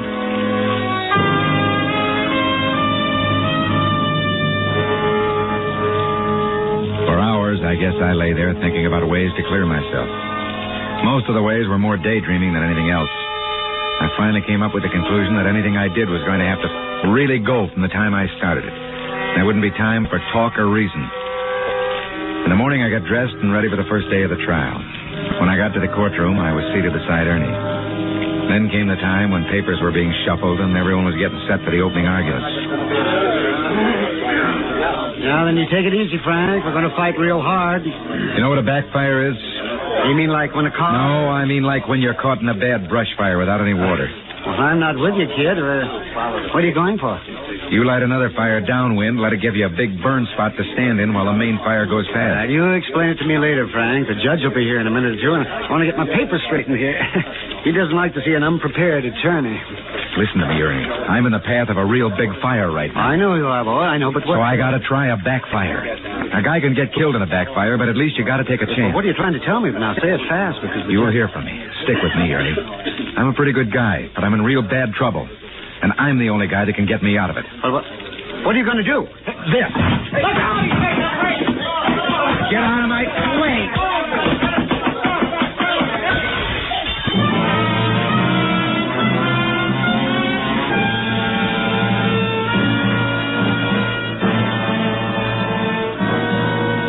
It was the only thing I could do. I couldn't sit by while 12 people tried to make up their minds whether I must die for a murder I didn't commit.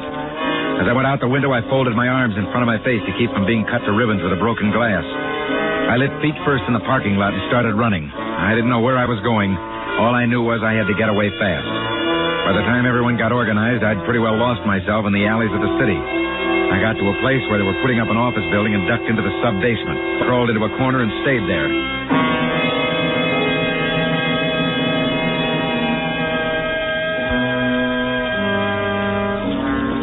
Somewhere around midnight, I slid out and started for the only guy in town I knew wouldn't turn me in as soon as he saw me, Ernie Gibbons. When I got there, his place had a light on in the kitchen, so I went around the back.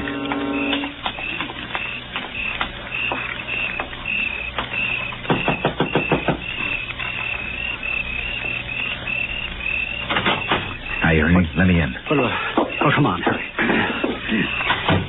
What are you doing here? If they find out about this, I'll be disbarred. I won't stay long. Wait till I turn the light off. Now sit right there, Frank. And don't move around too much. Thanks. Okay. Tell me why you did it. I told you this morning in court. This is my backfire. I couldn't just stand around while they made up their minds whether to kill me or let me rot in jail. I didn't do it. I'm going to get the guy that did. Oh, then they'll really have you. And they'll have me for something I did, not something I didn't. Well, why'd you come here? I need an address. An address, you mean? The guy with the mustache? Yeah. Got anything on him? He isn't around, Frank. How do you know? By the time I got through with the mess you left behind, it was pretty late in the day. What are you talking about? Just this. We knew he'd duck out as soon as the trial was over. But during the trial, we might have been able to work something. That's why I warned you about causing a mistrial. Well, this afternoon I went over to the address he'd given. And he moved out a few hours after your break. Any forwarding address? Oh, don't be so naive. The man is a murderer. I don't think he knows you saw him running out of the store, but he isn't taking any chances. He's lost, Frank. And you're in a bigger jam than before. What do I do now? Oh, yes, you tell me. I won't give myself Well, that's up to you. You're on your own now. What's your position in this? Well, I should turn you in. But you won't. Oh, you're a cinch to have the book thrown at you when they get you. I gotta think. Yeah, sure. Ernie, do something for me, will you? I might. What is it? I'm a pretty hungry man. Could you rustle me up some food? Oh, sure, Frank. I'll fix you some food.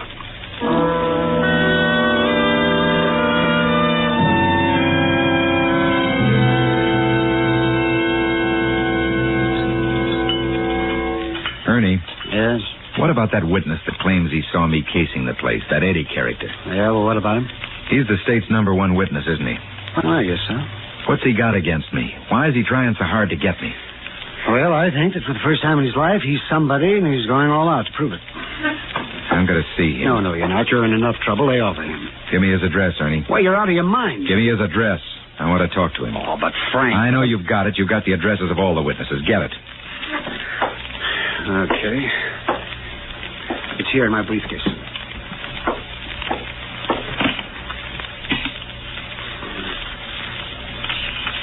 Hey.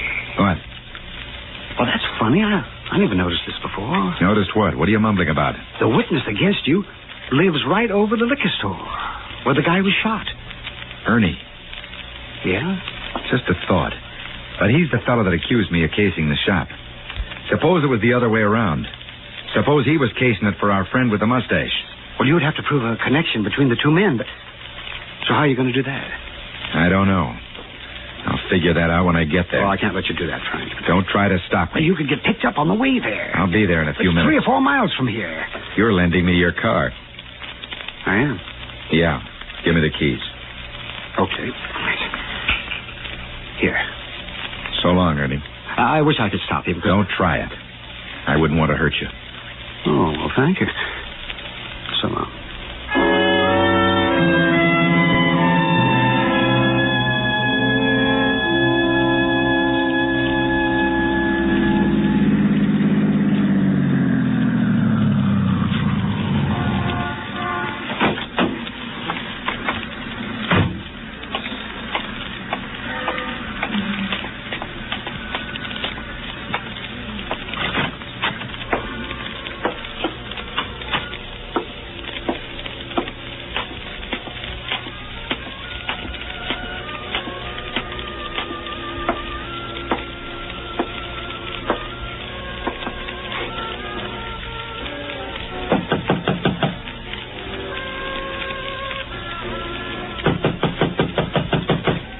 is it?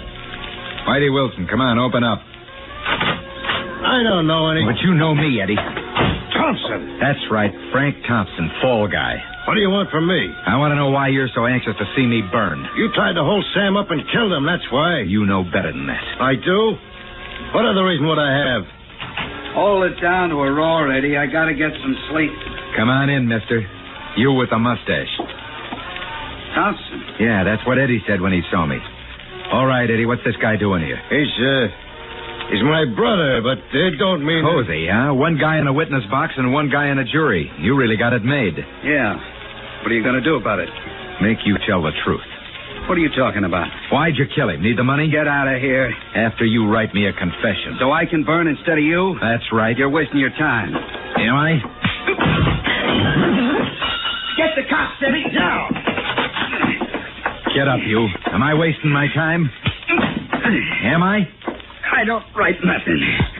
You won't.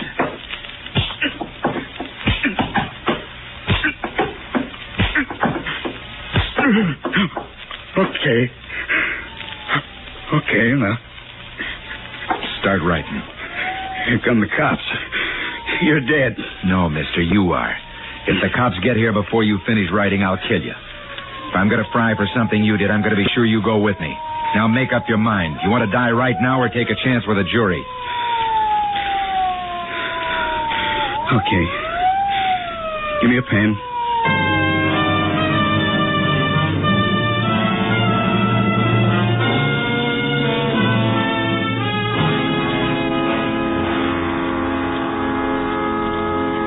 I hope you understand why I sent for the cops, Frank. I didn't want you getting any more trouble. Oh, sure, that's all right. Well, how's it feel? Mighty good. It's a pretty town when you don't have to look at it from behind steel bars. Yeah. What are you going to do now? Well, looks like I'll be able to make that job I told you about. Only a few more days to wait. Where will you be staying? I don't know. You got any money? Enough. You got any money? No. Then it's settled. You'll stay with us until you get on your feet. All right. You heard me. Okay. Lend me a quarter. Sure. What for? How to buy a pack of cigarettes. From a machine.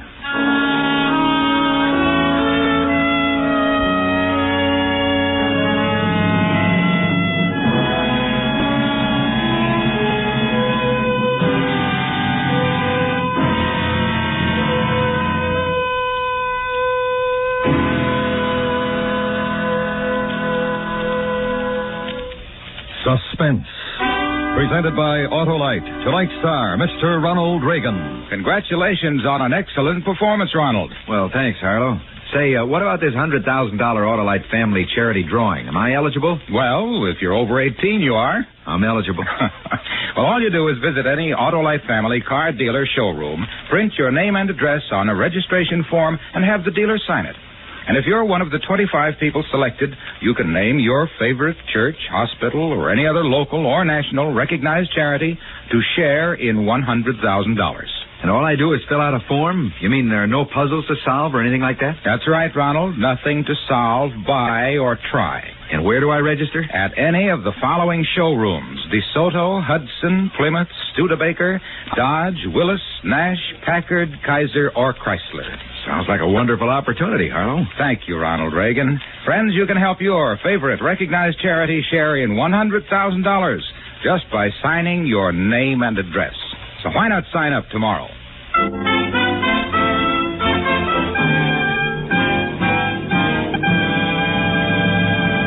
Next week, the story of a cross-country train trip, during which a police officer finds himself torn between his assignment and his personal feelings for the girl in car 32.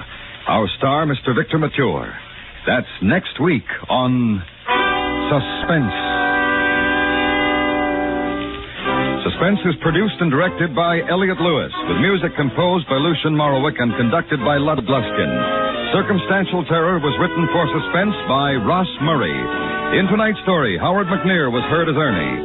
Featured in the cast were Vic Perrin, Clayton Post, Charles Calvert, Hal Gerard, and Kirk Martell.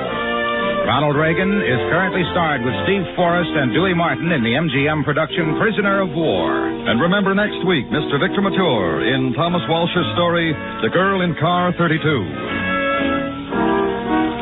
This is the CBS Radio Network.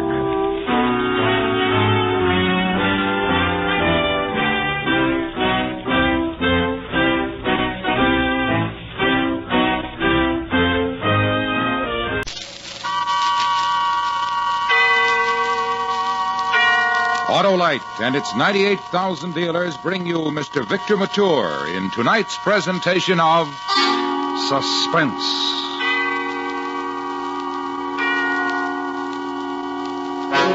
Tonight, Autolite presents the story of a cross-country train trip, during which a police officer finds himself torn between his assignment and his personal feelings for the girl in car 32. Our star, Mr. Victor Mature.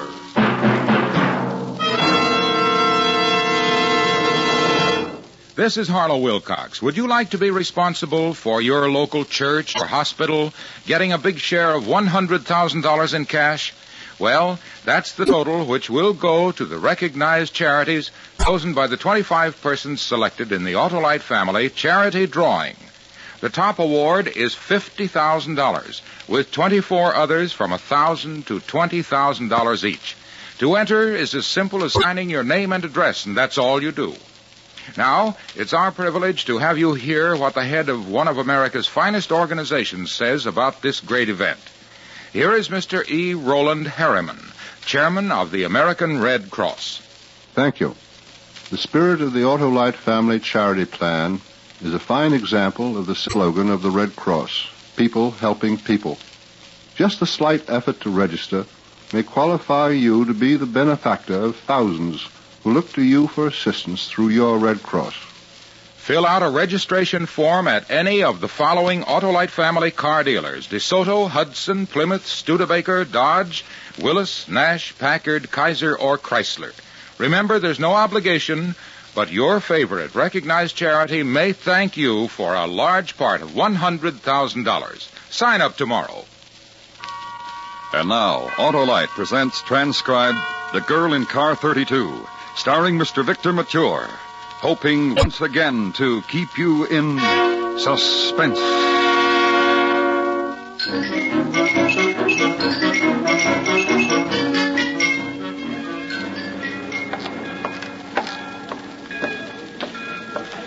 Hey, Mahoney. Bucher? I can see better from here. How do you feel, kiddo? Okay, I guess. Flying out here from New York last night and taking a train back this morning isn't my idea of fun, though. Yeah, well, we'll show you L.A. next trip, baby. We got about 2 minutes. You better tell me what this is all about. We got a dame who's been living with Fritzy Hollister's sweetheart for the past couple of weeks. You know Fritzy. Yeah. He's got a trunk full of hot jewelry I'd like to get my hands on. Well, this is your chance, Mahoney. Now, we figure Fritzy's ducked the old girlfriend and made a connection with a new one. And her name is Genevieve Josephine Johnson. Now, here's the angle. She's heading east on this streamliner today, probably to wherever Fritzy's hanging around. It's a sit-up train. You're right across the aisle from her. So you work yourself in with her. And when you get a chance, check her luggage, find out where she's going to meet him. I know. Don't look so sad, kiddo. It's an easy job sitting on a train with a doll. Hey. Oh, that one? Yeah. Genevieve Josephine Johnson. Uh-huh. In the flesh. I don't know. And I don't mean to argue with you. But to me, she just isn't the type for Fritzy Hollister. Oh, stop your kidding. No job, for one thing. No family or background we can check.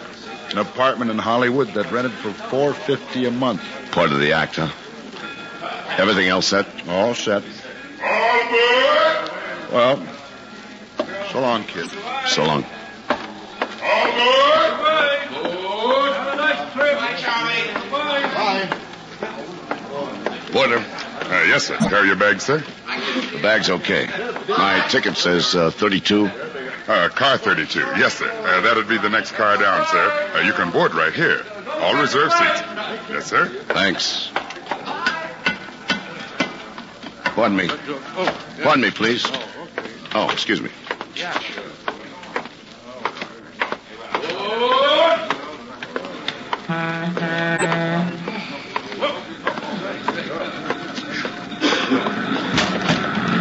Oh, I'm sorry, miss. It's all right.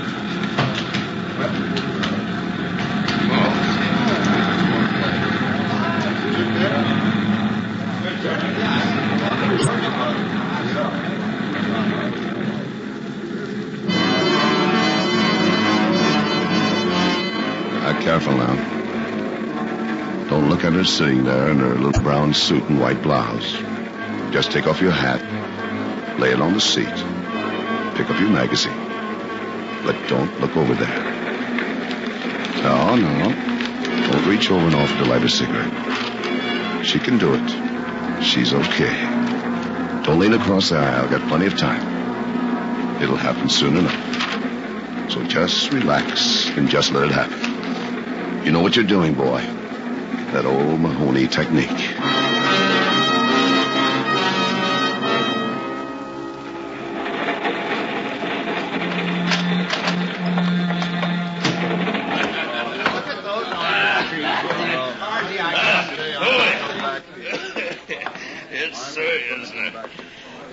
Yes, sir.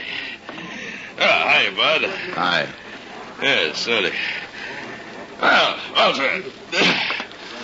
Hello there, little lady. How are you, huh? Hey, you mind if I take your seat for a minute? I'm on my way to the club car. It's a long walk. Well, that's one way to sit down, huh? Now, what's the matter? Ain't I even human? Ain't I even looked at, huh? Hey, you. Little Miss Hi-Hat. Hey. Please go wherever you were going and leave me alone. Ah, come on, little lady. Have a nice friendly drink with old Frank Towers. How about it, huh? Pardon me, miss. Hey, you. Hey, wait. Now, just what's the idea, Buster? What are you doing in this car anyway? And what are you looking for? A good punch in the mouth, maybe? No, he's bothering me, yes, but I don't want any trouble about this. Oh, it's a hassle about, pal. I get off in a couple of minutes to send for doing. I didn't mean to insult anybody. All I thought to... Yeah, all you thought. Then who asked you to sit down with the young lady, huh? Who wanted you? Why? Please, it's all right. It's perfectly all right. Just don't hit him more. Where's your car? Back there. Come on, I'll take you. I said, come on. Please, come on. Don't Get hurt moving. him. Don't hurt him. It's all right, miss. Don't you worry. Come on, move on. Hey, now wait just a minute. You know who I am? Yeah, I know who you are.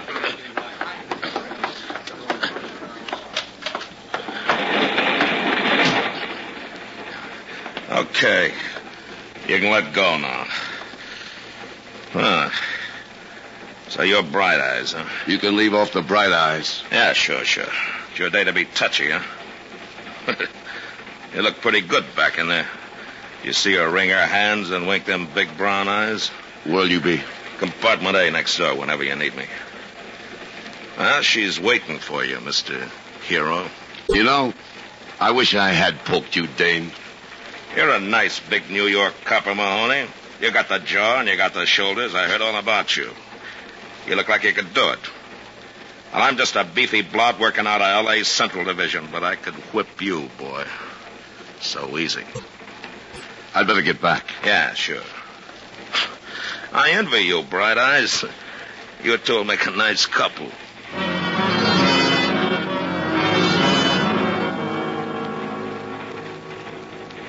He won't bother you again, miss. Oh, you didn't hurt him or anything like that, did you? Oh, no. I just took him back to his car and asked him to stay away from you. Oh, it was embarrassing. This is the first time anything like this has happened to me. I'm glad you helped out. Thank you very much. There's no trouble at all. Oh, What? I'm out of matches. Oh, well, I can help you there. I have some in my purse, I think. Yes. Here you are. Thanks. Would you, grab a cigarette? Well, thank you, yes. Why don't you sit down?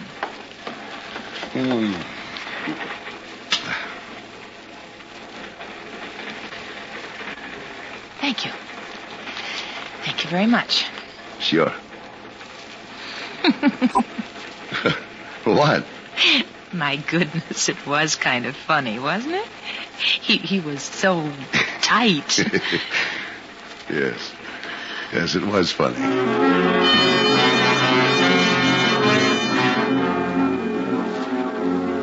The old razzmatazz. Don't ask, just answer.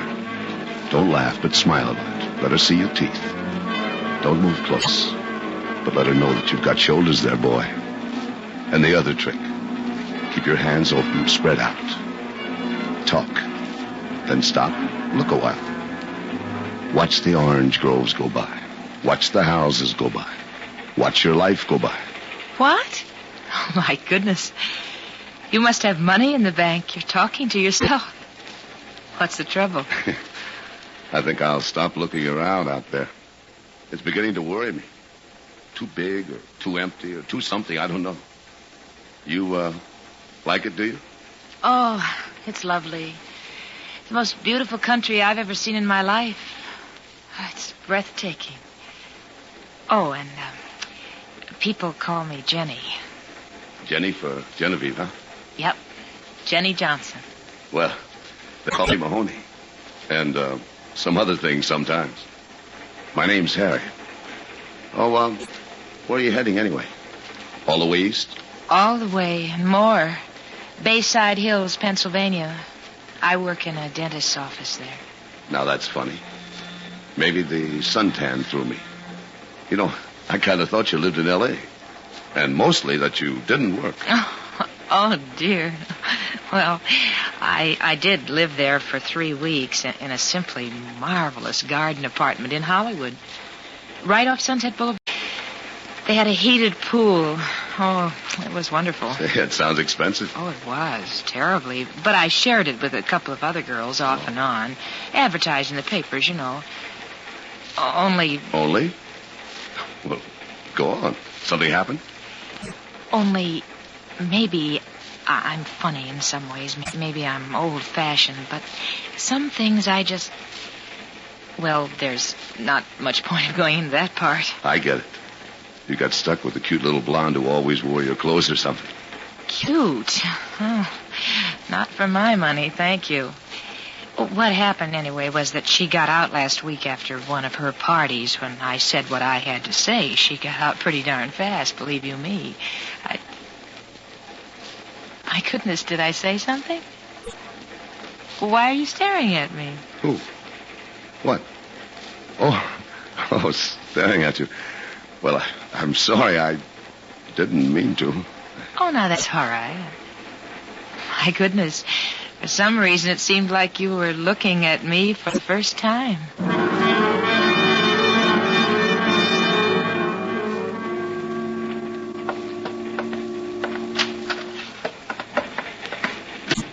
I seen you go to dinner with her. You're doing okay, Bright Eyes. Yeah, but it doesn't add up. Too homespun for this trick. Huh? Well, what's she done? Thrown up a smoke screen? That homespun stuff's all part of the act. She's Fritzy's girlfriend, all right. Remember, you're the operator, boy, not her. She's going to a place in Pennsylvania. She tell you she's got a little old mother and a little old father waiting for her back home? Yeah. Yeah, it's a great act. She's just a better actor than you are. Now, there's nothing in her luggage on the baggage car, but Fritzy must have slipped her some little trinket. Hey, it took a lot of fixing to set this up, getting you the space across from her and all. So keep your eyes on her, Bright Eyes. That's what you're here for. Keep on her.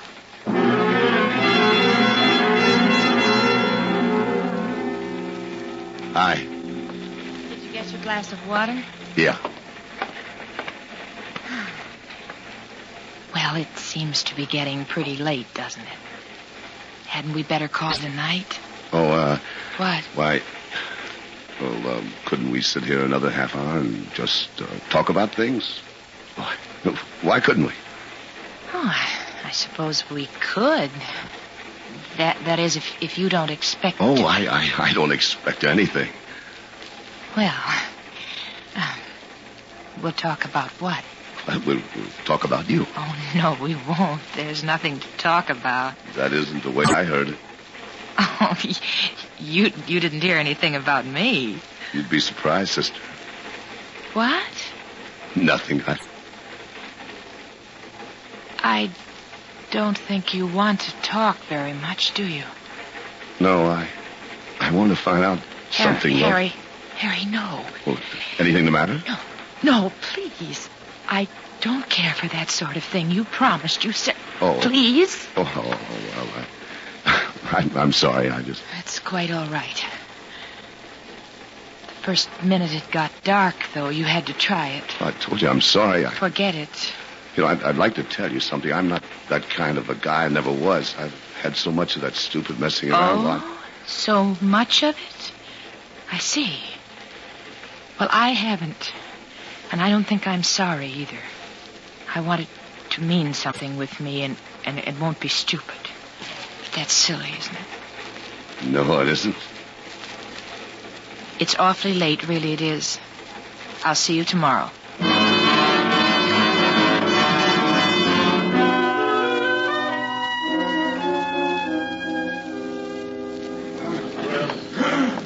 Kansas City Star. Get your Kansas City Star here. Star here. Kansas City Star. It's about time. Why didn't you come back last night? I didn't feel like it. Did you get anything else done? I went through her suitcase when she was asleep. Yeah?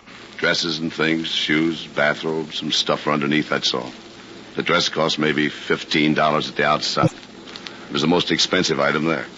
And that suit that she's wearing went for $40 at a sale, you know that. All right, so she's smart enough not only to act it, but to have the right props. This isn't Fritzy's girlfriend. He wouldn't know one like this, and she wouldn't have one like him. That's the second time you've said that. How do you know? I just know. I found out. You're getting older and you're getting dumber, Bright Eyes. You getting fed up? She'd never have anything to do with somebody like Fritzy. I told you that once before, too. Hey. What? Fritzy. What? Just walked by outside the window carrying a suitcase. Get your star here. Get your star here. Kansas City Star. Yeah, that's him, all right. Yeah. Getting on this car. You see the little guy in the overcoat and the cigarette? You're right. It's Fritzy Hollister. Yeah, sure I'm right.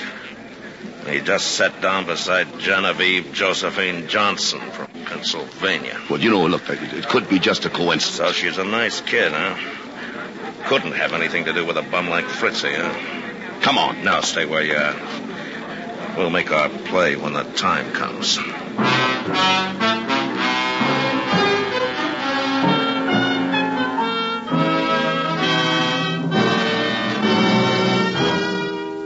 Autolite is bringing you Mr. Victor Mature as star of The Girl in Car 32. Tonight's presentation in radio's outstanding theater of thrills, Suspense.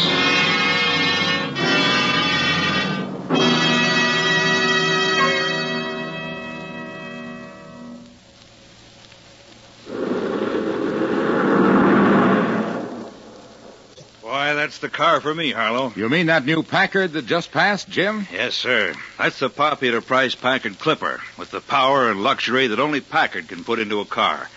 And have you seen the Packard Patrician? That's the finest car ever to bear that famous Packard name. A name we're privileged to salute tonight on Suspense. Packard, an outstanding member of our worldwide Autolite family. Well, Packard is outstanding in every way. Its ruggedness and dependability have withstood the most tortuous tests that Packard engineers can devise. Packards have proved over and over that they have what it takes under every road and weather condition. Yes, sir, Harlow, when you get an Autolite-equipped Packard, you get real value. And you get a car with one of the most famous of all fine car names, Packard. Yes, and Autolite is proud of its long association with Packard and with Packard dealers everywhere. And now, Autolite brings back to our Hollywood soundstage Mr. Victor Mature in Elliot Lewis's production of The Girl in Car 32, a tale well calculated to keep you in suspense.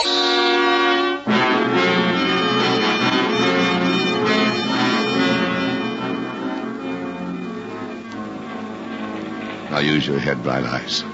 It's no mistake, no crazy coincidence. Even if she sat there all day and hasn't talked to him once. The little bird in the blue overcoat is Fritzy Hollister. And you were trying to steal his girl. Use your head. She was fast enough and smart enough to spot you right off for what you were. And she handled you last night like a schoolboy. She couldn't warn him from the train, but she's given him a poke in the ribs or an elbow or something so he'll play it straight here. Sure. She's Fritzy's one chance. She'll work on you again, Bright Eyes, because you don't want to let either one of them slip off the hook. Asleep? No. Cup of water? No. I'll drink it myself. I can't sleep. Not with that strange man over there. What's so strange about him? What? Skip it. Do you feel like talking? Sure. Feel like talking? Sure, let's talk. Why not? Sit down. Thank you. Well, I wonder what this stop is going to be. I'm glad you wanted to talk. But suppose you drop the rude girl routine. My goodness. You're all right in the daytime, but at night you come out with the silliest things. Say, what do you mean by that? Big laugh. Big laugh for you. What? For a couple of minutes last night, I was stupid enough to believe you, sister. What? Not now, though, and don't you forget it. What on earth are you talking about? I said cut the act. Well, I don't have to have anyone to talk to me like that. I think you're crazy. You must be. You must have something all twisted up in your head, or you wouldn't say things like this. Oh, darn.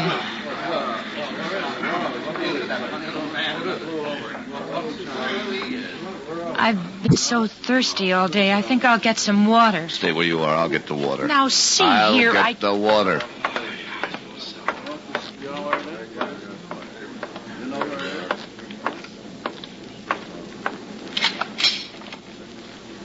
Hi.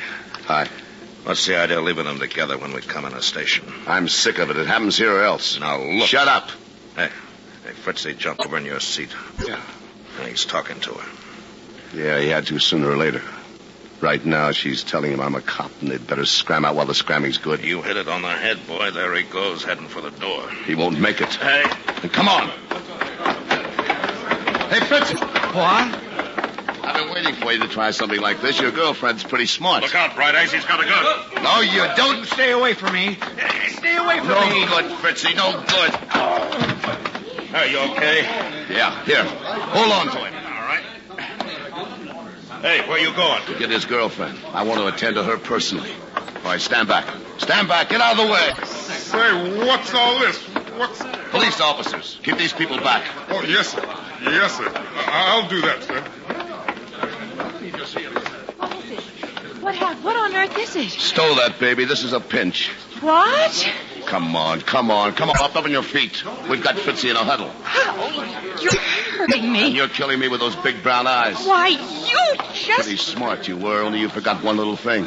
You forgot the first rule of Broadway. Never hustle a hustler. Just who do you think you had anyway? Some clown on a train or Bright Eyes Mahoney? Cut up the tears. Come on.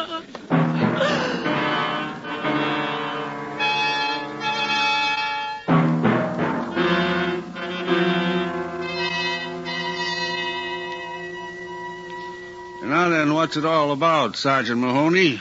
We can keep the man for carrying a gun. That'll do for a starter. We've got 1 million charges against him. He pulled the biggest jewelry heist in the country last year. You can get some papers out here to me? Sergeant Daines is phoning Los Angeles right now. All right. Now, what about the lady? Hold her, too, for disturbing the peace if you have to. She's Fritzy's girlfriend. She'll be named accomplice. Oh, I see. Well, she sure cries a lot. I'll hold them for you. Anything else you want from me? Hey, Bright Eyes. We got a mix-up. What do you mean? Well, you're a little mixed up, boy. That's what I mean. I've been on the phone to L.A. straightening it out for you. Fritzy's old girlfriend and that other one had the apartment together in L.A., okay? But that's all. She's not tied up with Fritzy. She never was. Why'd you meet her on the train? Because Fritzy's girlfriend left an old trunk after her in the storeroom. How was this Johnson dame to know that there was $100,000 worth of stolen jewelry in the false bottom? Naturally, Fritzy wanted it back, so he found out this tomato you were bright-eyeing with was coming east, so he just grabbed a plane so as he could meet her in K.C. He wanted that trunk, boy. Yeah, you mentioned that. Well, Sid, that's it. She's no more Fritzy's new girlfriend than I am. You know, it's funny how things work out. The trunk's been in a hock shop in L.A. all the time. Little Miss Muffet got rid of it to clean up the place when she moved. What's the matter? You sick or something? I told you she wasn't Fritzy's girlfriend. I told you. Well, I got that all straightened out for you now, Bright Eyes, so you... Write out a release, will you, Sheriff, for Jenny Johnson? Sure. Sure, glad to. You know, I wanted to do just what you did ever since that fella started talking. He bothers me.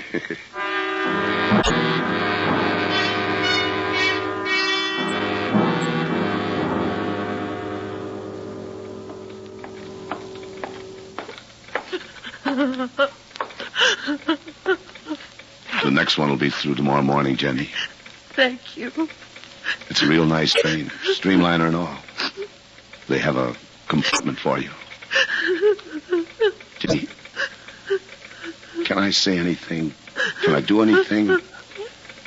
You know, when I remember what I was beginning to feel in my heart and what I've done to you, I just... In what? In your heart? Oh, you proved it, didn't you? Oh, Jenny, look, well, I'm that's sorry. all right, Bright Eyes. I heard them call you that. You're very clever with all women, and I'm very stupid, I suppose. I didn't even know the first rule of Broadway. But I know what I want anyway. I want you to leave me alone. I don't ever want to see you again. Jenny, I know what I want.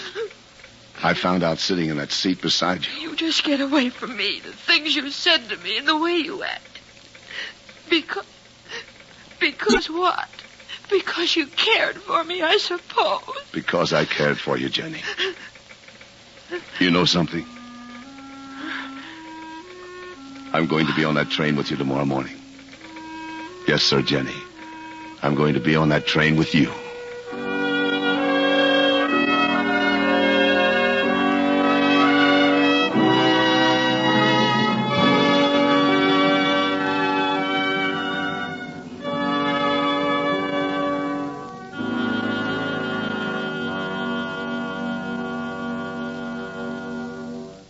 Suspense.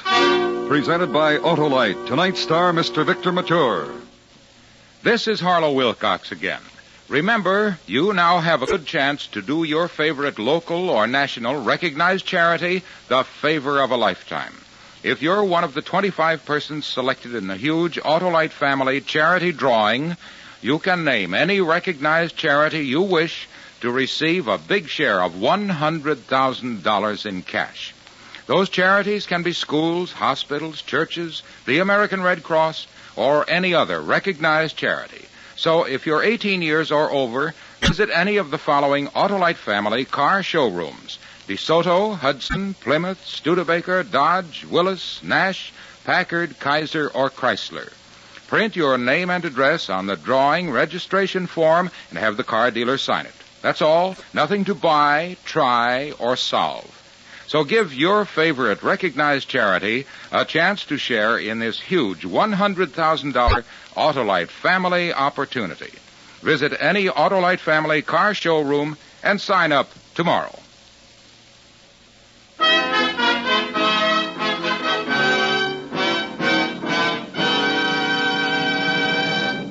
Next week, the story of a man who found that everything was against him. His wife distrusted him. His best friend had to give him an alibi, all because of a girl. A dead girl. It's called The Guilty Always Run. Our star, Mr. Tyrone Power. That's next week on Suspense.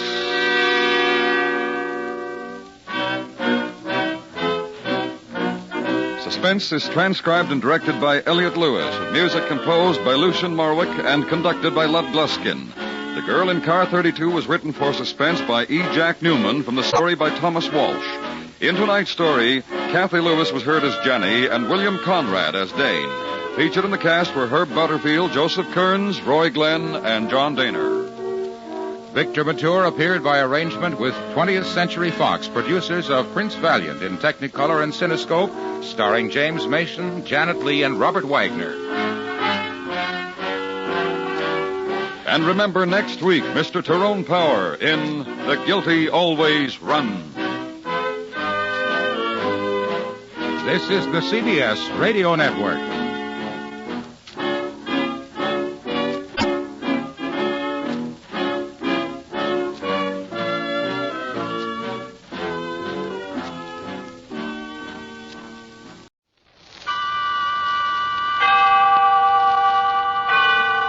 Autolite and its 98,000 dealers bring you Mr. Tyrone Power in tonight's presentation of Suspense.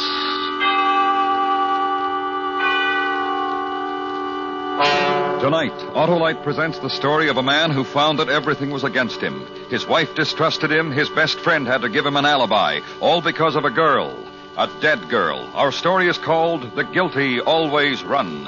Our star, Mr. Tyrone Power.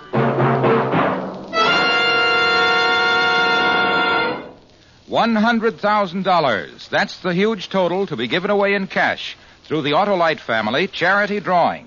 If you're one of 25 persons selected, you will name your favorite church, club, hospital, or other recognized charity to share a total of $100,000. And now, it's our privilege to hear what Fleet Admiral William F. Halsey, campaign chairman of the Mental Health Fund, says about this great opportunity. Money, such as that being offered in this Autolite family charity drawing, can do much to aid the research which will not only help cure, but prevent mental illness. If you are selected, I urge you to remember the vital work of the Mental Health Fund. You can enter this drawing by just signing your name and address on a registration form at any or all of these Autolite family car dealers. DeSoto, Hudson, Plymouth, Studebaker, Dodge, Willis, Nash, Packard, Kaiser, or Chrysler. Help your favorite local or national charity share in $100,000. Sign up tomorrow. And now, Autolite presents transcribed The Guilty Always Run, starring Mr. Tyrone Power, hoping once again to keep you in suspense.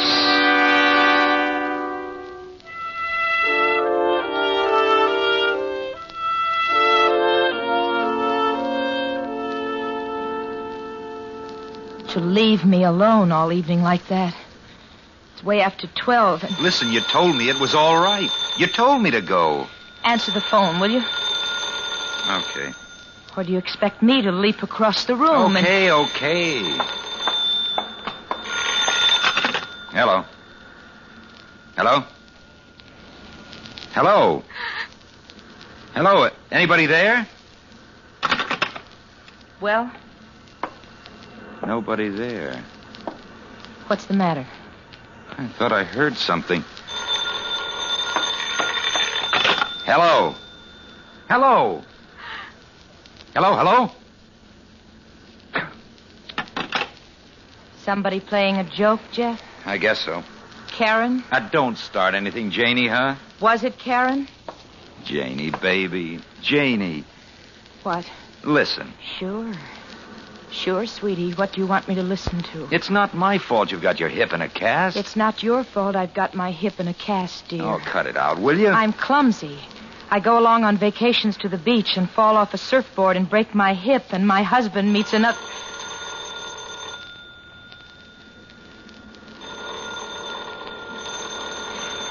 Are you going to answer the phone? No. Bring the phone over to me, Jeff. Let me answer it. Sure. Here. Hello? What's the matter? You tell me. I asked you a question. What's the... Here, you take the phone. Hello? Who is this? Hello? Help me, Jeff. Yes, this is... Jeff. This is Jeff. Who... Hello? Hello? Well, whoever it was hung up, Janie. Who was it, Jeff? I don't know. Was it Karen? Now, why don't you cut that out? It was a girl. Was it Karen? Karen sounded like she needed help. Loaded, probably. What does she look like? You never told me. Very tanned, very tall. And very beautiful. She really is. Calling here after midnight. Doesn't she know you're married? Didn't you tell her? I told her. You better go see if she's all right. Now, listen. Karen... You'd better go see. Yeah.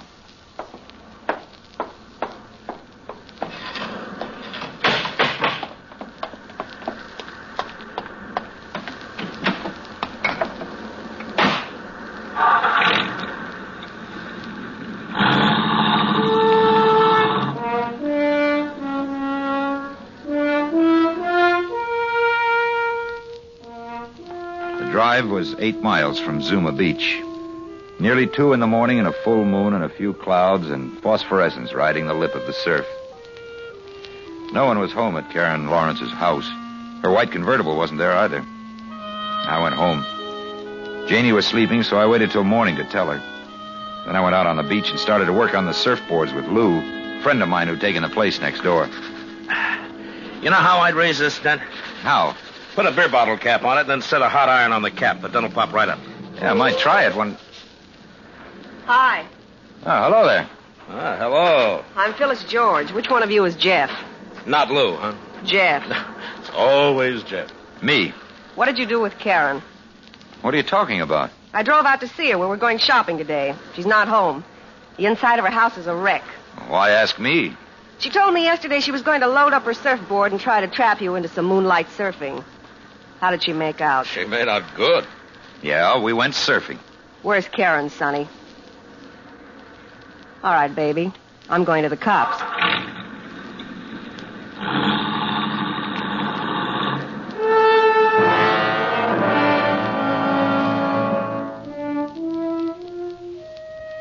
We finished resurfacing the boards after that. Not much talk. I kept looking down the road for the cops that girl promised. No cops. After a while, I said to Lou, see ya, and went back to Janie. Carried her out to the strand of white beach we bought for the summer. Oiled her back and her shoulders and her arms and then her face. Then lay down and set the ball of sun spinning. And that's how a day got done.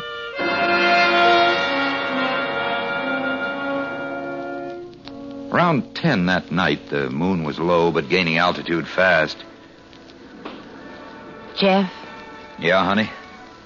it's a beautiful night out there. Very beautiful. Uh-huh. No sense you sitting around listening to the radio. Why don't you take the board, go surfing in the moonlight? No, Janie, Listen to me, sweetie. If I could, I'd go with you. There's nothing right now I want more to do. So you go, huh, sweetie? Don't let me ruin all of it for you. Oh, Janie, I don't mind. You go, take the board and go because I asked you to. Because I want you to.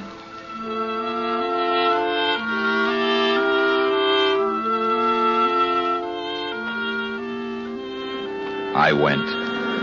And the waves were coming in gentle and fast and moon-crested from about 150 yards offshore. I paddled the board out, easy and slow, to where the moon was shaping them. It's where I saw her. Karen. Her hair floating and woven in a web of kelp. And her face moon-white. And her lips and splotches of color on her throat where the bruises were. Karen in the wet shroud of a silk dress. Dead Karen. In the sodden jacket I'd lent her the night before.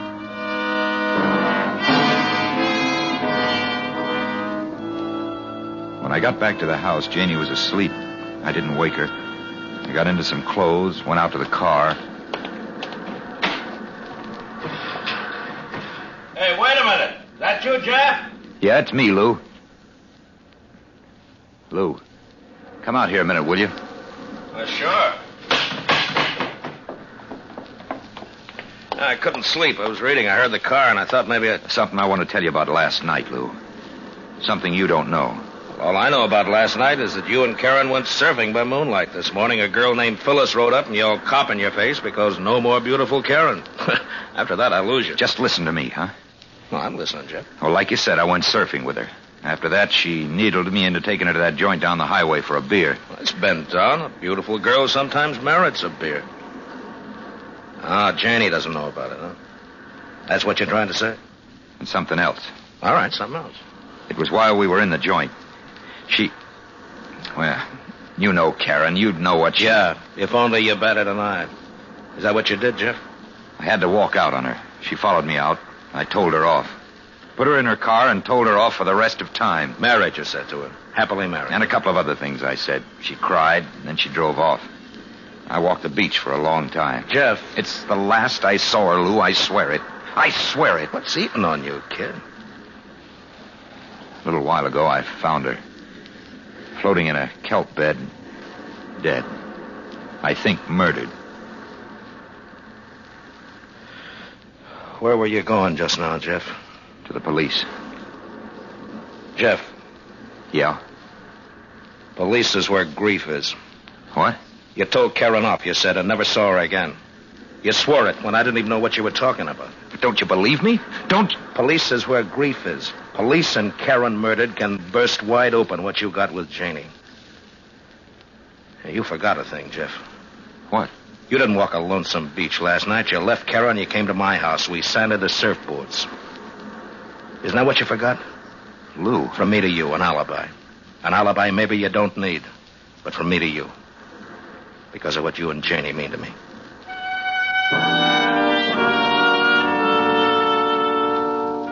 Because of what he said. Because it was a big grief. Because it might kill what it was Janie and I had together. A summer and beach and sky and sea and a love I had for her. I waited till Lou had gone back into his house. Then I swam out to where Karen was. I took off her the jacket I'd lent her the night before. I swam back to shore and found a littered strand of beach and burned the jacket. And buried the scorched rags. And I went home and slept. And it was Janie who woke me.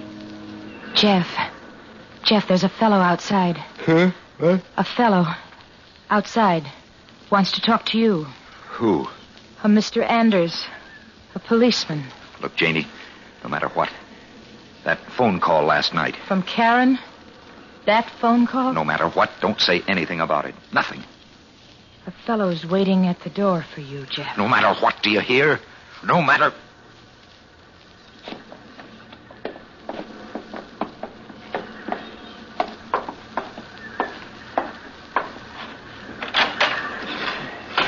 You want to see me? You Jeff Marlowe? That's right. Swimmer found a girl out in the kelp this morning. Girl we all know around here. Karen Lawrence. Well, what's that got to do with me? She was murdered, Mr. Marlowe, strangled. Somebody killed her and put her out on the tide. Let's go inside and talk about it.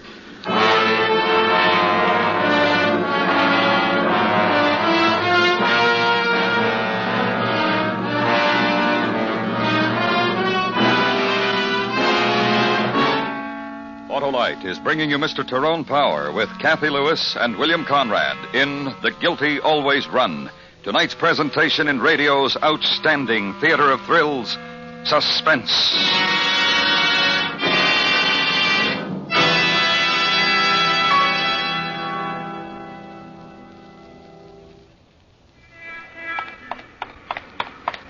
Hey, Marty, what's the rush? Oh, hiya, Harlow. I can't stop now. I'm coming from a preview of the new 54 Kaiser, and I've got to get over to the paper and write the story. Hey, they call it the new car with the big change, don't they? Right. There's a big change in styling, front, back, and inside.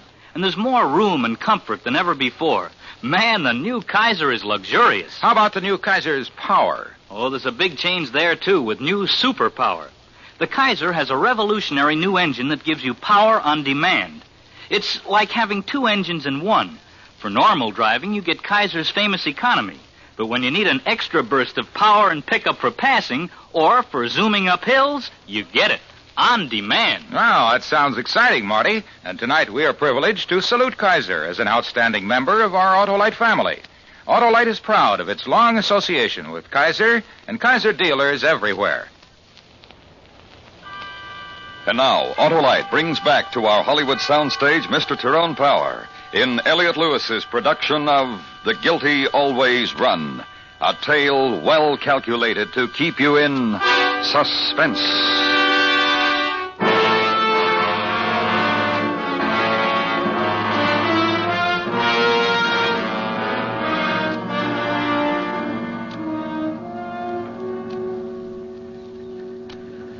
Karen Lawrence, Mr. Marlowe.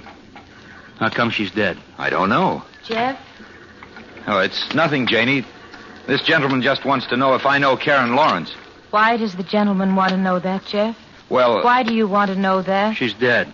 That's not the question I asked you. She was murdered. That's still not the question. Asking around about her, your husband's name gets mentioned more than anybody else's. I see. And she was murdered, all right, in case you've got any doubt about it. Strangled. Bruise marks here and here. 2 thumbs, you know. Wearing all her clothes. Good swimmer, I understand, so we've got a tab at murder. And I've got to ask, Mr. Marlowe, if you killed her. No, sir, I did not. But you know her. Oh, yes, sir. Now, look, you don't have to yes, sir, and no, sir, me. Okay. You were with her last night. We got that from Phyllis George, a friend of hers. Well, look, this is what happened. One day, Karen comes up from Malibu with a board and pretty helpless about getting it from her car to the surf. Yeah, when was this? 10 days ago. 11. 11.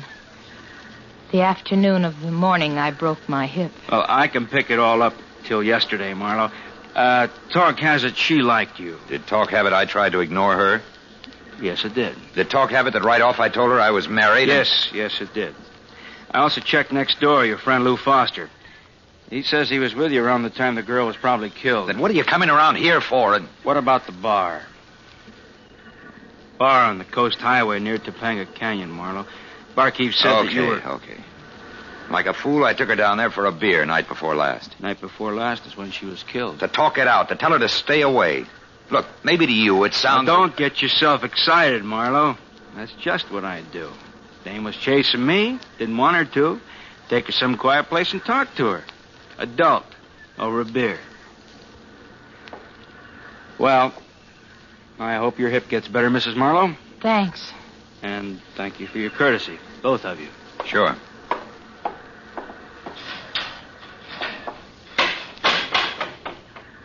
Jeff? Yeah? You didn't tell me you took her for a drink. Just for a beer. Oh. Now look, Janie. To tell her not to love you anymore, Jeff? What's been going on, anyhow? Hello? Mr. Marlowe? That's right. Who's this? Norm. Norm? Yeah, Norm Sloan, Mr. Marlowe. I got the Topanga Eatery on the Coast Highway. You've been in here. In fact, night before last, you were in here with Karen Lawrence. I understand from the police that Karen... What do you want? I can't talk to you over the phone, Mr. Marlowe, but I wish you'd stop in here any time in the next half hour or so. If I were in your shoes, I would, Mr. Marlowe. Bye.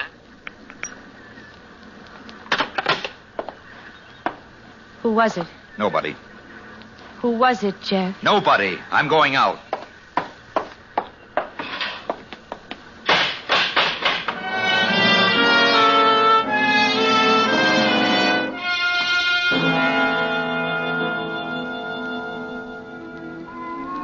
You don't want to hear my troubles, Mr. Marlowe, so I'll just tell you this. I didn't tell that policeman about the argument you and that girl had in here. Since you were the only ones in here, then I'm the only one who knows about it. And what happened out front when you left. How she was carrying on and crying. And from what Mr. Anders, that policeman, said, she must have been murdered a couple hours after you left here with her. Now, look, I don't know what you told the police, but you came down when I called, Mr. Marlowe, so what am I to figure? As long as you're here, Mr. Marlowe, I'd like to know what it feels like to go out to Santa Anita with $1,000 and not care if I win or lose. With $1,000, Mr. Marlowe. Today, Mr. Marlowe.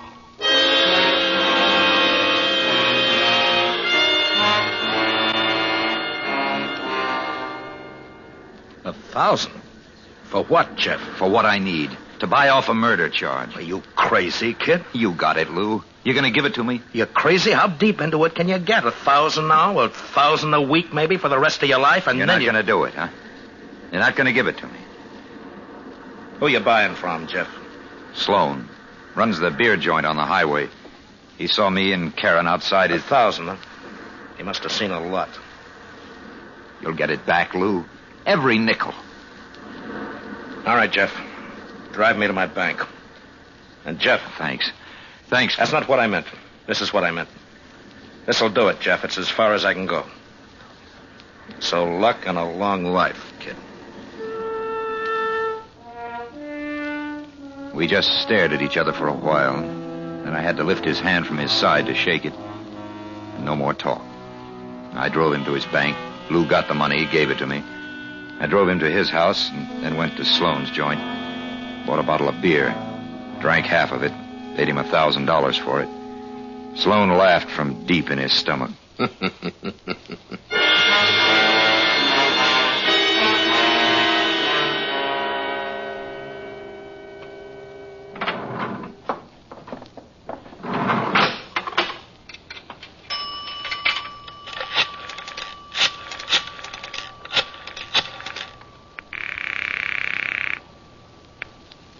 Hello? Hi, honey.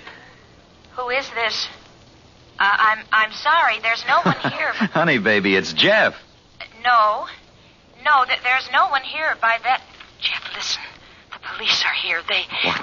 What are you... That you, Marlowe? This is Anders, Marlowe, Sheriff's Office. Now listen. Sloan, that beer joint fella, he called the office a little while ago, said you offered him $100 to keep his mouth shut. 100? Now you come in, Marlowe, because when you did that, you practically signed a confession. Marlowe, you understand what's happening to you, don't you? You understand what's going to happen to you?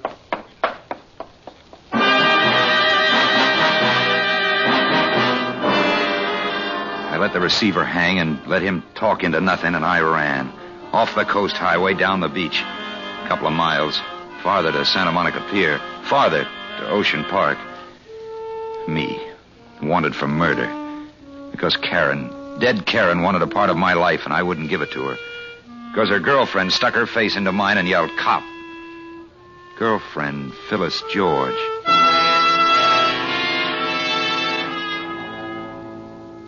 I found her address in the Venice phone book. I went there.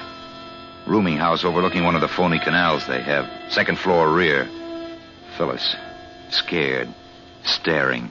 Holding it in. You just get out, you hear? Just keep away from me. You gotta help me, you understand?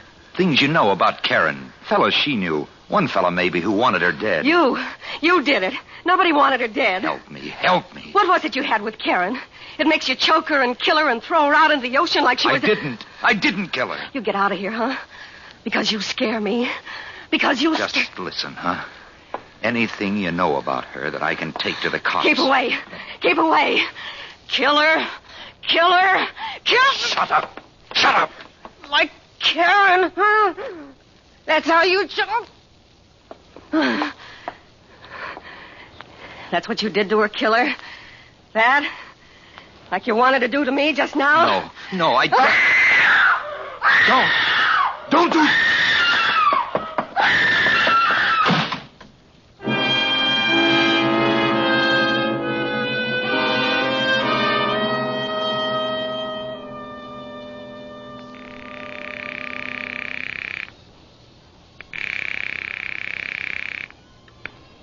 Hello. Lou, this is Jeff. Where are you, kid? Listen. How's Janie? I didn't call her because the line's probably tapped or something. How's Janie, Lou? She's okay. Where are you? I want you to meet me, Lou. Tell me how things are going. I gotta talk to somebody. Sure. Where are you? Phone booth outside a drive-in laundry in Venice. Rose and 3rd Avenue. I'll pick you up there, kid. Right away, Lou. Right away.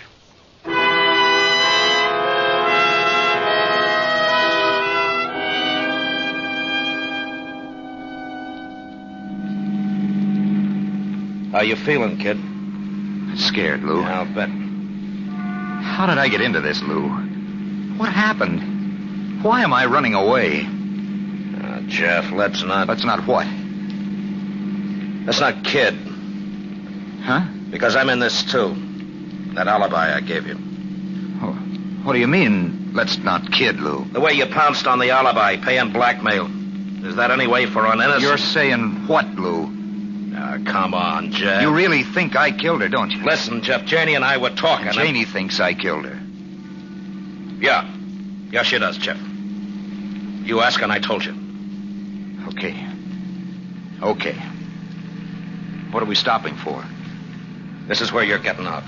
What are you talking about? Hey, what is this? Open the door, Marlowe. That's the boy. Now come on out. That's it. You can slide out too, Mr. Foster. Sure. Lou. That's right. I told Mr. Anders I'd bring you here, kid. Look, I didn't kill her. I did a lot of things wrong, but I didn't... Just don't whimper, Jeff, huh? The old nerve, kid. Like sliding in on a big one.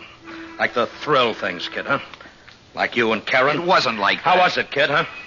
What was the formula? Flex a muscle and be polite, brown eyes looking up at you, and here, take my coat, you must be cold, and let's have a beer, and back to the beach. Ooh. Back to the beach, and after all of it, she was only kidding all the time? What did you strangle her for? The coat, Lou. How did you know about it? What? The coat. My coat I put on her. Sure, the one she was drowned in. There was no coat.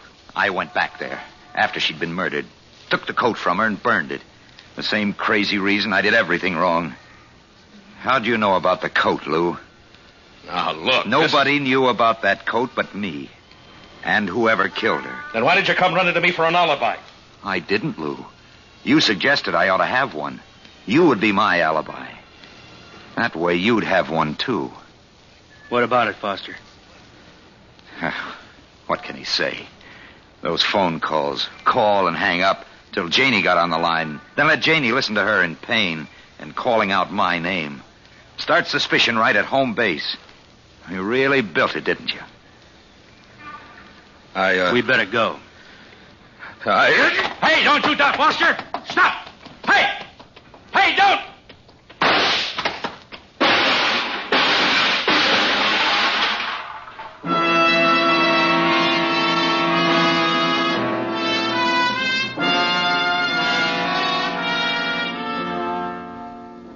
Lou didn't die. He'll stand trial. Summer's fading and vacation's long over. But sometimes on weekends, Janie drives me out to Point Dume. And we sit there. And we watch the sunset ride in on the long, slow curve of surf. And we don't talk.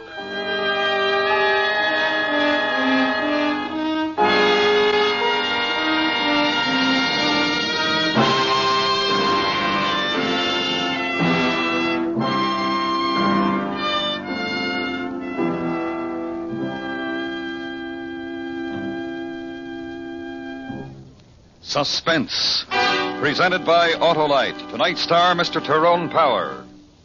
This is Harlow Wilcox again. If you're one of the 25 persons selected in the huge Autolite family charity drawing, you can name any recognized charity you wish to receive a big share of $100,000 in cash. Those charities can be schools, hospitals, churches, the Mental Health Fund, or any other recognized charity.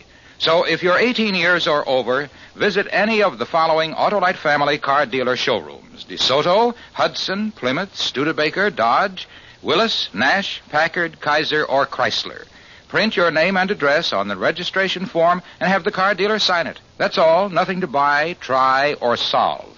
So help your favorite recognized charity share in this $100,000 total. Visit any Autolite family car dealer showroom and sign up for the Autolite family charity drawing tomorrow.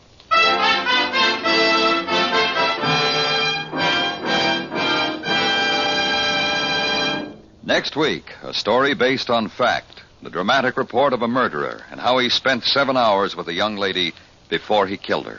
It's called Somebody Help Me. Our star, Mr. Cornell Wilde. That's next week on Suspense. Suspense is transcribed and directed by Elliot Lewis, with music composed by Lucian Morowick and conducted by Lud Gluskin. The Guilty Always Run was written for Suspense by Morton Fine and David Friedkin. In tonight's story, Kathy Lewis was heard as Janie and William Conrad as Lou. Featured in the cast were Charlotte Lawrence, Frank Nelson, and Jack Crucian. Tyrone Power may currently be seen in the 20th Century Fox picture, King of the Khyber Rifles, in CinemaScope and Technicolor. And remember, next week, Mr. Cornell Wilde in Somebody Help Me. This is the CBS Radio Network.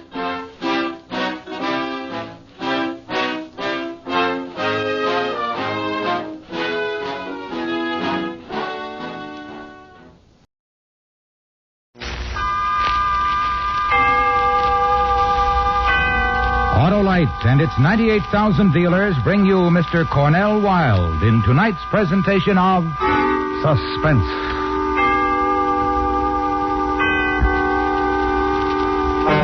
Tonight, Autolite presents a story based on fact.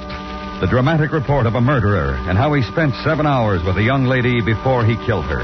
It's called Somebody Help Me. Our star, Mr. Cornell Wilde.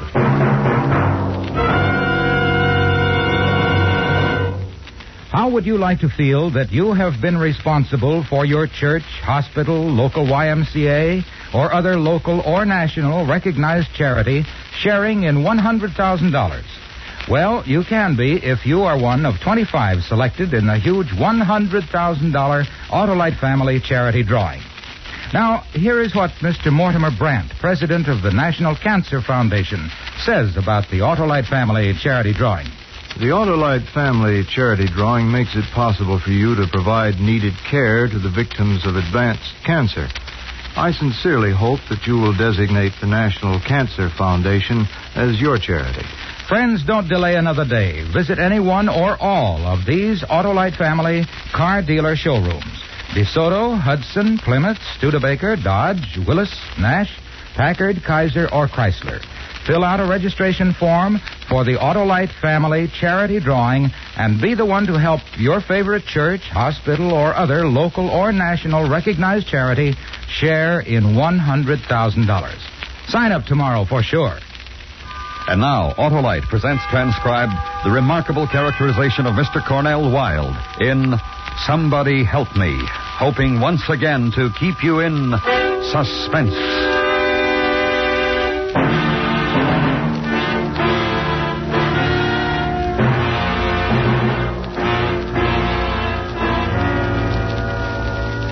You are witness to a murder, a violence in a town of the eastern seaboard, an act of rage and of fury striking out from a place of darknesses deep within a man, which became someone's death. And here is the murderer.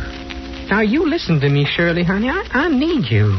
I'm lonely for you, honey. Like all day today, like now, honey. Making the little whimpering sounds busting in here like you did when you got no right. I've got a right, Cheryl. Being a husband to you like I was for so long. Husband. Eddie, gentle talking Eddie, who made my life miserable and ugly. Because he's a... You tell me, honey. What am I? What you are, I don't have to think about anymore. Or worry about, or get ashamed about. You don't want to understand, do you, Cheryl? You're not even trying to, honey. It's over, Eddie. I don't have to try anymore. We're divorced 3 months now. And I'm doing great, doing fine. So who needs you, Eddie? I don't care what happens to you anymore. No, don't say a thing like that, honey. All you got to do is like me again like you used to. Stay away from me. Don't talk like that.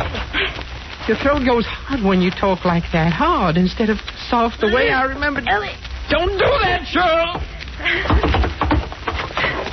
The scissors, Eddie. You touch me once more, I'll kill you. So help me, I'll kill you.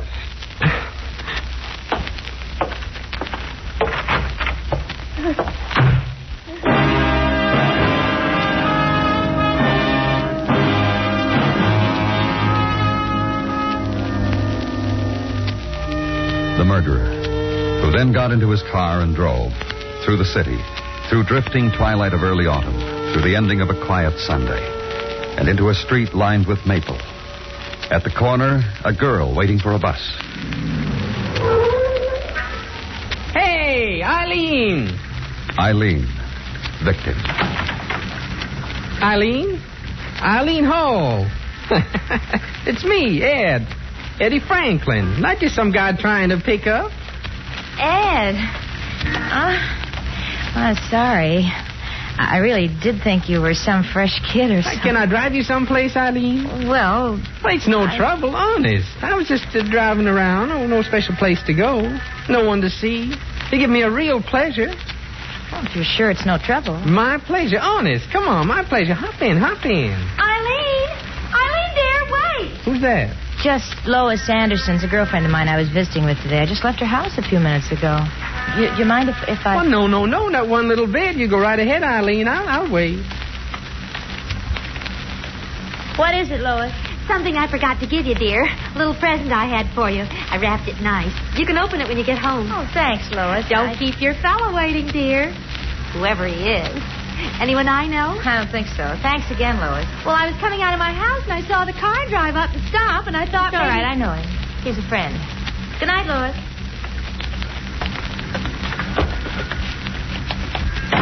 All set? Yes, Ed, thanks for... Don't mention it. Where to, miss? Well, I was just waiting for the bus to go home. Oh, you have to do that? Go home? No. Really, I thought I'd get to bed because early. I was just going to say... Yes? Well, I was just going to say if you don't really have to go home, well... Yes? Well, there's a drive-in up the road, and I thought maybe we'd stop and have a sandwich before... I mean, if you want to, Eileen. That's very sweet of you, Ed. I'd like to. Oh, well, my pleasure, Eileen.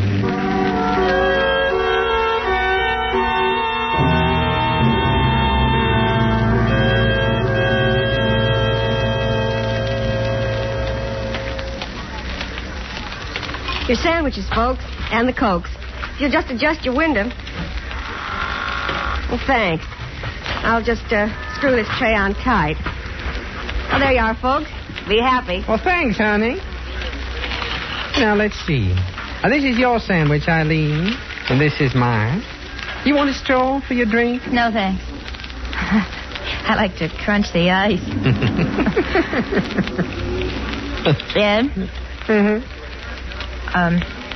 Your wife, has she, Oh, that's done and finished. Eileen, I told her off good today. I said, stop bothering me. Stop hanging around. Stop calling me. Now, we're divorced, I said, and if that doesn't mean anything to you, it sure does to me, I said.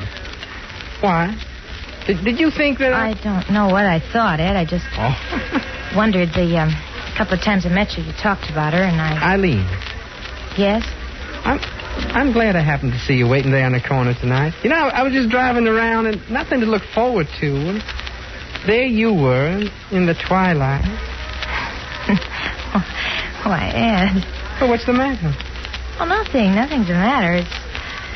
It's the way you said that. I didn't suspect you could... Oh, well, I've got a million of them. A whole million. You're fun, Ed. I think I like being with you. Well, me too, Eileen. And I wanted to call on you so many times, but... What? Hey, pal. Want to move your car a little bit? So as I can park in that space next to it. You hear me, pal? Oh, one of those, huh? Shut up! Ed, all you gotta do is just pull over a little and... He's got no right to. I'll show him. I'll show that loudmouth. Now, what's with you, big mouth? You figure I own the world or something? Oh, I got me one of those. What are you, a miser, kid? You collect parking spaces? All you gotta do is move your car a little. I'm not going to, big mouth. I got there first. Me and my girl, we don't want to move. We're not going to move. Yes, you will, kiddo. Well, stop it. Stop it. You too crazy or something? Well, you heard him, Eileen. You saw him. He shoved. Stop it. You hear? Ed, let's get out of here. Let's go someplace else. You want to? You really want to? Tell him you want to, lady. All I am is hungry for a cheeseburger, so get him away from me. Let's go somewhere else, Ed. Maybe where we can dance. Someplace that... I know a place on the highway where there's a jukebox. That sounds like fun. Let's go there, Ed. My pleasure, Eileen.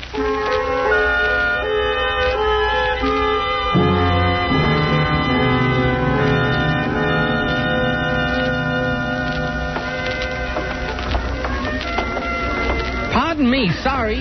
Now, can we get through here, please? Can we get through here, please? Says the man. Says the man. Says the man. Says the man. Oh, come on. Let the lady and I through here. Lady. Ed. What? Let's get out of here. Let's not. Now, listen, you little punk. Let us through here. We want to sit down. Please, Ed. Hi, lady. To you, I'll apologize. Now, listen, you. I'm apologizing. You want to get through? I'll get you through. Get out of the way. Out of the way. Let these two good people by. Let them by. Let them by. Table you wanted, lady? Thank you. Sit down, lady. Now, mister, what about me being a punk before you sit down, that is? You tell me that. Oh, well, Before you sit down, that is. No, forget it. No offense. You know, all those people and bumping and everything. Sure. And you know what? Huh? Hi, I'm Bernie. Hi. Hi, lady. I'm Bernie. Eileen. And I'm Ed. Hi. Mind if I do? I knew you wouldn't. Sit down, Ed, and join along. Hi. Hello. What's the matter with you? Get him. Hey, Eileen. Ed, what do you want? What are you laughing at? Mostly you.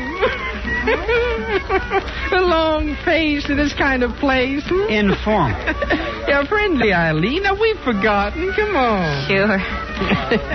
Sure it is. Eileen? Hi. You see, Eileen? Hi, Bernie. Yeah, me too. Hi, Ed. Yeah. Hey, you know what you ought to do, Ed? Hold up 3 fingers and yell beer so Eileen and me can finish out the dance. Yeah. Come on. All right. Hey, 3 beers. Hey, you, 3 beers.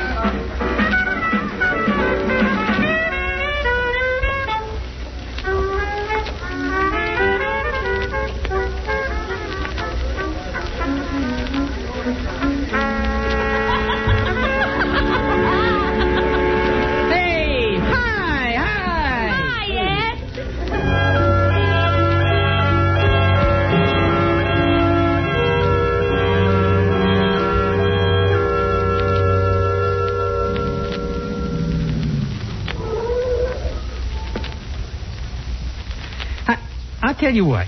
You unroll the window on your side, and I'll unroll the windows on mine, To let the country air in. Yeah, to let the country air in.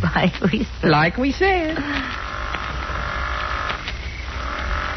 Eileen. Mm-hmm. No, wait, when you're finished. I've finished. You want to talk to me? Well, that's as right can be. As right can be. That's how right it is. All right. Come here. Ed, you drunk? No, I would be, but I'm out with Eileen tonight. And when I lift up a glass, she pulls down my arm, pats my cheek, and says, "Now, Ed." And Eileen. Oh, I had a beer, Ed. Have a good time? I guess. I guess? Mm-hmm. I guess, she says. Did you see the way she was dancing? Ed? What? I'm kind of ashamed. Of what? Of the kid, Bernie, dancing all his dances with him. I've never done anything like that in my whole life. Oh, come here. Come here. Ed? What's the matter? Look. What's the matter? Nonsense. Now, what is? This. Better we go home. No, better we don't, baby. Baby? Me? Baby? Home, Ed. Oh, no. Where you picked me up. You did do that, didn't you? Picked me up. I must have been... What? Out of your mind? Better go home. Oh, no. Now, listen, I'm lonely. Stay away from me. Come here, you. And all the rest of them. Ed? Come here. Come.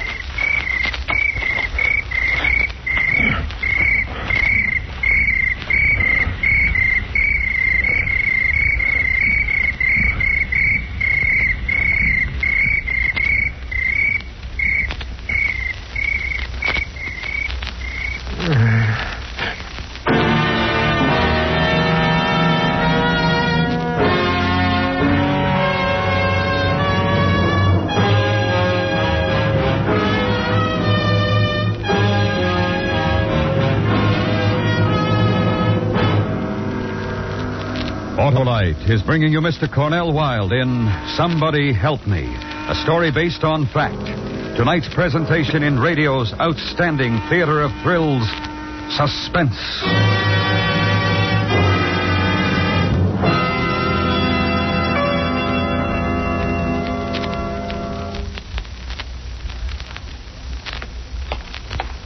Hello, Harlow. Why, hello, Jim. What's the good word? The word and the car is Chrysler, Harlow. Mm-hmm. I'm going down to pick up my new 54 Chrysler right now. Well, we're saluting Chrysler on Suspense tonight as a distinguished member of our Autolite family. And it'll soon be a distinguished member of my family, too, Harlow. What a car. Sleek and beautiful. But that's only part of the Chrysler story. What comfort. Chrysler seats are regular chair height with plenty of headroom and hat room. And for convenience and safety, there's Chrysler Power Steering, which is full-time power steering. Power brakes, and the most powerful engine on the road, the 235-horsepower Firepower V8 engine. Yes, sir, Harlow, my new Autolite-equipped Chrysler has everything but a driver. And I'm going to fix that right now. So long. Bye, Jim. Tell your dealer, by the way, that Autolite is proud of its long association with Chrysler and Chrysler dealers everywhere. And now, Autolite brings back to our Hollywood soundstage the remarkable characterization of Mr. Cornell Wilde in Elliot Lewis's presentation of Somebody Help Me, a story based on fact and well calculated to keep you in suspense.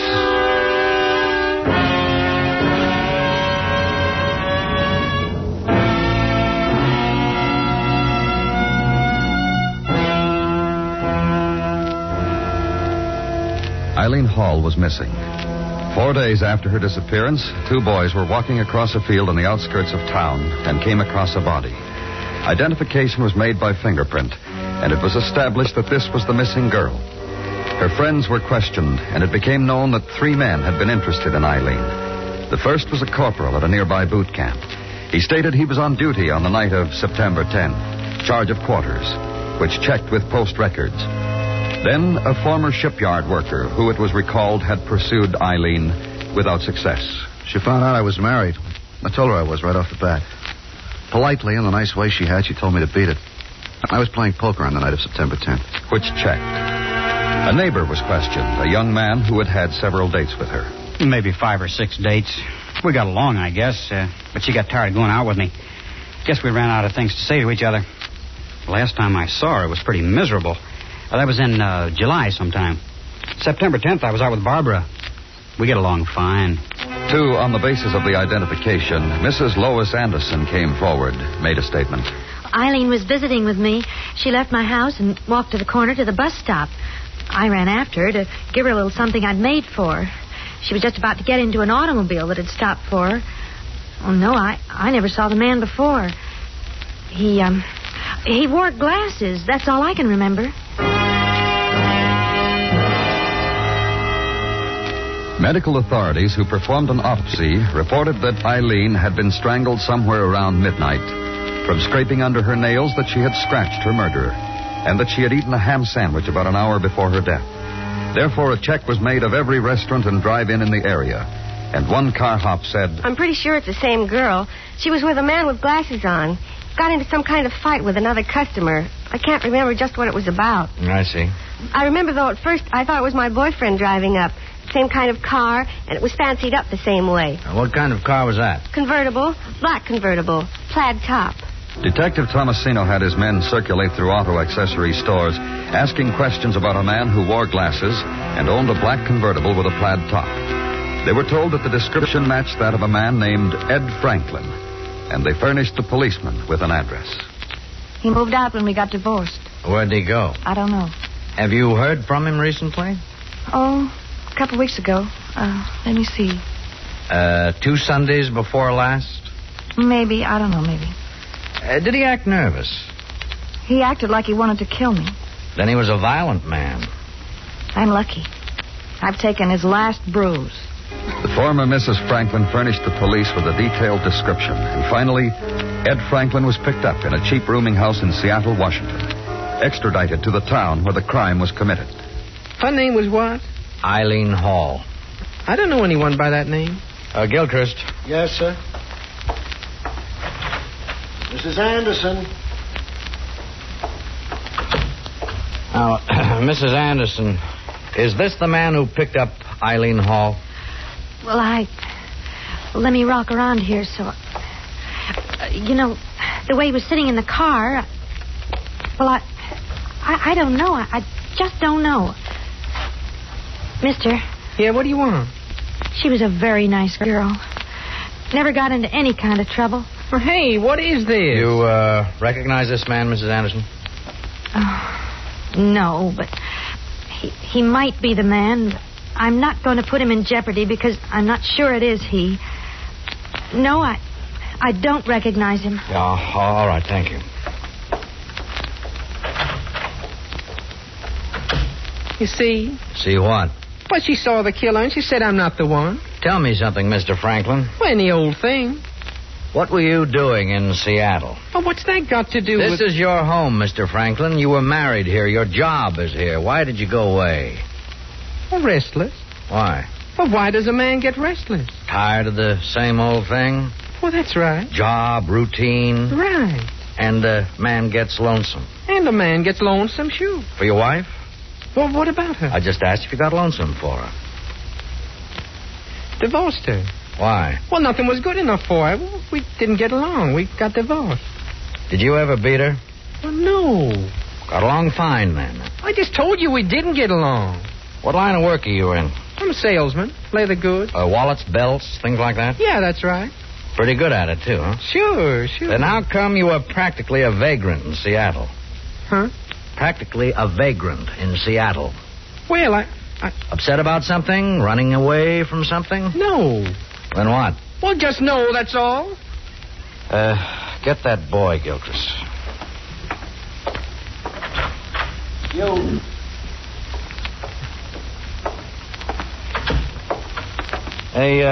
Boy's name is Bernie, Mr. Franklin. You know him? No. What about it, Bernie? It's him. How do you know him, Bernie? I stood up to him in a juke joint once, and he fell down. Then there was a girl he was with. He watched me dance with her. Hi, Ed. Okay, Bernie. Gilchrist. Yes, sir. The two from the drive-in. This way, Bernie. Okay, you two.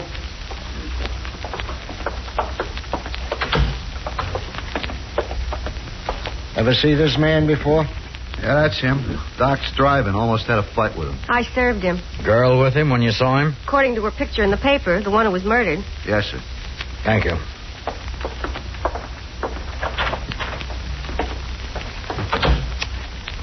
Well? Well, what? We got the middle of it, Franklin. You went to a drive-in and had a ham sandwich. You almost had a fight there. Then you went to a juke joint and you watched Eileen Hall dance with that boy. All we need's the beginning and the end. Now, look, I no more killed Eileen than... Well, all right, sure, I knew Eileen, but what does that prove? Nothing, except you said a few minutes ago that you didn't know her. Well, I didn't, not really. Well, she must have known you, else why would she get into your car? I picked her up. Oh, maybe, but I doubt it. I don't think she's the kind of girl who gets picked up. What? Well, where you been? Every girl gets picked up. Oh? Well, sure, where you been? How did you meet your wife, Franklin? Hey, now, wait a minute, mister. I just asked you a simple question. How did you meet your wife? I'll leave her out of it. Can't do that anymore, Franklin. Can't leave anything out of it. Come in, please. Sit down, please. I was just telling... Hello, Ed. Shirley, honey. You're in a lot of trouble, aren't you?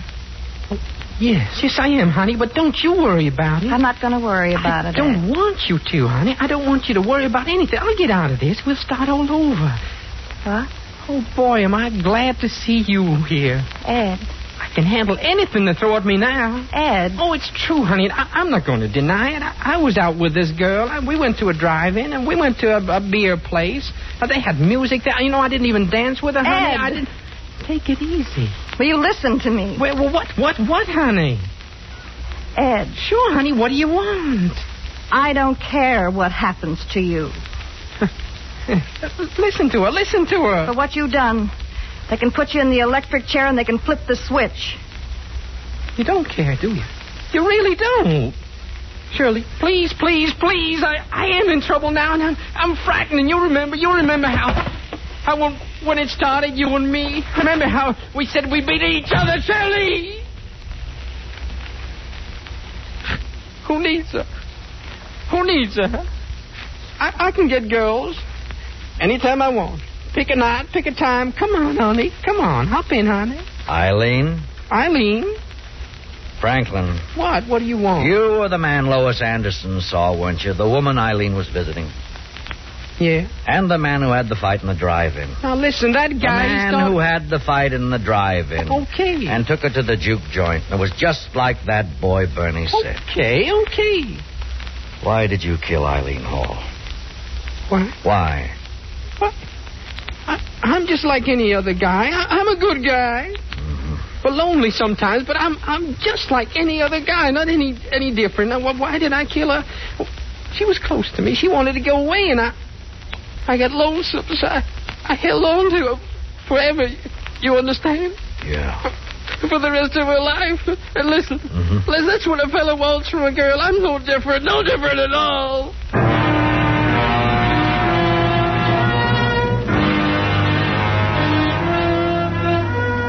Ed Franklin was executed for the murder of Eileen Hall.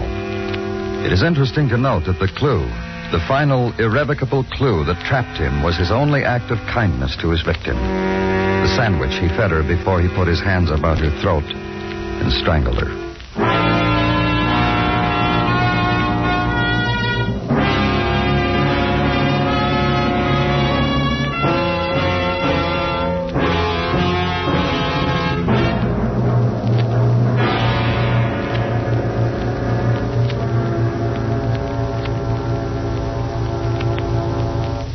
Suspense.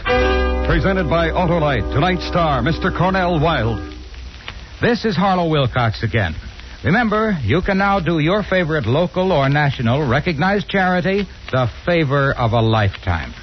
If you're one of the 25 persons selected in the huge $100,000 Autolite Family Charity Drawing, you can name any recognized charity you wish to receive a big share of $100,000. Those charities can be schools, hospitals, churches, the National Cancer Foundation, or any other local or national recognized charity. So, if you're 18 years or over, visit any or all of the following Autolite Family car dealer showrooms: DeSoto, Hudson, Plymouth, Studebaker, Dodge, Willis, Nash, Packard, Kaiser, or Chrysler. Print your name and address on the registration form and have the car dealer sign it. That's all. Nothing to buy, try, or solve. So sign up tomorrow.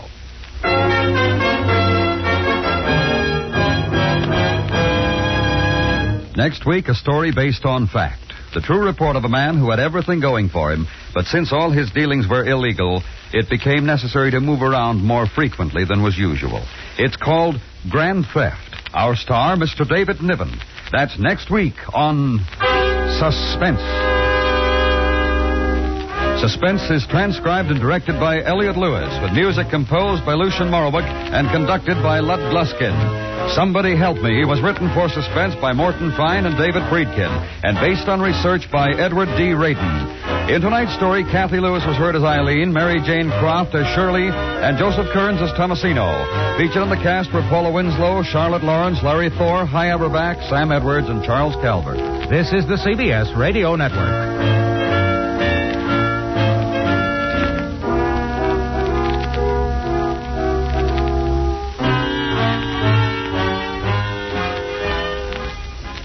Bring you Mr. Joseph Cotton in tonight's presentation of Suspense. Tonight, Autolite presents a story based on fact, an American legend of love and death, as we recreate the tragic history of Tom Dooley. Our star, Mr. Joseph Cotton.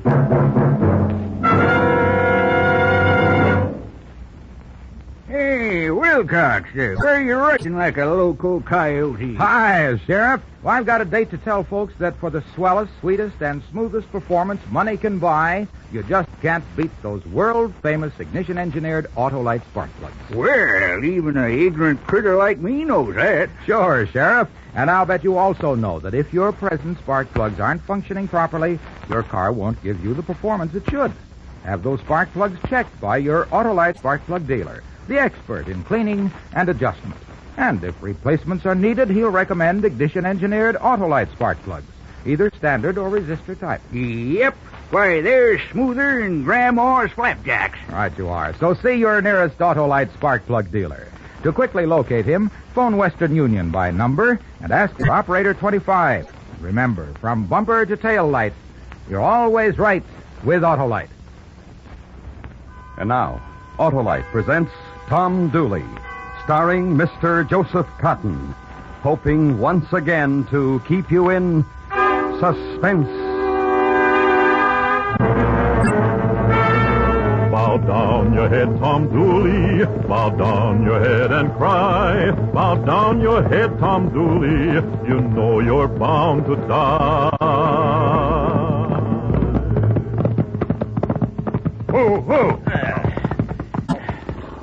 You wait here, Noah. You're a fool, Tom. You oughtn't to do it. You're gonna stop me, cousin? Just watch the horses.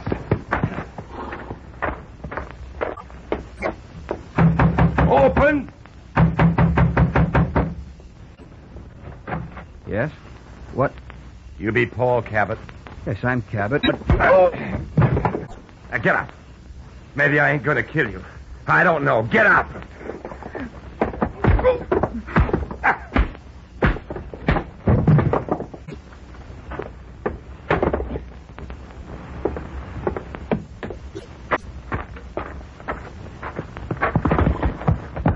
Let's go, cousin.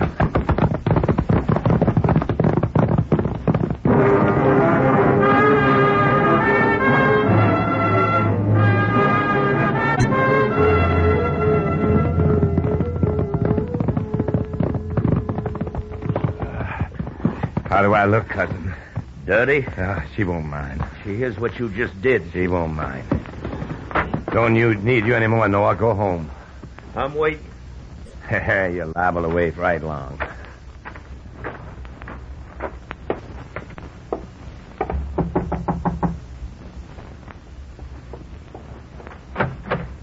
Laura. Hello, Tom. Oh, darling. Still a darling. Pretty as a... Let go of me. You better come in. I better. Well, my darling. I thought you were dead, Tom. Dead they were, piled high. But not Tom Dooley. Months ago, after Gettysburg, when the men came drifting back home, nobody had seen you, Tom. Some said they heard you were dead. Died early at Manassas. What's the talking for, Laura? What's all this talking for? Don't, Tom. Pretty mouth. Wasting on talk. But don't! Teasing and trembling in a way I remember. I'm sorry, Tom. Whatever you do after now, Laura, don't hit no more. Gentle me. You do that now. 4 years you've been away, Tom Dooley. I'm back now. You're back, and I thought you were dead. Over a year now. And I grieved for you like I had to do. And a man came along and gentled you like I heard he did. Yes. Paul Cabot. I love him. That's the way things are now. A doctor. A Yankee. The war's done, Tom Dooley. And the killing's done. And the hate's done. And what's happened to the loving, Laura? Yours to me. Over, Tom. There was grieving like I told you, and it's over. And I love a Yankee doctor named Paul Cabot. Love him. Come on, I'll take you to him. You what? Where he's laying on the floor. I think he was whimpering when I left him like a sugar candy baby. Come on, I'll show you. Get out of here. Maybe I will, but I don't know that yet. First, I want you to remember something, Laura. Get out. I want you to remember you hanging on my horse and wailing, the tears on you 4 years ago when I rode out to join with Zeb Vance and his cavalry. You remember, Laura? I grieve. Tears on you. That was your grieving. Listen to mine. The fighting and the blood and the screaming and Bull Run and Manassas and the Yankees. Killing them and they always coming. In Virginia and Pennsylvania and the killing and leaving your own blood every place you go. Tom. But you go because as long as you're going, you're coming back. Back here to the Smokies. Back here to Laura Foster. That pretty mouth. Laura. Laura. No, I don't love you no more, Tom. I don't love you. You're going to love me. You'll remember how But Tom, not you. You ain't worth those 4 years. On account of you couldn't wait for your man.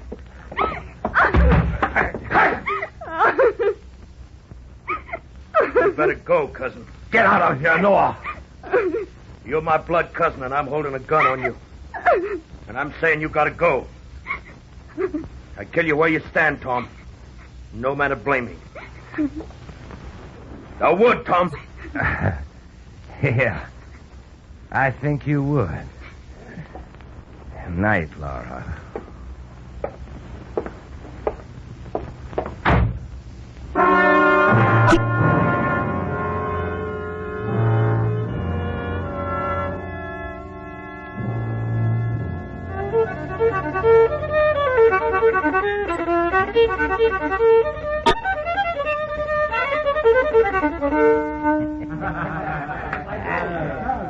Still know how to play a tune on a fiddle, don't you, Tom? Sure I do. Nobody plays like you play, Tom. Well, thank you, Jess.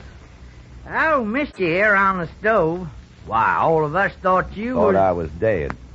What kept you, Tom? All of us come back soon as we hear General Lee surrendering. What happened to you? I had never seen Pennsylvania. Walked around it. With a gal? Just walk. You walked too slow, Tom.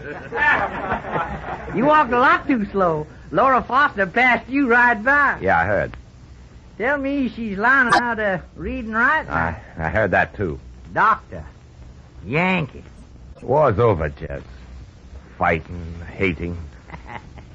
Why are you laughing? I heard you almost killed a Yankee doctor, Tom. You heard it, so I guess I did. Hey, Noah. What you want, Jess? Pass that jug over here. Give your cousin a drink. I ain't drinking no more, Jess.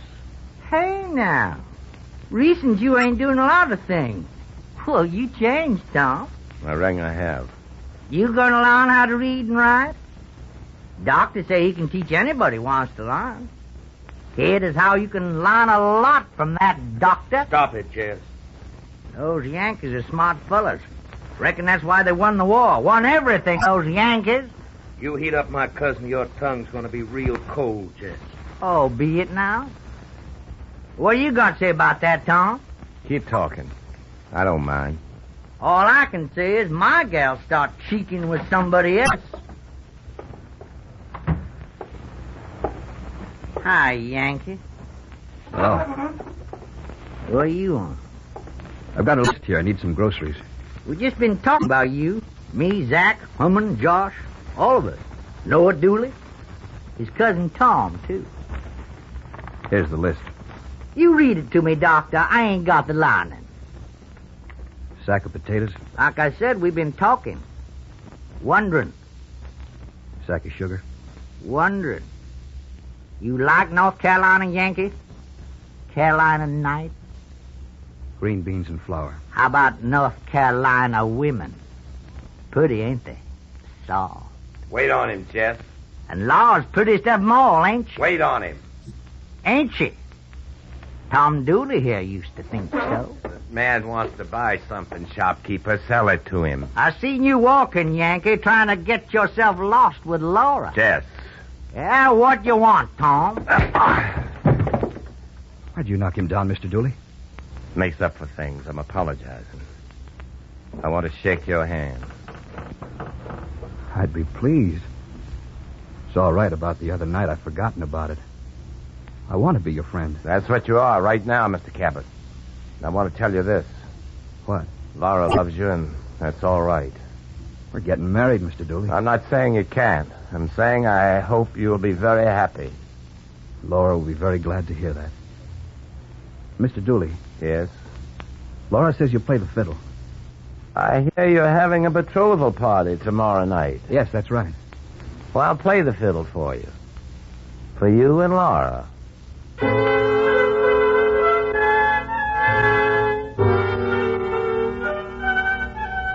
It's the black, black heart within you, a scheming for a life, saying you'd play the fiddle while feeling along your knife.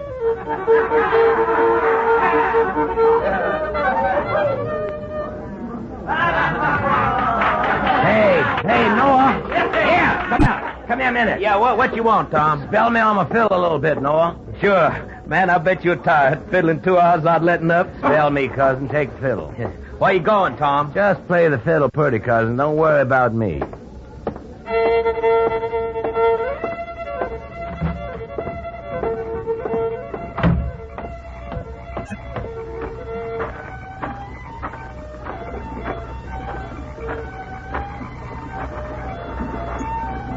Laura. Oh. I didn't mean to frighten you, Laura. That's all right. Noah's playing me my fiddle. I saw you come out here. I wanted to say something to you. Tom. Yes. I'm glad. I wanted to talk to you, too. Paul told me what you did. They teasing him and calling him Yankee. And you... Oh, that's all right. And I've been hearing other things, Tom. What? How you're different. How you ease down and not so wild so much no more. I'm glad, Tom. But it don't make no difference to you, does it, Laura? How I feel, you mean? No. Why are you out here by yourself? Because I'm so happy, Tom. Because I danced a lot and because my heart's pounding so much. Because Paul's in there and when I look at him... I know, Laura. Laura. Yes? Walk with me. That wouldn't be right, Tom. Things I got to tell you. It wouldn't be right to listen, Tom. Just a favor I'm asking. I'm pleading. I changed, you heard that. Little walk, Laura. A little walk. Yes. And my heart will settle down. You remember we used to come this way? No talk of that, Tom. I remember we used I'm going back. No. I'm sorry. Tom, you'll find you a girl. There's no bitterness now, is there, Tom? Tom? The way that water runs, from the top of the mountains to who knows where. You'll find you a girl and you'll be happy. A man like me, Laura. Tom, why the knife? Because a man like me never be happy. You the cause, Laura. You the cause.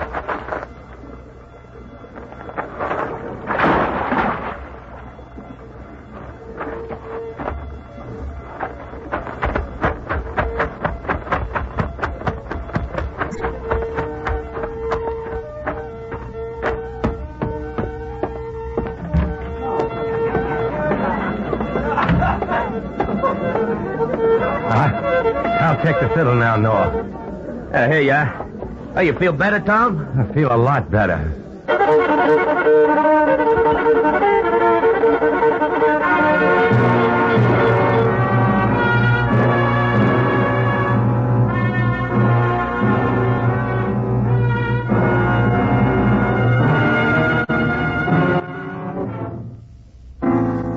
Autolite is bringing you Mr. Joseph Cotton in Tom Dooley.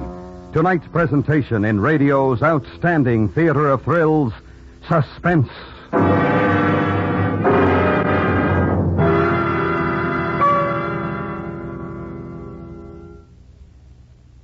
This is Harlow Wilcox speaking for Autolite, and I have here as our special guest Lieutenant Colonel Sherman D. Cosgrove of the United States Army.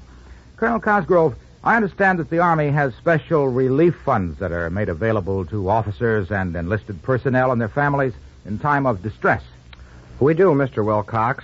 It's administered by the Army Emergency Relief in Washington. Now, where do these funds come from, Colonel Cosgrove? The money comes from voluntary contributions by the men and women in the services. and from proceeds of a very few special outside events approved by the officers in charge of these three relief organizations. That's the Army, the Navy, and the Air Force. One of these events, by the way, is the supper party and reception to be given by the Autolite family at the Waldorf Astoria Hotel in New York City on April 7. Well, tell me, how are these funds made available to those in distress? After thorough investigation, allocation of funds is handled by chaplains under the supervision of their commanding officers. It must require a huge sum of money to take care of all the needs that develop over a period of a year. It surely does, Mr. Wilcox. Since its incorporation in February 1942, Army Emergency Relief alone has disbursed over $24 million in rendering financial assistance to over 250,000 members of the Army and their families. Well, thank you very much, Colonel Cosgrove. Tonight we've been privileged to have as our guest Colonel Sherman D. Cosgrove, who has brought you a special message on behalf of the Armed Services Emergency Relief Funds. And now, Autolite brings back to our Hollywood soundstage Mr. Joseph Cotton in Elliot Lewis's production of Tom Dooley, based on fact and well calculated to keep you in suspense.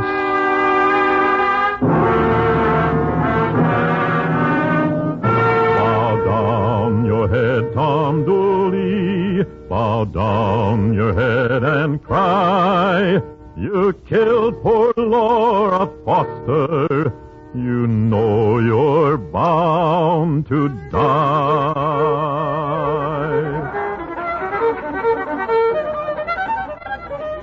Hello, Mr. Dooley. Nice party you got going, Mr. Cabot. Talk to you for a minute? Sure. Hey, Noah, spell me again, will you? Yeah, sure, Tom. What can I do for you? Have you seen Laura? Oh, a while ago when I was fiddling. Mice looks pretty tonight. There's something else I got to tell you. Yes? You Yankees know how to give parties, too. How long ago did you see Laura? Well, like I told you when I was... How long ago was that? Half hour, maybe. Why, what's the matter? Well, she's not here. Well, outside, maybe. Not that I could find. Well, maybe you Would you come help me look for her? Oh, she don't need looking for. She'll be around. Enjoy yourself, Mr. Dooley. I'll do that, Mr. Captain. Aaron? Yes, Paul. Seen Laura? I saw her go outside a while back. I haven't seen her since. Get a few of the boys. Let's go outside and look for her. Sure. Hey, Betty Lou, come on, give me a dance.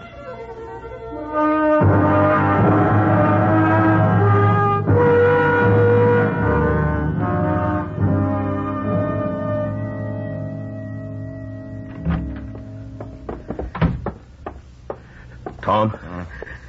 Tom, wake up. Come on, Tom. Come on. Wake up. Get on your feet. Why are you waking me, cousin? You listen to me. Why are you waking me when it's still black outside? You killed Laura, Tom. What? They found Laura snagged on a rock right under the North Falls. She was stabbed. What are you saying, though? I'm saying it and everybody else is saying it. Saying what? You put a knife to Laura. Oh, you saw me dancing, Noah. Everybody saw me dancing. People seen you go outside, too. They're coming after you, Tom.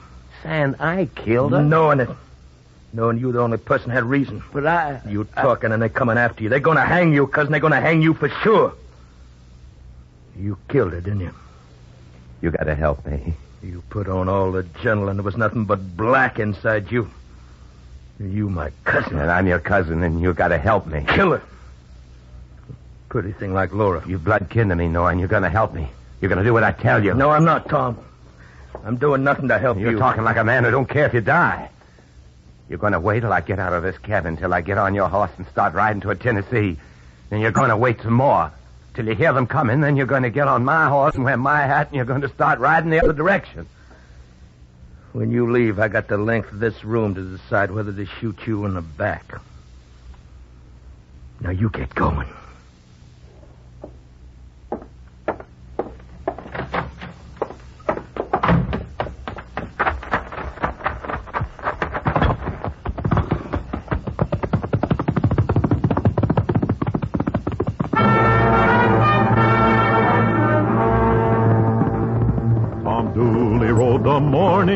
Tom Dooley galloped west, and when the sun was gone, he laid him down to rest.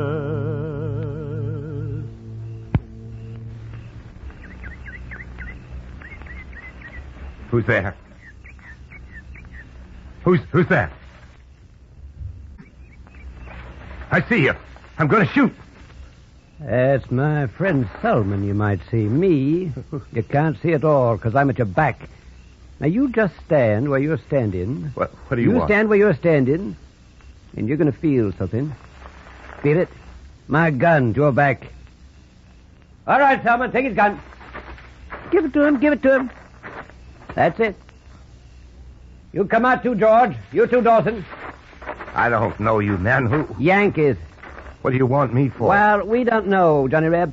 We just come down here on a visit. You want my money, that's what. Now, there's a thought. Where's your money, Reb? I got none. Oh, you got none. You got none. Where you come from, Reb? From back there. You still wearing the rebel jacket. Don't you know the war's over? War's over, and you still... Enjoying it, living off the fat of southern land. Won a war, we did, Reb, and we're enjoying it. I got no quarrel with you now. Yeah, once you had a quarrel. Where'd you fight, Reb? Manassas. Gettysburg. Manassas. Now, you take a look at the wood I wear for a leg, Reb. I changed them at Manassas. A Reb bullet. You shoot that bullet? Maybe I did. You got us a brave one, Selman. Make him cry a little bit. Go.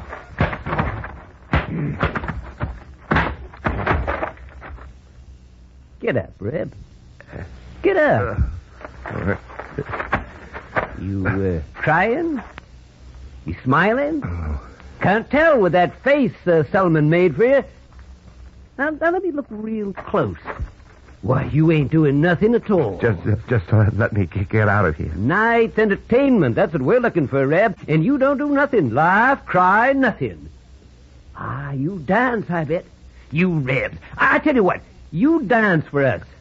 Dawson, get us a rope. You've got no cause to hang me. For dancing purposes. You do us a do-si-do on the air from that tree over there.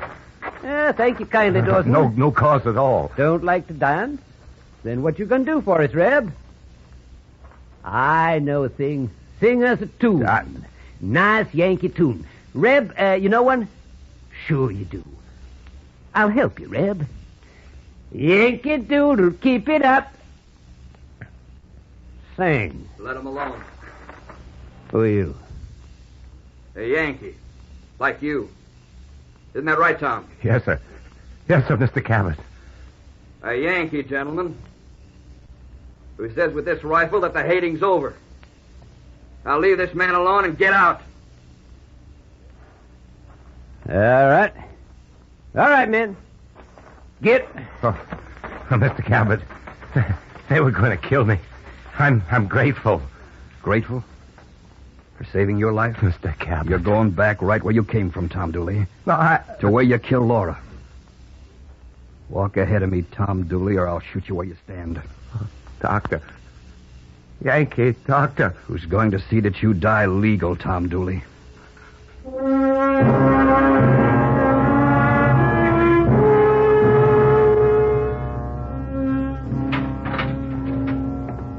Cart's ready for you, Tom. Time for hanging.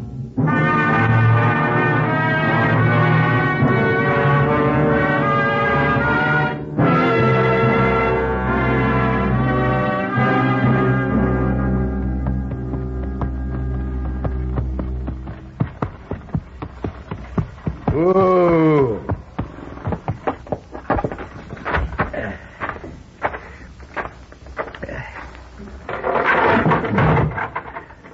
Come on, Tom.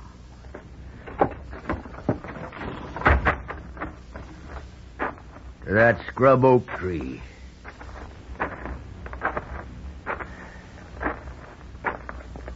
Get up on your horse, Tom. Rope tight to the branch up there. Yeah, real tight. Mr. Cabot, reckon you want to fit the noose to Tom's neck? Yes. Lean down, Tom Dooley. All right, it's done. You got anything to say, Tom, before we slap your horse out from under you? Bow down your head, Tom Dooley. Bow down your head and cry.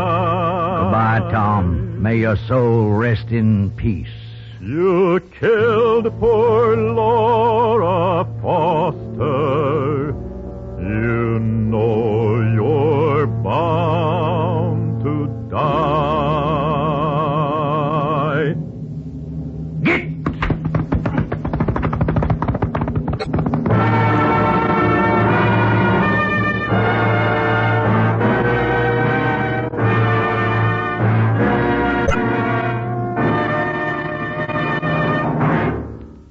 Suspense. Presented by Autolite. Tonight's star, Mr. Joseph Cotton. Suspense has again been brought to you by Autolite, world's largest independent manufacturer of automotive electrical equipment. Autolite is proud to serve the greatest names in the industry. That's why during these early months of 1953, the Autolite family has again saluted the leading manufacturers who install Autolite products as original equipment. Next week, as a climax to this salute series, our show will originate from the Easter Parade of Stars Auto Show in the Grand Ballroom of New York's Waldorf Astoria Hotel. Our story will be a dramatization of the first and only round-the-world auto race ever held. Our star will be Van Johnson. So be sure to be with us next week for the auto race that stirred the world.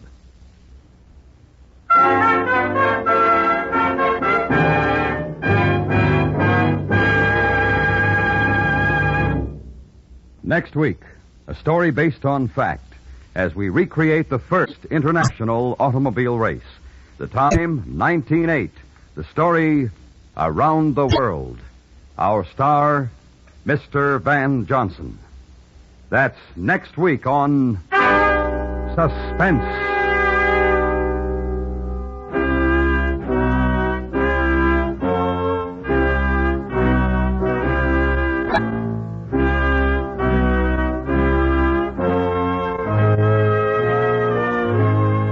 Suspense is produced and directed by Elliott Lewis, with music composed by Lucian Morowick and conducted by Lud Gluskin.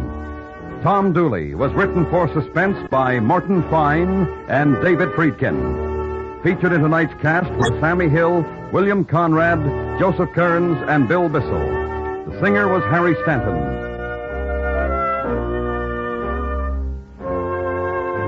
Joseph Cotton may currently be seen in the 20th Century Fox picture, Niagara.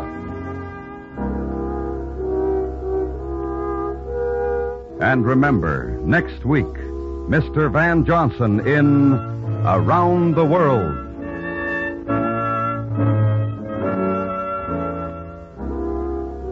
This is the CBS Radio Network.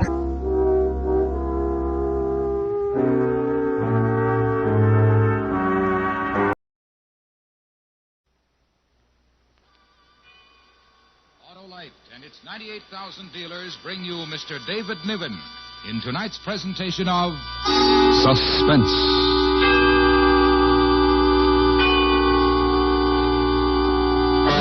Tonight, Autolite presents a story based on fact.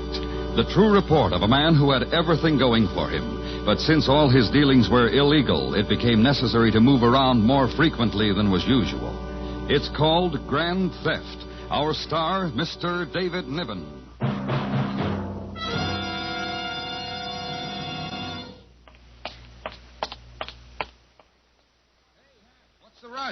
Well, not much time, Harlow. For what? Why, to enter that Autolite family charity drawing. You're right, Hap. And friends, if you haven't signed up in the greatest charity event of all time, you'd better hurry, too. You may make it possible for your own church or hospital, Or your school or club. or any other recognized local or national charity to share in $100,000 in cash. Tell them how simple it is to enter, Harlow. Why, all you do is sign your name and address on a registration form at any Autolite family car dealer. There's nothing to try or buy, nothing to solve or write. But if you're one of the 25 persons selected, you will name any recognized charity you wish to share in $100,000. So visit any or all of these car showrooms. DeSoto, Hudson, Plymouth, Studebaker, Dodge, Willis, Nash, Packard, Kaiser, or Chrysler. There's not much time left to enter the Autolite family charity drawing, so why not sign up tomorrow? And now, Autolite presents Mr. David Niven in Grand Theft, hoping once again to keep you in suspense.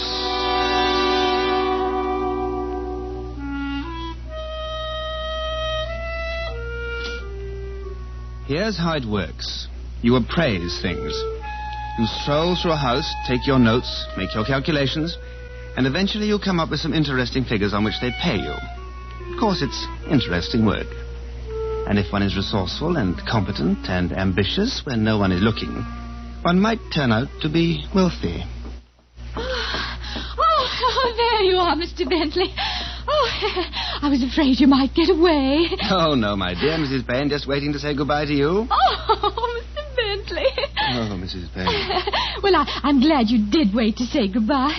I feel I've really come to know you these last 3 days while you've been at our home appraising all of our goods. And I to know you, dear Mrs. Payne? Oh, I really must hurry now. My plane leaves in an hour. Mr. Bentley, I know you've seen many lovely homes in your line of work. What do you think of ours? Oh, one of the loveliest I've ever seen. No, truly, Mrs. Payne. Did the insurance company ask you to appraise the jewelry, too? No, they didn't, Mrs. Payne. Oh, dear. Well, we had such a delightful chat while you were here, and I do feel I know you. You did see my bracelet, the platinum one at dinner last night? Oh, I couldn't help but notice it, Mrs. Payne. Well, it's a matter of curiosity, and I know you do have this knowledge. What do you think Roger paid for it? Well, not a cent under $5,000. Oh, then he does love me. Be most assured of that, Mrs. Payne. Oh, I really must go now. Well, whenever you're in Denver again, call us, won't you? Won't you, Mr. Bentley? Of course I will. Goodbye, Mrs. Payne.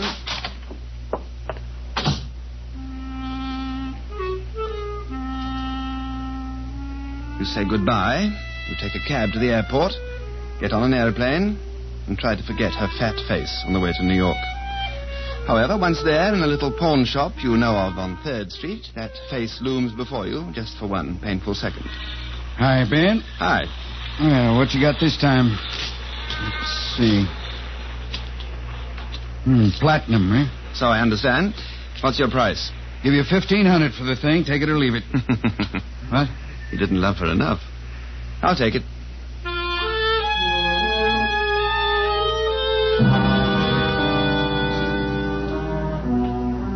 But that way is very small stuff. Cheesecake instead of caviar, if you will. No, one must broaden one's horizons, enlarge one's activities, launch into greater, more productive fields. In short, one must never be satisfied with $1,500. That would be decadent.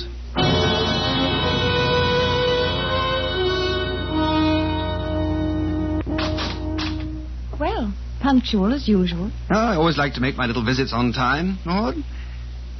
I love you. And how is your dear old grandmother today? Is she comfortable? She's as good as can be expected. When do we get the money? Soon. Very soon. Now, don't be impatient. I'm going to speak to the insurance adjuster later on today. But first, I'd like to speak to Mrs. Mullen seriously. She'll be the key person in this situation. Ben, wait. What? You and I, Ben, we're two of a kind, but Grandmother's not like us, and she doesn't know about us. All I want to do is just get enough money to get out of here and get married and go to Paris and forget everything. So do I, my dear.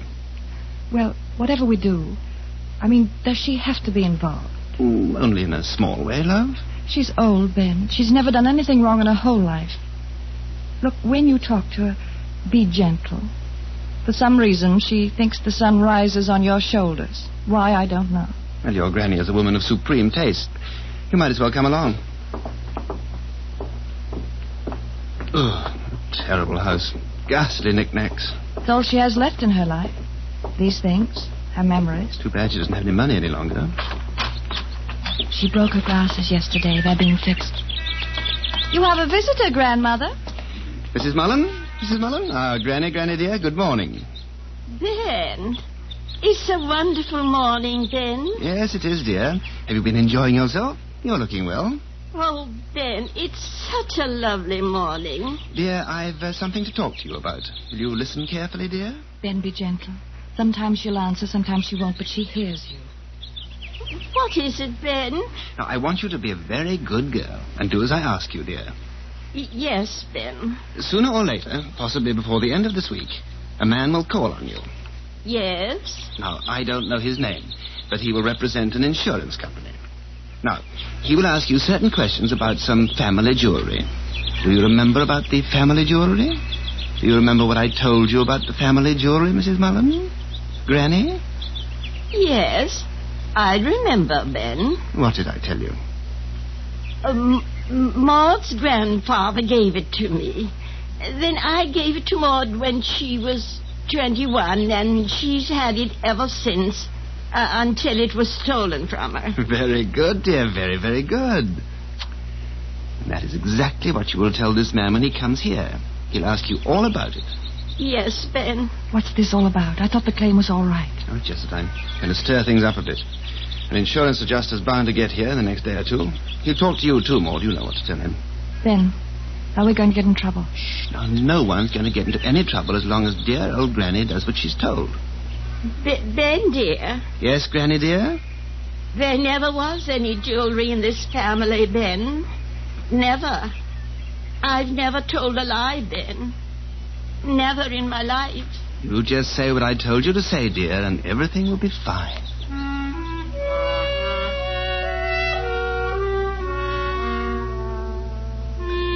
You judge the picture of an old woman who never lied, and you wonder about it. But you feel that the larger gain, the promise of it, the Paris of it, the unutterable delight of being financially exhilarated, demands that you continue the action.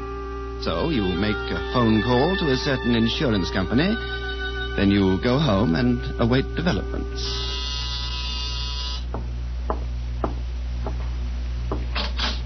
I believe you called Great Atlantic Underwriters yesterday about a claim? I did. The people who made it asked me to find out what's delaying the matter. I'm from Allied Adjustment Bureau, Mr. Bentley. Great Atlantic turned it over to me. My name's Coombs. I'm happy to know you, Mr. Coombs. Come in. Oh, thank you. I just took a chance and thought I'd drop by this morning. I'd like to ask you some questions about the claim, if I may. Party name of Mullen, Maud Mullen? Yes. Look, I'm just getting ready for an appointment. I don't want to be late. Oh, it'll be all right with me if you want to go on dressing while we're talking, Mr. Bentley. Well, it would be nice to get this settled for Miss Mullen. Yes. I see you paint. No, I don't paint, Mr. Coombs. Other people paint. I just collect paintings. Oh. The pursuit of art is a natural activity with me. Paintings or any other work that I can put in my home. Anything to remind me that man is creative and not destructive. Now, let's see if I have all this right. Chalmers Bentley, Bentley, no initial? No. And you're an appraiser, Mr. Bentley? Oh, yes. Mm-hmm. How about now? Are you with anybody now? No. No, different insurance companies call on me at different times to make appraisals. See? No, we're in the same business, Mr. Coombs. Different ends, of course. I appraise fine objets d'art, rare household furnishings, jewelry, and... Well, Mr. Coombs, all of those things upon which the ordinary person would have no idea how to place a price. Does that answer you? Yes. Do you work in New York all the time? Most of the time. But, of course, I have to travel and sometimes even live away from here, wherever my work takes me. You have any family here? No. What's on your mind? Is there something wrong with the Mullen claim? You reported the burglary for these people 6 weeks ago. You claimed that Maud Mullen was robbed of $18,000 worth of family jewelry, which you had assessed. The claim for the loss was filed 3 days later by you. And it should have been signed, sealed, and paid off by now, don't you think, Mr. Coombs? Well, ordinarily, it would have been paid by now, Mr. Bentley. If I wore a tweed, do you think I could get by without a top coat? Oh, I think so. It's quite warm outside. I get so tired wearing a coat every time I go out, Mr. Coombs, don't you? Excuse me. Now, what's holding up the claim? Several things. First, the burglary they reported. The police found no evidence of a forced entry in that old house of theirs. Well, I know all that. But then I'm not a policeman. I'm not the burglar. And it wasn't my jewelry that was stolen. I can't very well tell the police where to find the evidence. Now, can I, Mr. Coombs? Well, it's a point to consider, Mr. Bentley. And you did file the claim for them. Oh, just as a favor. You keep mentioning that. There's another point, too. I don't understand why they put a button in the back of some of these shirts. Can you get it for me, Mr. Coombs? Oh, yes, of course. Now, as I understand it, that jewelry had been in the Mullen family some 60 years. But in all that time, it had never been insured. Now, they take out a policy 3 months ago, and just a month after your assessment, the jewelry's stolen.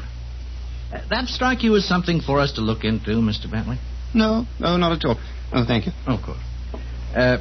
Why didn't they insure it before, Mr. Bentley? No, I don't know. I have no way of knowing. I see. Were you in Denver last month? Yes. Why? Appraised some things in the house of a family named Payne. Payne. Yes, I believe that was their name. Yes. Did you know that 2 days after you left, Mrs. Payne discovered a platinum bracelet missing? No, I didn't know. Well, I know.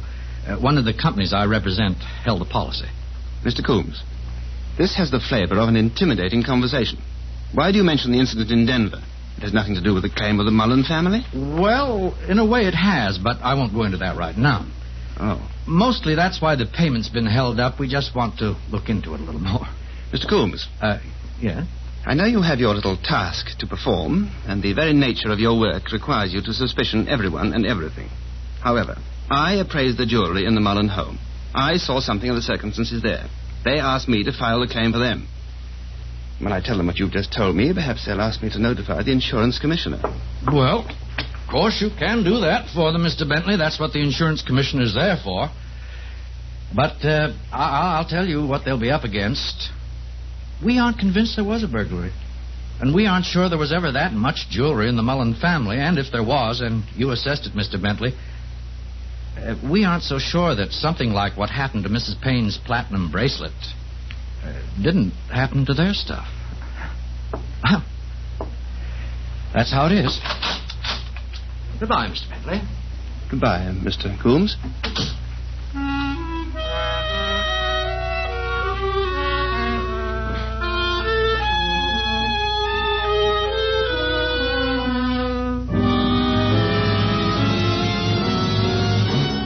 Autolite is bringing you Mr. David Niven in Grand Theft, a story based on fact. Tonight's presentation in radio's outstanding theater of thrills, Suspense.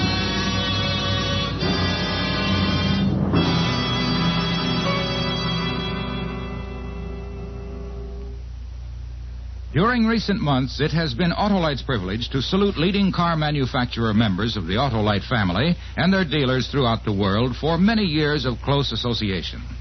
Car dealers from coast to coast have held open house, and some 30,000 Autolite men and women have visited special automobile showings set up in 26 Autolite plants. This third annual Autolite Family Salute program will be brought to a brilliant close with the opening this coming Wednesday of the famous Easter Parade of Stars automobile show in the Grand Ballroom of the Waldorf Astoria Hotel in New York City. Here, against a colorful background of thousands of living wildflowers, record-breaking crowds will see latest car models produced by members of the Autolite family. If you are in New York City this week, we cordially invite you to the Easter Parade of Stars Auto Show at the Waldorf. And wherever you live, remember, more than 400 Autolite products are famous throughout the world for outstanding quality and performance. Yes, from bumper to tail light, you're always right with Autolite. And now, Autolite brings back to our Hollywood soundstage Mr. David Niven in Elliot Lewis's presentation of Grand Theft, a story based on fact and well calculated to keep you in suspense.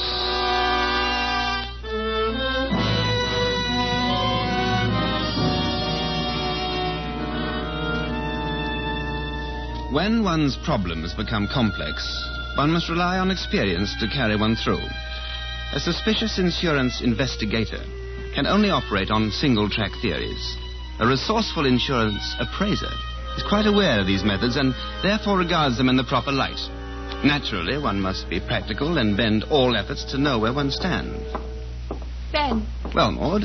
I've been waiting for you, Ben. Mr. Coombs was at the house. Of course. He was here yesterday afternoon. I tried to call you to tell you about it, but you weren't in. He spent an hour with Grandmother talking to her. What did you ask her? What did she say? I don't know, Ben. You know how she is sometimes. She just won't talk to anybody, no matter what you ask her. Where were you? That's just it. I told him she was ill and might not understand him, but he insisted on talking to her alone. There was nothing I could do. It would have looked bad if I'd... I've got to find out what she told him. Wait. No, not now. Something's happened to her. Right after Mr. Coombs left. Some sort of shock. The doctor doesn't know what it is. Wait till tonight. Maybe she'll be better then. No, Ben... Let go, I said. I have to see her.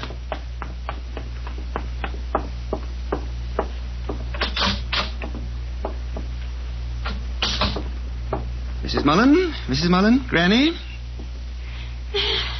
Ben? That's right, Granny. It's me. I want to ask you something, dear. It's important, or I wouldn't have disturbed you. Is it a nice day, Ben? Oh, lovely day, dear. Lovely. Mr. Coombs spoke to you yesterday afternoon about that little matter. Do you remember? Do you remember Mr. Coombs, Granny? Granny, tell me, what did he ask you? What did he say? Mr. Coombs? Oh, Ben, he was very, very nice. He smoked a pipe, like Maud's grandfather.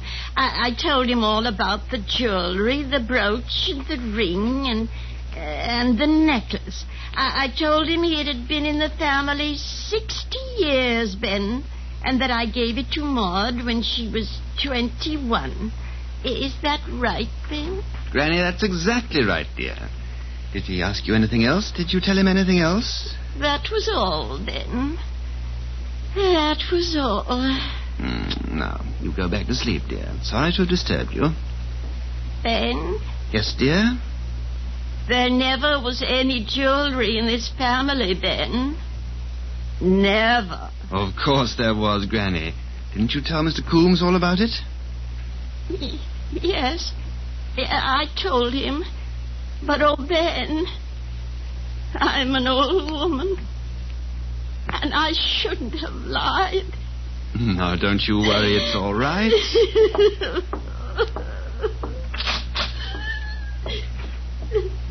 Maud? Well? Everything's all right. What? I'm telling you, we're in business. Paris and all. Pack your things. Well, wait, Ben. How is she? Your grandmother? Oh, my dear girl. We don't have to worry about her anymore. We'll put her in a nice home. Now, pack and smile. You sure we'll get the money on the claim? I'm going over to get it now.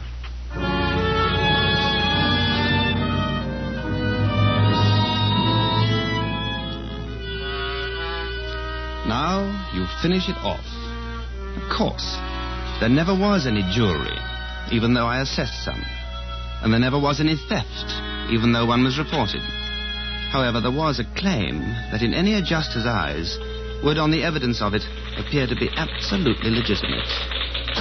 Oh, glad you came by, Mr. Bentley. I was going to phone you. This'll save time. That is precisely why I'm here, Mr. Coombs, to save time. When will the Mullins receive their money? Well, I'm afraid that's something I can't answer, Mr. Bentley. Mr. Coombs, a valid claim has been placed with the company you represent. And I'm sorry they have so many reservations about honoring it. However, I know something of the workings of insurance companies. I know that you, not the company, are holding it up. That's quite right. Why? I understand that you had the effrontery to call on that poor, sick old lady. Wonderful person. I doubt if many people call on her nowadays. Most of her friends must be dead by now. I'll tell you why I'm here. Miss Mullen asked me to come. She wants her $18,000, Mr. Coombs. The policy was written. The money is owed. Now, where is it? Grandmother made a sworn statement. All checks out there. Oh, you're satisfied then. Mr. Bentley, I want to tell you something. Now, this is off the record. It's just between you and me. Now, when I was at your apartment the other day, I couldn't help noticing the stuff on the wall. And I just asked around. You know, some of those paintings in your place are worth $2,000 or $3,000. That's a lot of money, even for a man who gets paid as high as you do. Now, what am I leading up to? Well, just this. Not only the Denver thing, but you worked a case in Dayton, Ohio, a year and a half ago. Praised some things for Midwestern indemnity at the home of some people named Vansing. Do you remember Vansing?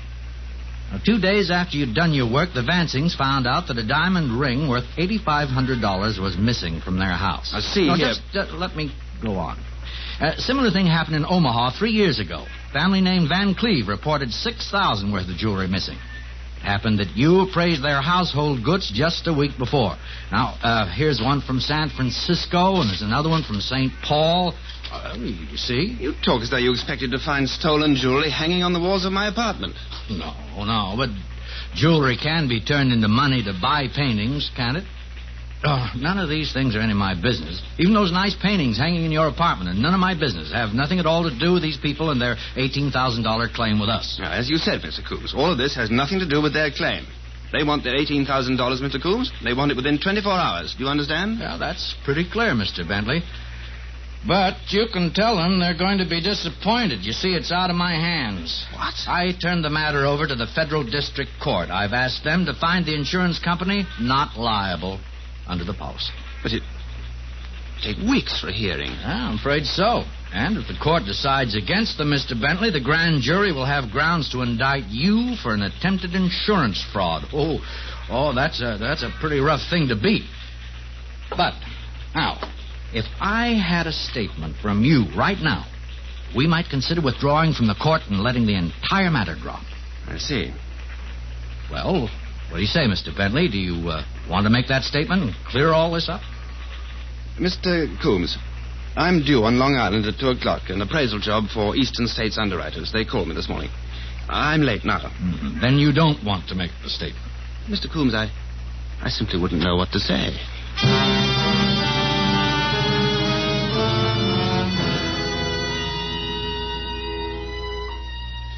You really do know what to say, but under the circumstances, it would be inadvisable to confide it to Mr. Coombs. 2 words suffice. Get out. What had looked good and promising and Parisian had suddenly turned into an ugly accusation of theft, which was not the case, but which did definitely close the door on $18,000. So, one more crack at the old game, and if you have to, Paris alone. Would you care for tea or a drink? Mrs. Prescott, I'm in rather a hurry. Thank you. Some other time. Oh, you've been so efficient, going from room to room, wandering all over the house. I'll just wait till not one single object escaped your eye. Oh, did you happen to notice my daughter's diamond earrings? Aren't they lovely? Her graduation present. Earrings? Oh, yes. Oh, lovely. Yes, I believe I did notice them. You see, we do have to be very thorough, Mrs. Prescott. You understand that? No, of course. Tell me, Mr. Bentley, did you see my son's bedroom? Yes, I believe so. Second door to the right, top of the landing. Yes. Did you happen to see that little jade vase? The jade vase? Oh, yes. Mr. Bentley, I know this is asking for information that should come officially from the insurance company, but what is it worth? $40. $40? Oh, dear, and I thought it was worth thousands. I bought it in Hong Kong. What did you pay for it? $40? Just goes to show you. Are you sure you won't have any tea or something? Quite sure. If you'll excuse me. Good day, Mrs. Prescott. Good day, Mr. Bentley. I do hope you'll come back again someday. I want to talk to you about your work. Goodbye. Goodbye.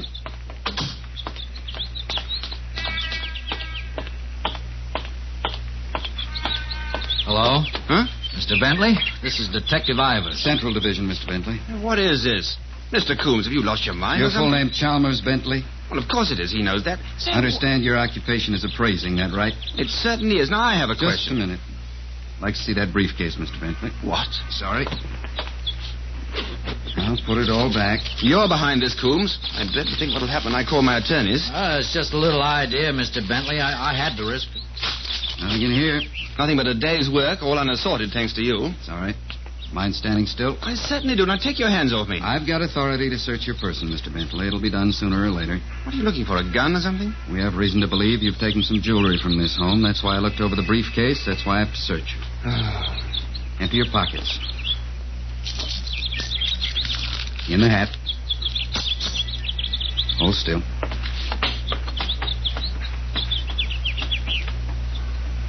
Nothing? Can you finish it downtown? Now, see here. I've been subjected to just about enough of this. It's not a necklace or a bracelet. We'd have found it by now. It's something smaller, a ring or a pin, or maybe you just pulled something out of a set. But it's on you somewhere, in your shoe or taped under your arm or somewhere. Come on, now, what did you take this time? Diamond earrings. Where are they? Here. Right under my belt. This would have paid for my passage to Paris. You're very good at your job, Mr. Coombs. From an expert, that's a real compliment. Okay. Let's get in the car. Wait. Mr. Coombs. Mm-hmm? How did you find out? Why, I talked to your girlfriend's grandmother. I don't understand. I wanted you to talk to her. She was my ace. Oh, she told us the right story, Bentley. Your story. It broke that old lady's heart to lie. It just broke it. That's how we found out. I'll bet that old lady never told a lie in her whole life before. A 2-year-old kid would have known she was lying. Yes, I should have thought of that. You never can trust these beginners. Should have worn my top coat.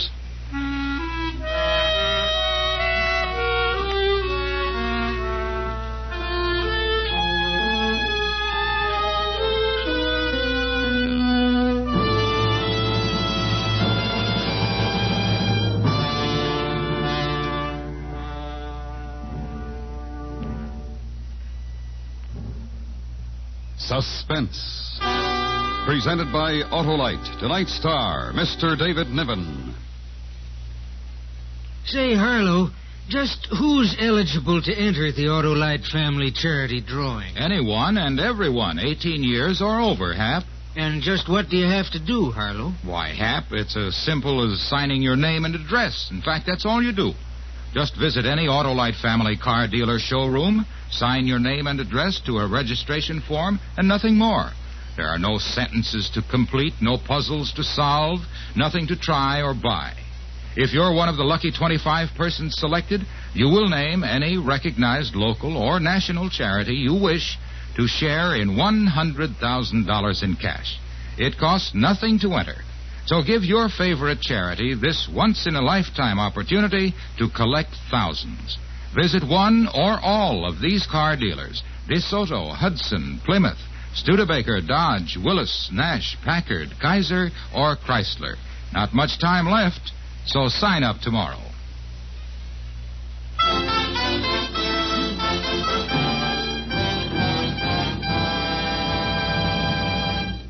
Next week, the story of a man whose welcome home party promised little gaiety and many tears, and surely his death. It's called Parole to Panic. Our star, Mr. Broderick Crawford. That's next week on Suspense.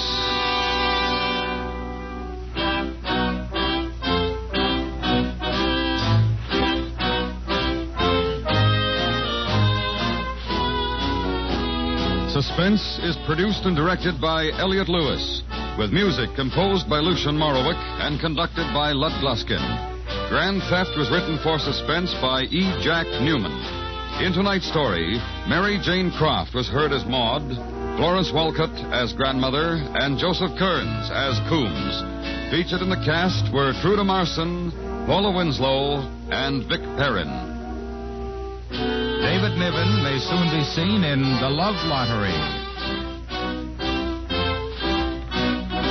And remember, next week, Mr. Broderick Crawford in Parole to Panic. This is the CBS Radio Network.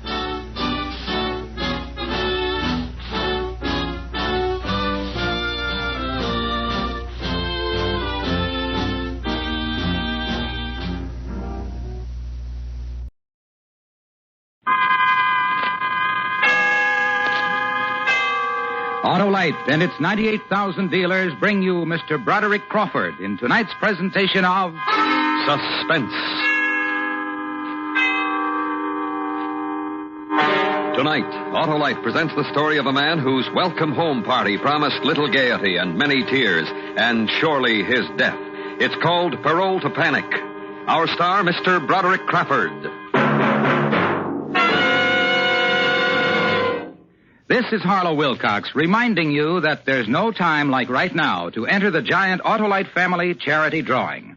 $100,000 in cash is waiting to be distributed to the recognized local or national charities chosen by the 25 persons selected in this great event. You may be one of those persons. To enter is as simple as printing your name and address. Listen to this on-the-spot interview with a woman in Connecticut. Hello, I'm Bob Emmerich. What's your name? Mrs. Allen Gulliver. I understand that you signed up for this drawing here at this Autolite family car dealer, Salvatore Brothers. Is that right? That's right. Did you find it difficult? Absolutely not. I signed my name and address on a registration form, and that was it. Was there any obligation of any sort? None whatsoever. I see. Well, thank you very, very much, Miss Gulliver. Thank you. So, friends, visit any or all of these Autolite family car showrooms.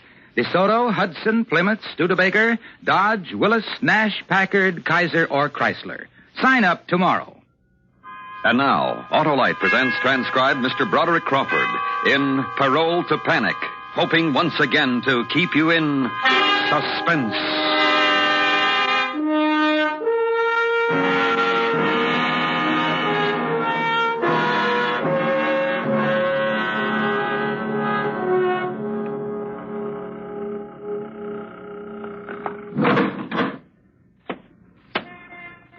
Well, Paul, there it is. The outside. Yeah. Pretty good, huh? Not bad. Not bad at all. Enjoy it. What I mean is, don't come back here. It's a pretty good life out there. I won't be back. 2 years is enough for me. Taking the train to town? No, I don't think so. My wife's supposed to pick me up if she can borrow a car. Well, good luck. It's not going to be easy for you. Yeah, I know. If there's anything I can do, if you need someone to talk to, advice, you know. Yeah, sure. Thanks, Warden. Thanks for seeing me to the door. I like you, Paul. Don't let me down. I won't. Goodbye. Goodbye, sir.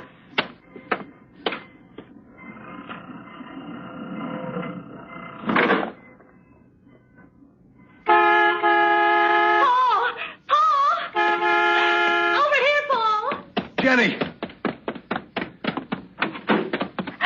Oh, Paul. Paul. Oh, darling. Oh. Did I keep you waiting long? No. Only a couple of seconds. I was so afraid to drive fast. This is our car, you know. Our car? I bought it yesterday. It's for you. Oh, sort of a coming out present, huh? Don't joke, Paul. Don't ever joke about being in prison. Well, what do you want me to do, cry? No, because that's what I know you're doing when you joke about it. Come on, let's sit in the car. I still feel kind of funny about all this space to move around in. All right. Slide in on this side. You drive. Okay. Where'd you get the money to buy a car? I only had to make the down payment on it. We'll manage the rest. I'll manage the rest. What? Oh, I don't know if this is the time to talk about it, but I'm going to have to find a job. Can't have you taking care of me, you know. Oh, that's all taken care of. It is? Yes. I told my boss what you knew about fixing radios and what you'd done while you were in the Army, and he arranged a job for you at the plant. Did you tell him where I'd been for the past 2 years? Yes, Paul. Oh. I don't know how I ever got mixed up with that gang, Jenny. Let's not talk about it. Too bad the district attorney didn't get them all while he was at it. It's over, dear. Let's forget it. There are other things to think about now. Jenny. Yes? I love you, Jenny. I love you very much. I'm so glad, dear. Shall we go home now? Yes. Let's.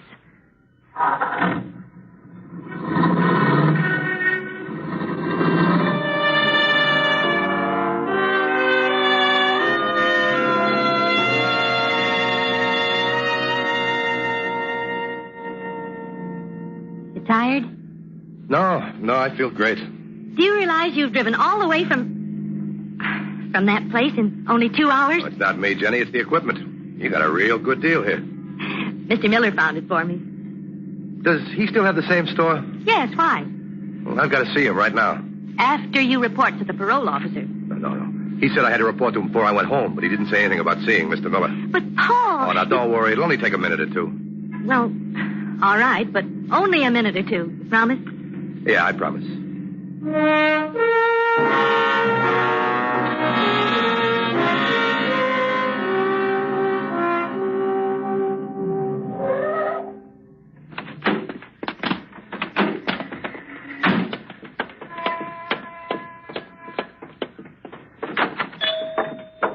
Yes, Mrs. Gordon. I'll have the boy pick it up this afternoon.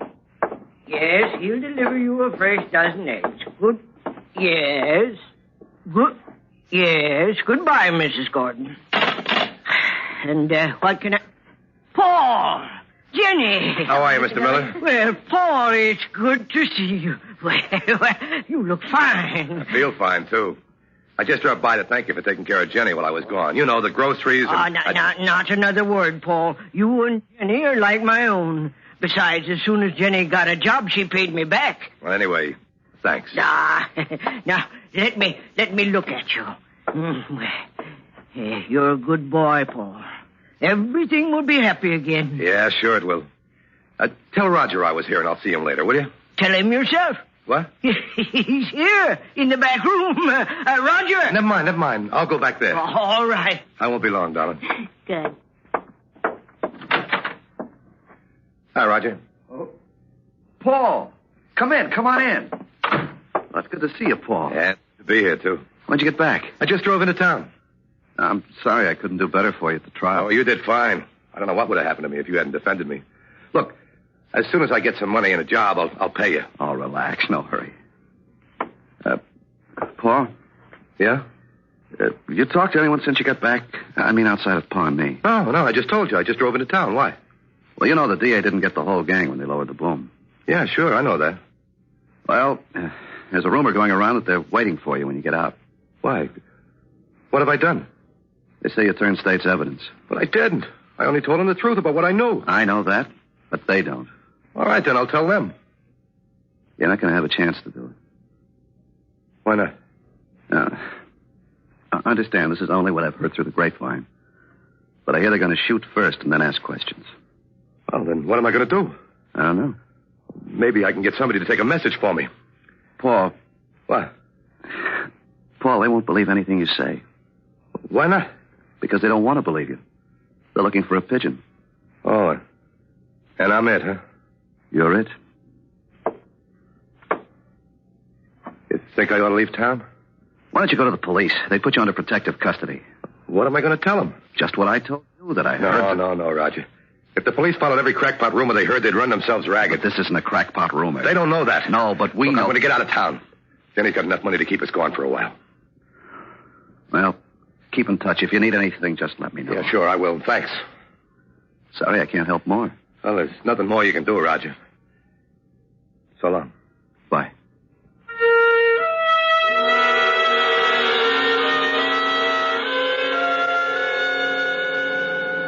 Where are we going? Home, to pack. Well, what for? We're leaving town. Why? Why are we leaving town? They're after me. Why, who's after you? The rest of the gang. Well, what did you do? I told the truth in court. They call it ratting, singing, squealing. Just take your choice. Oh, who told you all this? Roger Miller. But what about your job? I can't keep it if I'm dead. Oh, there must be something we can do. Yeah, there is, and we're doing it. We're getting out. Look, Paula, are you sure about all this? I'm not going to wait for a bullet to make me certain. Well, all right, if you think it's best. I can't take the chance that I could be wrong. This happened so quickly that I got to get out of town, even if it's just so I can think clearly. Do they know you're back in town? No, I don't think so. That's why we better hurry. Well, where out of town are we going? I don't know. All I know is I'd better get out if I want to stay alive.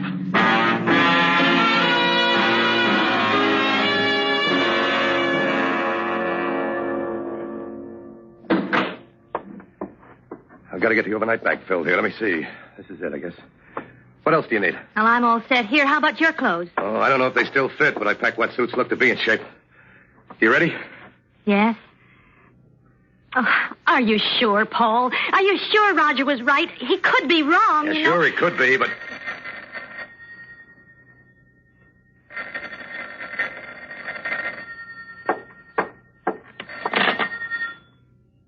Hello?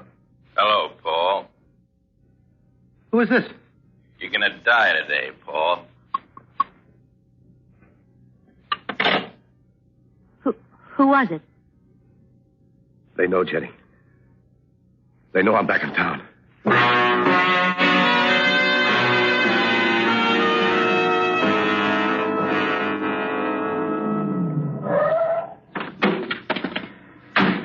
I'll be right back. Mr. Miller. Oh, well, what is it? You look so... Where's Roger? He went to court. He has the keys today. Why? Doesn't make any difference. Look, Mr. Miller, do you have a gun? A gun? Yes, I have a gun, but I... All right, give it to me. What? I need a gun, Mr. Miller. Please let me have it. You don't know what you're doing, Paul. A gun. I'm sorry, but I can't... Mr. Miller, please, it's my life. I gotta have a gun. But why? I haven't got time to explain now. Ask Roger when he gets back. He'll tell you all about it. I have a permit. He'll want to know where you... It'll be all right.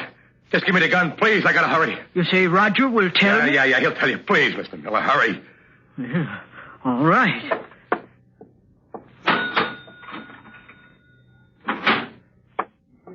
Here, Paul. I'm doing a wrong thing, but if Roger says it... Be careful, Paul. Yeah, I will.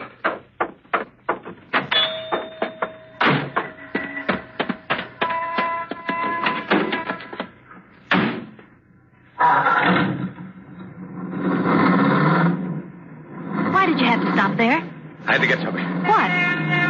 A gun. Oh, Paul, you're on parole. If they catch you with a gun... They won't catch me. As soon as we're out of town, I'm going to ditch it. Oh, Paul, isn't there a chance Roger might have been wrong? Maybe they've forgotten about you. No. Not with that telephone call I got just before.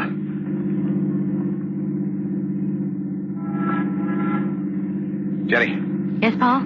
We're being followed. How do you know? I know. Watch when we go around the corner. Watch that blue sedan about a half a block and back.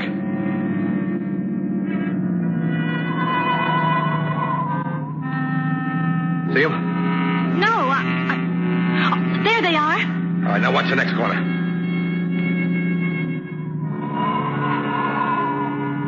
Well, Jenny? Yes. They're following us, Paul.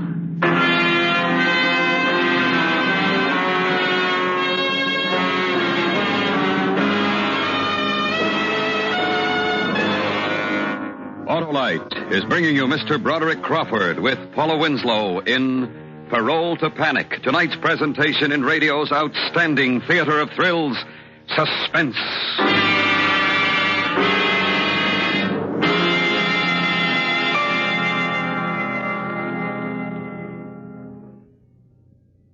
Now, we'd like you to hear a recording of another on-the-spot interview in connection with the Autolite family charity drawing. This time with a policeman in Bronxville, New York.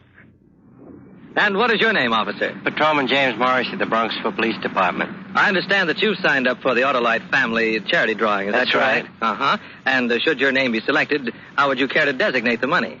I would split it 3 ways: Cancer Fund, Heart Fund, and Bronxville PBA. Very fine, and may I wish you good luck. Thank you very much. Why don't you help your favorite local or national charity, too? It won't cost you a cent, and you have an opportunity to be among the 25 persons selected. Remember, there's nothing to try or buy, nothing to write or solve. All you do is visit any Autolite family car dealer showroom and fill out a registration form. So why not visit any one or all of these car dealers? DeSoto, Hudson, Plymouth, Studebaker, Dodge, Willis, Nash, Packard, Kaiser, or Chrysler. There's not much time left, so sign up tomorrow. And now, Autolite brings back to our Hollywood soundstage Mr. Broderick Crawford with Paula Winslow in Elliot Lewis's presentation of Parole to Panic, a tale well calculated to keep you in suspense.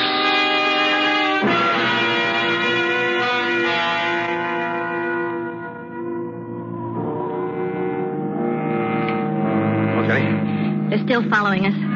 What are they doing? Torturing me? Follow us this closely, they can catch us anytime they want to.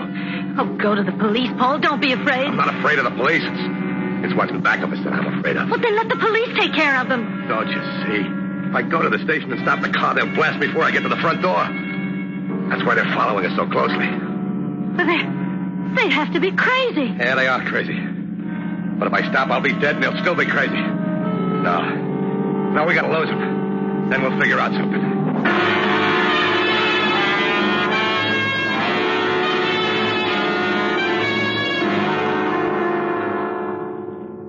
You see him?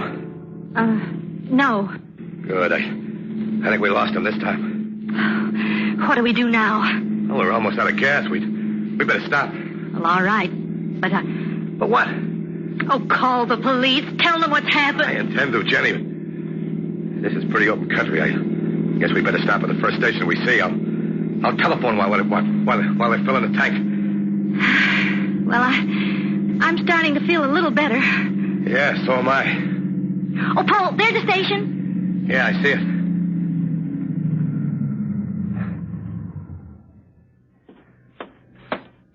What'll it be? Fill her up, will you? Right, sir.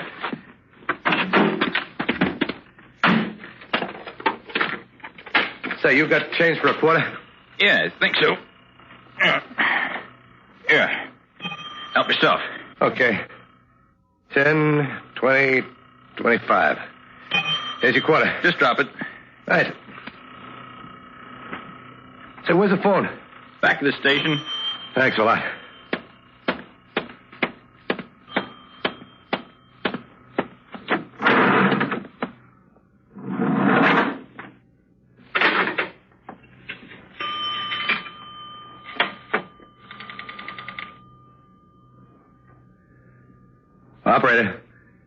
Operator, I want the police. Yes, my name is... Oh, they just drove past. I think they saw the car. What? They're stopping down the road. Come on. machine already, mister. I don't think she'll take much more. Hey, Jenny, they're turning around. Hey, mister, you didn't wait for it. Hey, what are you trying to pull? Hey! How'd they find us? How? I don't know. Oh, Jenny, listen to me. What is it? This car isn't fast enough to stay away from them. Well, then what'll we do? I'm going to turn in the first side road we come to, and then you're getting out. No, I won't do it. You got to. I can't. I'm not getting out of the car. Jenny, they'll kill you, too. I don't care. I've been away from you long enough. All right, then we'll keep going. Do you know where we are? Yeah, there's no way we can get back to town from here. Well, it'll be dark soon. I know that. Maybe we can get away then. Catch up to us before dark. They can catch us anytime they want to. Paul, do you know where we are? I told you before, Jenny. No. I mean, you remember the cabin where we spent a weekend the first winter we were married? Yeah, why? Well, it was on a road that turned off the...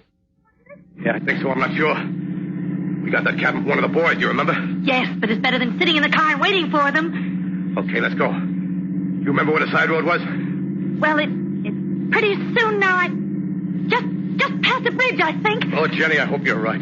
Oh, I do too, Paul. I do too.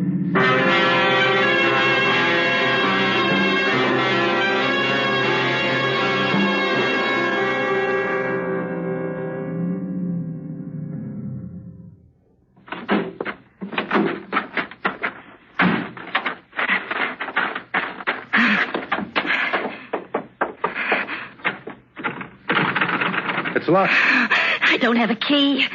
Oh, I'll kick it in. Hurry, Paul. I hear them. Yeah, so do I. Step back, Jenny.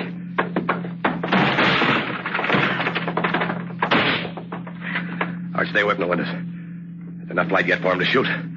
Let's push this table against the door. Come on. Okay. Here they are. Okay, Jenny. You stand over there. As soon as they come up the steps, I'm going to start shooting.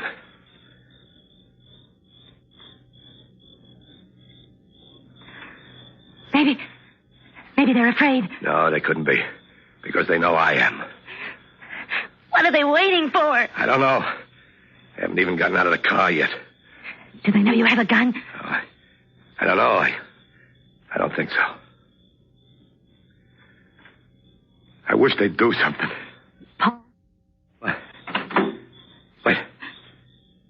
Wait a minute. They're on their way. Paul? What? There's a telephone in the cabin. Where? I think it's in that cabinet on your left. Okay.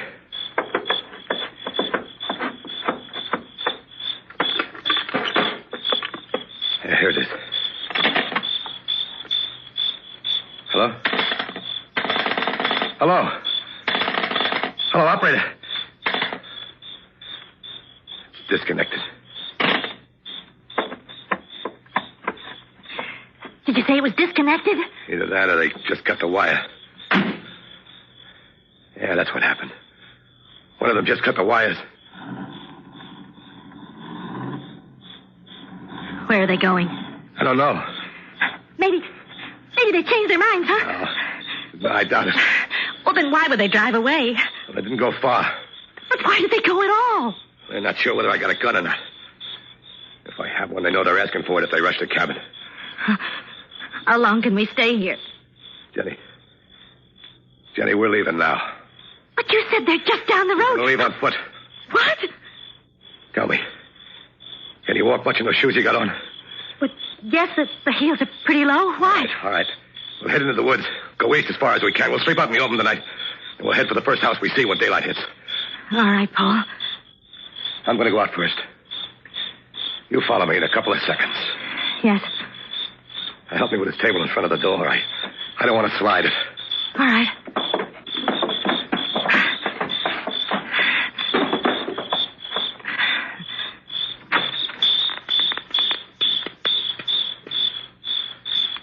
It looks clear. A few seconds, Jenny. Remember that. Then follow me. I will.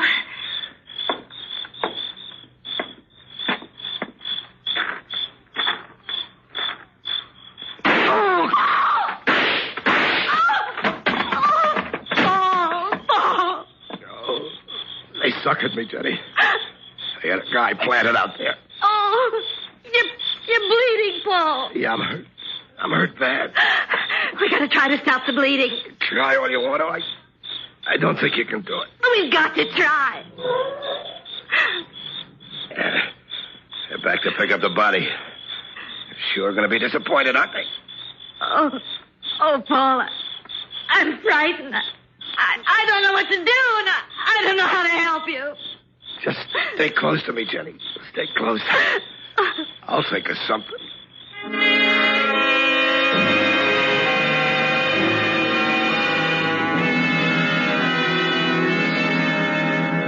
Paul? Yeah, Jenny. Are you... Yeah, I'm still bleeding. Let me talk to them. They'll listen to me. I'm a woman. You've got to get a doctor. No, Jenny.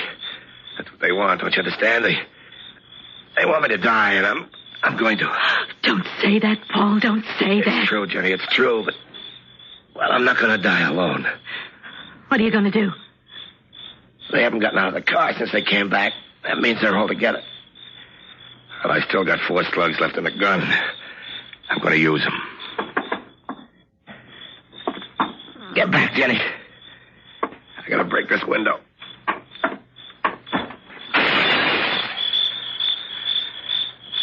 You out there.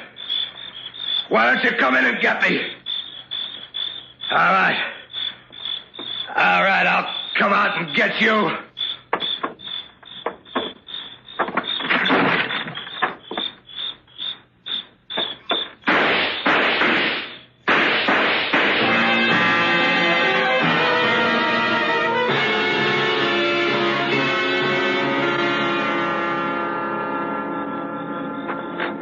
Easy, Paul. Take it easy. You're going to be fine. Who are you? Police. Jenny. Where's Jenny? Here I am, darling. When did they get here? Just after you came out shooting. How did you find me? Roger Miller called us after you got the gun from his father. But how did you know where to look? You left the receiver off the hook in the service station. There we checked all the side roads looking for a big gasoline stain where you might have turned off the main road. Gasoline? The attendant was still pumping gas into your car when you drove away. You never got the chance to replace the cap on your tank. Oh. We'll pick it up some other time. Won't we, Jenny? Yes, Paul. We'll pick it up some other time.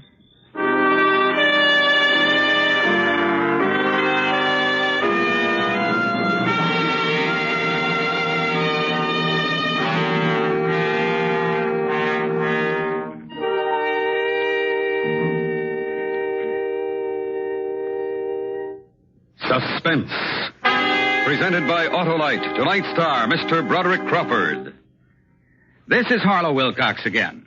Whatever your favorite charity, local or national, you may help it collect thousands of dollars by just printing your name and address. That's all you do to enter the Autolite family charity drawing.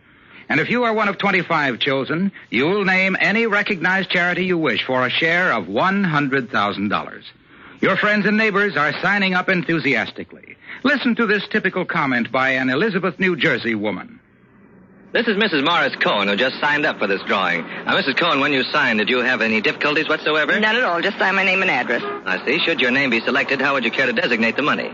3 chapters in Elizabeth. The cerebral palsy, the heart fund, the cancer. I think that's wonderful, and may I wish you good luck. Thank you.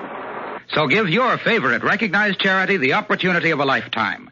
Sign up at any or all of these Autolite family car showrooms. DeSoto, Hudson, Plymouth, Studebaker, Dodge, Willis, Nash, Packard, Kaiser, or Chrysler. Do it tomorrow, sure.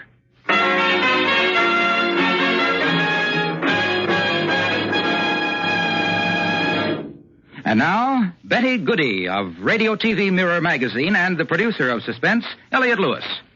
It is my pleasure, Elliot, to inform you that the readers of Radio TV Mirror again have selected Suspense as their favorite radio mystery program. Here's your award, a gold medal and a scroll, and congratulations to you and Autolite. Thank you very much, Betty, and thanks also to all you Suspense listeners who voted for us. You'll find an interesting story and pictures on the annual awards in the current issue of Radio TV Mirror magazine. Next week, the story of a man who tried to learn a lesson the hard way. He bet his life on the turn of a card. It's called The Card Game. Our star, Mr. Richard Widmark. That's next week on Suspense.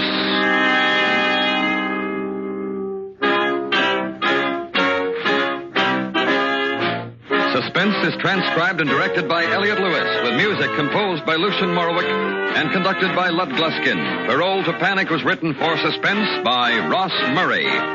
In tonight's story, Paula Winslow was heard as Jenny. Featured in the cast were Joseph Kearns, Junius Matthews, Hy Averback, and Barney Phillips. Broderick Crawford may soon be seen co-starring with Gregory Peck in the 20th Century Fox picture Night People. And remember, next week, Mr. Richard Widmark in The Card Game. This is the CBS Radio Network.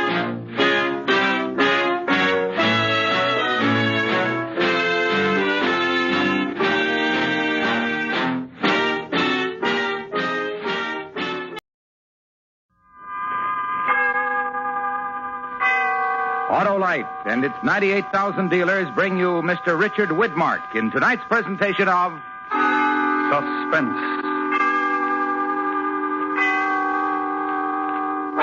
Tonight, Autolite presents the story of a man who tried to learn a lesson the hard way. He bet his life on the turn of a card. It's called The Card Game. Our star, Mr. Richard Widmark.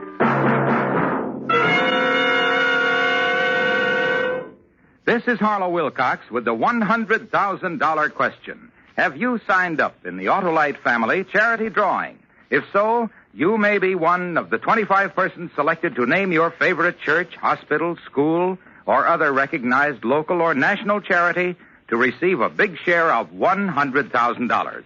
To enter is simple. Listen to this on-the-spot interview in Bronxville, New York. May I have your name, please? Yes, I'm Mrs. William Keith. I understand that you've signed up for the Autolite family charity drawing. Is that right? That is right. When you signed up, was there any trouble to it? None whatsoever. I just signed my name and address. And no obligations? No obligations. Well, that's fine, and may I wish you good luck. Thank you. So, friends, sign up tomorrow at any or all of these Autolite family car dealer showrooms. DeSoto, Hudson, Plymouth, Studebaker, Dodge, Willis, Nash, Packard, Kaiser, or Chrysler. Not much time left, so don't wait. And now, Autolite presents transcribed Mr. Richard Widmark in The Card Game, hoping once again to keep you in suspense.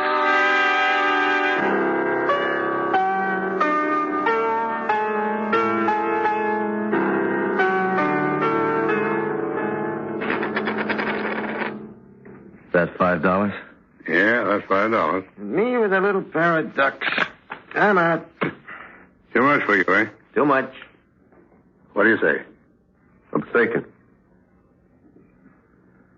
I thought. After you, Regan. And 5 more. Betting into my pair of 8s, Regan. Well, your funeral. I'll see you, raise. I raise you another 5. Call you. Triplets, Regan. 3 8s. Beats me, Larry. Beats me, too. Another day, another dollar. See what happens. Excuse me, gentlemen. Be right back. You understand? Yeah, I'm in. Regan. Huh? Just a minute. Yeah, that was kind of tough on you, betting into my 3 8s with a lousy pair of queens. It was a good pair of queens, just not good enough. Yeah. Well, that's the way the game goes, eh? I know how the game goes, Larry. Don't look so sad for me. I'll win it back. Sure you will. Sure you will. Yeah. You weren't thinking of quitting for the night, were you? Well, as a matter of fact, I was, yeah. I thought you wanted to play poker. I did, but I'm broke. That's enough.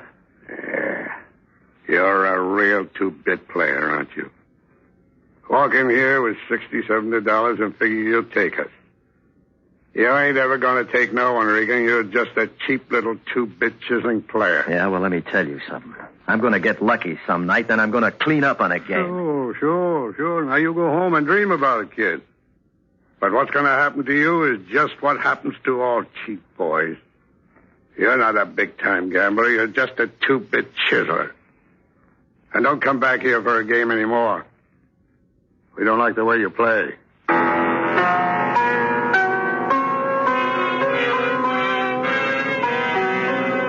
I knew a man in Bayonne once. He started out flipping dimes in the morning, and by midnight he'd been in one crap game and one card game, and he had $75,000.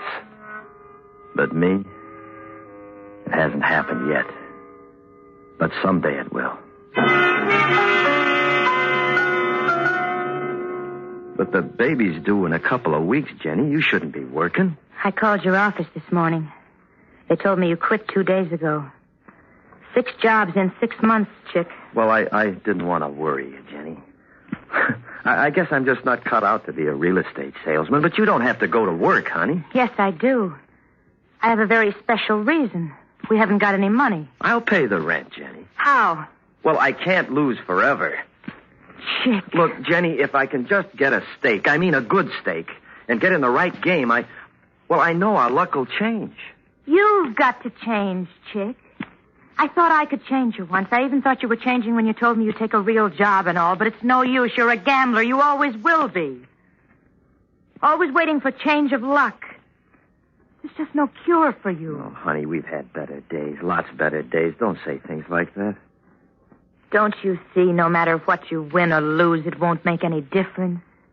You'll always be wanting a bigger stake, a better game. Look, I knew a man from Bayonne I know. $75,000 in 1 day. What do you suppose that $75,000 meant to him? When he had it, it was just another stake. Well, let's not argue about it, Jenny.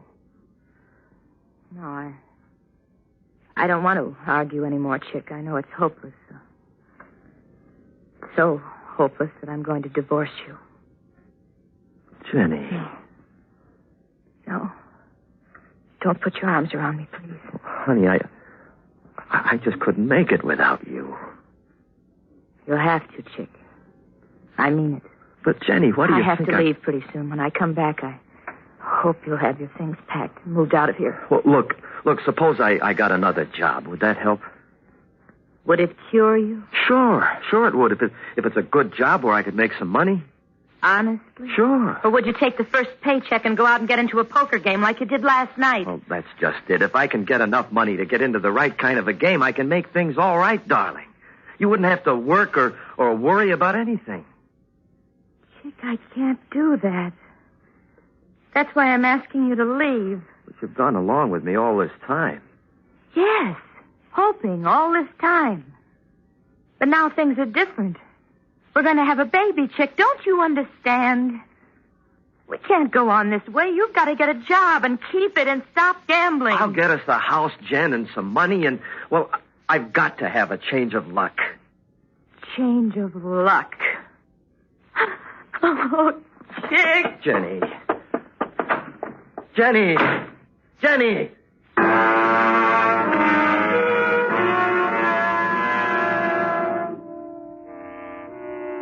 I'm right. All I need is a little luck, and I can make it all in one night instead of working 40 years. Tonight, I can make it before Jen leaves me. I know I can. If I can just get in the right game. If I can just figure a way of getting into the right game.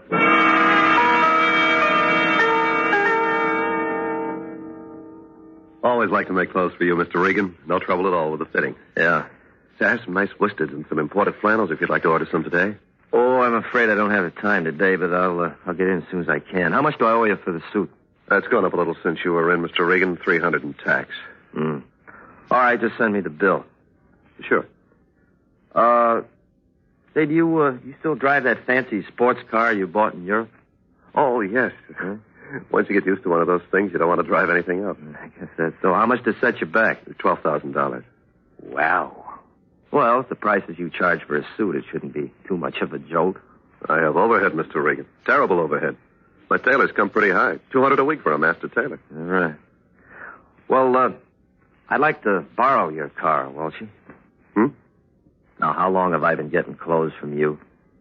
Well, off and on, 10 years, I guess. Well, then don't look at me as though we just met this afternoon. I'd like to borrow the car for tonight. A favor. Of course, Mr. Regan. Here, it's out front. Thanks a lot. You're thinking of buying a car just like it, and you want to try it out. That's it, isn't it? Well, let's let it stand that way. So when will you be back? Tomorrow morning, okay? Anytime's fine. Wait a minute, Mr. Regan. Yeah? I've got to tell you what's on my mind. What's that? Well, first, I'll tell you that you'd be surprised the four-flushers I've got on my books who couldn't pay $30 for a suit, let alone $300. I'm remembering that you've always paid me, cash. But I haven't seen you in a year, and today you came in and asked me to send you a bill. So I'm not worried about that. Well, you're worried about something. Like I said, it's been a year, and I've heard that things haven't gone so well with you lately, and I'm wondering if the suit and car may have something to do with it. Mr. Regan, you wouldn't do anything foolish, would you? Walshy, I'll tell you something. Now, you know that there are some people who are impressed by expensive clothes and fancy cars and all that stuff. And sometimes it's a good idea to impress them. Now, tell me, does that sound foolish? The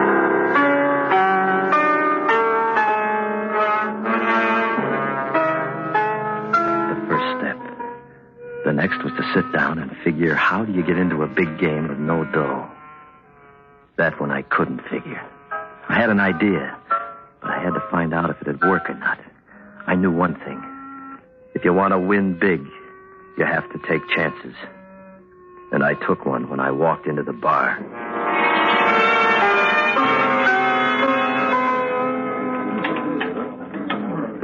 Mr. Regan. Hello, Harry. Well, like old times. What'll it be, Mr. Regan? Well, let's try your scotch. Sure. Haven't seen you around for a long time, Mr. Regan. I've been out of town, Harry. Vegas? Yeah, Vegas. Where's your suntan? I stayed indoors. I guess you did. Water, soda, what? Just like that, that's fine. That's smart. Only way to take it. Sando's doing all right here, huh? In every out front and behind the front. You gonna play a little tonight, huh? No, I don't think so, Harry. Just stop by for a drink. What? You know about the big game Santo has every night? Real big. Yeah, I've heard something about it. Sure. Will you try the kid? What? You never in all your life ever came into a joint like this just for a drink. You're a gambler, Mr. Regan, and there's no cure for it. Well, hello, Harry. Oh, good evening, Mr. Santo. Chick Regan, isn't it? That's right. The doorman pointed you out. He raved about your car. Pretty nice thing to get around in. I like it, Jim.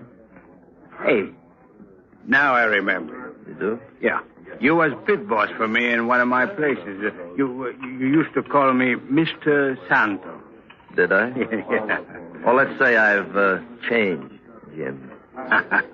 Okay, let's say that. Buy you one? No, thanks. Suit yourself. Fill us up again, will you, Harry? Sure. Anything wrong? Well, just wondering about you. Uh-huh. Well, why don't you wander somewhere else? Real cocky these days, huh, kiddo? That's all right. I like that. Means you got dough. Say, Chick, the crowds play back in there behind those curtains, but upstairs I have something else going, something special. Yeah? Here you are. Thank you. Now, we could use another player. How you like to come to my office and try it out? Try out what? What are you talking about? A good game for some real fodder. No limit. You inviting me? I'm inviting you. Sorry, I just dropped by for a drink. Well, have it and then come on up. No, I didn't bring any money. Thanks just the same. Well, your IOU is all right with me, kiddo. I know you're good for it. How do you know that? Well, you've been in the business a long time. You know what happens to a guy who can't pay his way. When do you begin? Right away. Let's go.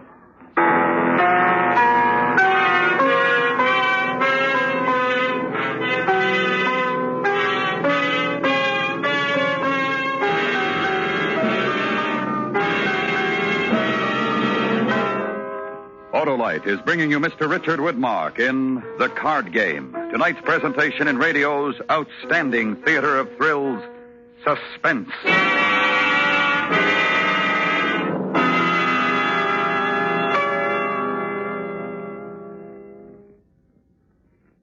And now, in connection with the Autolite Family Charity Drawing, here's another actual interview as recorded in Greenwich, Connecticut.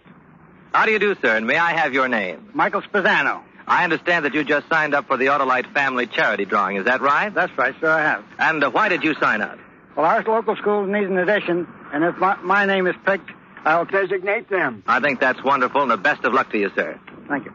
Why don't you help your favorite local or national charity, too? It won't cost you a cent, and you have an opportunity to be among the 25 persons selected.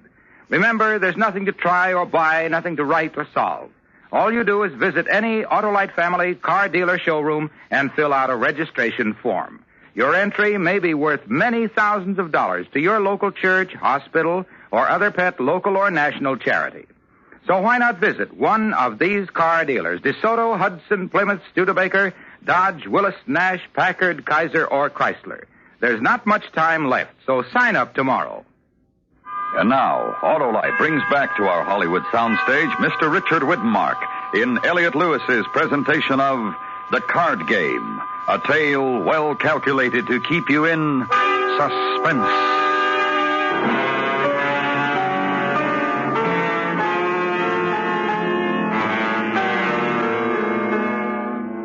It's simple. All you need is the right night, the right game, and the right cards.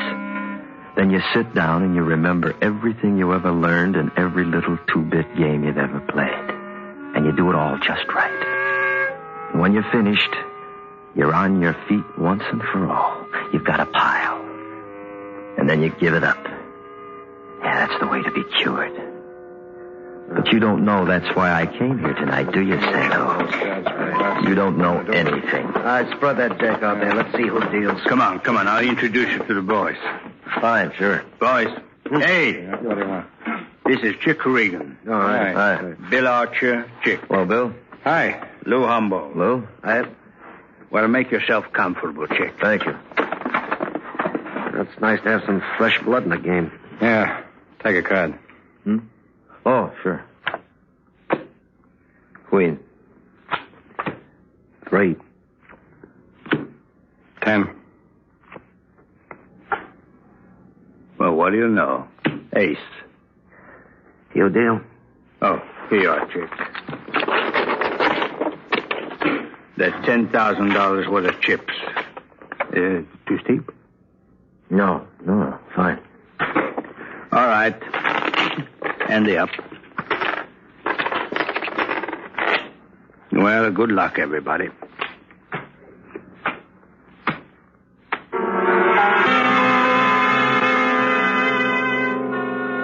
That's how I got here. That's how I got into this. That's why now I look into different faces from the games I'm used to. These guys aren't kidding. They're cold about it. Hard.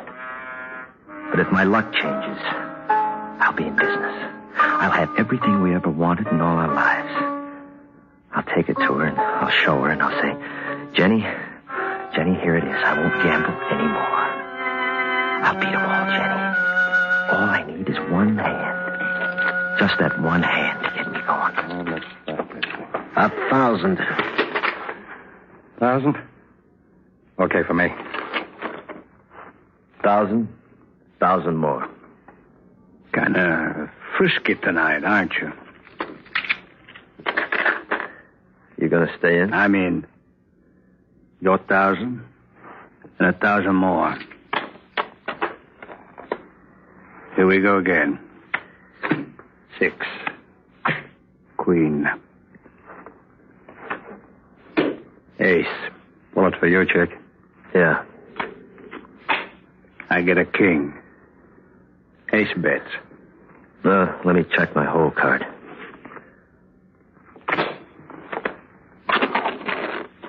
$500. I see another. I will, too. You can fight it out yourselves. Everybody else out? Okay, here we go. 10 with the queen. Another ace with the ace. About that. How do you like that guy's run? Well, what do you know? A king was my king. Bet the aces? 1,000. Pair of aces and a pair of kings showing. I gave up a long time ago. Jim? With a pair of kings, I have to see one more card. 10 for you. Jack for me. You still bet? 10,000. He really means it. Yeah. 10, huh? 10. Take it.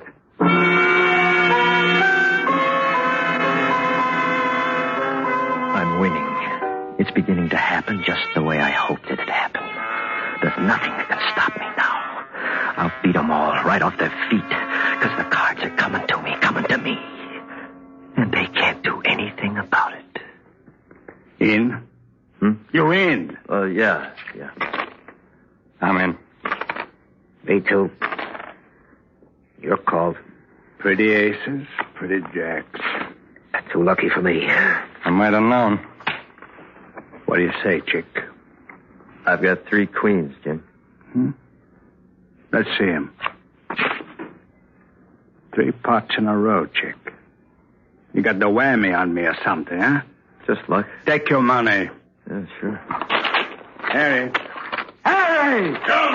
Bring us a new deck. This Regan's getting too lucky.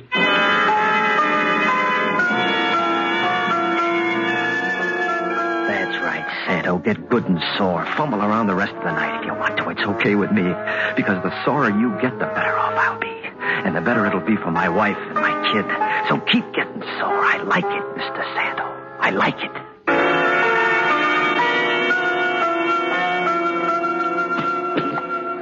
Good beat. What time you got?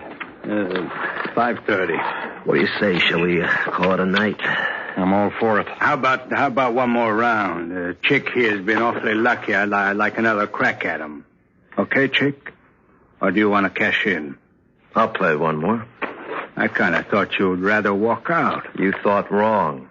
I'm winning. That's right, kiddo. You're winning. Not me. I've dropped 13. I've had it for tonight. Me too. You hear that? They don't want to play anymore. Well, in that case, I guess... How you like to double that pot? Sure. I'll drop in tomorrow. Right now. 42,000. I'll cut you. High card, take all. Look, Jim, why don't you cut... Why don't you shut up? There you are, chick. All or nothing. High card. You don't have to do it. Let him make up his own mind. You know, I had an idea he came in here tonight to see how far he could go. I don't know exactly what he had in mind, but he's always been a 2-bit player. I still think he is. And I might be wrong, but I want to find out. Are you a 2-bit player, Regan? Put your chips out, Jim.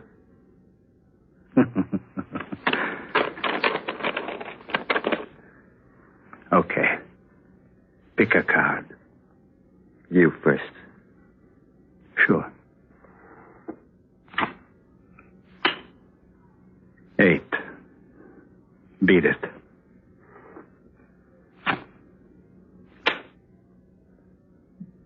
3. Well, that's tough. That's tough. You play all night till you build up a nice haul, and it all goes on one card. That's tough, chick. But better luck next time. And look, you ain't a 2-bit player. No hard feelings. No. I'm not even a 1. It isn't my car. I haven't got a dime, Santo. I've been playing with your money all night. And you was going to walk out of here with it, huh? Yeah. You hear that? I heard. Yeah. Sorry, chick. You knew what you was doing. Harry, get the door.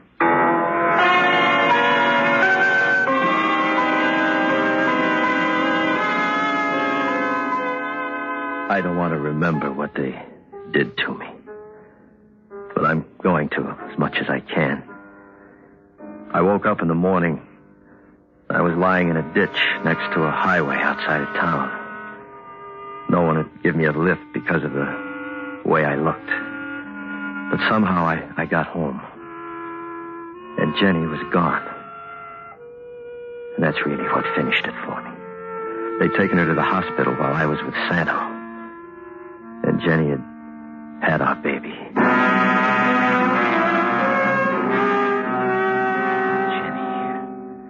Jenny, darling. Chick, what happened to you? I'm all right, honey, but what about you? I told you I'm fine. And our baby boy's fine, but your face. Who did this to you? Who were they? What? I got in that one game I've always been talking about. I had it all for us. Enough for a house and enough for the kids.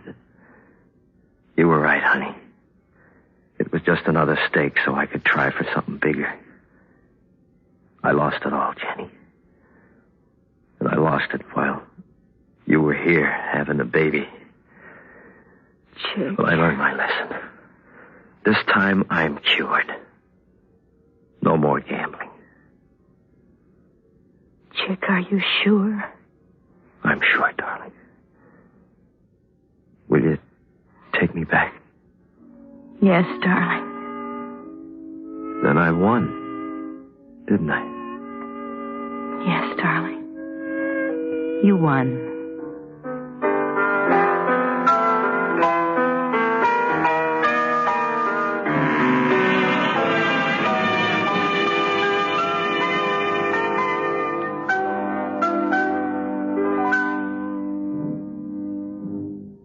Suspense.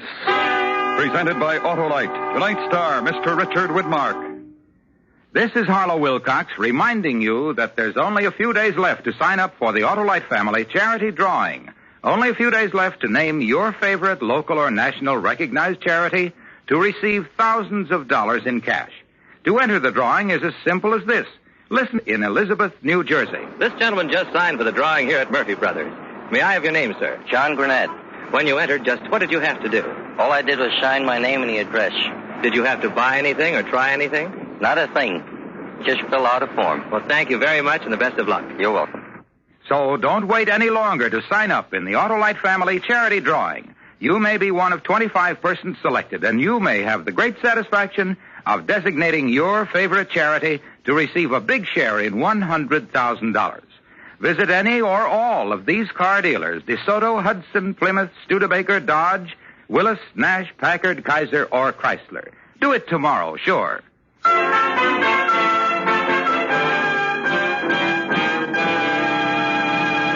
Next week, the true story of a man who alone was responsible for most of the methods of police detection in use today. It's called the Bertillion method. Our star, Mr. Charles Boyer. That's next week on Suspense. Suspense is transcribed and directed by Elliott Lewis, with music composed by Lucian Morowick and conducted by Lud Gluskin. The card game was written for Suspense by E. Jack Newman. In tonight's story, Kathy Lewis was heard as Jenny. Featured in the cast were Jay Novello, Hy Averback, Clayton Post, Eddie Fields, Lou Krugman, and Joe Granby. Mark may currently be seen in the 20th Century Fox production Hell and High Water in CinemaScope and Technicolor. And remember next week, Mr. Charles Boyer in the Bertillion method. This is the CBS Radio Network.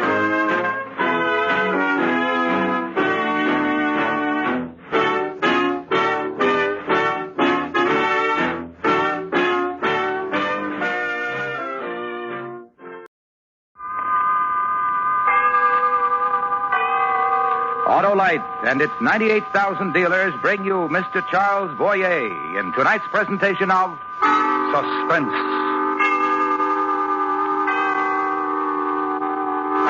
Tonight, Autolite presents the true story of a man who alone was responsible for most of the methods of police detection in use today. It's called the Bertillion Method. Our star, Mr. Charles Boyer.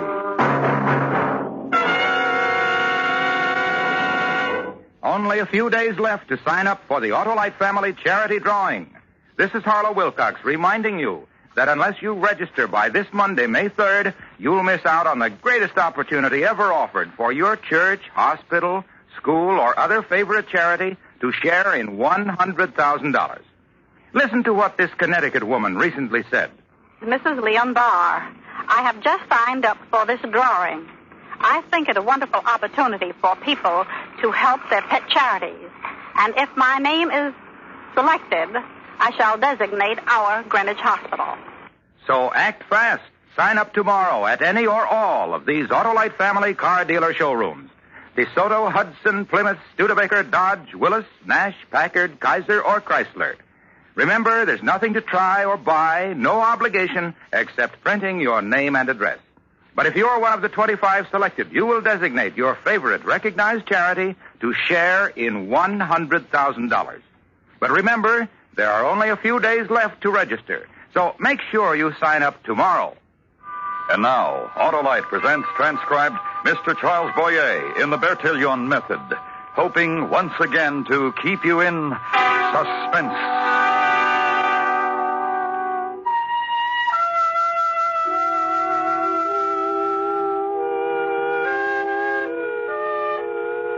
Paris.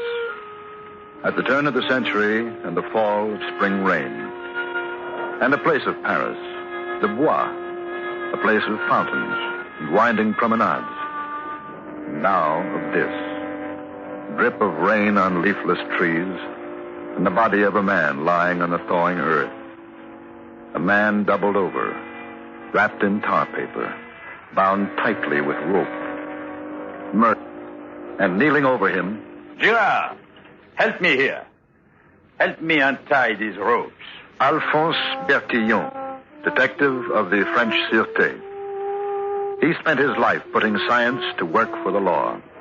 He studied and classified human skulls. He measured every bone in the human body and discovered that the measurements of no two human beings were exactly alike. He called his system anthropometry and applied it to apprehension of criminals.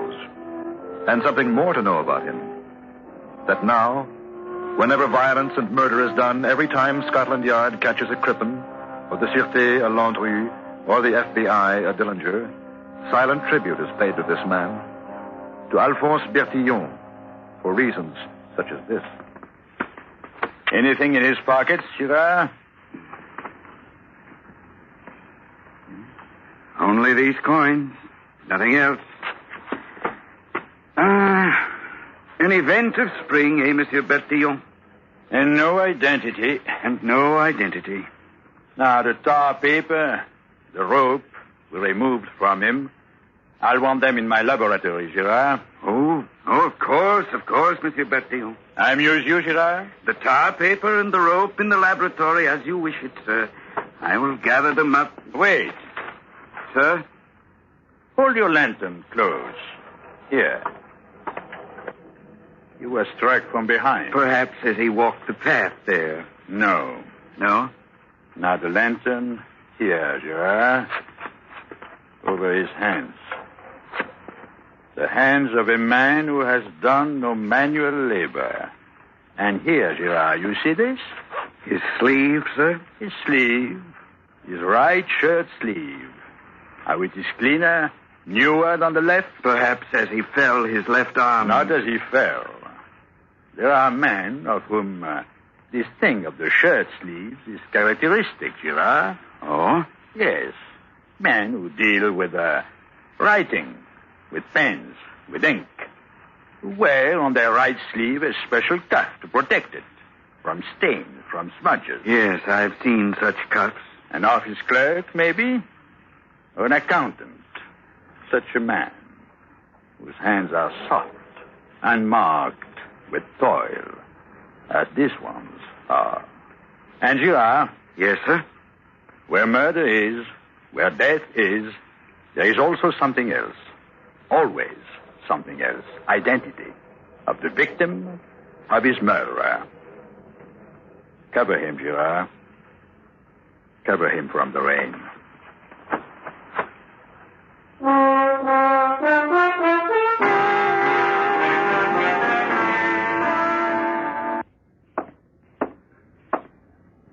Inspector Kamaskas? Yes, Bertillon, what do you wish? To give you the report, sir, of the tests I have made in the laboratory. The man of science. Hey, Bertillon, the student, the searcher, the player with test tubes and microscopes. That is the man you are, eh, Bertillon? You wish to hear the report, sir? And the working detective, whose only materials are of informers and drunkards and whisperings and small vengeances. You still sniff at these men, Bertillon? At their methods? No, sir. Respect them very highly. Therefore, you must respect me, your chief, very highly. What of the report, Bertillon? The results of the test tube and the microscope, sir, and the pattern of the murder of the man we found in the bois. Excellent. And eloquently spoken. Well, go on. That he was struck and murdered in a wine cellar. That he was then dragged into a second room, filled with sawdust, sand, and coal. And then into a third room. A room always in blackness, without windows. I marvel, Bertillon, and I bow. And it is needless for me to ask if you know where all this took place. The address, perhaps? I believe it was in a house somewhere along the Seine, which would explain the presence of sand stuck to the tar paper. And the room always in blackness and without windows. Surely clairvoyant. Microscope and 2 colorless blind parasites. A species of blind beetle that can live only in a pitch-black room. And on the coat and vest, bacilli of alcoholic fermentation. Which prove the wine cellar. Exactly, sir, which prove a wine cellar. I marvel. Indeed, I marvel at you, Bertillon. And at another thing also. What thing? How rich we are in knowledge and information and deduction. And how ignorant we are of a simple thing. The victim's identity. Not ignorant at all, for his identity is known. Ah. Yes, sir? By the alchemy of this system of yours of weights and measures and contours and proportions? No, sir. Not this system, then. Another system. Well, we found a wallet. In it, his name, his address. A boy this morning, passing at some distance from the scene, stumbled across it and brought it to his father, who brought it to us. Excellent system. The deceased is Charles Tellier, 33 Rue Saint-Michel. And we know it is he, since the photograph, which was in the wallet, is a likeness of the victim. Also, yes, he was an accountant and matched against our records a thief who left our prisons 2 years ago. Also, exquisite system. This finding of wallets. With a wife named Lucille. But the name of the murder. Find him.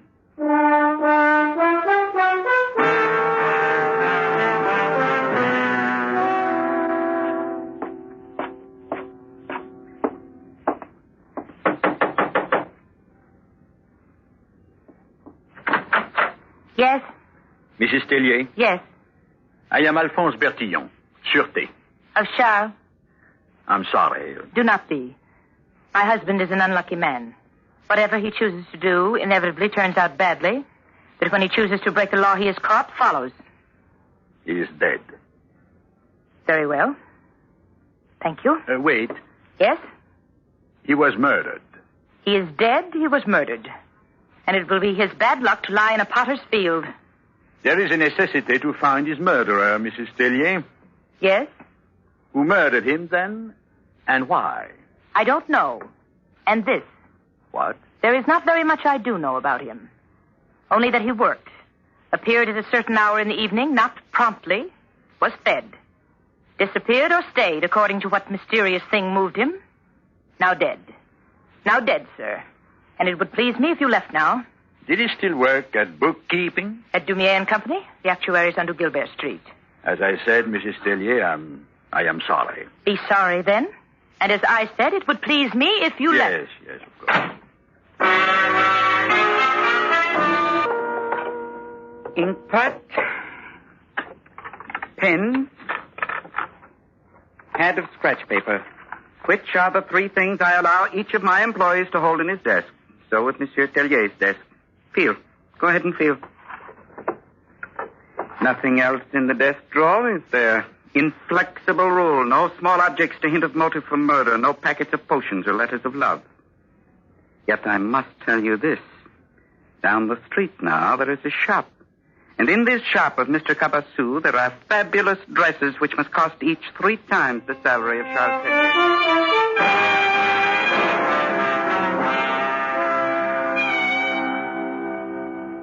3 times his salary, Mr. Cabassou. Then this Charles Tellyer must be a rather poor man, Monsieur Bertillon. Then why should he appear frequently in front of your dress shop? And this he did. So his employer told me. Why should he do a thing like this? It's to think about, isn't it? It is really to think about, really. Married? What? I say, are you married? Oh, yes. Yes, indeed. Is this your wife? What? I say, is this your... Oh, my wife.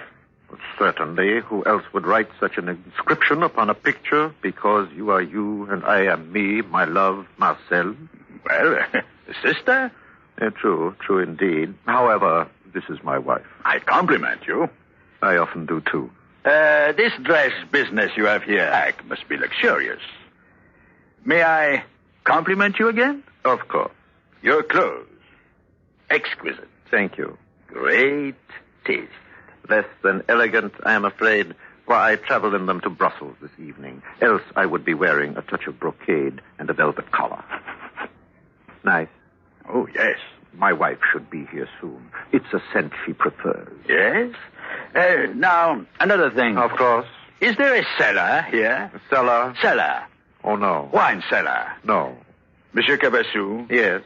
I don't have a warrant, but... Therefore, you cannot search. I wouldn't think of it. Of course. Now... Yes? Why should you want a warrant for these particular premises? Come in, my dear. Monsieur Bertillon was just on his way out. Hurriedly, so there is not time for an introduction. Carriage!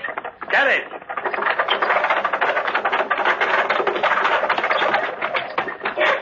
The surety.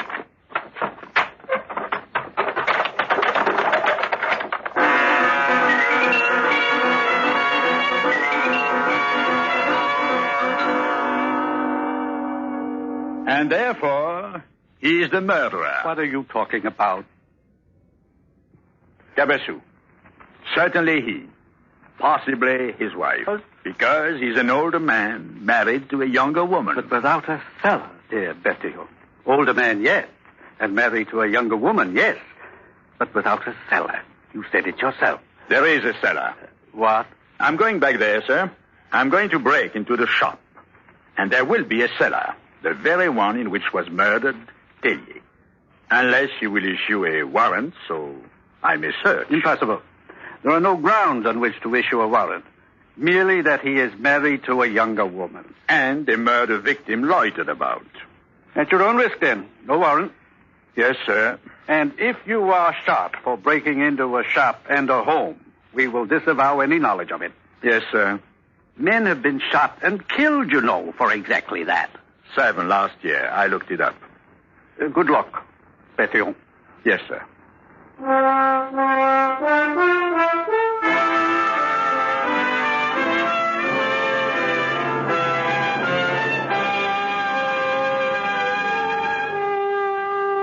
Autolite is bringing you Mr. Charles Boyer in The Bertillion Method.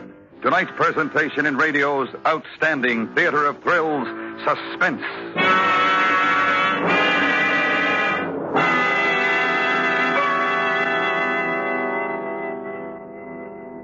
Listen to this on-the-spot interview recorded in Bronxville, New York. And what is your name, officer? Patrolman James Morris of the Bronxville Police Department. I understand that you signed up for the Autolite family charity drawing. Is That's that correct? right. Uh-huh. And should your name be selected, how would you care to designate the money? I was split 3 ways: Cancer Fund, Heart Fund, and Bronxville PBA. Very fine, and may I wish you good luck. Thank you very much. Have you signed up yet? Are you giving your favorite recognized charity, either local or national, the unique opportunity to share in $100,000 in cash? There's absolutely no cost to you, no obligation at all. All you do is sign your name and address on a registration form at any Autolite family car dealer showroom. And you may be one of the 25 persons selected. Just think of the thrill you would get when you named your favorite charity to share in $100,000. Registration closes this Monday, so get down to any or all of these car dealer showrooms: DeSoto, Hudson, Plymouth, Studebaker, Dodge, Willis, Nash, Packard, Kaiser, or Chrysler. Remember, only a few days left. And now, Autolite brings back to our Hollywood soundstage Mr. Charles Boyer in Elliot Lewis's presentation of The Bertillion Method, a true story, well calculated to keep you in suspense.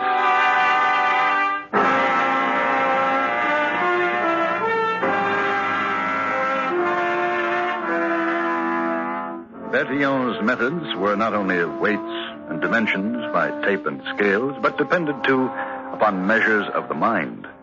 He would say, ask yourself 2 questions about every premeditated murder. Who profits from this crime? Where is the woman? And prove that 90% of all major crimes have a woman next to them. And said, I distrust a man who always smiles. And would, if the occasion demanded it, disguise himself in the rough clothes of a French workman in order to break into a suspect's home.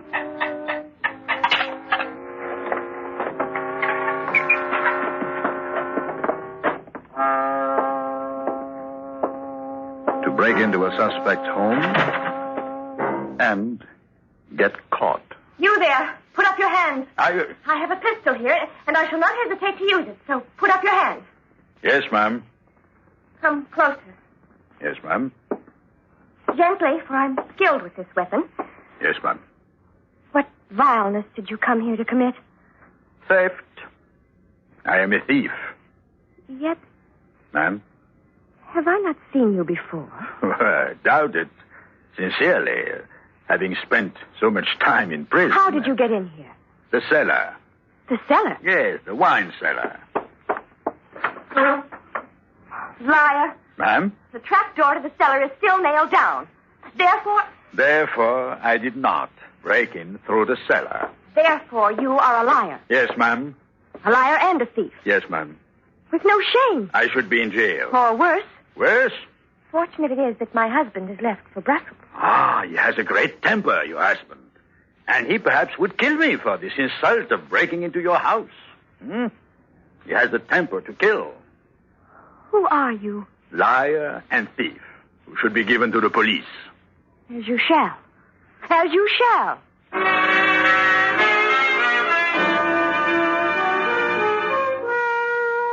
The gendarme came, complimented Madame Cabassou upon her vigilance, her costume, and her bravery, and arrested her thief and prowler. Then took him to a precinct station and led him to a cell. When? And precisely here the comedy ends, my colleagues, for I am Alphonse Bertillon of the French Sûreté. Call my chief, Monsieur Camascas. Which, after an hour of discussion and compassion for the fantasies of thieves, to prove a point, they did. And Monsieur Camascas, chief of the Sûreté, came to the precinct station. Release him. It is he, Alphonse Bertillon. 2 days later, Bertillon received word that Monsieur Cabassou had returned from Brussels and was now once again in the bosom of his elegant shop and home. Bertillon went there, and Monsieur Cabassou. Since you have chosen to interrupt my wife and myself at dinner, Monsieur Bertillon, I am but pleased to offer you a place at our table. Will you... I'm honored, monsieur. Thank you. But, Jean, this the criminal of whom I have told you, the thief. Was it not an adventure we had, madame? I in the role of a thief, and you, how well you played your part. Exquisitely. But, Jean, I will not sup with the criminal. I assure you, my dear, he is no criminal, and this matter of his illegal entry into my home while I was in Brussels we shall discuss properly over sherry and partridge. Marcel? Yes, dear. Set a place for Monsieur Bertillon. The Sèvres porcelain. Oh, please, sit down, monsieur. Oh, thank you. May I... May you what? Make an observation upon the elegance of your dinner table, the crystal, the porcelain, the silver chafing dishes. Make it, then. Stunning. It is how we conduct ourselves at all times. The precise accessories for the precise occasions. When one must eat with elegance. Monsieur. Yes? What are you doing? Your plate, monsieur. And your silver. He's sketching, Jean. Sketching? Yes? Sketching what? You. Why? You have an interesting face. Oh? Exceptionally. Another pose, monsieur. First a thief, now an artist. Oh, artists have an exceptional eye for proportion, that's all. Come look at it, Jean. Not very flattering. Well, it's not my intention to flatter. But your intention is? To prove you are a criminal. Oh, Jean? Tellier was a young man, as you are young, madame. And you, Monsieur Cabassou... Of me, what? You are a possessor of a cellar. Why are you ashamed of your cellar, monsieur? What did you lie about it? What did you say you did not have? Get out! Of course. Good night.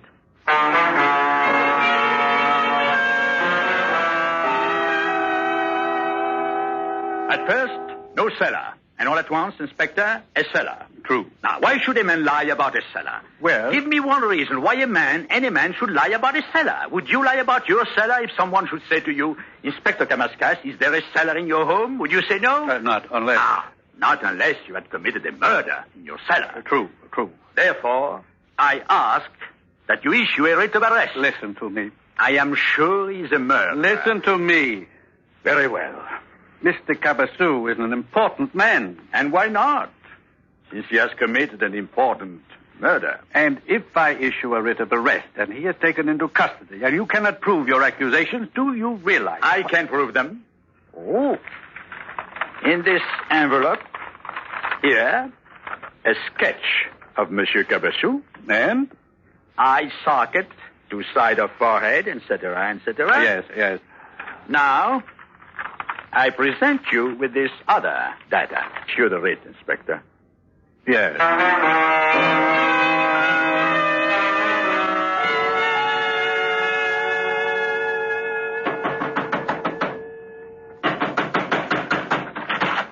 What is the meaning of this? Police! Where is Monsieur Cabassou? He is asleep. Where asleep? Quickly, where asleep? His suite is the closest to the head of the stairs.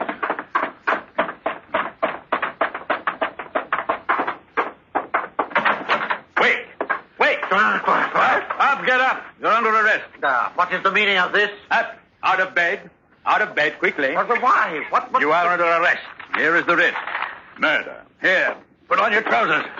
It is an outrage. You will see. Murder is always an outrage. This is infamous. I will make you pay. Because you are a man of importance. A man of influence? Yes. Because you are Jean Cabassou? Yes. Purveyor of elegance to the wealthy? Yes. And no longer Jean Planier. I said, and no longer Jean Planier, monsieur. What? Apache, thief, cutthroat. How did you know? Friend to a murdered man. Impossible that you should know. Not impossible. You must have a memory for the time some years ago when you were measured at a small police station for the proportion of the length of jaw to the length of face, of eye socket to the side of forehead, etc. That you have changed the color of your hair, that you have now a mustache, that you have gained weight, nothing, no disguise. For to disguise the length of an ear or bone structure, impossible. Listen, very well. I am Jean Planier, but now I am respectable and honorable man. Exactly why you had to commit murder. To maintain this attitude. Then you know about Charles Tellier. Of course. He was arrested with you. Also a thief. Now come back to haunt you with your old sins. Blackmail, monsieur. Yes. An apology. First, I thought this a crime of passion. Jealousy. That your wife, lovely woman... She had nothing to do with it. Lovely woman. Monsieur Cabassou, I arrest you in the name of the Republic of France for the murder of Charles Tellier.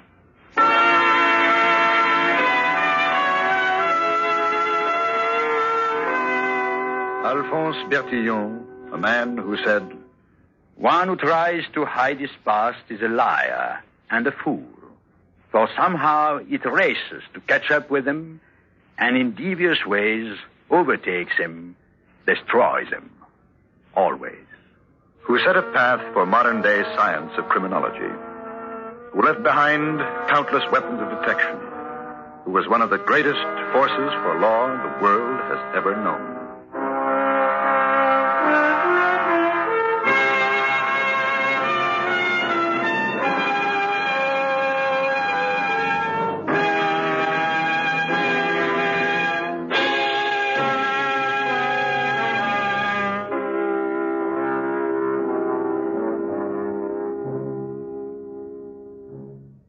Suspense, presented by Autolite, tonight's star, Mr. Charles Boyer. This is it, the last announcement. The giant Autolite family charity drawing closes this Monday, May 3rd. So if you haven't registered in this $100,000 event, you'd better hurry. Your favorite charity may miss the opportunity to collect thousands of dollars just because you neglected to sign up. So follow the example of this woman who was interviewed recently in Bronxville, New York. Hello there. I'm Bob Emmerich, and what is your name? I'm Mrs. E.W. Lewis. I understand that you just signed up for the Autolite family charity drawing. Is that right? Right. Now, should you be selected, what charity would you choose? Well, since I have a son studying medicine, I think I'd designate Bellevue Medical Center. I think that's wonderful. May I wish you the best of luck. Thank you. So, friends, visit any or all of these Autolite family car dealer showrooms and register while there's still time. DeSoto, Hudson, Plymouth, Studebaker, Dodge, Willis, Nash, Packard, Kaiser, or Chrysler. Remember, there are only a few days left to give your favorite church, school, or other recognized local or national charity the cash opportunity of a lifetime. So sign up tomorrow, sure.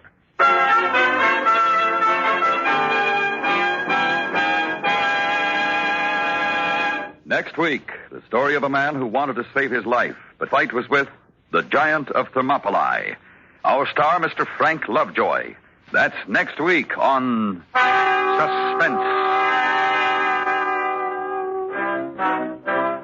Suspense is transcribed and directed by Elliot Lewis, with music composed by Lucian Morowick and conducted by Lud Gluskin. The Bertillion method was written for Suspense by Morton Fine and David Friedkin. Featured in tonight's cast were Herb Butterfield, John Daner, Vic Perrin, Jane Webb, and Edgar Barrier. And remember, next week, Mr. Frank Lovejoy in The Giant of Thermopylae. This is the CBS Radio Network.